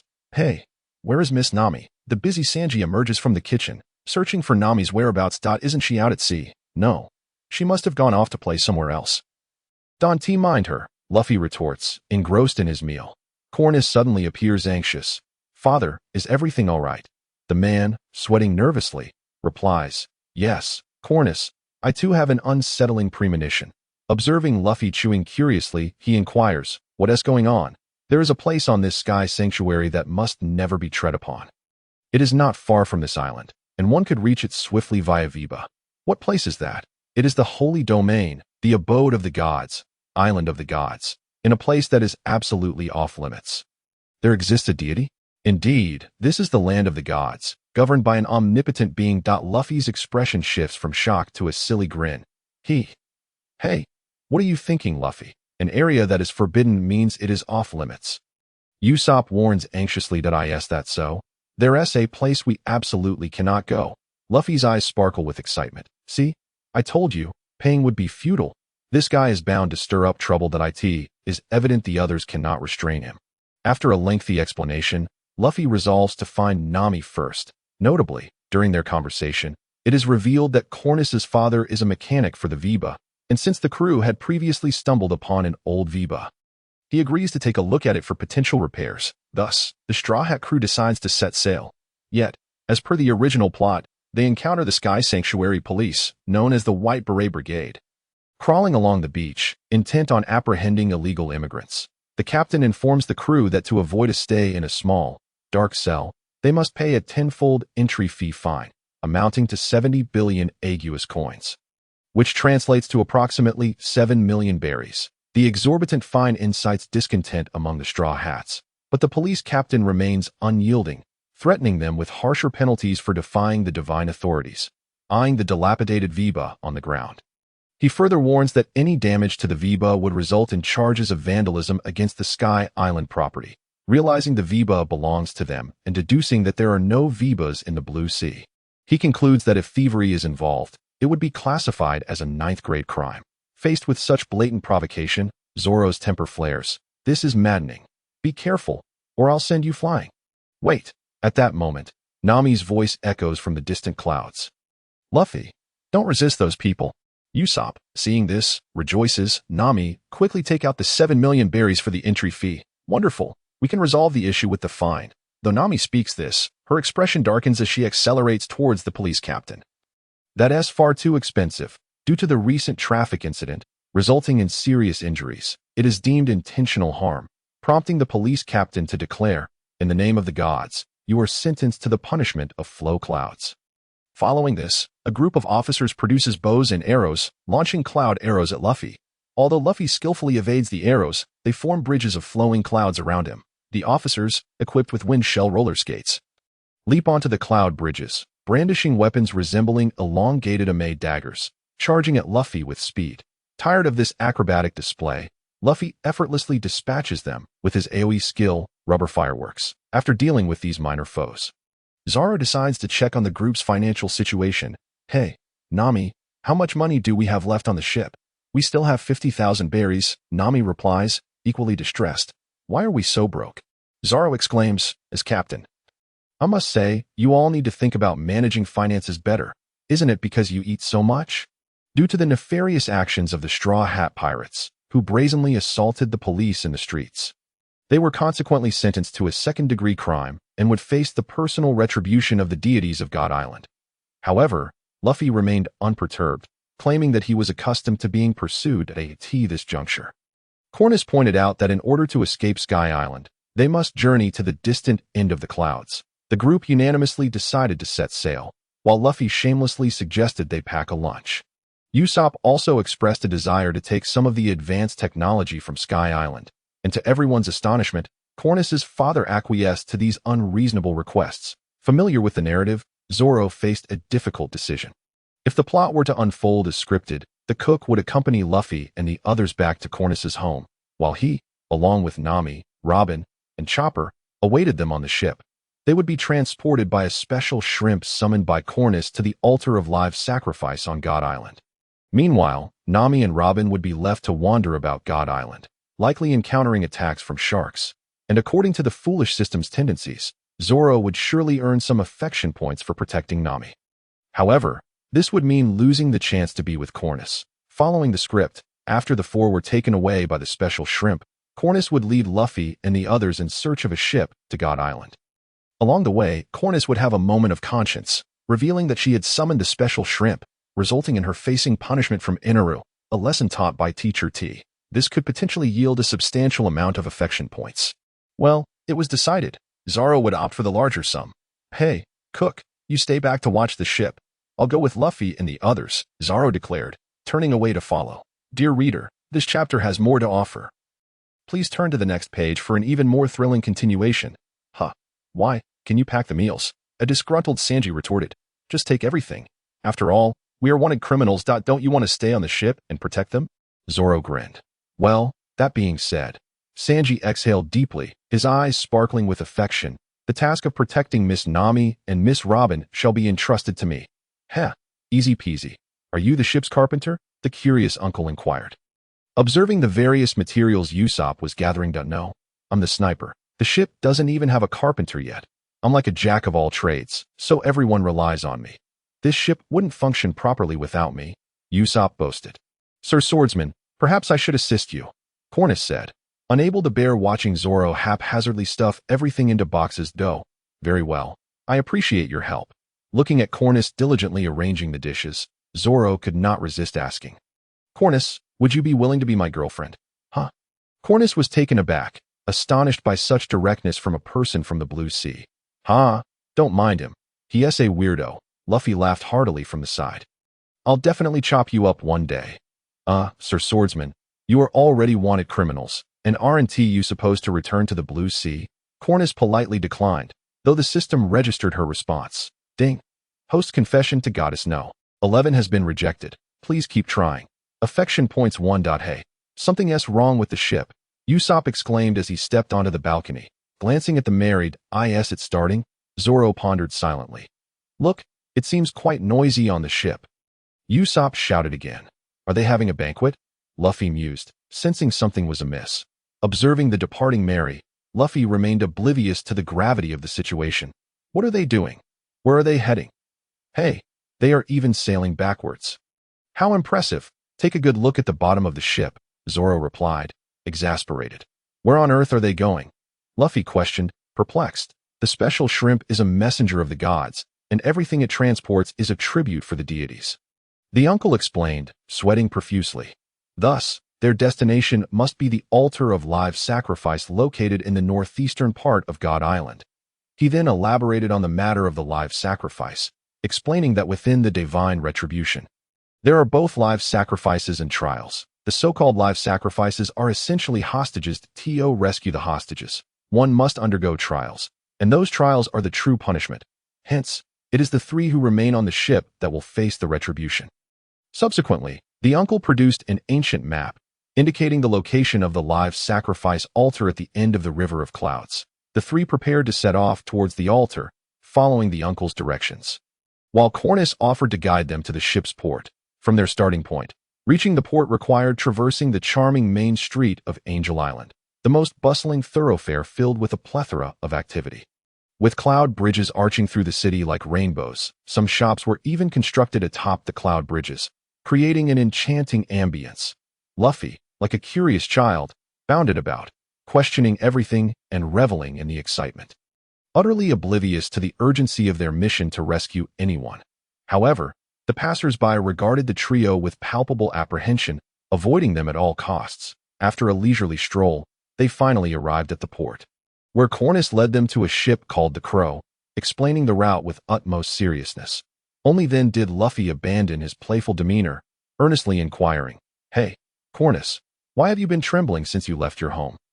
If you're so scared, just tell us the way, and we'll manage on our own." "No, that's not it," Cornus replied, flustered. The surrounding crowd began to murmur. The kind-hearted Cornus struggled against her conscience. "Don't you find it strange? I have tirelessly explained the path of the trials, and even volunteered to bring you here, almost as if I were deliberately luring you." "Shut up.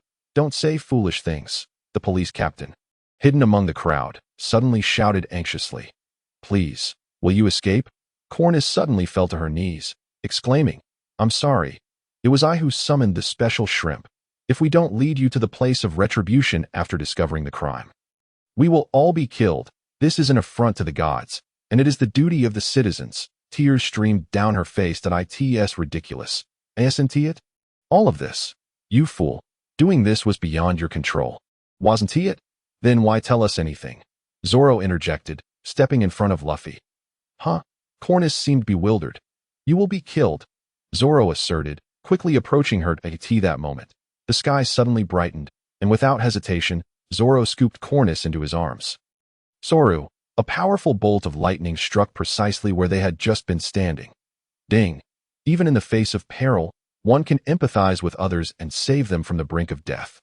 Affection points 1000. Well, that was quite the score. Cornus, still shaken in Zoro's embrace, finally noticed a figure emerging in the sky, none other than the aerial knight, the old god Gonfuru. "Leave this maiden to me. I cannot stand idly by while she faces Eneru's retribution." Only then did Cornus come to her senses, her cheeks flushed. "Sir Swordsman, could you please set me down?" "Oh, all right," the awkward Zoro replied, his face reddening. "What are your plans from here?" Gonfuru inquired. "Countries and such have nothing to do with us, but we have comrades on God Island," Luffy stated with utmost seriousness. Is that so? Then I wish you luck," Gonfuru remarked before taking Cornus with him, soaring away on his celestial steed, leaving Zoro with a lingering gaze. "Hey, Zoro, we're setting off? On God Island, at the River of Clouds. What is that?" Step on the gas. Paddle faster, Usopp shouted. What's going on? Luffy was momentarily bewildered, suddenly hearing a rush of wind beside him, prompting a startled scream as he slammed the throttle. A massive scythe narrowly missed the ship's stern. No, there's more than one. As Usopp gazed at the swinging blades ahead, he let out a startled cry. Luffy pressed the accelerator, while Zoro and Usopp rode with all their might. Just as it seemed they could not evade one of the blades, Luffy unleashed a rubber rocket, propelling the ship, the Crow, upward, leaping over the myriad of traps and bringing to fruition the early concept of the wind cannon. Before the trio now stood 4 trial gates, inscribed with the characters for Ball, Rope, Iron, and Marsh. Usopp remarked that the character for Ball appeared harmless, while Zoro suggested that Iron must pertain to swords. Luffy, however, believed that the Ball would be the most intriguing. Thus, they embarked on the trial of the Ball, navigating through a narrow passage that opened up after several hundred meters into a breathtaking expanse. Before them lay a cliff, and the Crow was swept over the edge by the rushing waters. Fortunately, the cliff was not too high, and the Crow landed safely upon the flowing clouds, splashing countless droplets of white. Regaining their composure, the 3 looked up to see a gigantic sphere made of clouds floating amidst the jungle that the river of clouds traversed. Luffy and Usopp, filled with exuberance, began to toss a ball back and forth before Zoro could intervene. Luckily, their fortune held, as only a venomous snake emerged from the ball. Although startled, Luffy reacted swiftly, sending the snake flying with a single punch. Meanwhile, another ball drifted towards the Crow, and to be cautious, Zoro unsheathed his sword and executed a long-range slash, which, upon contact, caused the ball to explode. What on earth is going on? These balls? Usopp fumed. One wonders what might emerge from the clouds. Doesn't it? A strange voice echoed around them. That cloud is known as the startling cloud. Who's there? The trio turned towards the source of the voice, spotting a rotund figure seated atop a floating ball not far away. He wore glasses, a top hat, and sported long, wavy hair. He chuckled. My name is Au, and I serve the omnipotent deity, Enel, as one of the priests. That I am responsible for this land known as the Lost Forest. The Lost Forest? Luffy engaged him in conversation. Yes, this very forest, where your ship is destined to be lost. Ah, the ship has run away on its own. Luffy exclaimed dramatically. Isn't that obvious? You haven't even dropped anchor. Your ship will be carried away by the river of clouds in this forest, ultimately heading toward the sacrificial altar at the forest's end, the plump priest declared with pride. Without your ship, you will lose your path to the altar. Therefore, you must find a way to board your ship again. Naturally, I, along with the countless startling clouds floating here, will not allow you to succeed. Then, he solemnly proclaimed, welcome to the forbidden holy land of God's Island. Here lies the Lost Forest, where the survival rate is a mere 10. Prepare for the trial of the ball. Hey, Luffy, you and Usopp chase after the ship first. I'll handle things here. Zoro unsheathed Enma, biting down on the hilt. All right, just be careful. That guy is peculiar. Don't worry. Zoro was well aware of what Luffy meant by peculiar. It must be said, despite Luffy's lack of exposure to observation hockey. His battle instincts were remarkably sharp. Come at me if you dare. I am honored. The plump priest suddenly wore a sinister grin. Are you coming straight at me? 3-sword style. Demon slash. Zoro executed his attack. But the plump priest cleverly leaned back, evading the strike as he slid under a floating ball. Moonwalk. 3-sword style. 108 troublesome winds. 3 slashes cut through the air, striking the cloud balls and causing a series of explosions. Yet, the priest, with remarkable foresight, leapt onto another ball to evade. Oh, that was close. I actually managed to jump without relying on the cloud balls. Zoro recalled that in the original storyline, the previous user had used this technique to swiftly defeat the priest of the Iron Trial. At that time, he had hidden behind a wall and struck unexpectedly, as the priest had not anticipated the power of the strike in a heartbeat. While Zoro was lost in thought, the plump priest produced a cane, waving it about, causing several balls in the air to seemingly respond to his command and rush toward him. Shave. Boom. Zoro glanced back at where he had been standing. Several balls collided, not only exploding, but also sending countless blades flying in all directions. He swiftly swung his sword, deflecting the incoming shards. Impact. Bang. The priest appeared behind him before Zoro could employ Iron Block, sending him crashing into a tree. Fortunately, his high physical attributes only left him with minor injuries.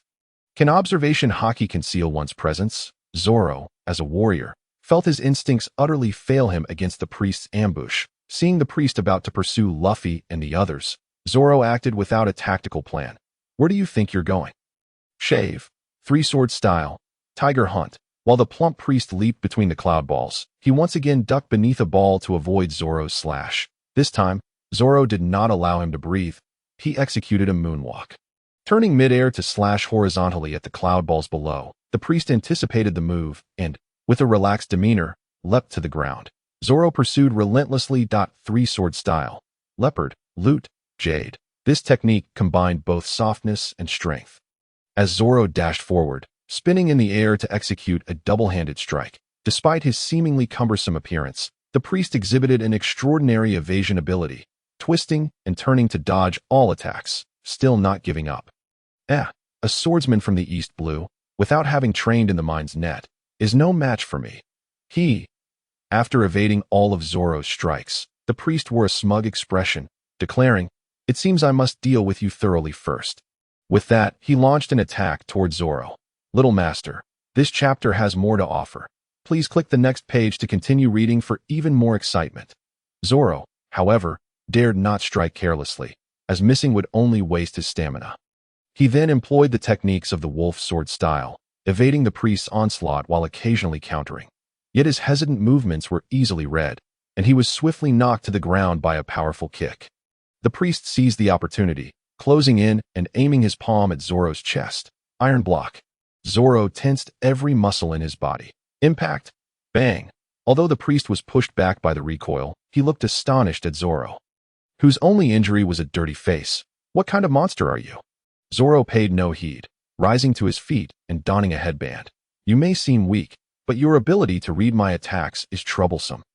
Reflecting upon the original storyline, Luffy and Sanji triumphed over the rotund adversary due to his insufficient mastery of observation haki. In the midst of Luffy's chaotic and unorthodox fighting style, his focus wavered, allowing Luffy to ensnare him with a technique reminiscent of an ancient tree's roots, subsequently enabling Sanji to deliver a decisive kick to his head, achieving a KO. However, such erratic methods were not in Zoro's nature. He recalled the later instructional videos featuring Master K and Luffy, sheathed his two swords, and grasped the Wado Ikemonji with one hand. Gradually closing his eyes, he attuned himself to the surrounding environment, murmuring to himself, "Focus. Hee. Are you about to cease your struggles?" The rotund opponent, bewildered, seized the opportunity to launch an attack. With a murderous intent, Zoro slashed forward with both hands gripping his sword. The impact was tremendous. Boom! He felt a violent shock to his chest, sending him reeling backward. Despite his high physical attributes, the repeated blows left him spitting blood. Observing the injured Zoro, the rotund foe suddenly exhibited a flash of intelligence. I see. When you are attacking or moving, you cannot maintain exceptional defense. Or conversely, to sustain such formidable defense, you must refrain from attacking. Having uttered this, the rotund adversary attacked once more, after enduring several strikes. He was now panting heavily, cradling his arm. The repeated use of impact attacks had taken a toll on him as well. Meanwhile, Zoro repeatedly struggled to rise, gritting his teeth as blood flowed increasingly from his mouth, until he was coughing up copious amounts. Each time he stood, he reminded himself, "Stay focused, this moment." With his eyes tightly shut, he seemed to enter an enigmatic state, sensing a radiant light emerging to his right. Growing brighter and expanding, as if something were about to explode, he swung his sword in that direction, delivering a powerful strike, followed by a thunderous explosion. Boom! That was the cloud ball summoned by the rotund adversary, which met Zoro's sword strike and detonated in an instant. What is this? The rotund foe exclaimed in shock. Impossible. Absolutely impossible. Zoro began to relish the sensation of his attack, feeling the vitality of the cloud ball, as well as the surrounding water, trees, and earth. Suddenly, a blinding white light surged toward him, prompting him to swiftly lean forward and deliver a backhanded slash, followed by a scream of agony. Turning around, Zoro gradually opened his eyes to witness the rotund teacher clutching his bleeding right shoulder, writhing in pain on the ground, while his right arm had vanished without a trace. This the essence of observation haki. Zoro grinned wickedly, approaching the rotund teacher and raising the Wado Ikamanji. Teacher, may you rest in peace. Hey Zoro, you freak. Three-sword style. Hey, Luffy, look down there. What is that? Usopp pointed towards the ground beneath the river of clouds. Hey, isn't that someone we know? Luffy peered down to see a round figure lying on the ground. Well, it seems Zoro has defeated him. However, the dilemma remained. Where was he? Usopp sighed in exasperation. That Zoro. Wouldn't it have been simpler to follow the river of clouds to find us? Ha! Who knows? Regardless, let's first locate Nami and the others. Luffy laughed heartily. Nevertheless, Usopp still harbored concerns that it's all right. Zoro is incredibly strong. Usopp briefly analyzed. That's true. We waited for quite a while at the cliff, and now we've been searching for him for so long. I wonder if Nami and the others are all right. Why did we circle back again? Zoro felt equally exasperated. Due to his injuries, every use of moonwalk caused pain in his chest, so he ascended to the treetops and, from afar, spotted the going merry resting at the edge of a cliff, presumably waiting for him. Thus, under the illusion that the shortest distance between 2 points was a straight line, he confidently decided to take a shortcut. He began to meander through the winding paths. Sigh, is there any fruit that can cure my poor sense of direction? Once I make it big, I must definitely procure one. Zoro lamented, yet despite his frustrations, he felt a profound sense of joy from his recent gains. Had it been anyone else, he would have hesitated to seek mentorship. Just imagine, if he encountered the bird-riding figure from the trial of the rope. He would surely be riddled with 1,000 transparent holes. And if it were the curly-haired figure from the trial of the swamp, wouldn't he be suffocated by a mass of mire? As for the trial of iron, it was even worse. He would either have his head severed or be reduced to a mere stick, perhaps even fed to dogs. Content, he opened the system panel. Host, Zoro strength, 1343, constitution, 2014, speed, 2355, swordsmanship, 2756, demonic energy, minus 27 Azura path, 25 observation haki, beginner, proficiency, 21,000, skills, 3 sword style, 1 sword style, raging roar, 2 sword style, quick draw, demon slashing 2 sword style, II, Rashomon, Soundwave, 2 sword style, II, Lion Song, Flying Dragon Marine 6 techniques, Iron Block, Shave, Moonwalk, 6 techniques combination, Shave Blade, Moonwalk Shave, Demonic Energy, 9 sword style, Azura, 1 Mist Silver, Gray, Romantic Value. What's going on with 9 sword style? Why is it grayed out? Zoro was taken aback, channeling energy from his dantian, only for it to surge uncontrollably within, flooding him with a chilling sensation. Puff! The already injured Zoro spewed forth a mouthful of blood under the onslaught of this energy. He hastily sat cross-legged, reciting incantations, until he felt a warmth rising within him, restoring balance between the yin and yang energies in his dantian before he ceased. Glancing once more at the system panel, demonic energy, -26, Azura path, 26, the 9 sword style had returned to normal. How bizarre. This thing is truly peculiar. It seems both elements are indispensable, but why is it so difficult for me?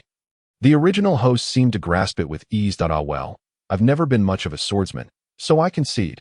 He resumed his study of observation haki, and upon opening the system shop, he noticed the previously available 50,000 value observation haki had vanished, while the mid-level skill package for observation haki, once marked as locked, was now unlocked.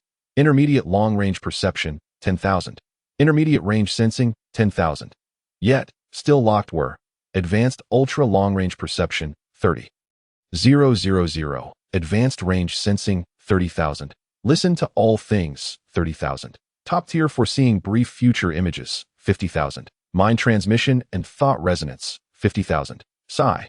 This poor sense of direction seems irreparable. Following this incremental pattern, I can only surmise that armament haki won't be much better, let alone Conqueror's haki. Fortunately, the system panel shows proficiency. If it comes to it, I can just grind through it. You're one of the ruckus-making pirates from the Blue Sea, aren't you? Just as Zoro was engrossed in his study, a melodious voice interrupted him. As he regained his focus, he sensed someone standing on a tree behind him, and not far off, a small group was approaching. Zoro looked up to see a girl with a black ponytail, wearing light purple attire, small wings on her back, and a long firearm slung over her shoulder. It's that fair-skinned girl from the Shandians. If no other pirates have traversed Sky Island, you must be referring to us. And who might you be? Another priest. Zoro feigned ignorance. Ding. Detected the potential to bind with Goddess Riki. Would you like to bind? Has this girl appeared in more than 3 episodes? Yes. Goddess Riki. Number 12. Binding successful. Please begin interaction with the goddess promptly. No. I am a warrior of the Shandians. Point 3 swords. Thank you for not harming Wapple. However, this island is perilous. I advise you to leave here quickly and return to the Blue Sea. Riki's expression was grave. Ding. Received heartfelt gratitude from Goddess Riki. Reward. 500 romantic value. Just like that, number 12 is definitely a keeper. I'm called. Hey. Well, that's done. She coldly turned and walked away. This opportunity was too valuable for Zoro to let slip. So he activated focus mode and pursued the figures of this group. Shandian Guerrilla Squad. Welcome to the Iron Trial, where the survival rate is 0. I am one of the 4 divine priests of God's Island. The speaker was a robust man riding a large dog, wearing sunglasses, with a darker complexion, who carried a massive white sword on his shoulder and spoke with a calm demeanor. You Shandians are truly relentless in your pursuit of war.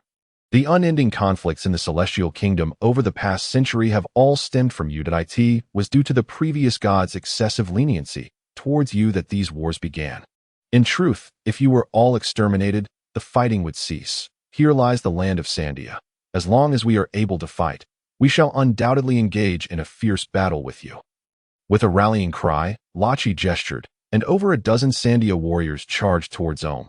Alas, these numerous minions proved to be no match for Ohm, some falling to the ground after being swiftly wounded, while others were taken down by Ohm's hound. Realizing the disparity between their forces, Lachi, as the commander, glided on his skates, employing a strategic retreat while launching ranged attacks. The situation wasn't dire, but Zhaoyang, concealed nearby, could no longer remain still.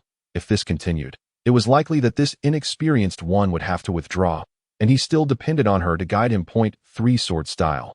108 troublesome winds. 3 slashing strikes hurtled from the trees at high speed towards Ohm, who leapt to evade the blows, his expression darkening. He had expected Zhaoyang to quietly slip away, but was taken aback by the audacity of a direct assault on the priest. A swordsman from Qinghai? Lachi also turned his gaze towards Zhaoyang's position. Sandia warrior, you deal with that mutt. Leave this priest to me. Zhaoyang grinned, confident despite his injuries, having mastered the observation haki, deep within the dense primordial jungle. Dappled light cast shadows, and the air was thick with an ominous atmosphere, as if one could smell the cold iron of blades. In a secluded corner, 2 men stood in stark opposition, akin to 2 statues. Their gazes were sharp as blades, piercing and profound, as if they could penetrate the very essence of each other's souls. Muscles coiled tightly, poised to unleash astonishing strength at any moment.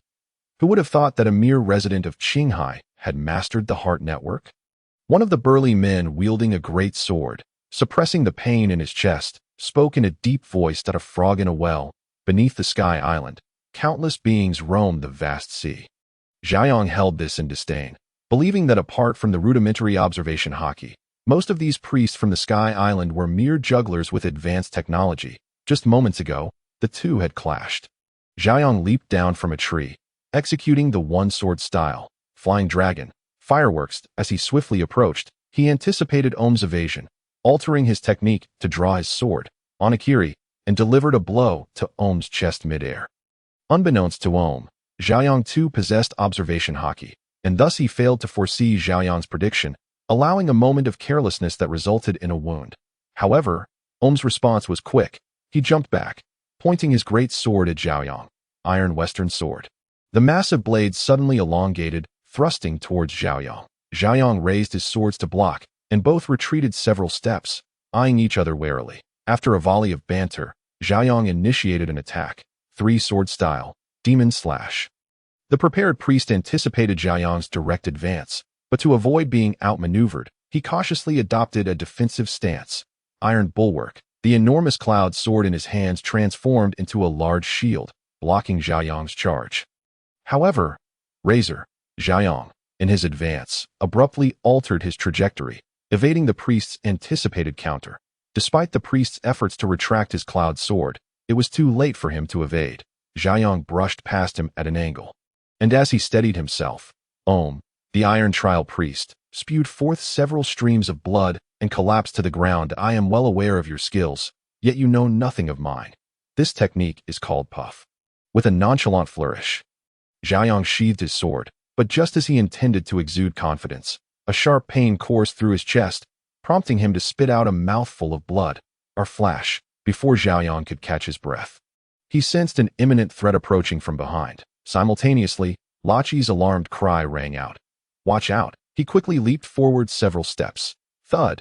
Turning to look, he found a frenzied, upright dog, adopting a boxer-esque stance. The ground where Xiaoyang had previously stood was now a large crater from the dog's punch. Are you disregarding the rules of combat? Sit! In a remarkable turn of events, the dog obediently sat down. Lachi, who had been tugging at it moments before, was left astonished. Lower your head. Xiaoyang gently patted its head. Such a good boy. Woof woof. The large dog wagged its tongue. Indeed, it was a docile fool. This dog, named Xingjia, was discovered by the original master during a duel with at the ruins of the Golden Country, where it had obediently followed commands, even when asked to knock itself out. Xiaoyang, after expressing strong condemnation of such behavior towards a compliant creature, mimicked and sat atop the large dog. How did you manage that? Lachi cautiously approached, noticing the dog no longer posed a threat, his expression one of astonishment. Who knows? This dog seems quite obedient. Xiaoyang, being a straightforward individual, replied, I am Lachi. Thank you for helping me defeat the priest. After expressing his gratitude, Lachi turned and said, however, a war is imminent on this island. I hope you and your companions will vacate the premises. Ding. Assist goddess number 12 in defeating a formidable foe. Earning her gratitude. Reward. Love points 500. Hey. Wait. As she prepared to leave, Xiaoyang hastily called out, instinctively asking, would you be my girlfriend? Huh? Lachi was taken aback. Even in the Sandia tribe, she had never encountered such a person. I'm sorry. But I already have someone I like. Ding. Confession to goddess number 12 failed. Please try again. Reward. Love points 1. Sigh. Truly, in this sky island, lacking notoriety makes things difficult. Hey. Wait. How do I get to the living sacrifice altar? Yet, the girl dashed away faster than a rabbit, leaving no response. Woof woof. Huh? Are you mocking me? Phew. Huh? Where are you taking me? To the living sacrifice altar. In the misty, deep mountains, a large dog carried a bewildered swordsman. Racing through the jungle. Living sacrifice altar. Mary, what? You left Xiaoyang alone in the woods. Nami exclaimed, then covered her forehead. On such a large island, where are we supposed to find him? Who knows? Luffy chuckled foolishly. I'm sorry, Usopp. I did my best, but many areas are ablaze. Chopper said apologetically to Usopp, who looked heartbroken over Mary's condition. What about you? Are your injuries all right? Usopp, surprisingly concerned for Chopper, feigned indifference about the ship. Laughing heartily, that arsonist must be tough to deal with. Thankfully, it only burned the ship, not you. Ha! The ship can be repaired. Eh? Oh. Chopper suddenly became fervent, raising his front hooves at the bow. I must become a reliable man. Hey, Chopper, where's that strange old man? Luffy turned to ask Chopper. I heard he was injured. Ah, right. The Sky Knight was gravely wounded. On the Mary, Robin had spotted ancient inscriptions on the altar, prompting her to suggest a visit to the island. Casually mentioning there might be gems, which piqued Nami's interest, Sanji, determined to protect the two ladies, callously left Chopper on the ship. The three of them ventured out, discovering that they were indeed in the Golden Country spoken of by Nolan. Apart from some minor scares, all was well. Meanwhile, Chopper faced misfortune, encountering the priest of the Trial of the Rope, and being inexperienced in battle, sustained significant injuries, while the Mary also suffered damage, putting them in a precarious situation, forcing him to blow the whistle for the Sky Knight's assistance. However, the Sky Knight also fell, landing in the water. Chopper seemed to forget he was a poor swimmer, and with a splash, jumped in, proving that earning the 500 berry employment fee was no easy feat for the Sky Knight. Ultimately, it was the native guide bird that rescued both Chopper and the Sky Knight. After recounting their experiences, the sky darkened. At that moment, aside from Xiaoyang, the Straw Hat crew lit a bonfire in the jungle of the island, taming a pack of wolves, dancing alongside them. This night on the Island of the Gods was particularly boisterous. filled with laughter and joy, yet also echoing with the howls of the damned, as a group of pirates celebrated with a pack of cloud wolves. Just as they were reveling, the cloud wolves suddenly halted, entering a state of vigilance. Chopper, what's wrong with them? Luffy asked, puzzled that a big guy is approaching. Chopper replied in a rough tone, translating the Wolf King's words that I is an enemy. Luffy clenched his fist, and the Straw Hat crew rose in unison. Just then, a colossal shadow emerged from the moonlight not far away, resembling some primordial beast, with what appeared to be a figure seated upon its back. As the shadow drew nearer, the figure became increasingly familiar. It was Zoro. Luffy's eyes sparkled with excitement. Oh, what a gigantic dog. Hey, Zoro, how did you find this place? Nami questioned, perplexed at is this food. The cook, Sanji, stared intently at the enormous dog, lost in thought. Hey, is everyone all right? Zoro, having finally located the main group, was in high spirits. Wah, Zoro! Chopper exclaimed, his eyes brimming with tears. Nothing happened today. Speaking of which, what is the situation with this big dog? Usopp was genuinely curious. Hee.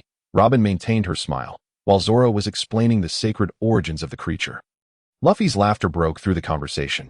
Yes, he had begun to command the dog to sit and stand, thoroughly enjoying himself. Meanwhile, Chopper diligently assisted Zoro with his medication. So, you've already defeated 2 priests. What did Luffy and Chopper mean when they said they could see through attack intentions?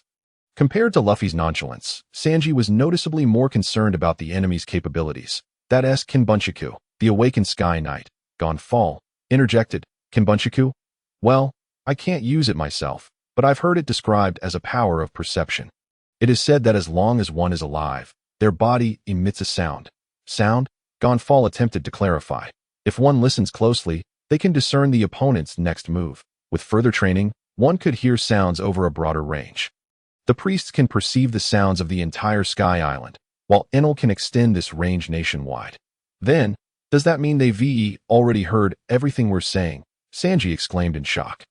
Not necessarily. As for Enel, the so-called god, I'm not certain, but these priests likely cannot maintain a constant state of listening to the entire island. Zoro began to elaborate. Chef, Zoro grinned. Would you like to experience the Kinbunchaku that the old man spoke of? Huh? Sanji was bewildered. Zoro removed his bandana, covering his eyes, and grinned. Hit me. Sanji inhaled deeply, a look of disdain on his face. I don't know why, but since coming to Sky Island, I've missed kicking your mossy head. With that, he delivered a swift side kick aimed at Zoro's head. However, Zoro effortlessly leaned back, dodging the blow as if he could see it coming. Next is a shoulder chop, right? Zoro remarked, sidestepping, then a leg sweep. In rapid succession, he evaded over 10 strikes until, incredible, Chopper's eyes widened in amazement. Hearing the praise, Zoro felt a surge of pride, only to be knocked down by a single kick moments later. So that's what you wanted me to kick you for, to train for this. But it seems your training still needs work, you perverted swordsman. Sanji lit a cigarette. You bastard chef, I'll chop you down one of these days. Zoro cursed as he rose, pulling off the bandana. After cursing, he spoke earnestly. This is what Sky Island refers to as Kinbunchaku, in the Grand Line. People refer to this power as Haki. Haki, is that the same power your brother used to beat you up last time? Sanji vaguely recalled Ace's encounter with Zoro in Alabasta. Zoro, visibly annoyed, replied, yes, that was Busashoka Haki, which can be used for offense, defense, and even to touch Logia-type devil fruit users. However, I still have no clue how to train it. He paused and continued. As for Kinbunchaku Haki, it varies from person to person. Depending on one's innate talent, different types can be cultivated. Some can sense attacks and predict the opponent's next move, while others can gauge the strength of living beings, their emotions, and thoughts. Some can even sense the position and quantity of objects outside their line of sight. The strength of this ability is related to individual training. As you can see, when using Kinbunchaku Haki, one must remain calm and focused. Any disturbance to the mind can easily render it ineffective. Is that so? Sanji exhaled a puff of smoke, slowly rising to close his eyes. Hey, you bastard swordsman, hit me. Zoro was taken aback for a moment, then cracked his knuckles mischievously, delivering a fierce blow. Ouch. Well, regardless, your insults are quite harsh. Ha! Luffy laughed heartily nearby. Hey, Luffy, aren't you worried at all? Seeing Luffy's carefree demeanor, Zoro couldn't help but remind him that disregarding this could lead to trouble with Enel. Hee. I'm not worried. I'll just punch him away, Luffy grinned, revealing a row of gleaming white teeth. Indeed, it seemed he had yet to experience the harsh realities of life. Perhaps when they reached Water City, he would become a bit more mature. Speaking of which, what had that fat man used to send them flying? Even Luffy, a rubber man, had been injured. Usopp pondered, stroking his chin. Zoro pulled out a conqueror's shell he had scavenged. It should be this. He then began a lesson with Gonfall. This is a conqueror's shell, capable of absorbing impact and releasing it instantaneously. When fitted with gloves or tape on the palm, if it strikes accurately, its power is enough to kill. After explaining, Gonfall guided Sanji through a practical exercise, introducing various advanced weaponry from Sky Island. Zoro fell into contemplation. If all went according to plan, he would encounter Enel tomorrow. Luffy, that fool, would undoubtedly arrive at the battlefield last, as the narrative dictated before that. He certainly did not want to be struck by lightning, but he needed to save his love points to prioritize buying Conqueror's Haki. Given his current romantic skills, unless in dire circumstances, he absolutely would not waste them. However, he had yet to acquire any rubber sticks. Sighing, he pondered where to find rubber now. Staring into the flickering campfire, he suddenly felt the urge to slap himself. Why was he so fixated on rubber? This was all Luffy's fault, leading him astray. Who said insulators could only be rubber?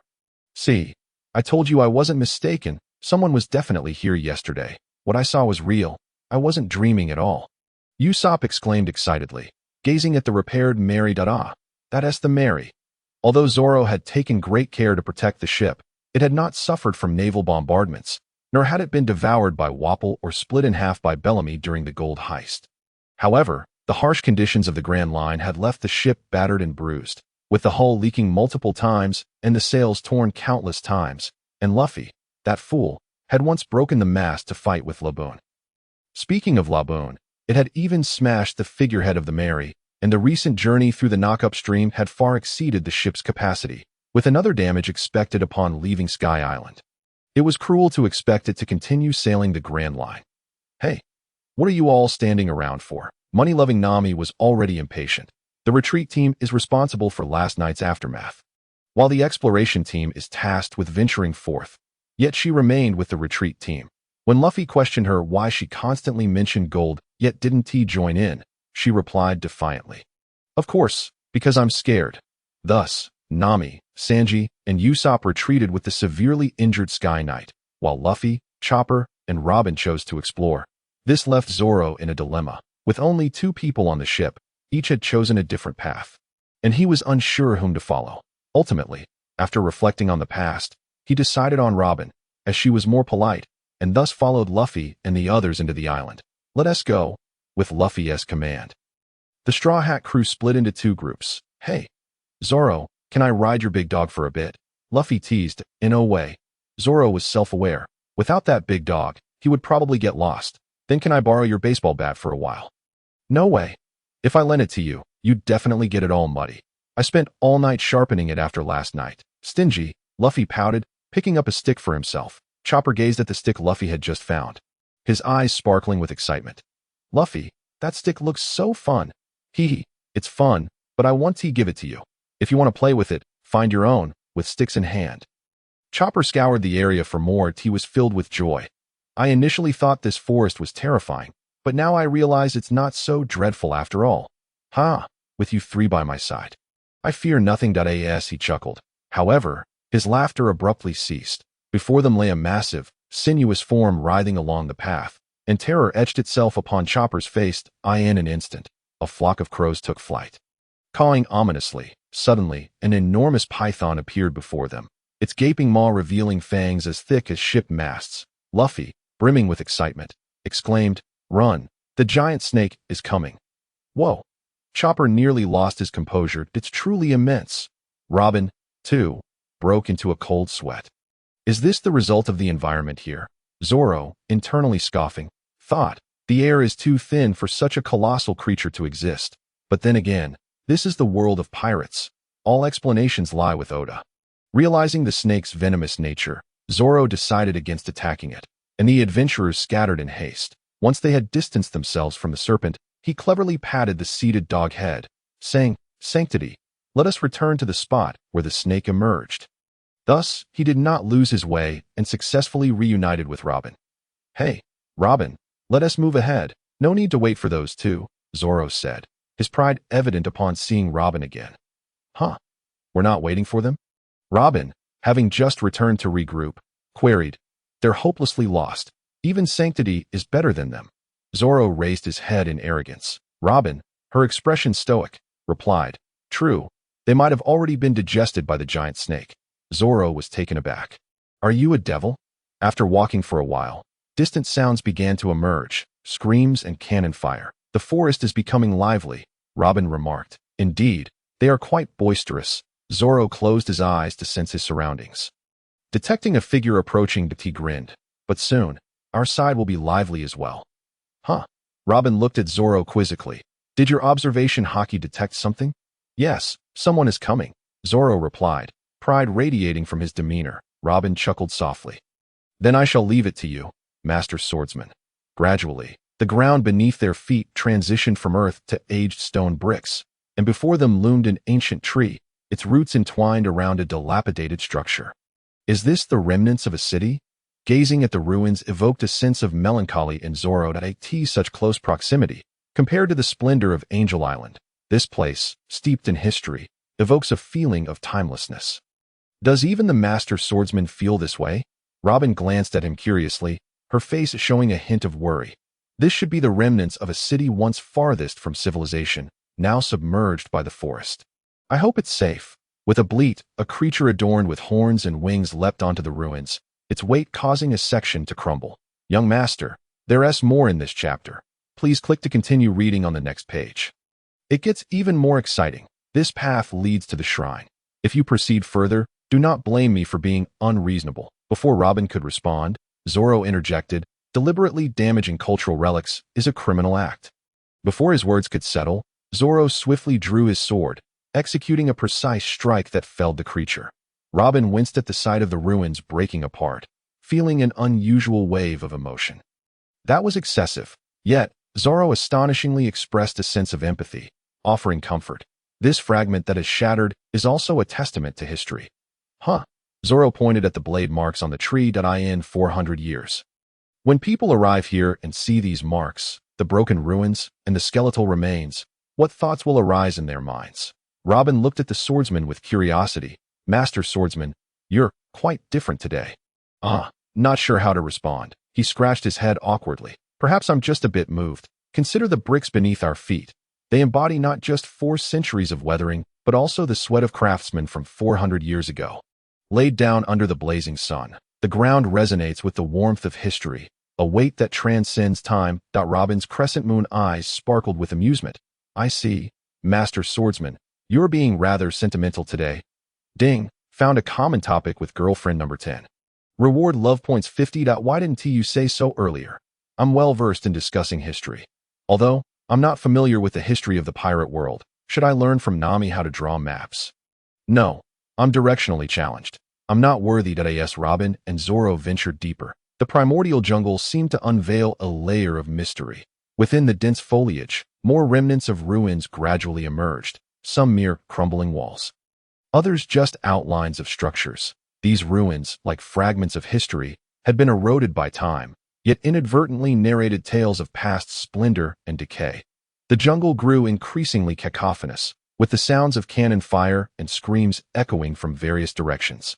Before them stood a colossal stone tablet, etched with 2 faces, a city map, and strange inscriptions. This must be a monument to the city, likely erected by descendants after its fall. Robin gently traced the surface of the tablet. Deciphering the text, Pandora, the name of this ancient city, flourished over 1100 years ago during the 402nd year of the sea calendar, before its demise 8 centuries ago. Robin expressed her astonishment. 8 centuries ago, the blank century of history? Zoro, seated upon the large dog, interjected. "Huh, you're aware of this, Master Swordsman?" "I've heard a bit," Zoro smirked. "Perhaps this island is connected to that lost history. Let us proceed to the city center.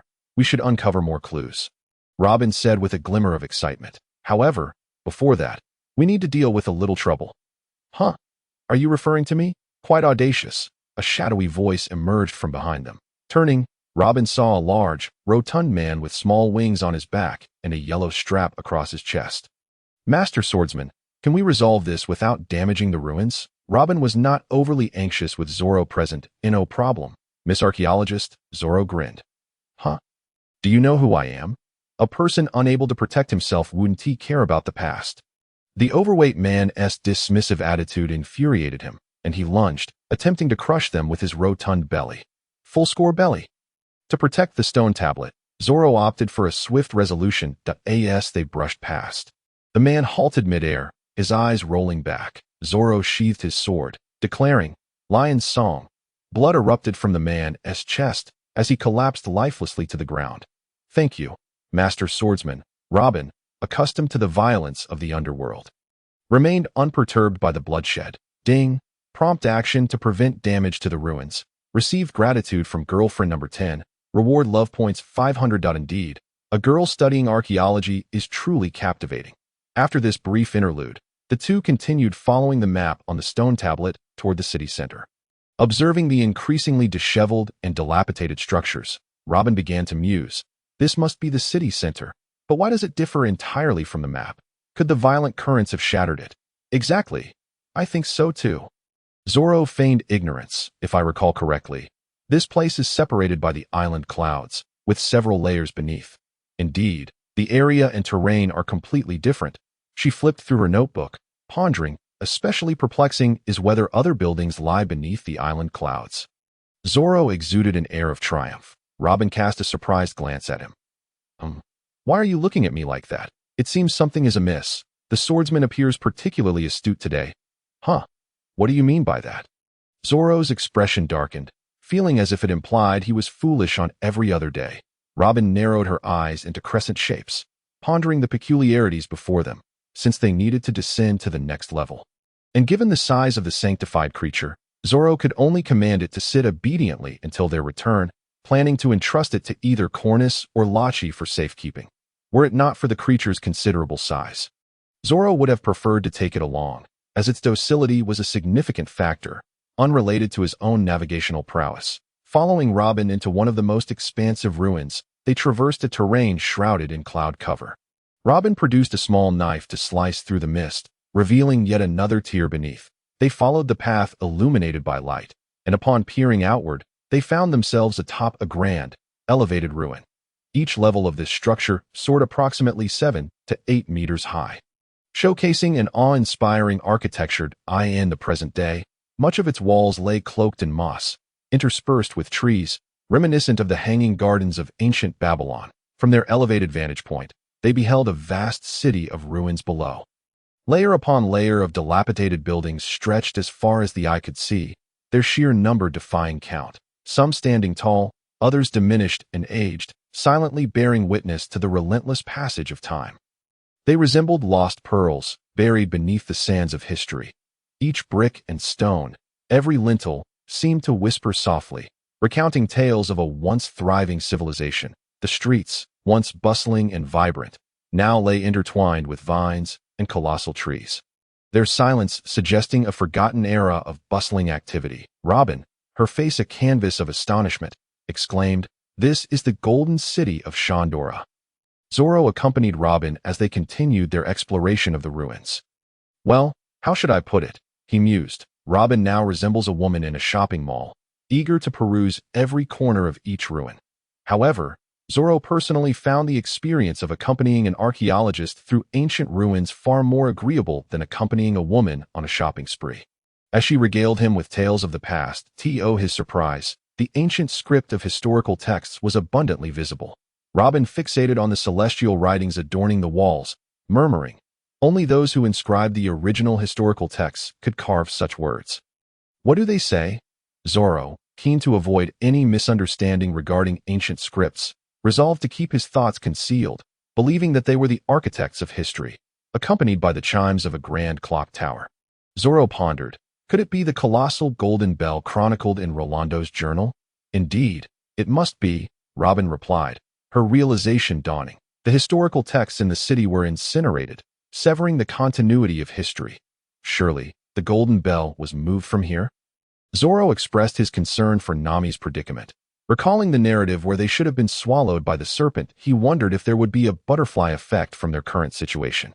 It was time to confront the legendary wielder of the strongest natural fruit ability. At the center of the four altars stood the clock tower, yet it remained unoccupied save for a robust vine, suggesting that if the clock tower was indeed associated with the golden bell, hope for the historical text was dim. Clearly, Robin was more invested in the history than the golden bell itself.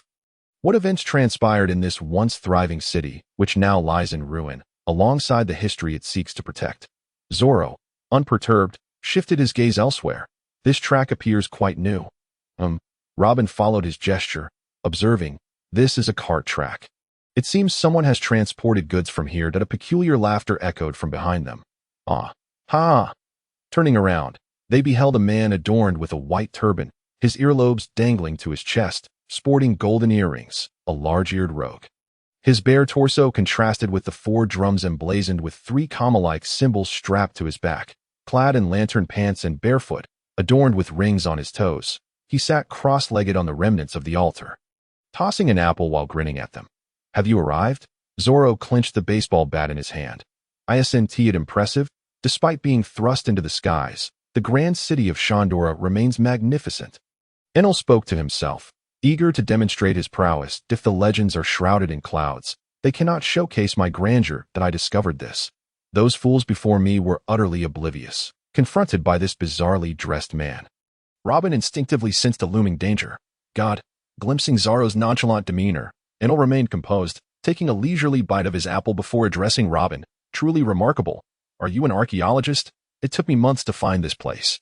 Was it your ability to decipher these texts that led you here so effortlessly? However, the gold you seek is no more. You arrived years too late. That it was a splendid item. Such dazzling metal suits me perfectly. Did you relocate the golden bell that was once here? Robin, focused solely on the historical significance, inquired that I haven't found it, but I believe it remains somewhere in this city. Legend has it that 400 years ago, when this island ascended to the heavens, the sound of its bell echoed throughout the celestial kingdom. While Robin and Zoro had been engaged in translating the inscriptions, they also exchanged information about the golden bell.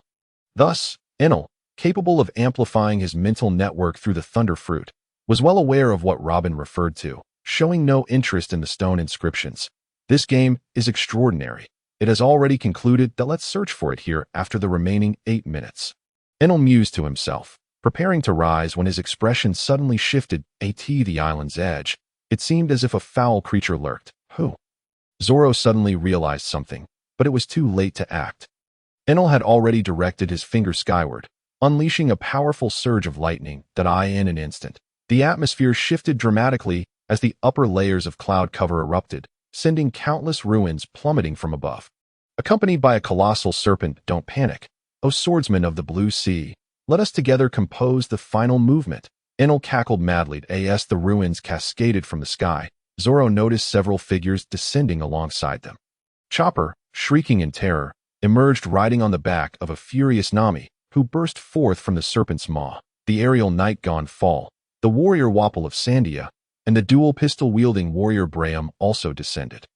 Indeed, since Zoro had not lost his way as in the original narrative, Braham had not been dispatched. Earlier, Gonfall and the vengeful Wapol had engaged in a fierce exchange, while Braham had been in relentless pursuit of Chopper in his reindeer form.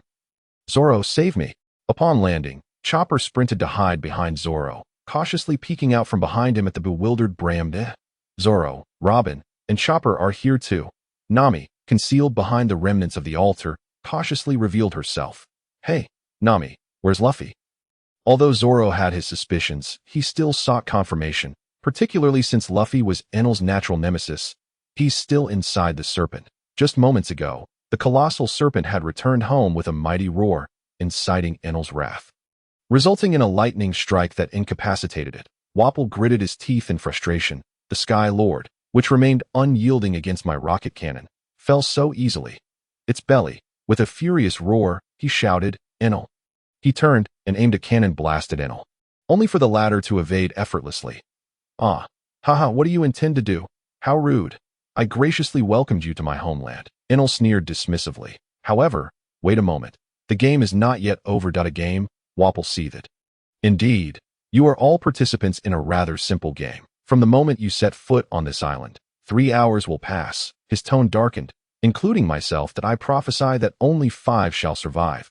Therefore, with 8 remaining, it will be quite troublesome. The prophecy of a god shall not falter, so who shall vanish? Will you act, or shall I?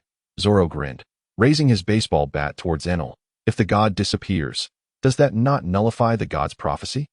Wapol lifted his rocket cannon, Braham raised his weapons, the aerial knight brandished his lance, and Robin raised a hand in agreement. That makes sense. Chopper retreated behind the crowd. Impudent, Enel sneered coldly. No wonder you are survivors of this game.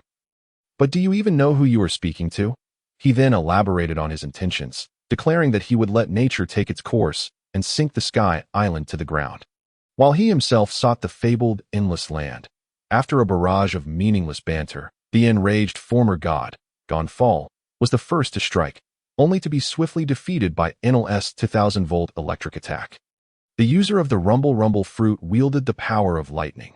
Robin, ever the scholar, remarked, "If you wish to destroy this nation, then you shall not attain your desires."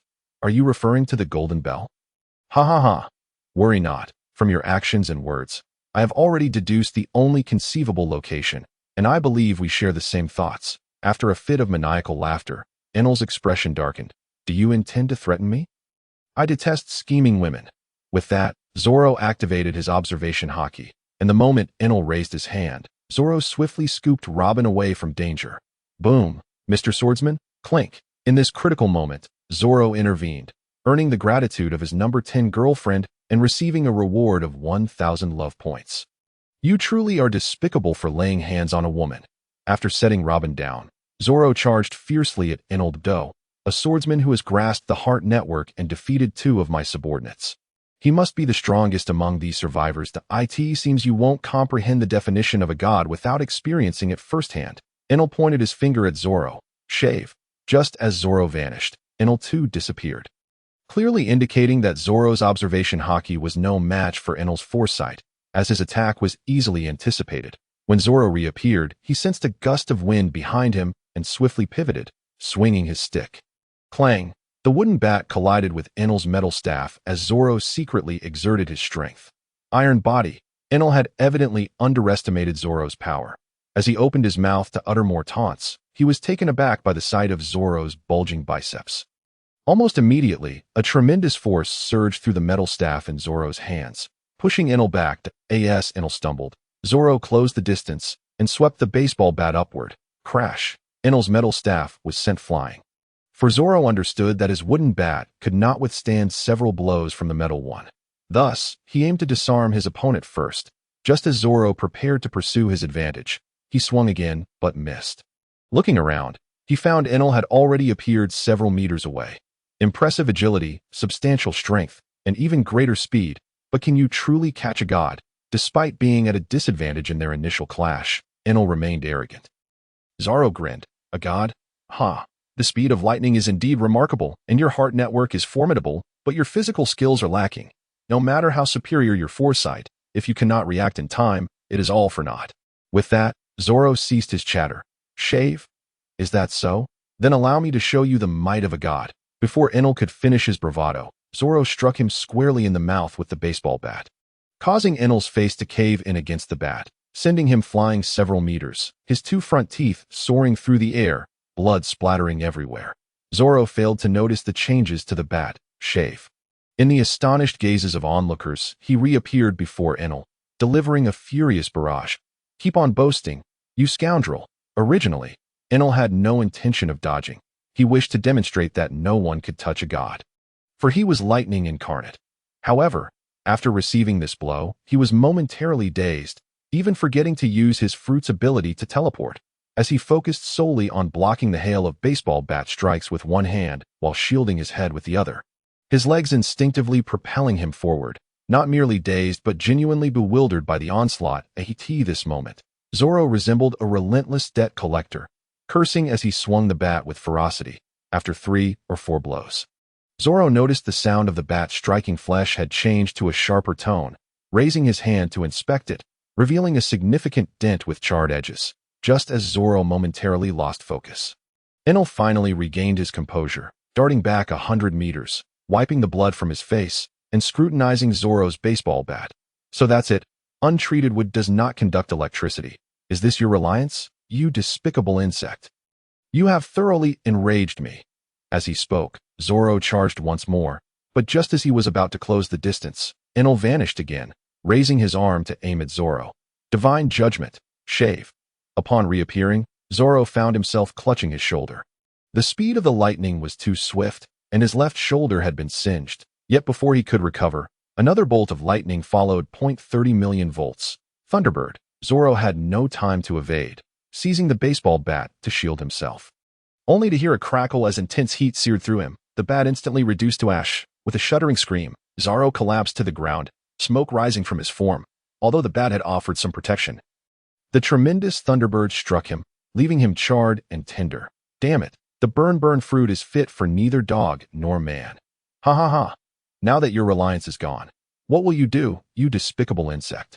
Enel began to laugh maniacally. Just then, 2 gunshots rang out, momentarily blinding Enel with the flash. It was the Sandia warrior. Brahma. 2 bullets pierced through Enel's body. While not inflicting substantial harm, they incited his fury. You all show no reverence for a god. You shall all face judgment. He then directed his hand at Brahma. Meanwhile, Zoro lay helplessly on the ground, ranting in frustration. Electricity generates high temperatures. What is this, a physics lesson? I've never seen Luffy turn to ash. Damn it, Luffy, if you don't show up soon, I'm going to be struck dead by lightning. Zoro, are you all right? Do you need me to bandage you? Chopper peeked cautiously from behind the rubble. Not for now. Quickly summon Nami and Robin to extract Luffy from the snake's belly. Only Luffy can defeat him. I'll hold off Enel with them. Brahma. Just as Zoro was devising a battle plan, Wapple's furious roar echoed. Zoro strained to rise, casting his gaze toward Enel. Brahma ultimately did not evade fate. Instead of being cleaved by Zoro, he was electrocuted by Enel. Enel stomped on Brahma's face, entirely forgetting the humiliation he had just endured. Beginning to gloat. For mortals, death is the greatest fear, and thus they must bow low, pleading for the god's mercy.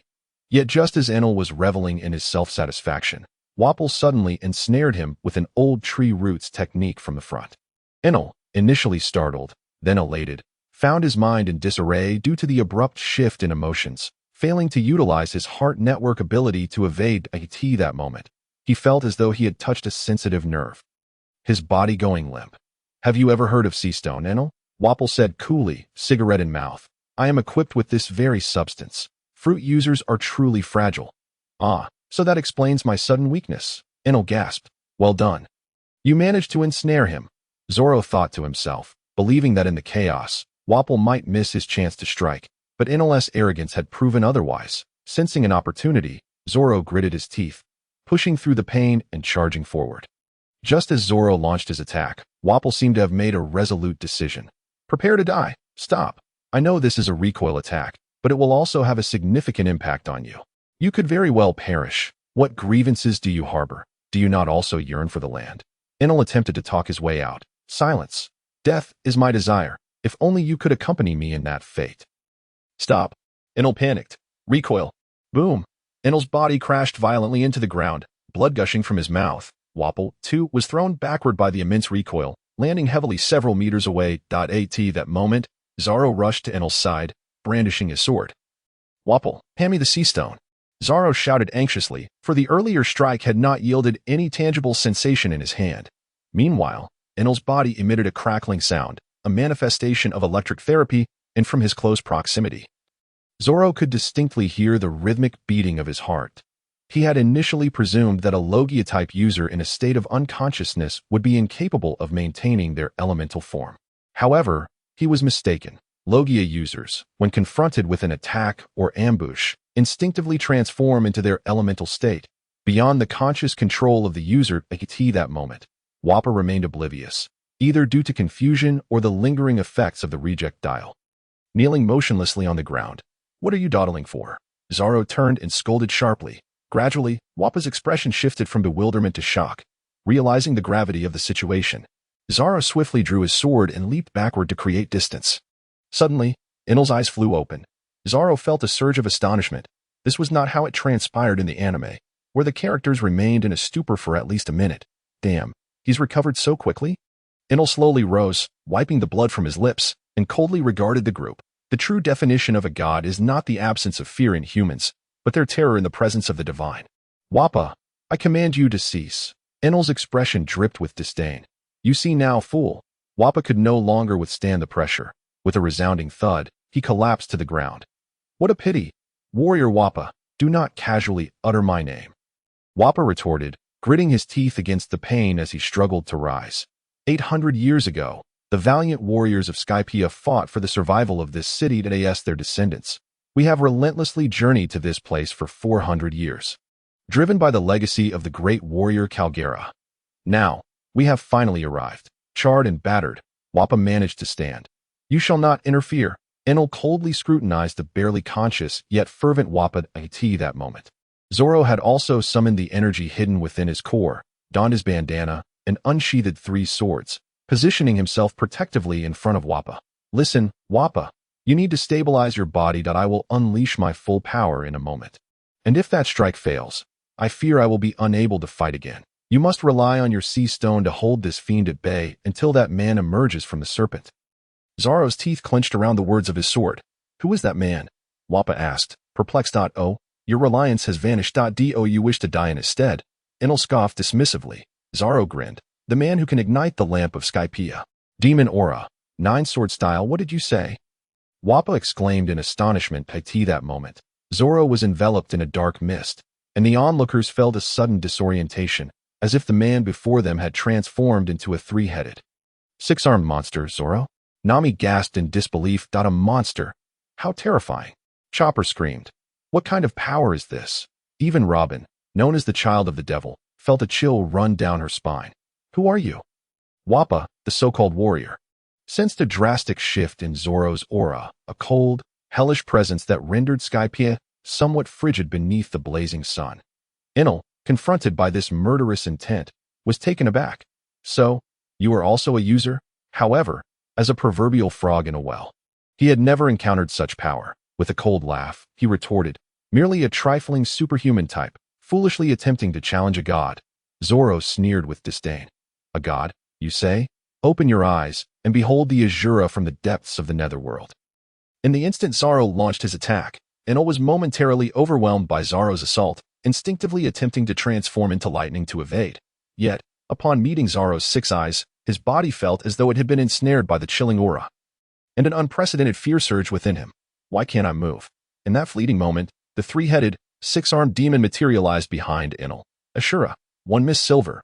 As the words left Zoro's lips, Enel's body disintegrated into several segments, the electric mist swirling around the severed limbs. Yet even when reassembled, several cracks remained unhealed. Upon the 2 halves of his head, a prominent fissure emanated mist, his eyes wide with terror, as both halves of his mouth trembled. My body. It cannot restore itself. Zoro's 3-headed, 6-armed form dissipated, the extraordinary power that had enveloped him receding like a tide back to his core. Exhausted, Zoro slowly sheathed his 3 swords and turned to the still disintegrating Enel. Did it work? Although he had mastered the 9-sword style, he had only enough strength for that one strike, unable to unleash a second within the same day. Damn you, Blue Sea Pest. You have thoroughly angered the god. Enel's fear morphed into rage. Despite his body being torn asunder, he was still capable of wielding his fruit powers. 200 million volts. Thunder God. In an instant, a vast surge of lightning hurled Zoro, Wappa, and the fallen Brahm away, their screams stifled before they could escape. The blinding light of the electricity eclipsed even the sun, leaving Nami and the others momentarily blinded. When their vision returned, Enel had transformed into a colossal thunder deity.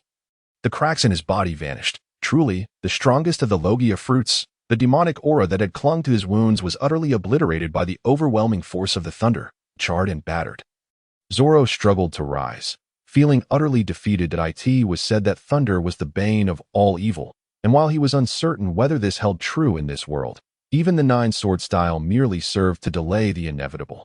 Inflicting no substantial harm, Enel's technique must have consumed tremendous energy as well, and he reverted from his thunder god form, looking down upon Zoro. Why do you still stand? Behind him, Wappa also strained to rise. If we're destined to die, we might as well do so with some dignity. Wappa's body was on the verge of collapse. At this point, he likely lacked the strength to even raise a hand. What difference does it make to continue living? Is there any meaning in enduring further? You mentioned that it has been 400 years since you began fighting to reclaim your homeland. Yet now, the warriors of Skypiea are reduced to just you. Soon, this nation will fall into the Blue Sea, and your presence here is but an eyesore. Why do you still stand? Observing the two, who were too weary to continue fighting, Enel's irritation flared once more, prompting him to speak at length. For my ancestors. I expected a more profound answer. It seems you are nearing madness. Enel slowly raised his right hand, although Zoro was aware of the unfolding narrative. Witnessing the scene stirred his blood, prompting him to employ verbal tactics to stall Enel. Isn't that answer sufficient? Cough. To me, it seems you have already lost to that man. Ha ha ha. The Blue Sea passed. It appears you cannot discern the current situation. Are you also losing your mind? Enel laughed boisterously. Do not get too cocky.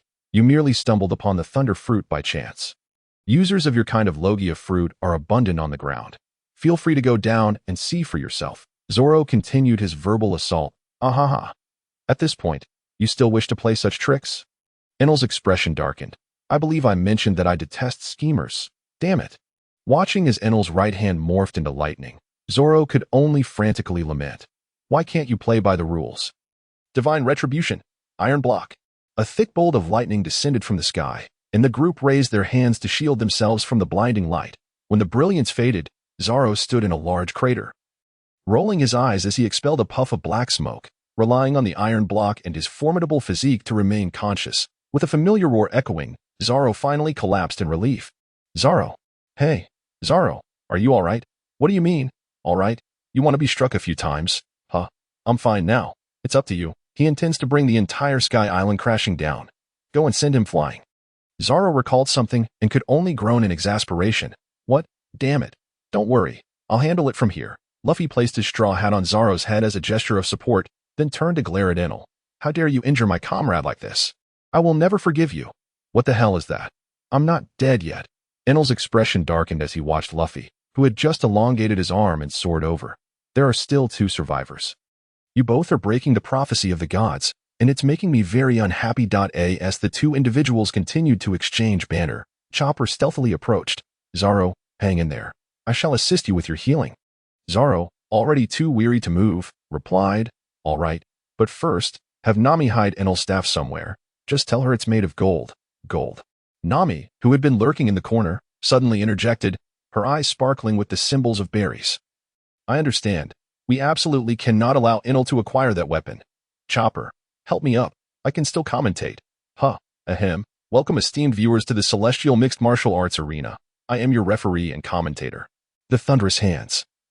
Once now entering the ring is our red team competitor, the rookie from the East Blue, Straw Hat Luffy. This marks his debut in the Grand Line, and as you may recall, in the last street competition, this newcomer triumphed over the legendary man, the clown Buggy. This time, however, his opponent likens himself to a deity. Yet, we can observe that due to his teammates' consecutive defeats, his anger has reached a boiling point. We hope he can maintain his composure during the match and not let fury cloud his judgment. Now, for the blue team, introducing a name that will surely astound you, he is Enel, the god from the heavens. Possessing the formidable power of the Rumble fruit, just moments before this match, he endured a merciless beating from a spirited young man, a brutal dismemberment, and lethal blows from the Skypian natives, yet he stands unscathed in the arena. However, one can surmise that his stamina has significantly waned. How will he perform in such a disadvantageous situation? We shall see. Having exchanged sufficient barbs, the match is officially underway. The Straw Hat Boy launches the first offensive, charging headlong at his opponent, a tactic that has become his signature move, devoid of strategy. The expression on the blue team's face suggests disdain, as he raises a hand to unleash a 30 million volt Thunderbird for a precise ranged strike. This flashy move transforms his lightning into a colossal bird, hurtling towards the advancing Straw Hat Boy. What is this? A scream from the Straw Hat Boy. Has he been hit? Well, it appears he has. But to little effect. What is happening now? Both combatants seem momentarily stunned. The blue team looks utterly flabbergasted by the earlier display, while the Straw Hat Boy appears bewildered, struggling to comprehend what just transpired. The blue team is the first to regain his wits, shaking his head in disbelief, as if unable to fathom that his attack bore little fruit. He begins to channel electricity again. Does he intend to amplify his power? Indeed, the Straw Hat Boy still seems dazed, allowing the blue team to summon a massive lightning dragon with a voltage of 60 million to strike at the red team. It hit. Though the maneuver is costly, it seems to have little impact, as the blue team's eyes once again glaze over in shock. The Straw Hat Boy, though confused, appears to have recovered and charges forward at a rapid pace. The blue team, neglecting to defend, flails his head wildly, muttering something about his opponent not being able to hit him. Yes, as a Logia-type user, he can become intangible to ordinary attacks. A kick connects. Yet again. It has the classic flip-flop to the face. The atmosphere in the arena is palpably exaggerated. The audience, led by Chopper and others, stares wide-eyed in disbelief. Indeed, the wielder of the strongest Logia fruit is now being thoroughly pummeled. He even seems to have forgotten to utilize his famed Conqueror's Haki. With Nami and Robin leading the spectators' realization, it dawns upon them. Luffy is a rubber man, inherently insulated against electricity. He is Enel's natural adversary. Ding! The bell rings, signaling the end of the first round. With the red team significantly ahead, we can see the Straw Hat Boy brimming with confidence, proudly declaring himself a rubber man to Enel. Both sides take a brief moment to regroup before the second round commences. After a brief adjustment, the blue team has regained his composure, opting to abandon flashy moves in favor of his renowned Haki. Anticipating and dodging the red team's fierce assaults. A beautiful counter, the Straw Hat Lad unleashes a rubber pistol, which the blue team effortlessly evades, executing a decisive shoulder throw, another fierce kick from the blue team. Can the red team still stand? Incredible, the red team rises with ease, seemingly unscathed. Yes, he is a rubber man. The strikes are ineffective. Oh, the blue team has teleported to the center of the stage. What is he doing? It seems he is searching for something. He appears quite furious. It seems his weapon has been pilfered. Ahem, the referee has decreed that neither side may use weapons in this match. Thus they were confiscated beforehand. The Straw Hat Lad seizes the opportunity, charging once more and executing a flurry of rubber punches. The move is elaborate, with punches flying everywhere, yet it proves futile. Enel anticipates and dodges, seizing the chance to grip his arms and execute another shoulder throw. Sigh. It seems that aside from scoring points, he has inflicted no substantial damage on the Straw Hat Boy. Both competitors have reached an impasse. The Straw Hat Boy appears to be pondering something. What does that bewildered expression signify? He seems to be daydreaming in the arena. An astonishing sight. The dazed Straw Hat Boy appears to be subconsciously dodging the blue team's attacks, reminiscent of the tranquil state of the martial arts practiced in the adjacent arena. However, merely evading will not suffice. He must score points. Has he thought of something? What is the structure of this rubber man? He takes a deep breath, his limbs sprawled on the ground, resembling a limp octopus. Oh, he is wildly attacking the vines. Has he lost his sight? The blue team seizes the opportunity to strike from behind. It connects. The soft-footed octopus's strikes against the vines ricochet back, relentlessly pounding the blue team. K.O. After numerous battles, the blue team has finally succumbed, collapsing to the ground. The victor of this match is Straw Hat Luffy. On the summit of the colossal vine, amidst the clouds, the melodious and enchanting sound of bells resonates. Akin to a celestial symphony, echoing through the heavens and piercing through layers of clouds, showering the world below. This sound is not of earthly clamor, but rather emanates from the distant land of Shandora. Like a beacon in the night mist, quietly flickering and silently guiding, with its gentle yet resolute illumination, it directs those who have lost their way amidst the vast ocean, leading them to this sacred land. Here, there is no worldly turmoil, nor disputes of mankind, only pure skies and sincere souls. It silently bears witness to the friendship forged 400 years ago between the valiant Calgara and the noble Norland. As their descendants fulfill a promise spanning 4 centuries, the land of gold truly exists. I have arrived here, bearing this tale to the end of the world, Pirate King Gold. Roger, gazing at the words left beside the golden bell. Robin fell into contemplation.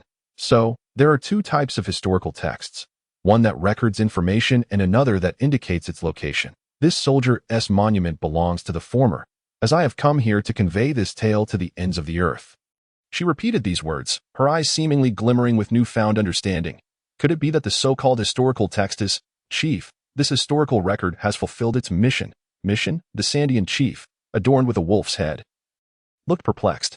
Indeed, scattered across the corners of the world are many historical texts. Only by linking them all together can they form a narrative that fills the gaps of history, and the Pirate King has indeed delivered this text to its destination. So, from now on, the chief's eyes glisten with tears. Do we no longer need to fight?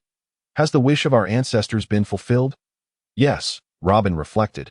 In other words, I too must bring the historical texts I have encountered to that place. To the end of the Grand Line. Raftel. By the way, little girl, don't you desire gold? I've heard its value surpasses even the land itself. While I cannot give you the bell, this pillar shall be yours. The chief graciously offered. What a splendid idea. We were just pondering how to express our gratitude to you, exclaimed the nearby Sandians.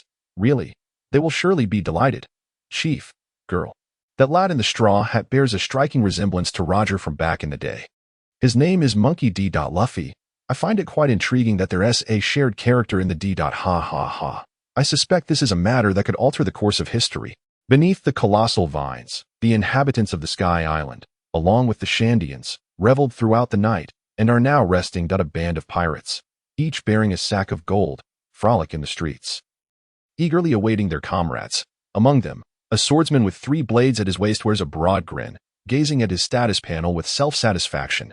Host, Zoro power, 1343, stamina, 2414, speed, 2355, swordsmanship, 2756, demonic energy, -26 Azura path, 26 observation hockey, beginner, proficiency 101000, skills, 3 sword style, Nitoryu.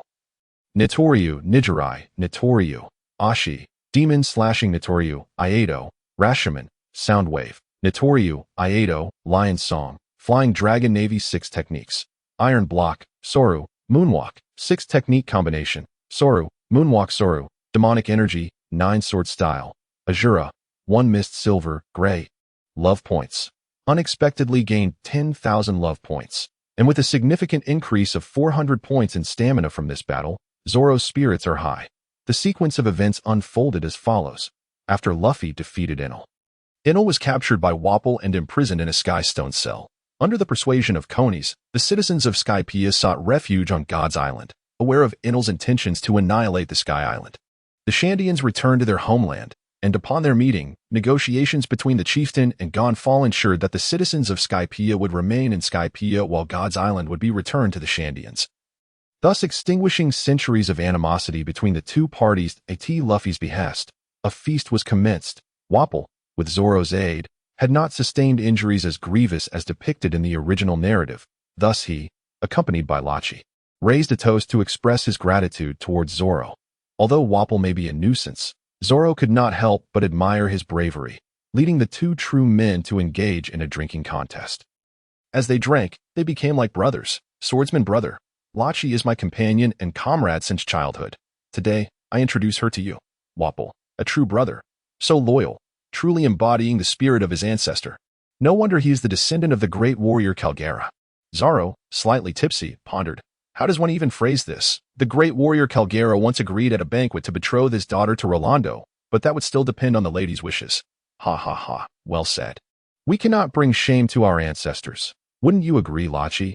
Wapol asked, not forgetting to inquire about Lachi's feelings. Indeed, whatever you say is right, Lachi sighed, feeling the weight of responsibility to care for Wapol while not wanting to argue with 2 inebriates.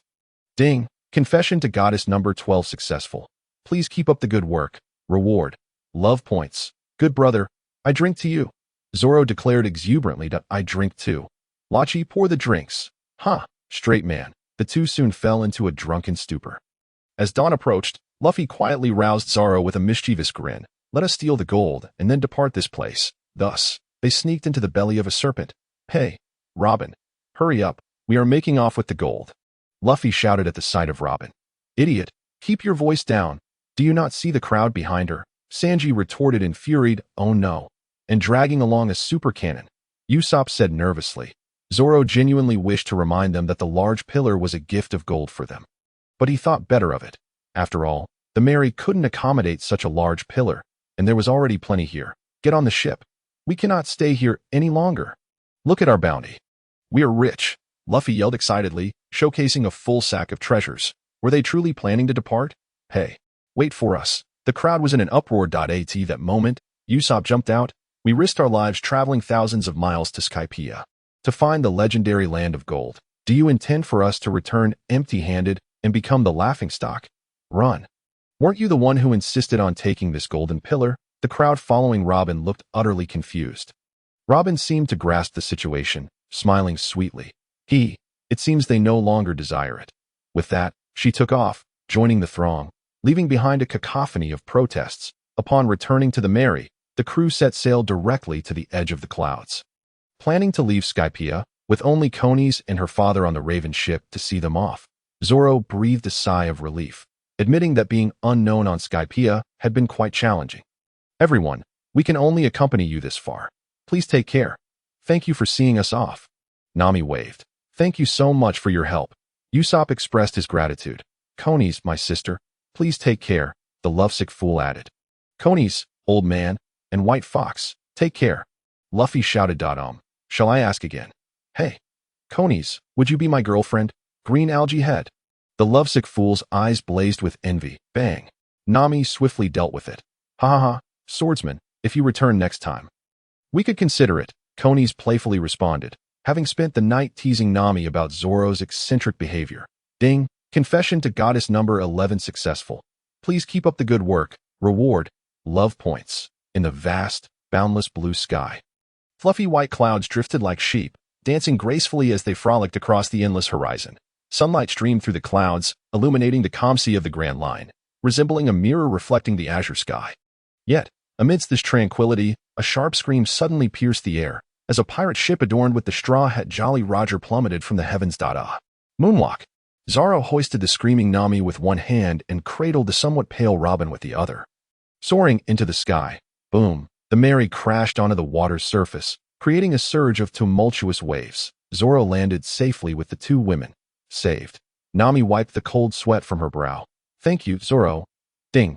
Received gratitude from girlfriend No. 3. Reward. Love points 50. Zoro, feeling unfulfilled, turned to Robin. Hee. Thank you for your efforts, swordsman. Ding. Received gratitude from girlfriend number 10. Reward. Love points 50. Zoro grinned widely. No problem at all. Curse you. Green algae head. The lovesick fool clung to the railing. Still shaken. Ouch. Usopp's long nose was bent from the fall. A falling octopus fortuitously landed on Luffy's face as he lay on the deck. That startled me. The octopus suddenly shrank, Nami exclaimed, still in shock. Could it be deflating? Robin speculated. Luffy pulled the octopus from his face. At least we landed safely. Thank you. Sanji pulled a half-soaked cigarette from his pocket, struggling to light it. But we truly went to an extraordinary place. Robin gazed at the sky, especially after falling. It feels so distant. Nami echoed her sentiment. It feels as though we were dreaming. Brothers, set sail. The captain issued the command. To the next island. Hey, Luffy, at least let us rest a bit. Usopp protested against the overtime. Don't be naive. If this sea were truly so simple, why would we all be working so hard? The wave seemed off. Quick, everyone take your positions. Left rudder. Back to her familiar post. The navigator was full of vigor. Look, it's coming. The crew turned to see a massive wave surging toward the Mary, revealing 3 monstrous heads within the wave. Most likely sea monkeys. Chopper let out a startled cry. Consequently, the deck descended into chaos once more, with helmsmen steering, sails being raised, and oars being rowed. No one dared to be complacent. After a flurry of activity, the surface of the sea returned to tranquility.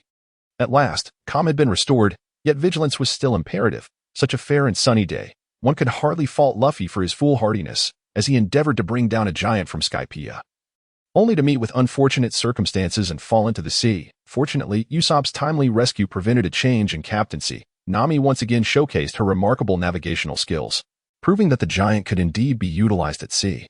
It was merely Luffy who had failed the practical exam. Scientific trials indicated that aside from the cloud shell, the advanced technology they had retrieved from Skypiea was all operational. Next came the eagerly anticipated annual profit-sharing meeting. Acting as the temporary treasurer, Nami presented the entirety of the gold acquired from the Skypiea venture, delivering a report. Ladies and gentlemen, you have all been waiting. The treasures obtained by our crew must be shared among us all. And this substantial amount of gold holds considerable value. Yeah, Usopp, the union leader, raised his hand in agreement. Luffy expressed his intention to purchase a statue, suggesting a rather ill-advised exchange of gold for copper. One must say, Luffy's expectations regarding non-ferrous metals were somewhat naive. Dr. Chopper hoped to procure medical books from various nations. Gold for knowledge. What could be more refined? New spatulas, cookware, and a large mousetrap. The chef recounted his treasures, though it seemed a rather troublesome item had been mixed in.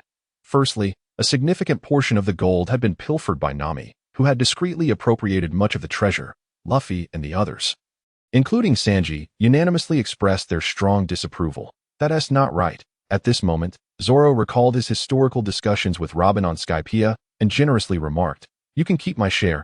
I don't have anything in particular I wish to buy." "Are you serious, Zoro?" Nami exclaimed, her eyes sparkling with the symbol of belly. "You truly are the one who understands me best on this ship." Ding. Submitting his wage card, the third girlfriend felt a wave of satisfaction. Earning 500 love points, Zoro fell silent, quietly departing the meeting, standing at the bow and gazing at the boundless sea, his eyes reflecting a resolute determination to find a way to amass wealth. Matters of romance were irrelevant. It was the sense of respect that mattered. It was time. He looked at the 100,000 love points he had painstakingly accumulated, contemplating the unfolding narrative. By the time they reached the Sabaody archipelago, his self-defense would be secure. Opening the system shop, he sought to exchange for Conqueror's Haki. Ding! A significant transaction alert appeared. Exchanging for Conqueror's Haki will deduct 100,000 love points. Do you wish to confirm the exchange? Gritting his teeth, Zoro affirmed, "Yes." Ding! The exchange for Conqueror's Haki was successful. "Congratulations, the host has awakened Conqueror's Haki." As the system notification chimed, Zoro braced himself for an onslaught of pain, but after a long wait, aside from feeling rather impressive, his body showed no significant changes. No sensation. "Is this a scam? My love points. You ridiculous system, show yourself." Host, Zoro Power, 1343, Constitution, 2414, Speed, 2355, Swordsmanship, 2756, Spirit Energy, -26 Azure Path, 26 Observation Haki, Beginner. Proficiency 501000, Conqueror's Haki, Beginner, Proficiency 01000. Skills, 3 Sword Style, 1 Sword Strike, 2 Sword Strike, 2 Sword Slash, Ghost Slash, 2 Sword Style, Iato, Rashoman, Soundwave, 2 Sword Style, Iato, Lion Song, Flying Dragon, Navy 6 Techniques, Iron Block, Shave, Moonwalk, 6 Techniques Combination, Shaving Moonwalk Shave. Spirit Energy, 9 Sword Style, Azura, 1 Misty Silver. Love Points, 250. Gazing at the dwindling love points, Zoro suddenly erupted in fury. Damn it!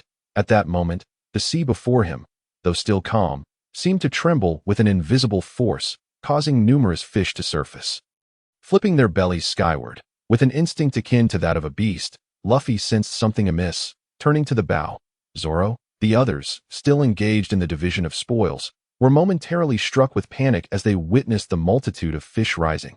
What on earth is happening? Is there something terrifying lurking beneath the surface? In any case, this was no place for lingering. Usopp's expression turned grave. Luffy, bewildered, pointed at Zoro. It seems like it was him. Huh? Sanji exclaimed in shock. Green algae head. What did you do? Zoro was equally perplexed. What was the principle behind this? Was releasing Conqueror's Haki a matter of command? Hey, you pervert, speak up. Was it you? Zoro turned, his gaze somewhat vacant. Perhaps. How did you manage that? Luffy was genuinely curious. I just want some quiet. Huh? Who is quiet? Nami interjected with suspicion. A gentle breeze caressed the air, carrying the briny scent of the sea, intertwining with the distant laughter and songs from the ship. The sounds of merriment from the merry echoed as the deck overflowed with an abundance of culinary delights. They resembled sailors celebrating a bountiful harvest, hosting a grand feast upon the waves. Hey, Zoro, aren't you eating? Luffy, with his mouth full, reached out towards Zoro's plate. Zoro snapped back to reality, deftly stabbing at Luffy's hand with a fork, transforming into a fishman. Aren't there still some left on the table?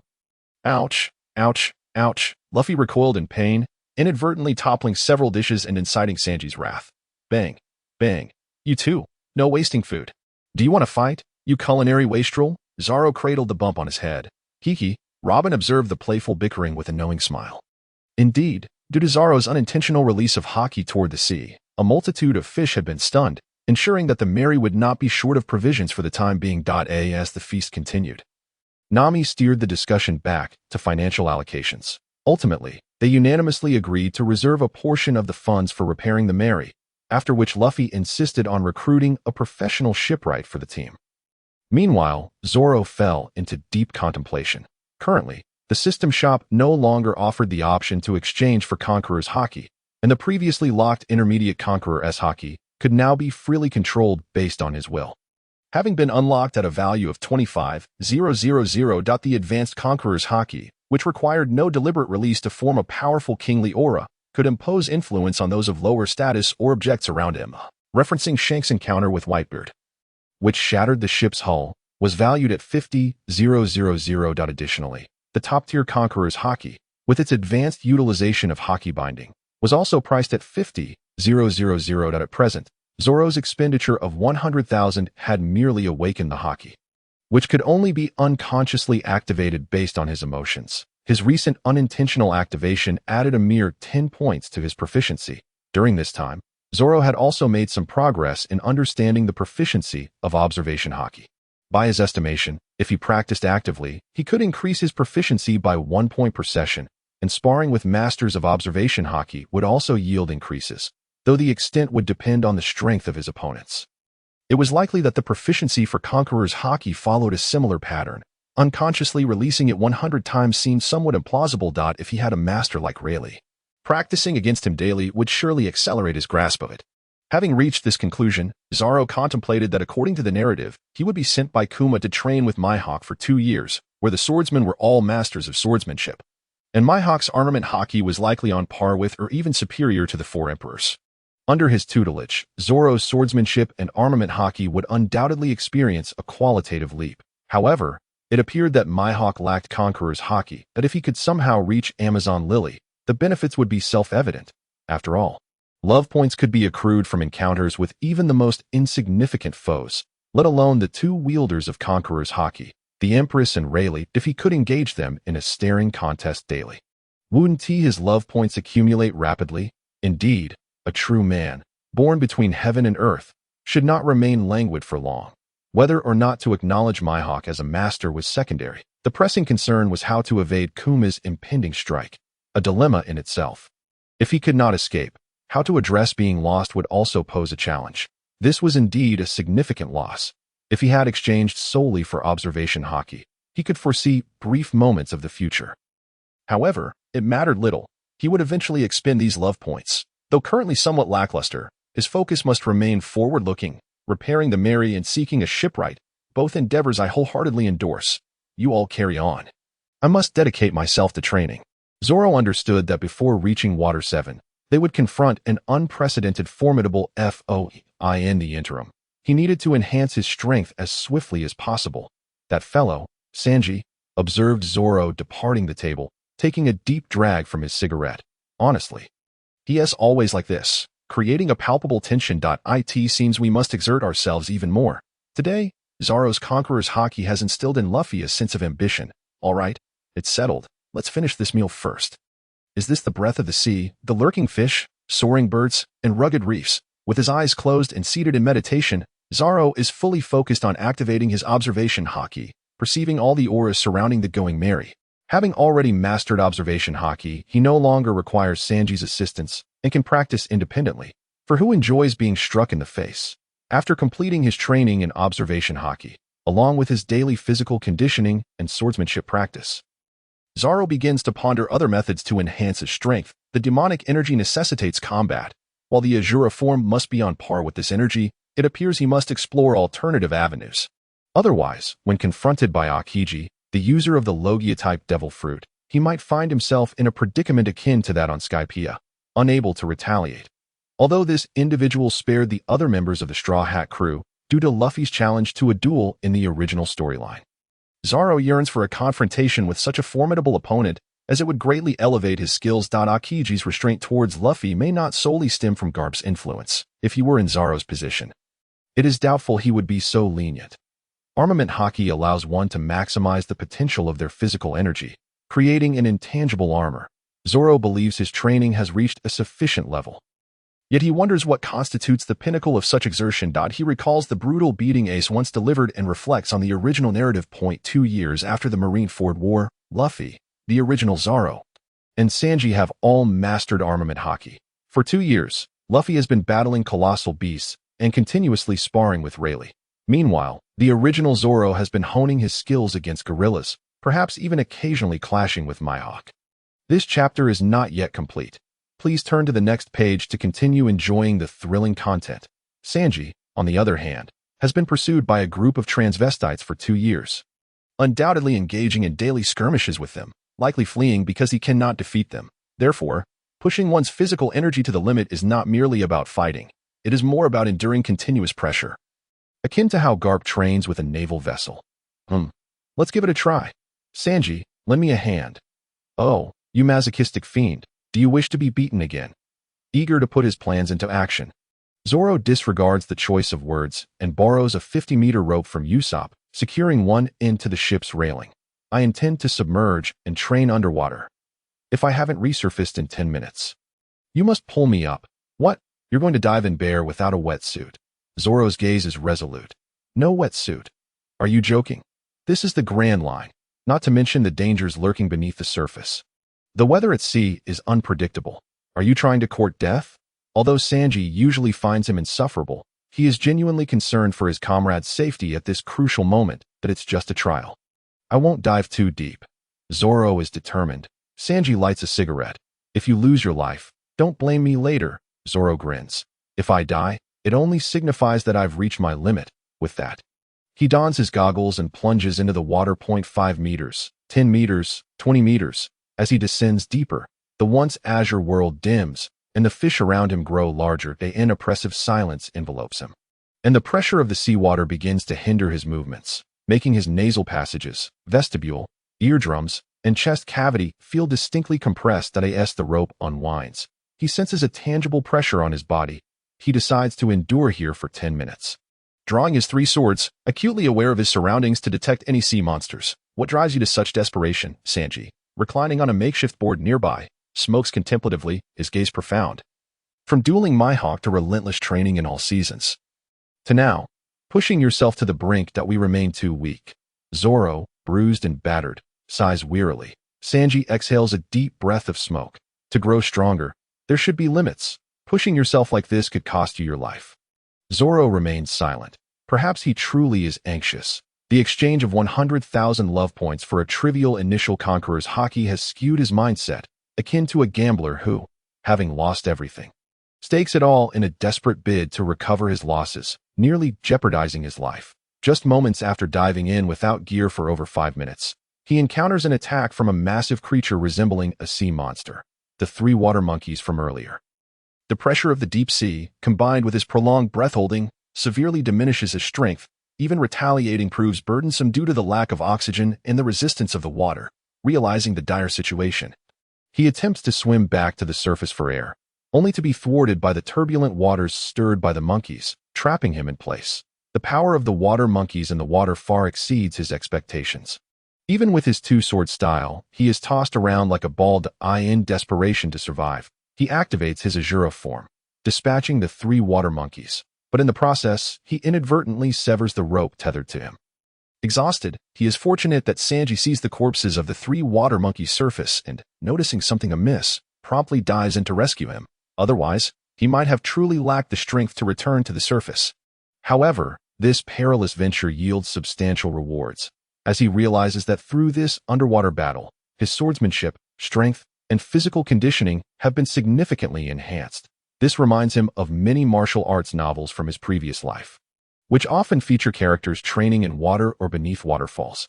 Even if he fails to grasp armament haki, it could still elevate his foundational attributes. Perhaps he should consider incorporating underwater training into his routine. To do so, he must quickly accumulate 1,000 love points to exchange for the advanced skill of moonwalk, ensuring safety while training beneath the waves. Urgent report. A ship sighted at 12 o'clock. Usopp exclaims, clutching a telescope. Is it an enemy? Luffy asks, excitement brimming in his voice. No. Usopp, standing atop the lookout, reports, there are no flags or sails on that ship. It looks rather peculiar. No insignia. What could they possibly be doing at sea? This clearly defies Luffy's understanding.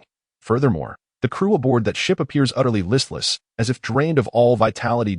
As it approaches the Going Merry, the 2 vessels swiftly pass each other. A ship, a pirate ship.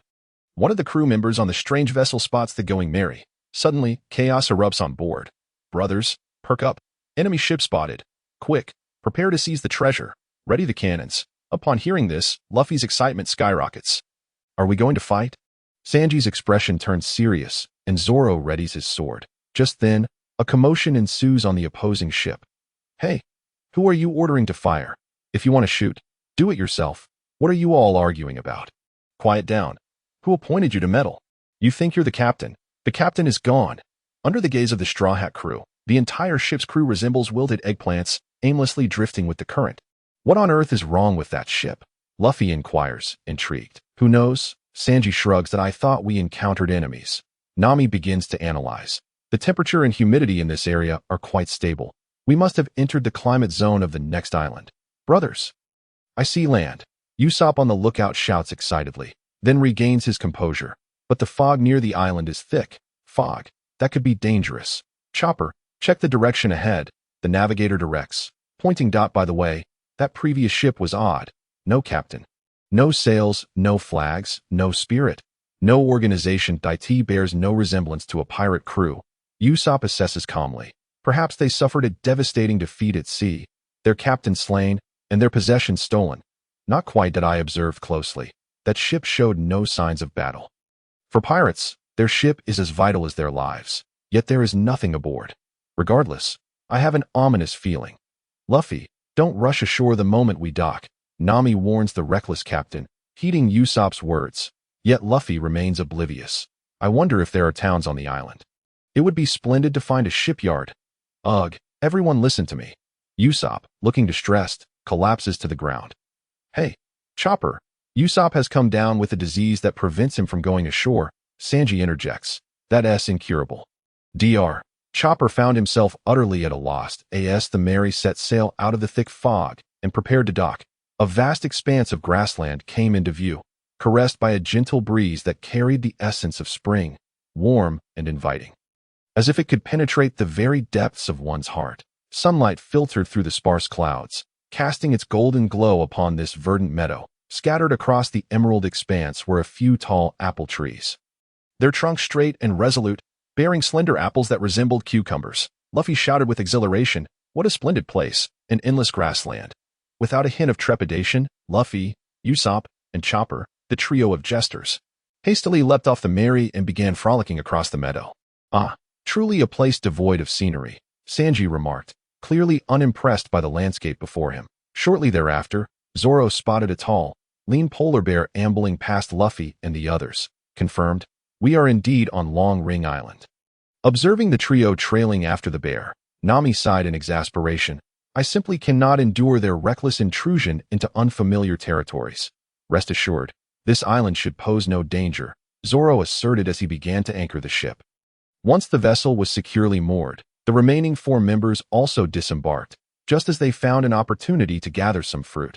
Subsisting solely on seafood was hardly sustainable. They prepared to search for Luffy. A colossal ship emerged from the fog, launching 2 enormous grappling hooks that effectively blocked the Mary's retreat. What does this signify? Nami gasped in surprise at the sight of the Mary ensnared. If you wish to fight, then come down, Sanji retorted, visibly displeased. We are the Fox Pirates, so do not be hasty. Our intention is to duel. Zoro, deep in thought, mused, it seems a girl has appeared in more than 3 episodes. Davy back fight. Nami appeared bewildered by the duel method proposed by the Fox Pirates. Indeed, once both captains consent, the battle may commence. The Fox Pirates cheered exuberantly. Currently, our captain is challenging your captain, Monkey D. Luffy, Davy back fight is a game, Zoro, adopting the demeanor of an intellectual, explained to the puzzled Nami. This game hails from a legendary pirate haven known as Pirate Island, where pirates vie for superior crew members by engaging in a capture the crew contest. Typically, it consists of 3 rounds. The victor of each round can select one member from the losing side or claim their pirate flag. Exactly, the selected crew member must swear allegiance to the opposing captain, becoming their loyal subordinate. The Fox Pirates chimed in. If we lose, our comrades will be taken. That's the crux of it. The stakes are comrades and honor. Win, and your strength increases. Lose, and the consequences are dire. An ignoble and brutal game. Sanji lamented, expressing his noble lineage. Nami's eyes widened in realization. So, what we encountered earlier on the sea, those ships without captains or sails, Did you perhaps encounter the Tooth Fong Frog Pirates? that ship just became a casualty in the game. Behold, these are our new companions. Long live the Fox Pirates. We played 5 times, lost all 5, and had 14 members along with our pirate flag confiscated. The opposing crew seemed undisturbed by their humiliation. This is absurd. We shall never accept such a game. Nami shouted vehemently. This is not a decision for a mere crew member. It is up to the captains. Once Monkey D. Luffy nods. You must participate. The opposing lackey taunted. Indeed, Miss Nami, there exists an unwritten rule in the pirate world. To withdraw at the last moment is to bear a great shame. Sanji exhaled smoke. What does that matter to her? Born from the East Blues Drum Island, she holds little regard for honor. Zoro scowled. I would rather live bearing shame than die. He added, furrowing his brow, that I feel the same. Sanji unexpectedly supported him. What is wrong with both of you? Nami exclaimed in anger. Do not argue with them. Men are inherently such creatures. Robin, the caring older sister, understood. Yet, Zoro grinned maliciously, his eyes glinting with disdain for such moral coercion that a duel should be between evenly matched opponents. Do you possess a misunderstanding of your own strength? Hey, Roronoa Zoro, even if your bounty is 100 million berries, we are a supersized pirate crew with 500 members. Do not be too arrogant. Oh, 500 is it? And what of it? Zoro thought to himself. If not for my haki being currently uncontrollable, a mere glance could incapacitate you to as he slowly drew his sword, preparing to strike down all in his path. 2 gunshots rang out in the distance. The opposing lackeys began to jeer. It seems your captain has accepted the game. There's no turning back now. Zoro hesitated for a moment, sighing, Luffy, that fool. Fine. Let us consider it a game for their amusement. I recall this group may not adhere to noble conduct, but they aren't entirely malevolent. As long as we remain cautious of Fox's slow fruit, winning 3 rounds should pose no issue. Soon, the Fox Pirates began to set up the competition grounds, unloading a plethora of flamboyant items from their ship, transforming an empty stretch of grassland into a circus-like venue. Meanwhile, the Straw Hat crew, Usopp, and Nami vehemently condemned Luffy's reckless actions, while Sanji eagerly prepared for action. And Chopper indulged in snacks. One must concede that the Fox Pirates' team-building efforts were impressively thorough. Zoro pondered. If they were to clash with Shanks in the future, this duel style could be proposed to Luffy. As per the original storyline, 3 rounds were arranged. The first, a rowing race around the island featuring Nami, Robin, and Usopp. The second, a martial arts ball game with Sanji, Zoro, and Chopper. And the third, a duel between the captains. Since the rowing required self-sourcing, the Straw Hat crew, lacking a shipwright, relied on Usopp, the Union leader, to craft a makeshift raft from barrels. Then Zoro, the strategist, chimed in. Hey Usopp, how many wind shells did you bring from Sky Island? Ah, Usopp suddenly recalled, I only brought 1 wind shell. Hey, Luffy, fill the wind shell with energy. All right, leave it to me. Thus, the rubber balloon began to inflate. The wind shell's effect might not be optimal, but even a little extra propulsion was beneficial. Robin, if there's a fishman on the opposing side, you need to deal with him first. Fishmen swim swiftly, and if he pulls the boat, you'll be at a disadvantage. Understood. Usopp, ensure you keep the impact shell ready. Use it to accelerate when necessary. Are you a devil? Usopp clearly dreaded pain. A brave man of the sea. How could one fear pain? A single remark easily fired up Usopp's fighting spirit. Luffy, Sanji, the opposing side has numerous members likely to interfere from the sidelines. Our task is to protect them from outside. Zoro instructed the captain and chef. All right, I'll take on the duty of protecting Miss Nami and Miss Robin. Sanji never hesitated when it came to matters involving the 2 ladies. This chapter is not yet complete. Please click the next page to continue enjoying the thrilling content. Once Zoro arranged everything, the competition commenced, with the opposing team led by Cheer Captain Porgy and the Swordfish Fishman Cabot, along with a shark. In a departure from the original plot, as Luffy filled the wind shell, despite the presence of a shark on the opposing side, the disparity in abilities was not vast. The opposing team, true to form, employed underhanded tactics, launching cannonballs and rolling stones to disrupt the race, yet the 3, well prepared, thwarted all attempts. Subsequently, Robin utilized her abilities to subdue the fishman on the opposing ship. Due to their continuous struggle, Usopp, taking Zoro's advice, activated the impact shell to catch up. Next, they entered the domain most familiar to Nami, the long coral reef area, a natural maze of countless corals, with swirling currents beneath each reef.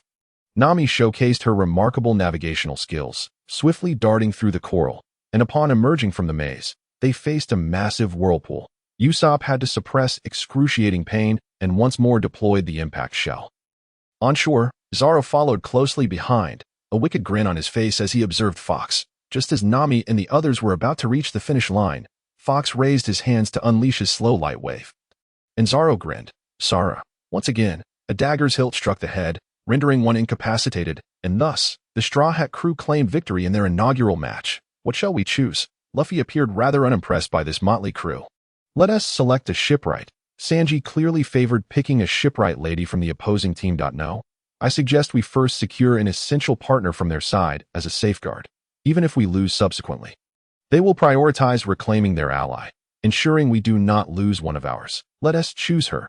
Zoro found an excuse, pointing to the opposing team's cheer captain, Buggy, who had just participated in rowing.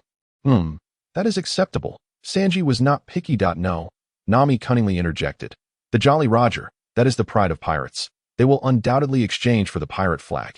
Very well. It's settled. We shall choose the pirate flag. Luffy resolved firmly. What? That wretched woman has undermined my foundation. Faced with Zoro's furious glare, Nami displayed a triumphant expression. How infuriating. These scoundrels intended to seize our dignity from the very beginning. The Fox pirates seethed with rage. Unforgivable. In the next match, we must exert ourselves fully to reclaim the Jolly Roger. Hey, cook. Would you like to have another lovely lady aboard? Of course. So you best not hinder my efforts. Zoro initially aimed to temporarily unite with his lifelong rival. But Sanji's remarks were too grating. If you wish, then just stay out of trouble and watch properly. No. You should stand aside and observe. You scoundrel. What did you say? Do you want to fight? Hey. Zoro, Sanji, now is not the time for quarrels. Chopper trembled behind them. Who will be the one to carry the ball? Without hesitation, Zoro pointed at Sanji. Him. The referee was equally swift. All right. The ball was directly placed on Sanji's head. Hey, don't take liberties. You are the ball. Green algae head. Sanji fumed, yet it proved futile. The opposing team featured two burly men and a giant, specifically, the shield-sized shoulder-padded Picurus, a hybrid of the fishman and giant races. Alongside the mudfish giant, Bika Panda, resembling a portly gorilla, the mudfish giant, Bika Panda, was tasked with carrying the ball. Due to Zoro's current prowess far exceeding that of the original, the victory came exceptionally easy. As the match commenced, before anyone could react, Zoro leaped into the air using moonwalk, unleashing his second technique, his strength multiplying exponentially. He soared above the mudfish giant's head, seizing the ball atop the giant's head, executing a precise slam dunk to clinch victory. Well done, Zoro, cheered his comrades from the sidelines. That insufferable green algae head, he has only focused on stealing the spotlight. The overlooked Sanji felt quite displeased. Indeed, Zoro is going too far. Chopper, who had been excited for half the time, also felt a lack of involvement. What can I do? I can only blame you for being too weak. Zoro haughtily regarded Sanji. What did you say? You shall not look down upon reindeer. The three of them soon became entangled in a scuffle.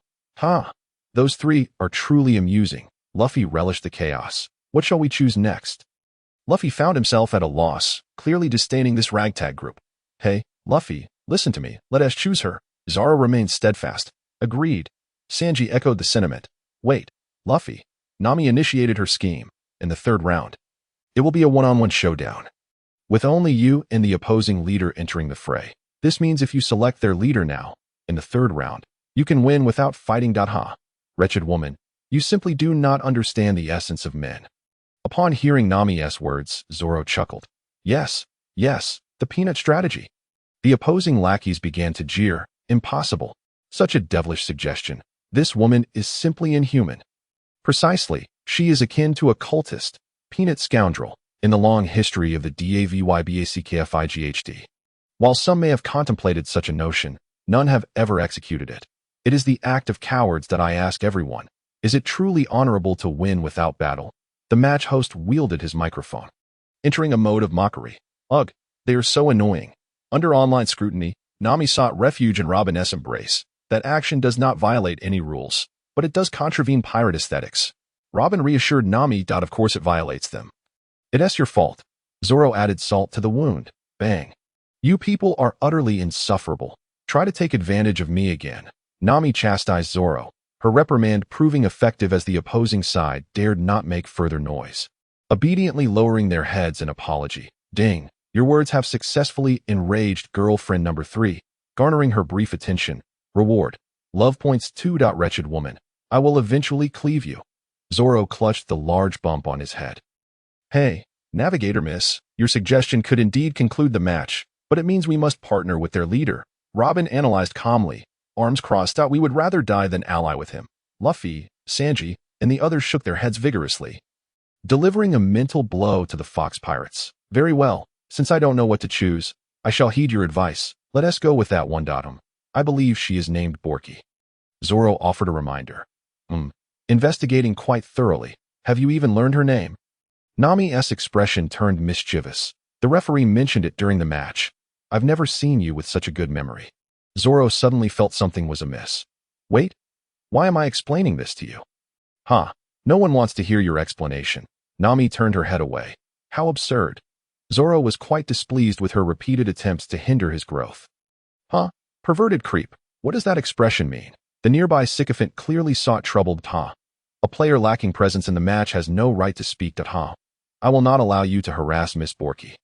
What? The color-crazed cook is on a path to destruction. Do you want to fight? And so, while the two leaders did not clash, Zoro and Sanji became entangled in another brawl. Borky, with an extremely reluctant expression, was pushed towards the Straw Hat crew, and then, the opposing host began selecting the match venue. As in the original plot, they manipulated the selection behind the scenes, determining the match would take place on their ship, which, unsurprisingly, was laden with traps. This chapter has not yet concluded. Please click to the next page to continue reading the exciting content. Zoro did not wish to interfere in this match. Luffy needed to grow, so he refrained from disclosing the method to counter the delayed light waves. Besides, the opponent, aside from their peculiar fruit abilities, was merely a weakling with a bounty of 2,400. If Luffy regarded them with even a modicum of seriousness, it would likely result in a one-punch knockout. Consequently, as the match began, having never encountered the opponent's strange fruit abilities, Luffy, sporting an explosive hairstyle, employed his usual tactic of frontal assault, only to be caught off guard and find himself at a disadvantage. Instantly attracting the attention of Sanji and the others, they grew concerned for Luffy's safety upon witnessing the opponent's fruit abilities. Zoro, seeing this, grinned, stealthily approaching the indifferent Borky. Borky, is it? Zoro whispered. Hey, what are you up to? The opponent appeared wary. Ding. Detected the potential for binding Goddess Borky. Would you like to bind? Yes. Ding. Goddess number 13, Borky, has been successfully bound. Please begin interaction with the goddess promptly. Allow me to introduce myself. I am the vice captain of the Straw Hat crew. I know. Pervert Roronoa Zoro. Bounty of 100 million berries. What do you want? I will swear loyalty to your crew, but you must not act recklessly. Ahem. We have a rule. Any partner must undergo my trial. What trial? Borky appeared somewhat alarmed. Zoro flashed a wicked grin, swiftly seizing her arm. Moonwalk. Help me. Upon hearing Borky scream, the audience quickly turned, eyes wide as they witnessed Zoro lifting Borky into the air. What? Is he treating his new partner this way? What does Roronoa intend to do? The adversarial audience unleashed a frenzied assault of public opinion. Green Algae Head. What are your intentions? Release Borky at once. Our devoted follower seethed with impotent rage. Perverse fiend. I knew you harbored ulterior motives. Nami transformed into a fishman, gazing skyward. Is this too excessive, Zoro? Usopp pondered in deep contemplation. I believe I understand why Zoro's bounty labels him as a pervert. Chopper, belatedly enlightened. Stop your cries. Zoro displayed a fearsome visage, declaring, I will pose a question, and if you answer affirmatively, I shall escort you down and persuade our captain to allow your return to the Fox Pirates. Should a single no escape your lips, I shall cast you down. Willing. I haven't even asked yet. Listen closely. Do you wish to be my girlfriend? Zoro's hand slipped slightly. Willing. Ding. Confession to the 13th goddess successful.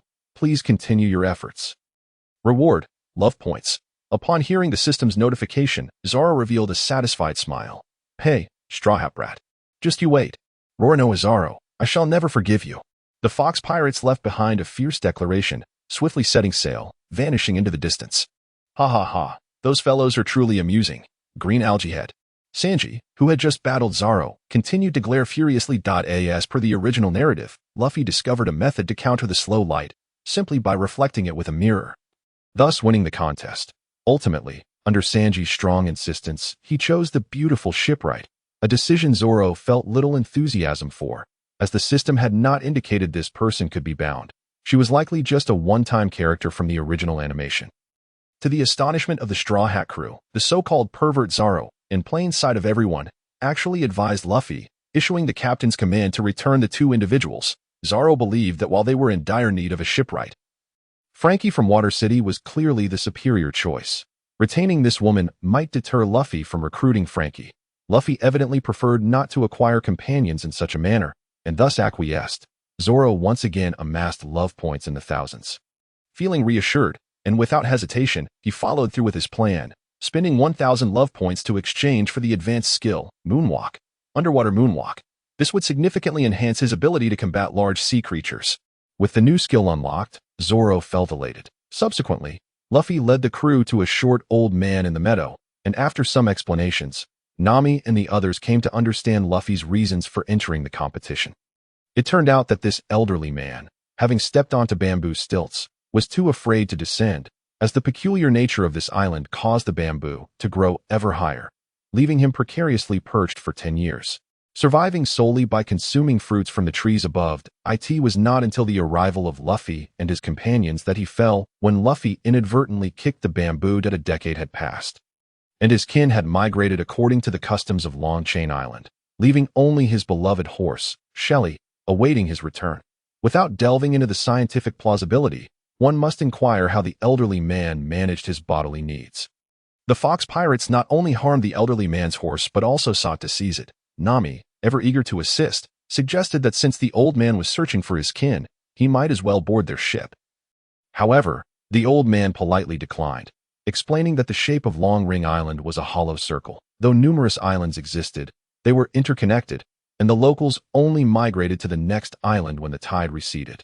Thus, these many islands were effectively one, rendering the record pointer useless. As Luffy and the others recounted the events, Zoro keenly noticed an individual quietly standing at the elderly man's doorstep. He looked up to see a tall figure clad in a white vest and deep blue shirt, adorned with a green eye patch, curly hair, and cradling a white coat. Zing! Zoro's eyes widened in shock, his face a canvas of disbelief. Why was he here? Wasn't he supposed to appear in a few smaller plotlines on an uninhabited island? Robin was the first to notice the change in Zoro's expression, and as she followed his gaze, she gasped, collapsing to the ground, beads of sweat forming on her brow. Zoro swiftly positioned himself in front of her, bending low, ready to draw his sword. Robin? Luffy, sensing the tension, looked sternly at the unfamiliar man. What is the matter, Nico Robin? Sanji asked, his concern palpable. Even Usopp readied his slingshot, aimed at the stranger. My, you've blossomed into a fine young lady. Nico Robin. Robin stared in horror at the towering man. What is wrong with you, Robin? Do you know this guy? The man from the past frowned slightly. Robin seemed to panic, a sight Nami had never witnessed before. Who on earth are you? My, dear little brothers, can we not speak peacefully? I am not here on any orders, merely enjoying a stroll due to the splendid weather. Zoro, drenched in cold sweat, felt his grip on the sword dampen. This unexpected appearance of Aokiji diverged from his memories of the plot, catching him off guard. Who exactly are you? Luffy was still somewhat dazed. He is a Navy officer. Robin finally regained her composure. Admiral Aokiji from the Navy headquarters. Admiral! Luffy and the others were taken aback. Within the Navy, only 3 individuals hold the rank of Admiral: Aokiji, Kizaru, and Akainu, with only Fleet Admiral Sengoku above them. These 3 almost epitomize the Navy's mightiest forces. Robin, still seated on the ground, cautioned the group. Why would such a formidable figure appear here? You should be challenging those with higher bounties. Usopp, hidden behind the others, vehemently protested. Aokiji paid them no mind, turning his attention to Nami. This enchanting beauty is truly captivating. Are you available tonight, perverted old man? Come and face me one-on-one. Zoro erupted in fury. What do you want? You giant. Sanji also assumed a fierce demeanor. Did you not hear me speak? Usopp, feeling ignored, seethed with anger. Wait a moment, you lot are being unreasonable. Aokiji waved his hands dismissively. It is you who have failed to listen properly. I mentioned that I simply came out for a stroll. By the way, what were your names again? I seem to have forgotten. Never mind. Akiji scratched his head. Usopp interrogated Robin. What on earth is going on? You must be mistaken. There is no way this guy could be an admiral of the Navy. Hey. Do not judge by appearances. As a Navy officer, my motto is laid-back justice. In any case, I apologize. I'm just tired from standing. The astonishment of the group. Akiji simply lay down on the ground. To make a long story short, I do not wish to arrest you, so rest assured, I am here to gather information about Nico Robin. As I anticipated, after your disappearance from Alabasta, you integrated into the Straw Hat crew that I plan to report back to headquarters. And with an added bounty, your collective bounty should be 279 million berries. Rubber, let go of me. Nami and Usopp clung tightly to Luffy, urging him not to confront the strongest Navy force. What should we do? Just hand Robin over to him. Luffy, appearing unfazed, retorted, watch me send him flying. Did I not mention? I will not do anything. So you're just out for a stroll, then leave this place quickly. Luffy, ever the audacious one, faced the admiral with arrogance. I understand, but I have something to do before leaving. Akiji, displaying reason, addressed the old man. I have a light sleep, so I heard everything you said. Prepare to depart immediately. Hey, old man, do not trust such a person. He is from the Navy. Luffy spoke with conviction. The old man appeared bewildered. What does that matter? Luffy seemed to grasp something. His expression adorably clueless as he cracked a joke. What does it matter? Oh right, it doesn't matter. To the average person, the Navy is the good guys, while we are the villains. Following this, the old man readied himself, and the group followed Akiji to the seaside to witness his demonstration. Please step back, a bit to as he spoke. He extended his hand toward the SEAT that moment. A gigantic sea king leaped out of the water, charging directly at Akiji. Luffy warned him to be cautious, and was even prepared to lend a hand. Akiji simply exhaled softly, uttering, Ice Age. In an instant, the entire surface of the sea, along with the colossal sea creature, was encased in solid ice, and what was once the warmth of spring and summer was suddenly overtaken by a biting winter. Thank you. I will forever remember this kindness. The short old man, holding onto his horse, bid farewell to Luffy and the others. Safe travels. Be careful not to trip over your stilts. Luffy waved his hand in farewell. Oh, how wonderful. Watching the old man depart, Luffy burst into hearty laughter, completely forgetting Akiji's presence, only to start shivering again. It's just like winter. Akiji tilted his head, observing Luffy's capricious demeanor with a look of utter disbelief. How should I put it? You bear a striking resemblance to your grandfather. Should I describe Monkey D. Luffy as passionate and exuberant, or rather as unpredictable? Grandpa, Luffy instantly broke into a cold sweat, recalling the terror he felt under Garp's training. Luffy, what's wrong? You're sweating profusely, Usopp asked, puzzled. Your grandfather has looked after me quite a bit in the past. My coming here was not only to catch a glimpse of Nico Robin, but also to see you. Akiji paused, his expression darkening. You all might as well die here. Is it about to begin? Zoro, preparing to draw his sword, inwardly scoffed. Damn, you must have taken quite a few punches from Garp. Right, this is a blatant act of personal vengeance. The government has yet to recognize your threat level, but upon examining your past, I found that your resolve is commendable, though few in number. You dangerous individuals united pose a future calamity. The events surrounding your bounties have made it clear. Your growth rate during this period is alarming, even to someone like me who deals with villains regularly. The main reason for my concern is you. Nico Robin. The bounty amount reflects not only a person's strength, but also their threat level to the world government. Hence, you were already wanted at the age of 8, a mere child, managing to survive to this day. Sold out and fled, only to be taken in and ruthlessly exploited. As he spoke, Akiji shifted from his relaxed posture, his tone turning icy. You, who have survived in the underworld by being opportunistic, have chosen to hide amongst this group. Hey, your way of speaking is quite irritating. What deep-seated hatred could little Robin possibly have against you? Sanji interjected, unable to contain himself. There's no deep-seated hatred, just a past encounter where she managed to escape from me. It's all ancient history. Soon, you will come to understand your predicament. Before long, you will regret taking in this troublesome woman. Zoro, meanwhile, was weighing the pros and cons, realizing that Akiji was likely assessing whether Robin's current allies were reliable. After all, apart from Luffy's background, the Straw Hat Pirate's reputation is rather lacking.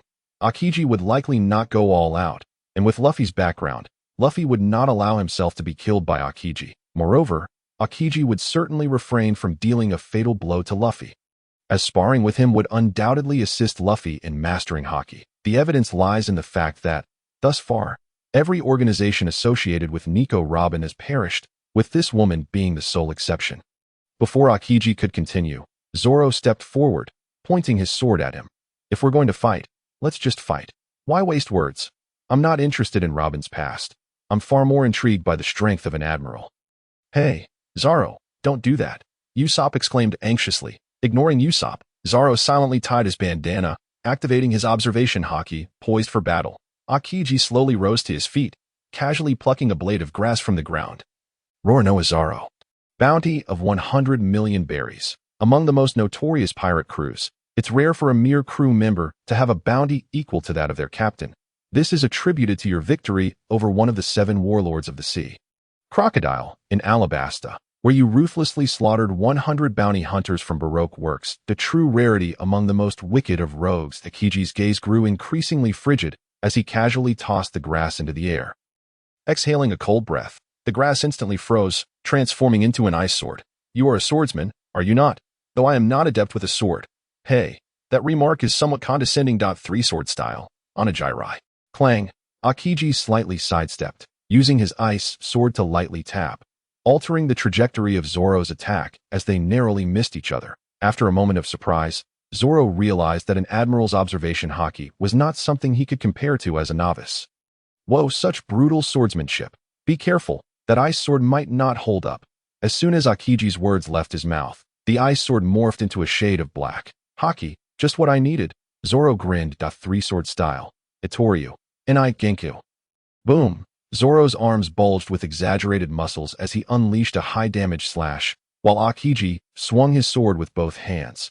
The ground beneath them buckled from the collision of blades, just as Zoro prepared to clash with him. Ice time. Seeing his dual swords begin to freeze, Zoro dared not exert more power and swiftly pushed forward, using the reaction force to leap back several steps. The chilling sensation from his swords was palpable. Looking down, he saw they were already coated in ice, perilously close to the hilt. However, Aokiji did not relent, his hands emanating a cold mist. Iceball. Witnessing 5 ice projectiles hurtling toward him, Zoro raised his dual swords. 3-sword style. 108 Calamity Phoenix. The 3 slashes shattered the ice projectiles, instantly enveloping the surroundings in a chilling aura. As Zoro retracted his swords, he leapt into the air, diving downward with both hands firmly gripping the Wadikamanji. Flames of blue ignited along the blade, gradually taking the form of a blue dragon.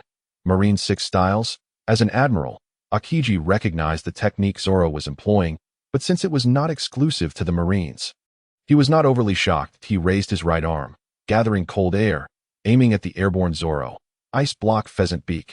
A massive ice bird soared towards Zoro at 1-sword style. Flying dragon. Flame. The dragon collided with the ice bird, instantly generating a thick mist that obscured everyone's vision, including Zoro's. His observation haki could not detect Aokiji's whereabouts. After landing, Zoro sighed inwardly, realizing he had indeed overexerted himself. Though fire counters ice, ice also counters fire. The wind-up for Flying Dragon. Flame was too lengthy, allowing Aokiji ample time to extinguish the flames on his blade. Left with no choice, Zoro resolved to unleash his full power, believing that if he could defeat Aokiji, he would. If not, he could always fight another day. He summoned his inner energy. Demon Aura. 9-sword style.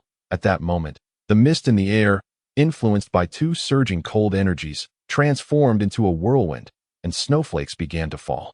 Aokiji and Zoro, now in a 3-headed, 6-armed form, emerged before everyone. 3-headed, 6-armed Zoro. Luffy's eyes sparkled with excitement. What is happening? Sanji and Usopp had never witnessed Zoro in such a form before. Aokiji's gaze towards Zoro shifted to one of seriousness. Hey, Luffy, this will be my final strike. I understand. Luffy adjusted his straw hat. Ashura, 1 misty silver. Ice gauntlet. Boom. Aokiji's fist, enveloped in solid ice and coated in haki, slammed down, perfectly colliding with the rushing Zoro, positioned between the 9 blades wrapped in demonic energy, causing a powerful shockwave that shook the ground. Subsequently, Zoro was sent flying, crashing hard onto the grass, his 3-headed, six-armed form vanishing without a trace. He felt a surge of blood rising in his throat and barely managed to mutter, "So this is Haki?" before spitting out a mouthful of blood. Zoro.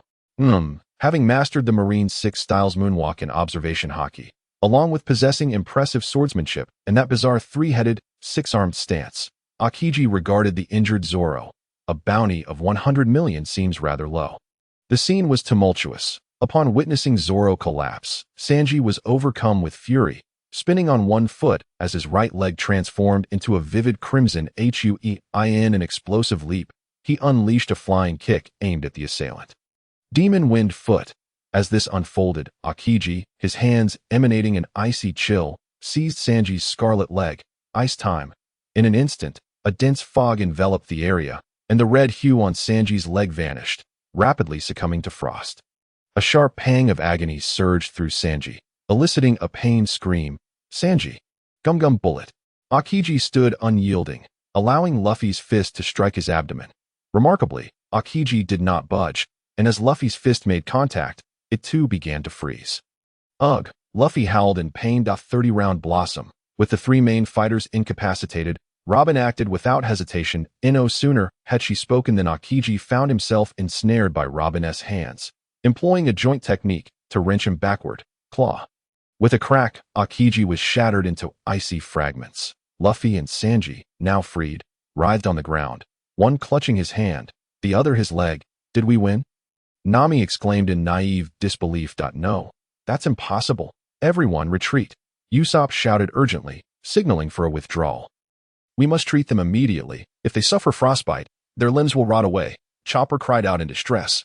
Yet, in the blink of an eye, the ice on the ground began to reassemble into Aokiji's form.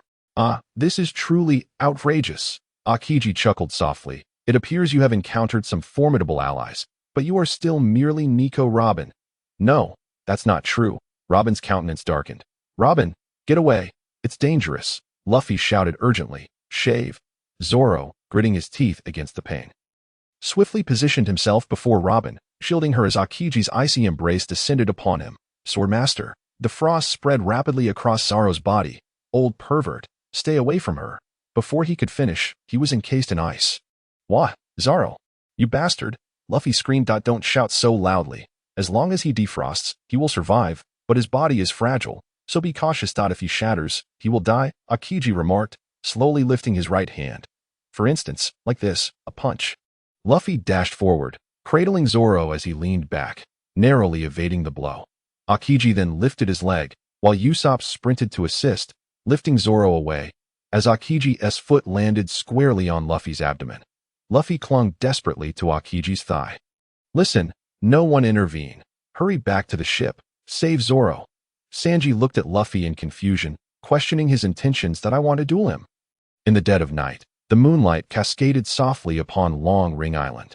The nocturnal chorus of insects and frogs resonated, weaving a melodic tapestry in the night's embraced. The island's edge. A solitary boat lay anchored, gently swaying with the slight undulations of the waves. Within the cabin, a series of elongated calls pierced through the thin wooden planks, echoing in the stillness of the night. Everything around was shrouded by this call, the distant trees and nearby grass appearing particularly tranquil under the night sky. The island's ambience deepened, enriched by the haunting echoes. Inside the cabin, Zoro was roused by Luffy's calls, slowly opening his eyes to see Sanji and Usopp slumped over the table, Nami and Chopper peacefully asleep on the floorboards. While Robin leaned against the window, lost in the night's reverie. Robin, you're still awake? Zoro inquired softly as he sat up. Swordmaster, are you all right? What about Aokiji? I'm not sure. He should have left. Luffy told us to return to the ship to rescue you while he stayed behind to confront Aokiji. We only found Luffy frozen on the shore. Zoro glanced at Luffy, who was soundly asleep and seemingly unscathed, and couldn't help but reflect on the significance of one's background. It seems he's fine. You should return to your room as well. Rising, Zoro lifted the sleeping Nami, intending to escort her back to her quarters. As they approached the deck, Robin suddenly spoke. Swordmaster, thank you for today. Ding. In the face of an opponent many times stronger, risking his life to shield his girlfriend from a fatal blow, the system rewarded him with romance points 2,000. Zoro beamed with joy. This was indeed a special plotline. A substantial gain that a smile crept upon his lips. Ha! You're too kind that I may not be strong enough yet. But one day, I will certainly give Aokiji a sound thrashing. Robin looked at Zoro, momentarily taken aback, then shared a knowing smile with him. Once he had ensured everyone was settled, Zoro found himself too restless for sleep, so he sat cross-legged on the deck, contemplating Aokiji's punch. That was truly formidable, he mused while opening the attributes panel. Host, Zoro's strength, 1760, constitution, 2903, speed, 2363, swordsmanship, 3053, demon energy, -26 Azura path, 26 observation haki, beginner, proficiency 108, 1000, conqueror's haki, beginner, proficiency 101000, skills, 3 sword style, 2 sword style, 1 sword style, 6 forms, iron block, shave, moonwalk, underwater moonwalk, 6 forms combination technique, razor, moonwalk shave, demon energy, 9 sword style, Azura, 1 mist silver, romance points. By daring to confront Aokiji, the rewards were plentiful. Strength increased by 30, constitution by 20, swordsmanship by 10. Truly, he was an admiral. The proficiency in observation haki surged by 50 points, yet opportunities to face an admiral like this in the Pacific were rare. Zoro, having absorbed all this, unsheathed the 3 swords from his waist, tying them with a long rope before plunging into the water to seek out sea kings that asked for why he didn't bring his swords. It was because Zoro had savored Aokiji's punch and gleaned some insights. He could first attempt to sense the existence of armament haki before practicing its application on his weapons. A gradual approach that should prove easier. Upon entering the water, Zoro began to familiarize himself with the skills of underwater moonwalk, and soon, the rippling currents attracted a colossal sea creature, despite the darkness of the ocean at night. Zoro, with his observation haki activated, clearly sensed the elongated form of the creature. He raised a fist the size of a sandbag, preparing to engage in a brawl reminiscent of his mentor, Luffy. This is madness. Zoro, Chopper, having scoured the entire island for Zoro, returned disheartened just in time to witness Zoro, exhausted, dragging a massive sea beast ashore. Yo, Chopper, good morning. You reckless swordsman. Your injuries aren't fully healed yet. And you went into the water alone. If you want to throw your life away, I might as well kick you to death right now. Sanji, equally irate, had been awakened by Chopper's cries and had searched for a while. Yo, perverted cook. I am hungry. Let us have this for breakfast. Zoro patted the side of the Sea King. You bastard. Sanji cursed, relaxing his brow. Fine. Wait there. What? Is it time to eat? Luffy lay languidly on the deck, sunbathing, clearly still suffering from lingering effects. Zoro, this is too dangerous. Chopper remained unconvinced. It's fine. Chopper, I'm perfectly all right now. Zoro flexed his arm muscles, demonstrating that his current physique far surpassed Luffy's. Zoro, how are you recovering so quickly? Luffy grumbled. Sounding somewhat disgruntled. Who knows? Zoro replied, not wishing to dampen Luffy's spirits, aware that his friend was on the verge of unlocking Gear 2nd and Gear 3rd, which would significantly enhance his physical abilities. After a hearty meal, the Straw Hat crew convened a board meeting, deciding to rest for a few days at Longchain Island until Luffy had fully recovered before setting sail once more. Seizing this opportunity, Zoro began to fervently beat on large creatures inhabiting the nearby waters. Thus, Luffy feasted joyfully, indulging in an abundant array of food. By the 3rd day, his wounds had healed considerably, and the group deliberated, ultimately deciding to adjust their departure to the following day. On that day, Zoro secured a lengthened rope and plunged into the sea. In truth, after testing the moonwalk technique underwater, he felt he no longer needed the rope. He only attached it out of fear of losing his way beneath the waves. As before, upon reaching the seabed, he utilized the moonwalk to manipulate the currents, drawing the attention of the Sea Kings. However, it appeared that only a few Sea Kings were present, and his efforts to dart about underwater proved ineffective. Consequently, he devised a new strategy. Clenching his fists, he executed the no-sword styles tornado at the seabed, causing the currents to whirl rapidly, even creating a vortex on the surface. What the hell is that swordsman doing down there? Sanji, silently guarding the rope and smoking, felt a twinge of annoyance as he witnessed Zoro's burgeoning strength. The tumultuous currents swiftly attracted enormous creatures from the nearby waters. Just as Zoro ceased his spinning, he sensed the presence of 3 Sea Kings in his vicinity. Damn, how did so many arrive? Upon closer inspection, he discerned that one was eel-like, another resembled a prehistoric giant crocodile, and the third was a four-legged reptile with a large head and sharp teeth. The three Sea Kings, having spotted Zoro, opened their massive jaws and charged at him. In that moment, Zoro was unarmed, his strength significantly diminished, and he could only employ the moonwalk to distance himself from them. Yet, the speed and power of the Sea Kings underwater were extraordinary. Even with his mastery of the moonwalk, he was soon pursued by the scaly crocodile. Realizing escape was futile, he decided to take a risk, propelling himself forward with a powerful kick against the water. Narrowly evading the crocodile's deadly teeth, he turned and struck its snout with a punch, but the crocodile merely dipped its head slightly, suffering no significant damage. What tough scales, Zoro thought in shock. However, he had no time to ponder further. For a gigantic tail from the pursuing eel lashed toward him. Zoro had no time to dodge and could only strike the eel's tail with all his might. Yet, upon impact, a tremendous force sent him crashing against the rocky seabed. The violent impact left him gasping, and he quickly covered his mouth and nose. But he couldn't suppress a cough, expelling a mouthful of murky water. The dwindling air in his lungs induced a profound sense of urgency.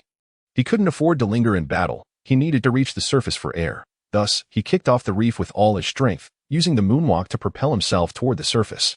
However, the four-legged reptile followed closely, its jaws wide open, and Zoro had no time to reposition himself. He could only turn and kick its jaw, pressing his hands against its upper jaw, his arms bulging with exertion as he fought against its crushing bite. The situation was dire. He was severely oxygen-deprived, his strength waning, and his body was being bent under the immense pressure of the beast's jaws, on the verge of being reduced to mere flesh. Suddenly, he fell into a trance-like state, his mind echoing, "Invisible armor! Invisible armor! Damn it! What is this invisible armor?" In a furious burst, Zoro straightened his body, seemingly fueled by rage, forcing the reptile's jaws apart once more. Since he had been ascending directly towards the surface, the reptile was also on a straight course upwards. Just as it and Zoro broke through the surface, he opened his mouth wide to gasp for air. Then he kicked off its jaw, leaping into the air. With a snap, the reptile's jaws clamped down on nothing. In that moment, images of Akiji's and Ace's fists flashed in his mind, and he delivered a powerful blow to the giant head of the reptile. Shouting, "Die!" as he landed back on the shore, desperately gasping for breath, the immense body of the reptile floated to the surface. One punch did it. Zoro stared dumbfounded at his own fist. The Sea Kings he had previously defeated had required a prolonged battle and numerous strikes to be vanquished. He reflected on the sensation of that punch and the newfound strength that emerged after pushing his limits. Was it rage? No, it was the fusion of spiritual and physical power. Haki, a manifestation of spirit or presence, when sensed and enveloped around the body, could form that elusive, invisible armor. Upon realizing this, Zoro grinned. "Strike while the iron is hot. There are still two left. Dare to bite me, and not one shall escape." "Hey, you swordsman!" Sanji, unaware of the underwater situation, saw Zoro eliminate one and stared blankly at his fist, intending to call him to drag the reptile ashore. However, before he could finish his thought, Zoro dove back into the water with a splash. "Forget it. It doesn't concern me. We're about to set sail anyway. Better to prepare more food." Sanji proceeded to haul the giant reptile ashore, employing his exquisite knife skills to break it down. High-quality ingredients often require the simplest cooking techniques. After laboring for quite some time, Chef Sanji was about to take a break for a smoke when Zoro emerged again, dragging two enormous Sea Kings onto the shore. "Hey, cook, there are two more." Sanji, silently smoking, looked up at the sky, declining any overtime worked on the tranquil night. Surrounded by the azure waters of Chain Island, a bonfire blazed merrily, casting flickering light upon the cheerful faces of the crew. Gathered around the fire was a sumptuous feast. The aroma of delectable dishes filled the air, with the freshness of seafood, the scent of grilled meat, and an assortment of fresh fruits tantalizing the taste buds of the companions. "Zoro, you seem to have grown stronger again," Luffy remarked, devouring his food with fervor, his cheeks puffed out as he inquired about the swordsman, acutely sensing the distinct aura that enveloped Zoro. Zoro, equally satisfied, replied, "Indeed, these past few days of training have yielded some insights." Luffy swallowed a mouthful. "That's great. Next time we encounter a formidable opponent, I'll surely be able to protect my friends." Hee. Upon hearing this, Zoro felt a surge of confidence. "Well, are you preparing to unleash your full potential?" "Yes, but we still need to improve. Against those true monsters, we remain too weak. Zoro glanced at Sanji, noting that he appeared considerably stronger than in the original storyline. After all, in the original tale, he only unleashed the demon wind foot during the events at Eni's lobby. Damn it, this guy will also be a powerhouse in the future. Hey, green algae head, why are you looking at me while saying that? Want to fight? I don't engage with nameless individuals who have no bounty. Zoro replied nonchalantly, what did you say? Are you taking that personally? Bastard. As they watched the two engage in a flurry of punches and kicks, Luffy and his companions erupted into hearty laughter, completely dismissing the tension that Akiji had instilled. After a considerable commotion, Zoro finally took a moment to appreciate the system panel. Host, Zoro Strength, 1866. Constitution, 3077. Speed, 2505. Swordsmanship, 3236. Demonic Energy, -29. Azura Path, 29. Observation Haki. Beginner, Proficiency 114-1000. Conqueror's Haki. Beginner, Proficiency 101000. Armament Haki. Beginner, Proficiency 31,000. Skills, 3 Sword Style. 2 Sword Style, 1 Sword Style, 6 Techniques. Iron Body, Shave, Moonwalk, Underwater Moonwalk. 6 Techniques Combination, Shave Blade, Moonwalk Shave. Demonic Energy, 9 Sword Style, Azura, 1 Mist Silver. The greatest gain was undoubtedly the mastery of Armament Haki.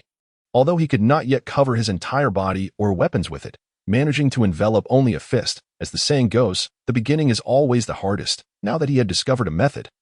He could entrust the rest to diligence and time that in the system exchange shop. The option to exchange for Armament Haki had vanished. Now unlocked was Intermediate Armament Haki, Full Body Hardening, 10,000. Yet to be unlocked were Advanced Armament Haki Weapon Wrapping, 30,000. Supreme Armament Haki Flowing Cherry Blossom, Internal Destruction, 50,000. After perusing the system shop, Zoro had a rough realization. His current beginner Armament Haki was merely the most fundamental application. Allowing for surface-level coverage, once proficiency was maxed out, it should enable full-body hardening and surface coverage of his weapons. Presently, engaging in combat with Sea Kings, the massive creatures of the sea, would yield an increase of 1 point each time. However, due to the limited amount of Haki he possessed, after 3 uses, he would need to rest before utilizing it again. Based on Zoro's long-term analysis of his foundational stats, it was presumed that after reaching a certain threshold, Sea Kings would no longer provide proficiency. At that point, he would likely need to seek out Haki masters for a duel. The entire crew of Amazon Lily-wielding Armament Haki is truly delightful. But before that, he resolved to fully deplete the Sea Kings first. On a serene spring morning, the sea radiated a tranquil warmth. The sky was a brilliant azure, dotted with a few fluffy white clouds lazily drifting by. Like exquisite decorations adorning the heavens, sunlight danced upon the surface of the water, creating a shimmering effect reminiscent of countless diamonds leaping and sparkling with enchanting brilliance. The gentle breeze occasionally swept through, carrying the salty scent of the sea and lightly caressing the canvas of the Mary, bringing refreshing coolness. The Mary glided gracefully on the tranquil waters, akin to an elegant dancer, swaying lightly in the company of the breeze and sunlight. This marked the 3rd day since the Straw Hat crew had departed from Long Chain Island. What splendid weather! Nami, dressed lightly, leaned back in her folding chair and stretched languidly. Miss Nami, this is my new creation, fried potato shreds. Please, do have a taste. Sanji, with a gentlemanly bow, presented a platter of food towards Nami. Delicious. How delightful, she exclaimed, thoroughly enjoying herself. By the way, where is Zoro? Today, Nami seemed a bit unaccustomed to not being pestered. He's gone underwater again, she remarked, pointing disdainfully at the ropes tied to the railing. That guy is always causing trouble for others, leaving me with hardly any time to prepare sweet treats for Miss Nami and Miss Robin. Just then, Luffy emerged from the kitchen, carrying a small bag of flour, already concocting his next scheme. We've been waiting. Usopp and Chopper chimed in, playing their roles as the audience. Luffy, covered in flour, struck a pose, recreating the frozen man. Seriously, Nami was utterly speechless. You nearly got frozen to death, and you still make jokes like that. Ha ha ha. Doesn't it look like me? Luffy quipped, unfazed. Ha ha, it looks just like you, Luffy. Usopp and the others applauded in encouragement. Hey, Nami, what are you eating? Fried potato shreds. Potatoes. I'm hungry too. Hey, Sanji. Just then, a massive creature leaped from the sea, followed closely by Zoro, who emerged from the water, gripping its tail and landing lightly on the deck. The enormous Sea King's body was half on the ship and half submerged, causing the Mary to tilt precariously. Whoa! Zoro caught another big fish, Sanji exclaimed, his hunger peaked. Got it, you bastard swordsman. How much more food do you want to catch? I'll catch as many as I want. If you want to fight, I'm ready. What? Robin opened the door just in time to see Zoro grappling with Sanji. Good morning, Robin. Good morning, swordsman. Have you eaten? Eaten? You think I'm going to eat while little Robin just woke up? Sanji wriggled free from Zoro's grasp, straightening his collar. Little Robin, what would you like to eat? Just a cup of coffee. Please, with pleasure. Ugh, the humble sycophant. However, Sanji paid him no mind, diligently preparing the coffee. It must be said that Sanji's work ethic was commendable. Before long, the Straw Hat crew was indulging in a sumptuous feast of Sea King delicacies. What is that? Usopp asked, eyes wide with curiosity. It looks like a gigantic frog swimming freely in the sea. What? How can a frog swim freely? Thus, Luffy turned the ship's bow to pursue the frog, turn the ship to 2 o'clock and proceed at full speed. Hey, you can't just change direction. That's not where the compass points. The navigator, deprived of decision-making power, was quite annoyed. No way. We have to catch it and roast it for dinner. Isn't there enough food already? Nami transformed into a fishman, grabbing a telescope.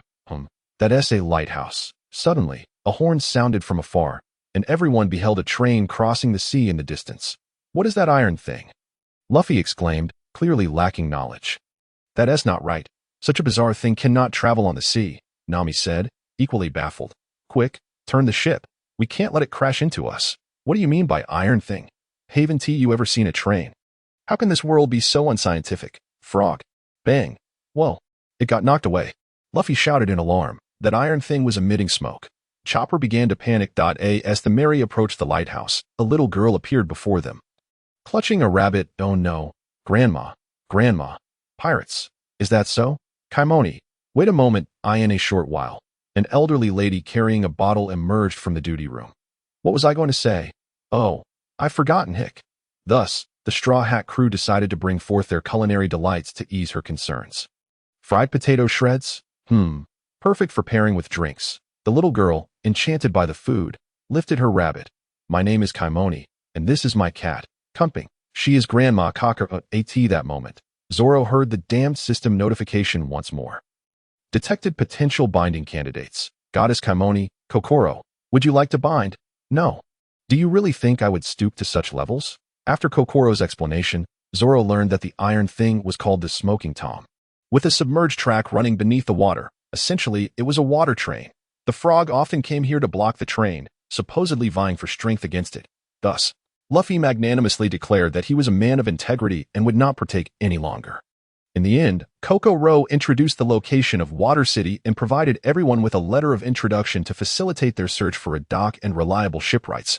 She also briefly recounted the situation in Water City, stating that it would take a week for the island to accumulate sufficient magnetism, allowing everyone to explore at a leisurely pace. After expressing their gratitude, the crew set sail for Water City and convened a board meeting, which primarily focused on 3 key issues. Firstly, the recruitment of shipwrights was discussed. Sanji suggested they search for a stunningly beautiful woman, a rather immature notion that was promptly dismissed by Director Luffy. He insisted that they needed a robust man standing 5 meters tall, to which Vice Director Zoro nonchalantly replied that it mattered little, as he already knew who their next companion would be.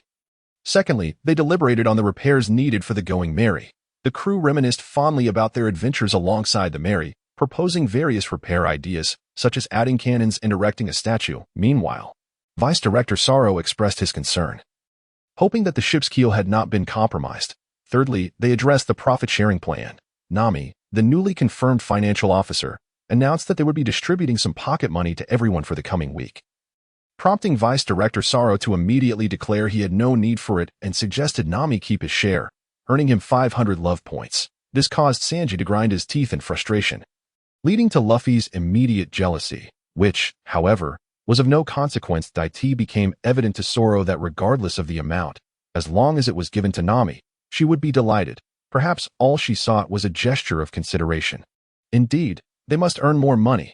Upon the conclusion of the meeting, A breathtaking water city emerged before their eyes, surrounded by countless fountains that resembled a picturesque poem. Water droplets cascaded down like delicate curtains, shimmering with a lustrous sheen, adorning this realm with an ethereal beauty. The ancient castle-like structures stood majestically above the water, seemingly guarding this tranquility and splendor, evoking a deep yearning within the heart. In the city's center, a colossal fountain soared skyward, its grandeur and magnificence leaving onlookers in awe. The water column shot into the heavens, cascading down like strands of silver, creating brilliant splashes of water that sparkled with a kaleidoscope of colors under the sun's rays. This fountain was not only a symbol of the city, but also its very soul, inviting endless reverie. As the Going Merry approached the harbor, the sounds of gears and machinery became audible. "Wow, what a spectacle! It's like an industrial city," Usopp exclaimed in astonishment. "Indeed, we have arrived at Water City. With Zoro's current strength, cutting down a giraffe or a leopard would be trivial. Yet this was Robin's exclusive storyline. And there would undoubtedly be opportunities to earn love points. First, Luffy and the crew would convert their gold into belly. Then, Frankie would snatch the 200 million from Usopp, using the funds to purchase Adam's tree to construct the Sunny. Emotionally, Zoro preferred the Merry, but the latter had its limitations. Venturing into the new world would be even harsher on the Merry. Thus, giving the 200 million to Frankie was acceptable, as it was, after all, for shipbuilding. Next was Robin. If Zoro recalled correctly, Robin feared that one day the Straw Hat crew would deem her a burden, prompting her to make a deal with the world government to spare her companions while she followed CP9. Therefore, a declaration of war against the world government was necessary for Robin to fully return to the crew. Finally, there was Usopp. His affection for the Merry ran deep, as it had been a gift from Kaya, a childhood friend. Without experiencing a life-or-death choice, he would find it difficult to acquire the skin of the Sniper King. Thus, it was settled. While Zoro pondered these matters, Luffy and the others had already lowered the sails and docked, ready to disembark in search of money. Nami was particularly enthusiastic about this endeavor, and no one could deter Luffy from entering the city. Usopp was the most invested in the ship repairs. Chopper sought to enter the city to purchase medical books, and Robin had her own list of desired items, while Sanji prepared to gather cooking utensils and ingredients. Zoro ultimately decided to remain aboard the ship, practicing self-discipline while keeping watch. However, the time spent in self-discipline was fleeting. In what felt like no time, half a day had passed. Perhaps it was due to Zoro's increased bounty, or perhaps it was because he had been wielding hundreds of kilograms of weights. But his observation Haki detected a group of individuals stealthily approaching, only to disperse moments later. Was it Frankie's family? Indeed, 2 square-headed young women from Frankie's family had appeared in more than 2 episodes. An opportunity awaited. Zoro grinned mischievously. At that moment, Zoro noticed a figure rapidly descending from the sky toward the Going Merry. He turned to see a man with a square-shaped long nose. It's the giraffe.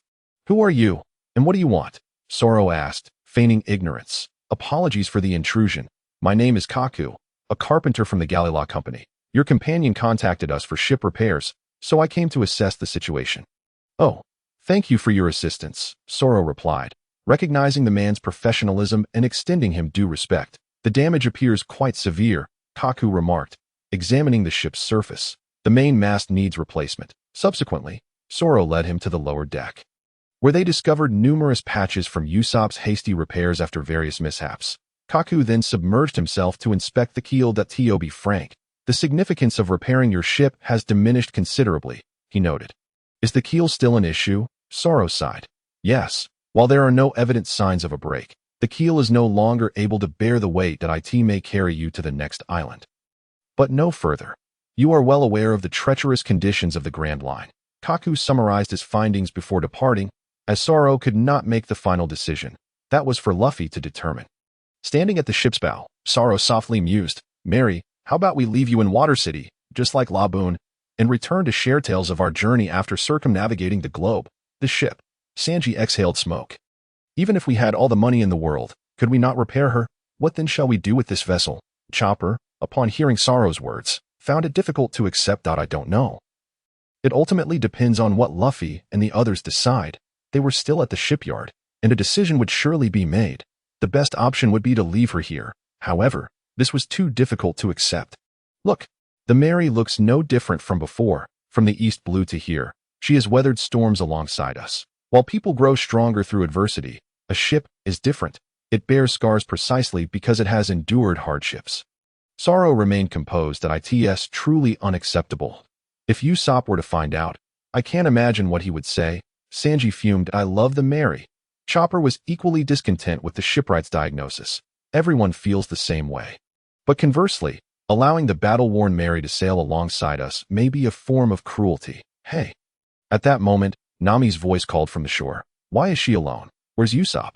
Usopp. Chopper anxiously shouted through the streets of Water City. Usopp was nowhere to be found, and Nami asserted that he should be around here. Look, there's blood. Chopper pointed at the crimson stains on the ground. Did that guy wander off on his own?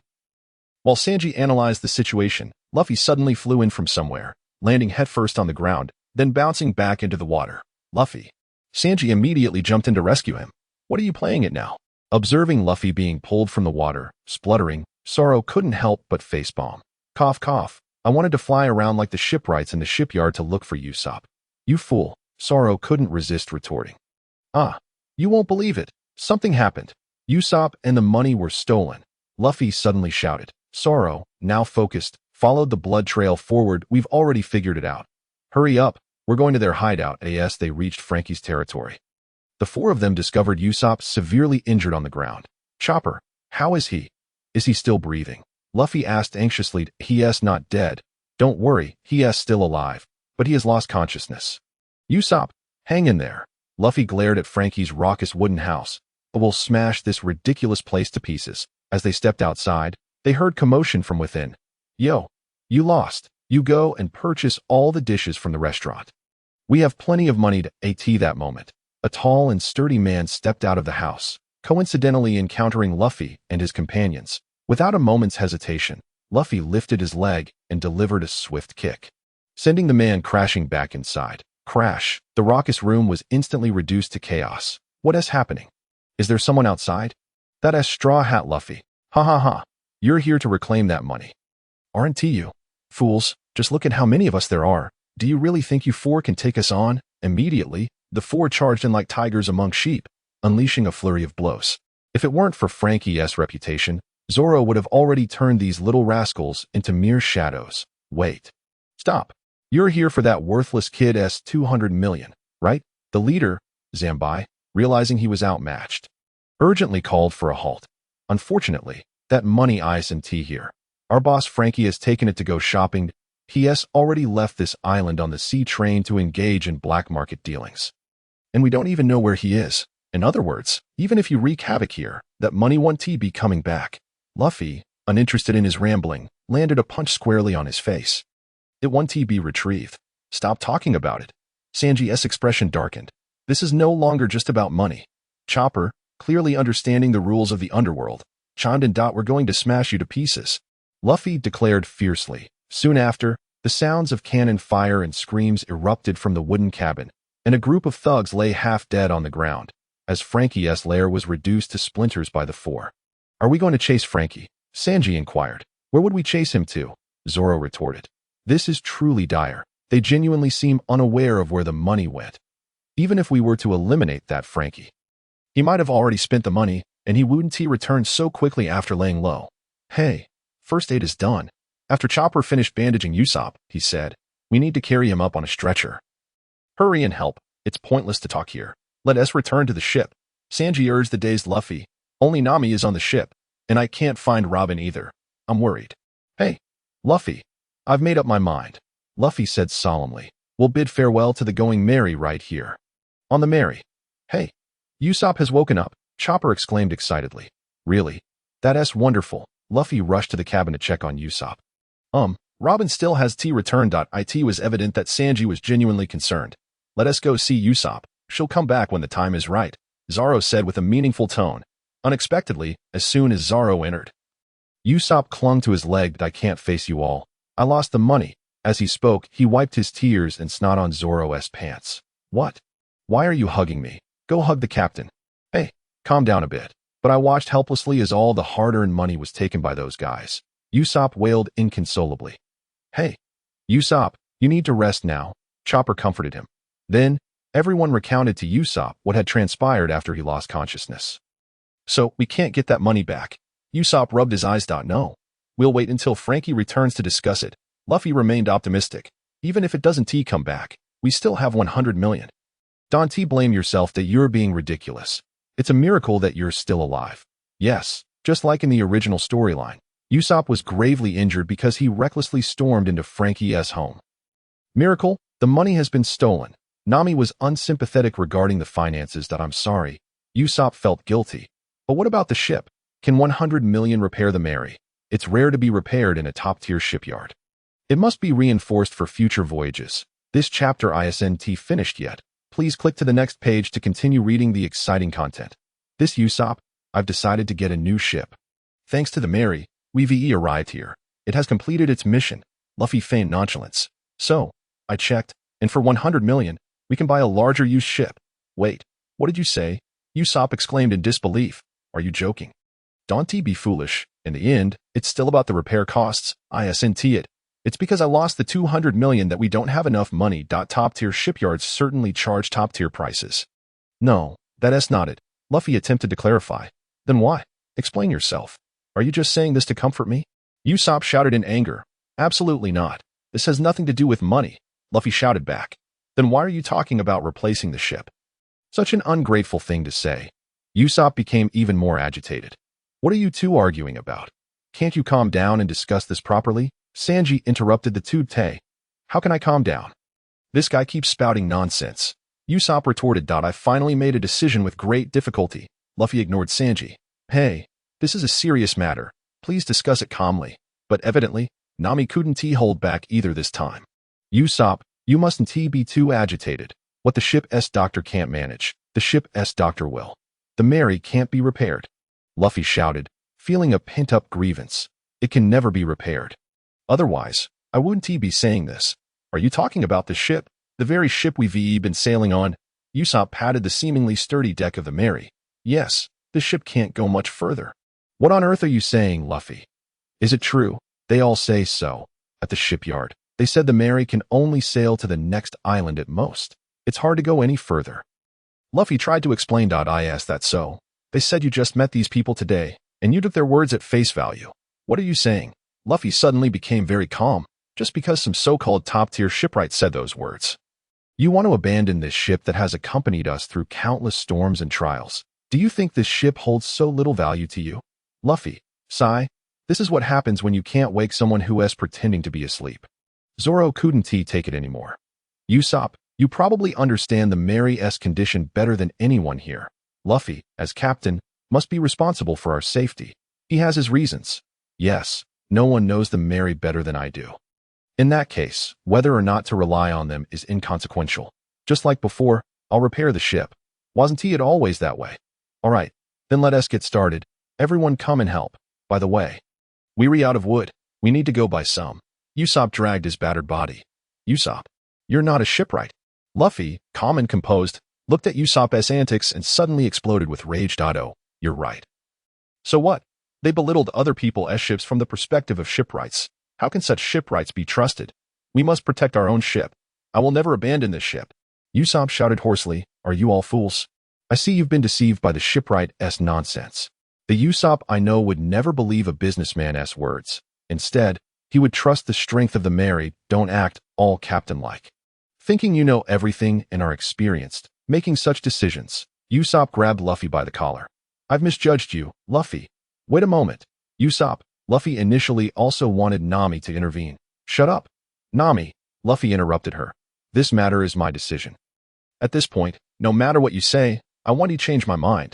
We're getting a new ship. We'll bid farewell to the Mary here. Listen closely. Luffy, not everyone is like you, only looking ahead. Abandoning an injured companion to set sail. That's something I cannot do. Stop talking nonsense. Even if they are companions, ships and people are not the same. They are the same. The Mary has potential and wishes to survive. The problem lies with you. You're only interested in the new ship now, aren't you? On the surface, he feigned a deep reluctance to part with the Mary. Enraged, Luffy tackled Usopp, exclaiming, don't speak so excessively.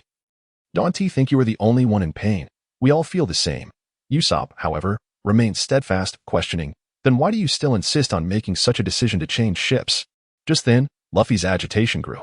If you are dissatisfied with my decision, then get off this ship immediately. Before Luffy could finish, Sanji delivered a fierce kick to Luffy, shouting, "Hey Luffy, what were you about to say just now? Get a grip and watch your words." "Ah, I'm sorry," Luffy responded, having calmed considerably. "I didn't mean to. No need to make excuses." Usopp, lying on the ground, challenged, "That must have been your true feelings. What did you say?" Luffy's anger flared once more. "If abandoning useless comrades means we can continue forward, then if you're going to forsake this ship, then let me go too." "Hey, Usopp, stop talking nonsense," Sanji exclaimed, visibly distressed. "No, I'm serious. I've thought about this for a long time. Frankly, I can't keep up with your strength anymore. Just today, I couldn't even hold on to the money. From now on, I will only be a burden. You don't need a companion who drags you down." "Luffy, you aim to become the Pirate King. Well, I have no need to go that far. Remember, I joined this voyage because you invited me aboard. Our fates end here. We cannot pursue different paths together." With that, Usopp turned to leave the room. "Hey, Usopp, where are you going?" Nami rushed after him. "Where I go is my own business. I intend to leave this pirate crew." "Come back," Nami exclaimed, her face a mask of shock. "Wait." Deep down, Sanji truly was gentle. "Usopp, don't go," Chopper cried, tears streaming down his face. "I can't continue following you. I'm sorry for being such a nuisance. This ship truly belongs to the captain. So please, let us duel. If I win, the Mary will be mine. Monkey D. Luffy, duel me." Zoro remained silent. Observing the unfolding drama. He understood well that Usopp's turmoil stemmed from today's 200 million and his own lack of confidence. A man capable of resisting the negative fruit would naturally harbor an inferiority complex far beyond the ordinary. He likely believed that the Mary was the only justification for his place among the Straw Hats. Until this emotional knot was untied, it would be difficult for everyone to move forward. "Hey, green algae head, haven't you always considered yourself the first mate? Why didn't you intervene just now?" Sanji, unable to contain his frustration, began to reprimand Zoro. "Intervene for whom?" Zoro shot back a glance. "Usopp has a knot in his heart. Until it is resolved, this day would come sooner or later." "Huh? You think Usopp would easily engage in a duel?" Usopp's last words were not mere anger. He was too negative. Zoro sighed deeply. "Cook, Luffy is determined to become the Pirate King. You know this Ice and Timir talked. He will wager his life to achieve it. Which means we will face many terrifying foes in the future. That is precisely why we strive to grow stronger. But Usopp is far too negative if nothing spurs him to grow stronger. In his current state of apathy, facing formidable enemies will surely lead to his demise." "What did you say?"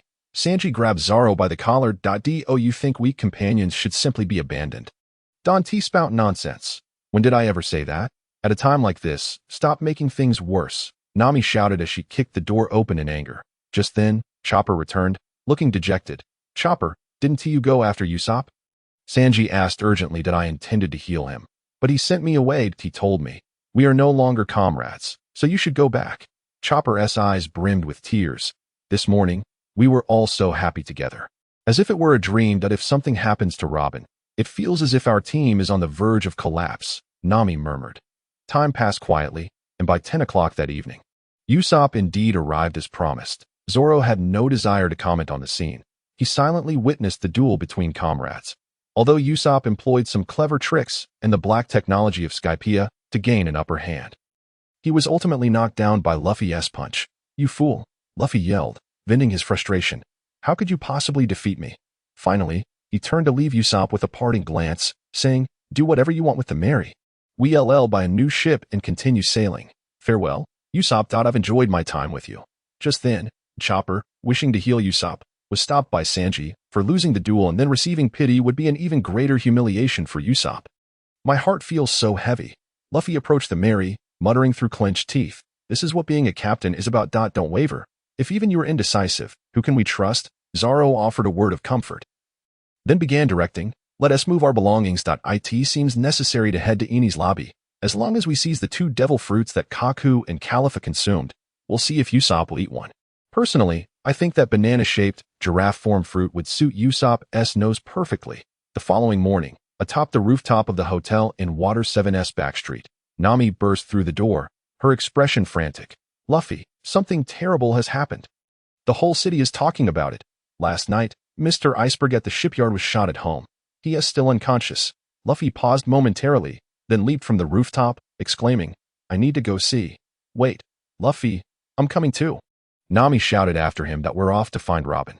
"What about you?" Sanji glanced at Zoro. "I'll go with you," Zoro replied, rising slowly. Thus, the Straw Hats split into two groups. Zoro followed Sanji and Chopper through the streets to find Robin.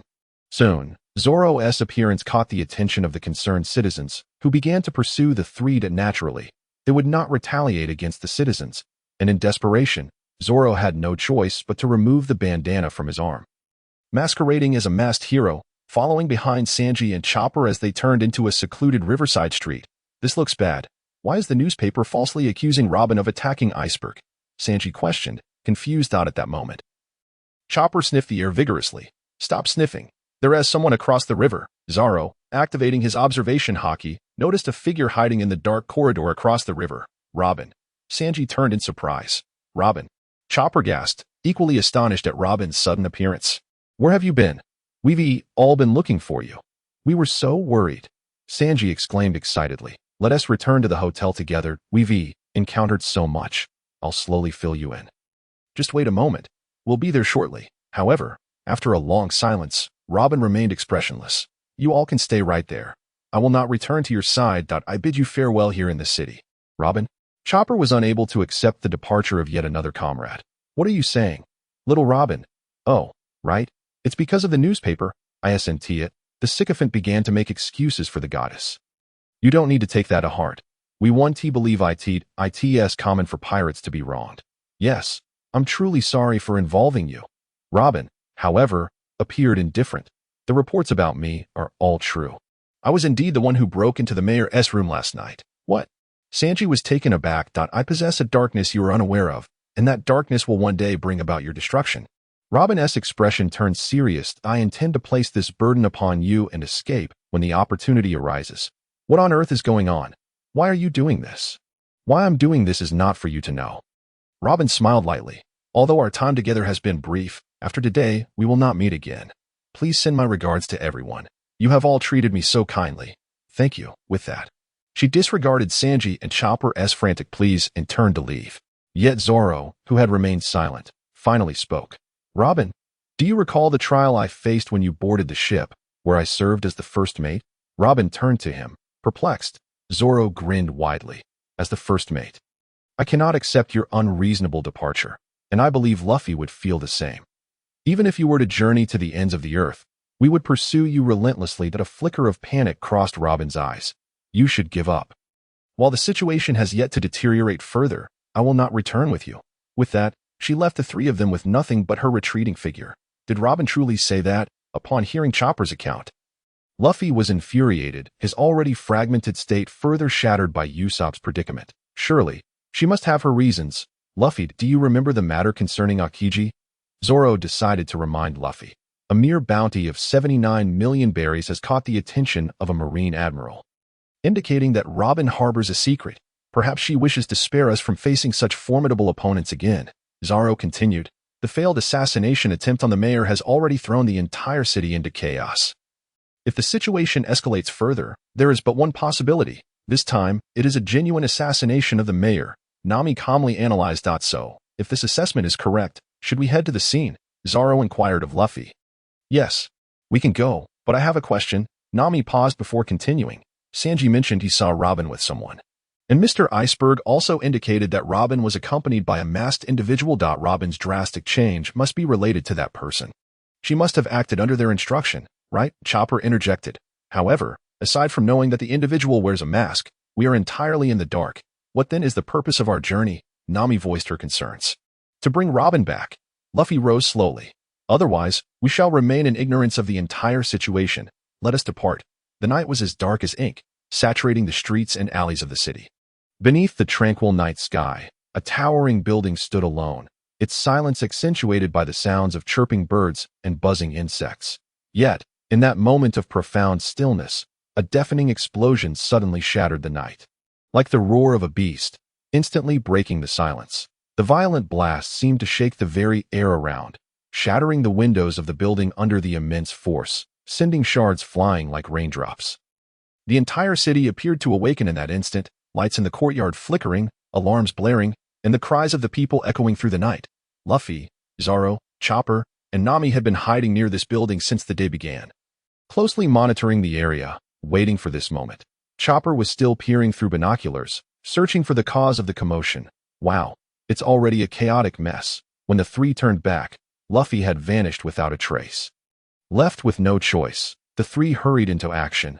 Nami analyzed as she ran, stating that once Luffy made an appearance, he would undoubtedly draw the attention of the shipwrights, who would likely be led away by him.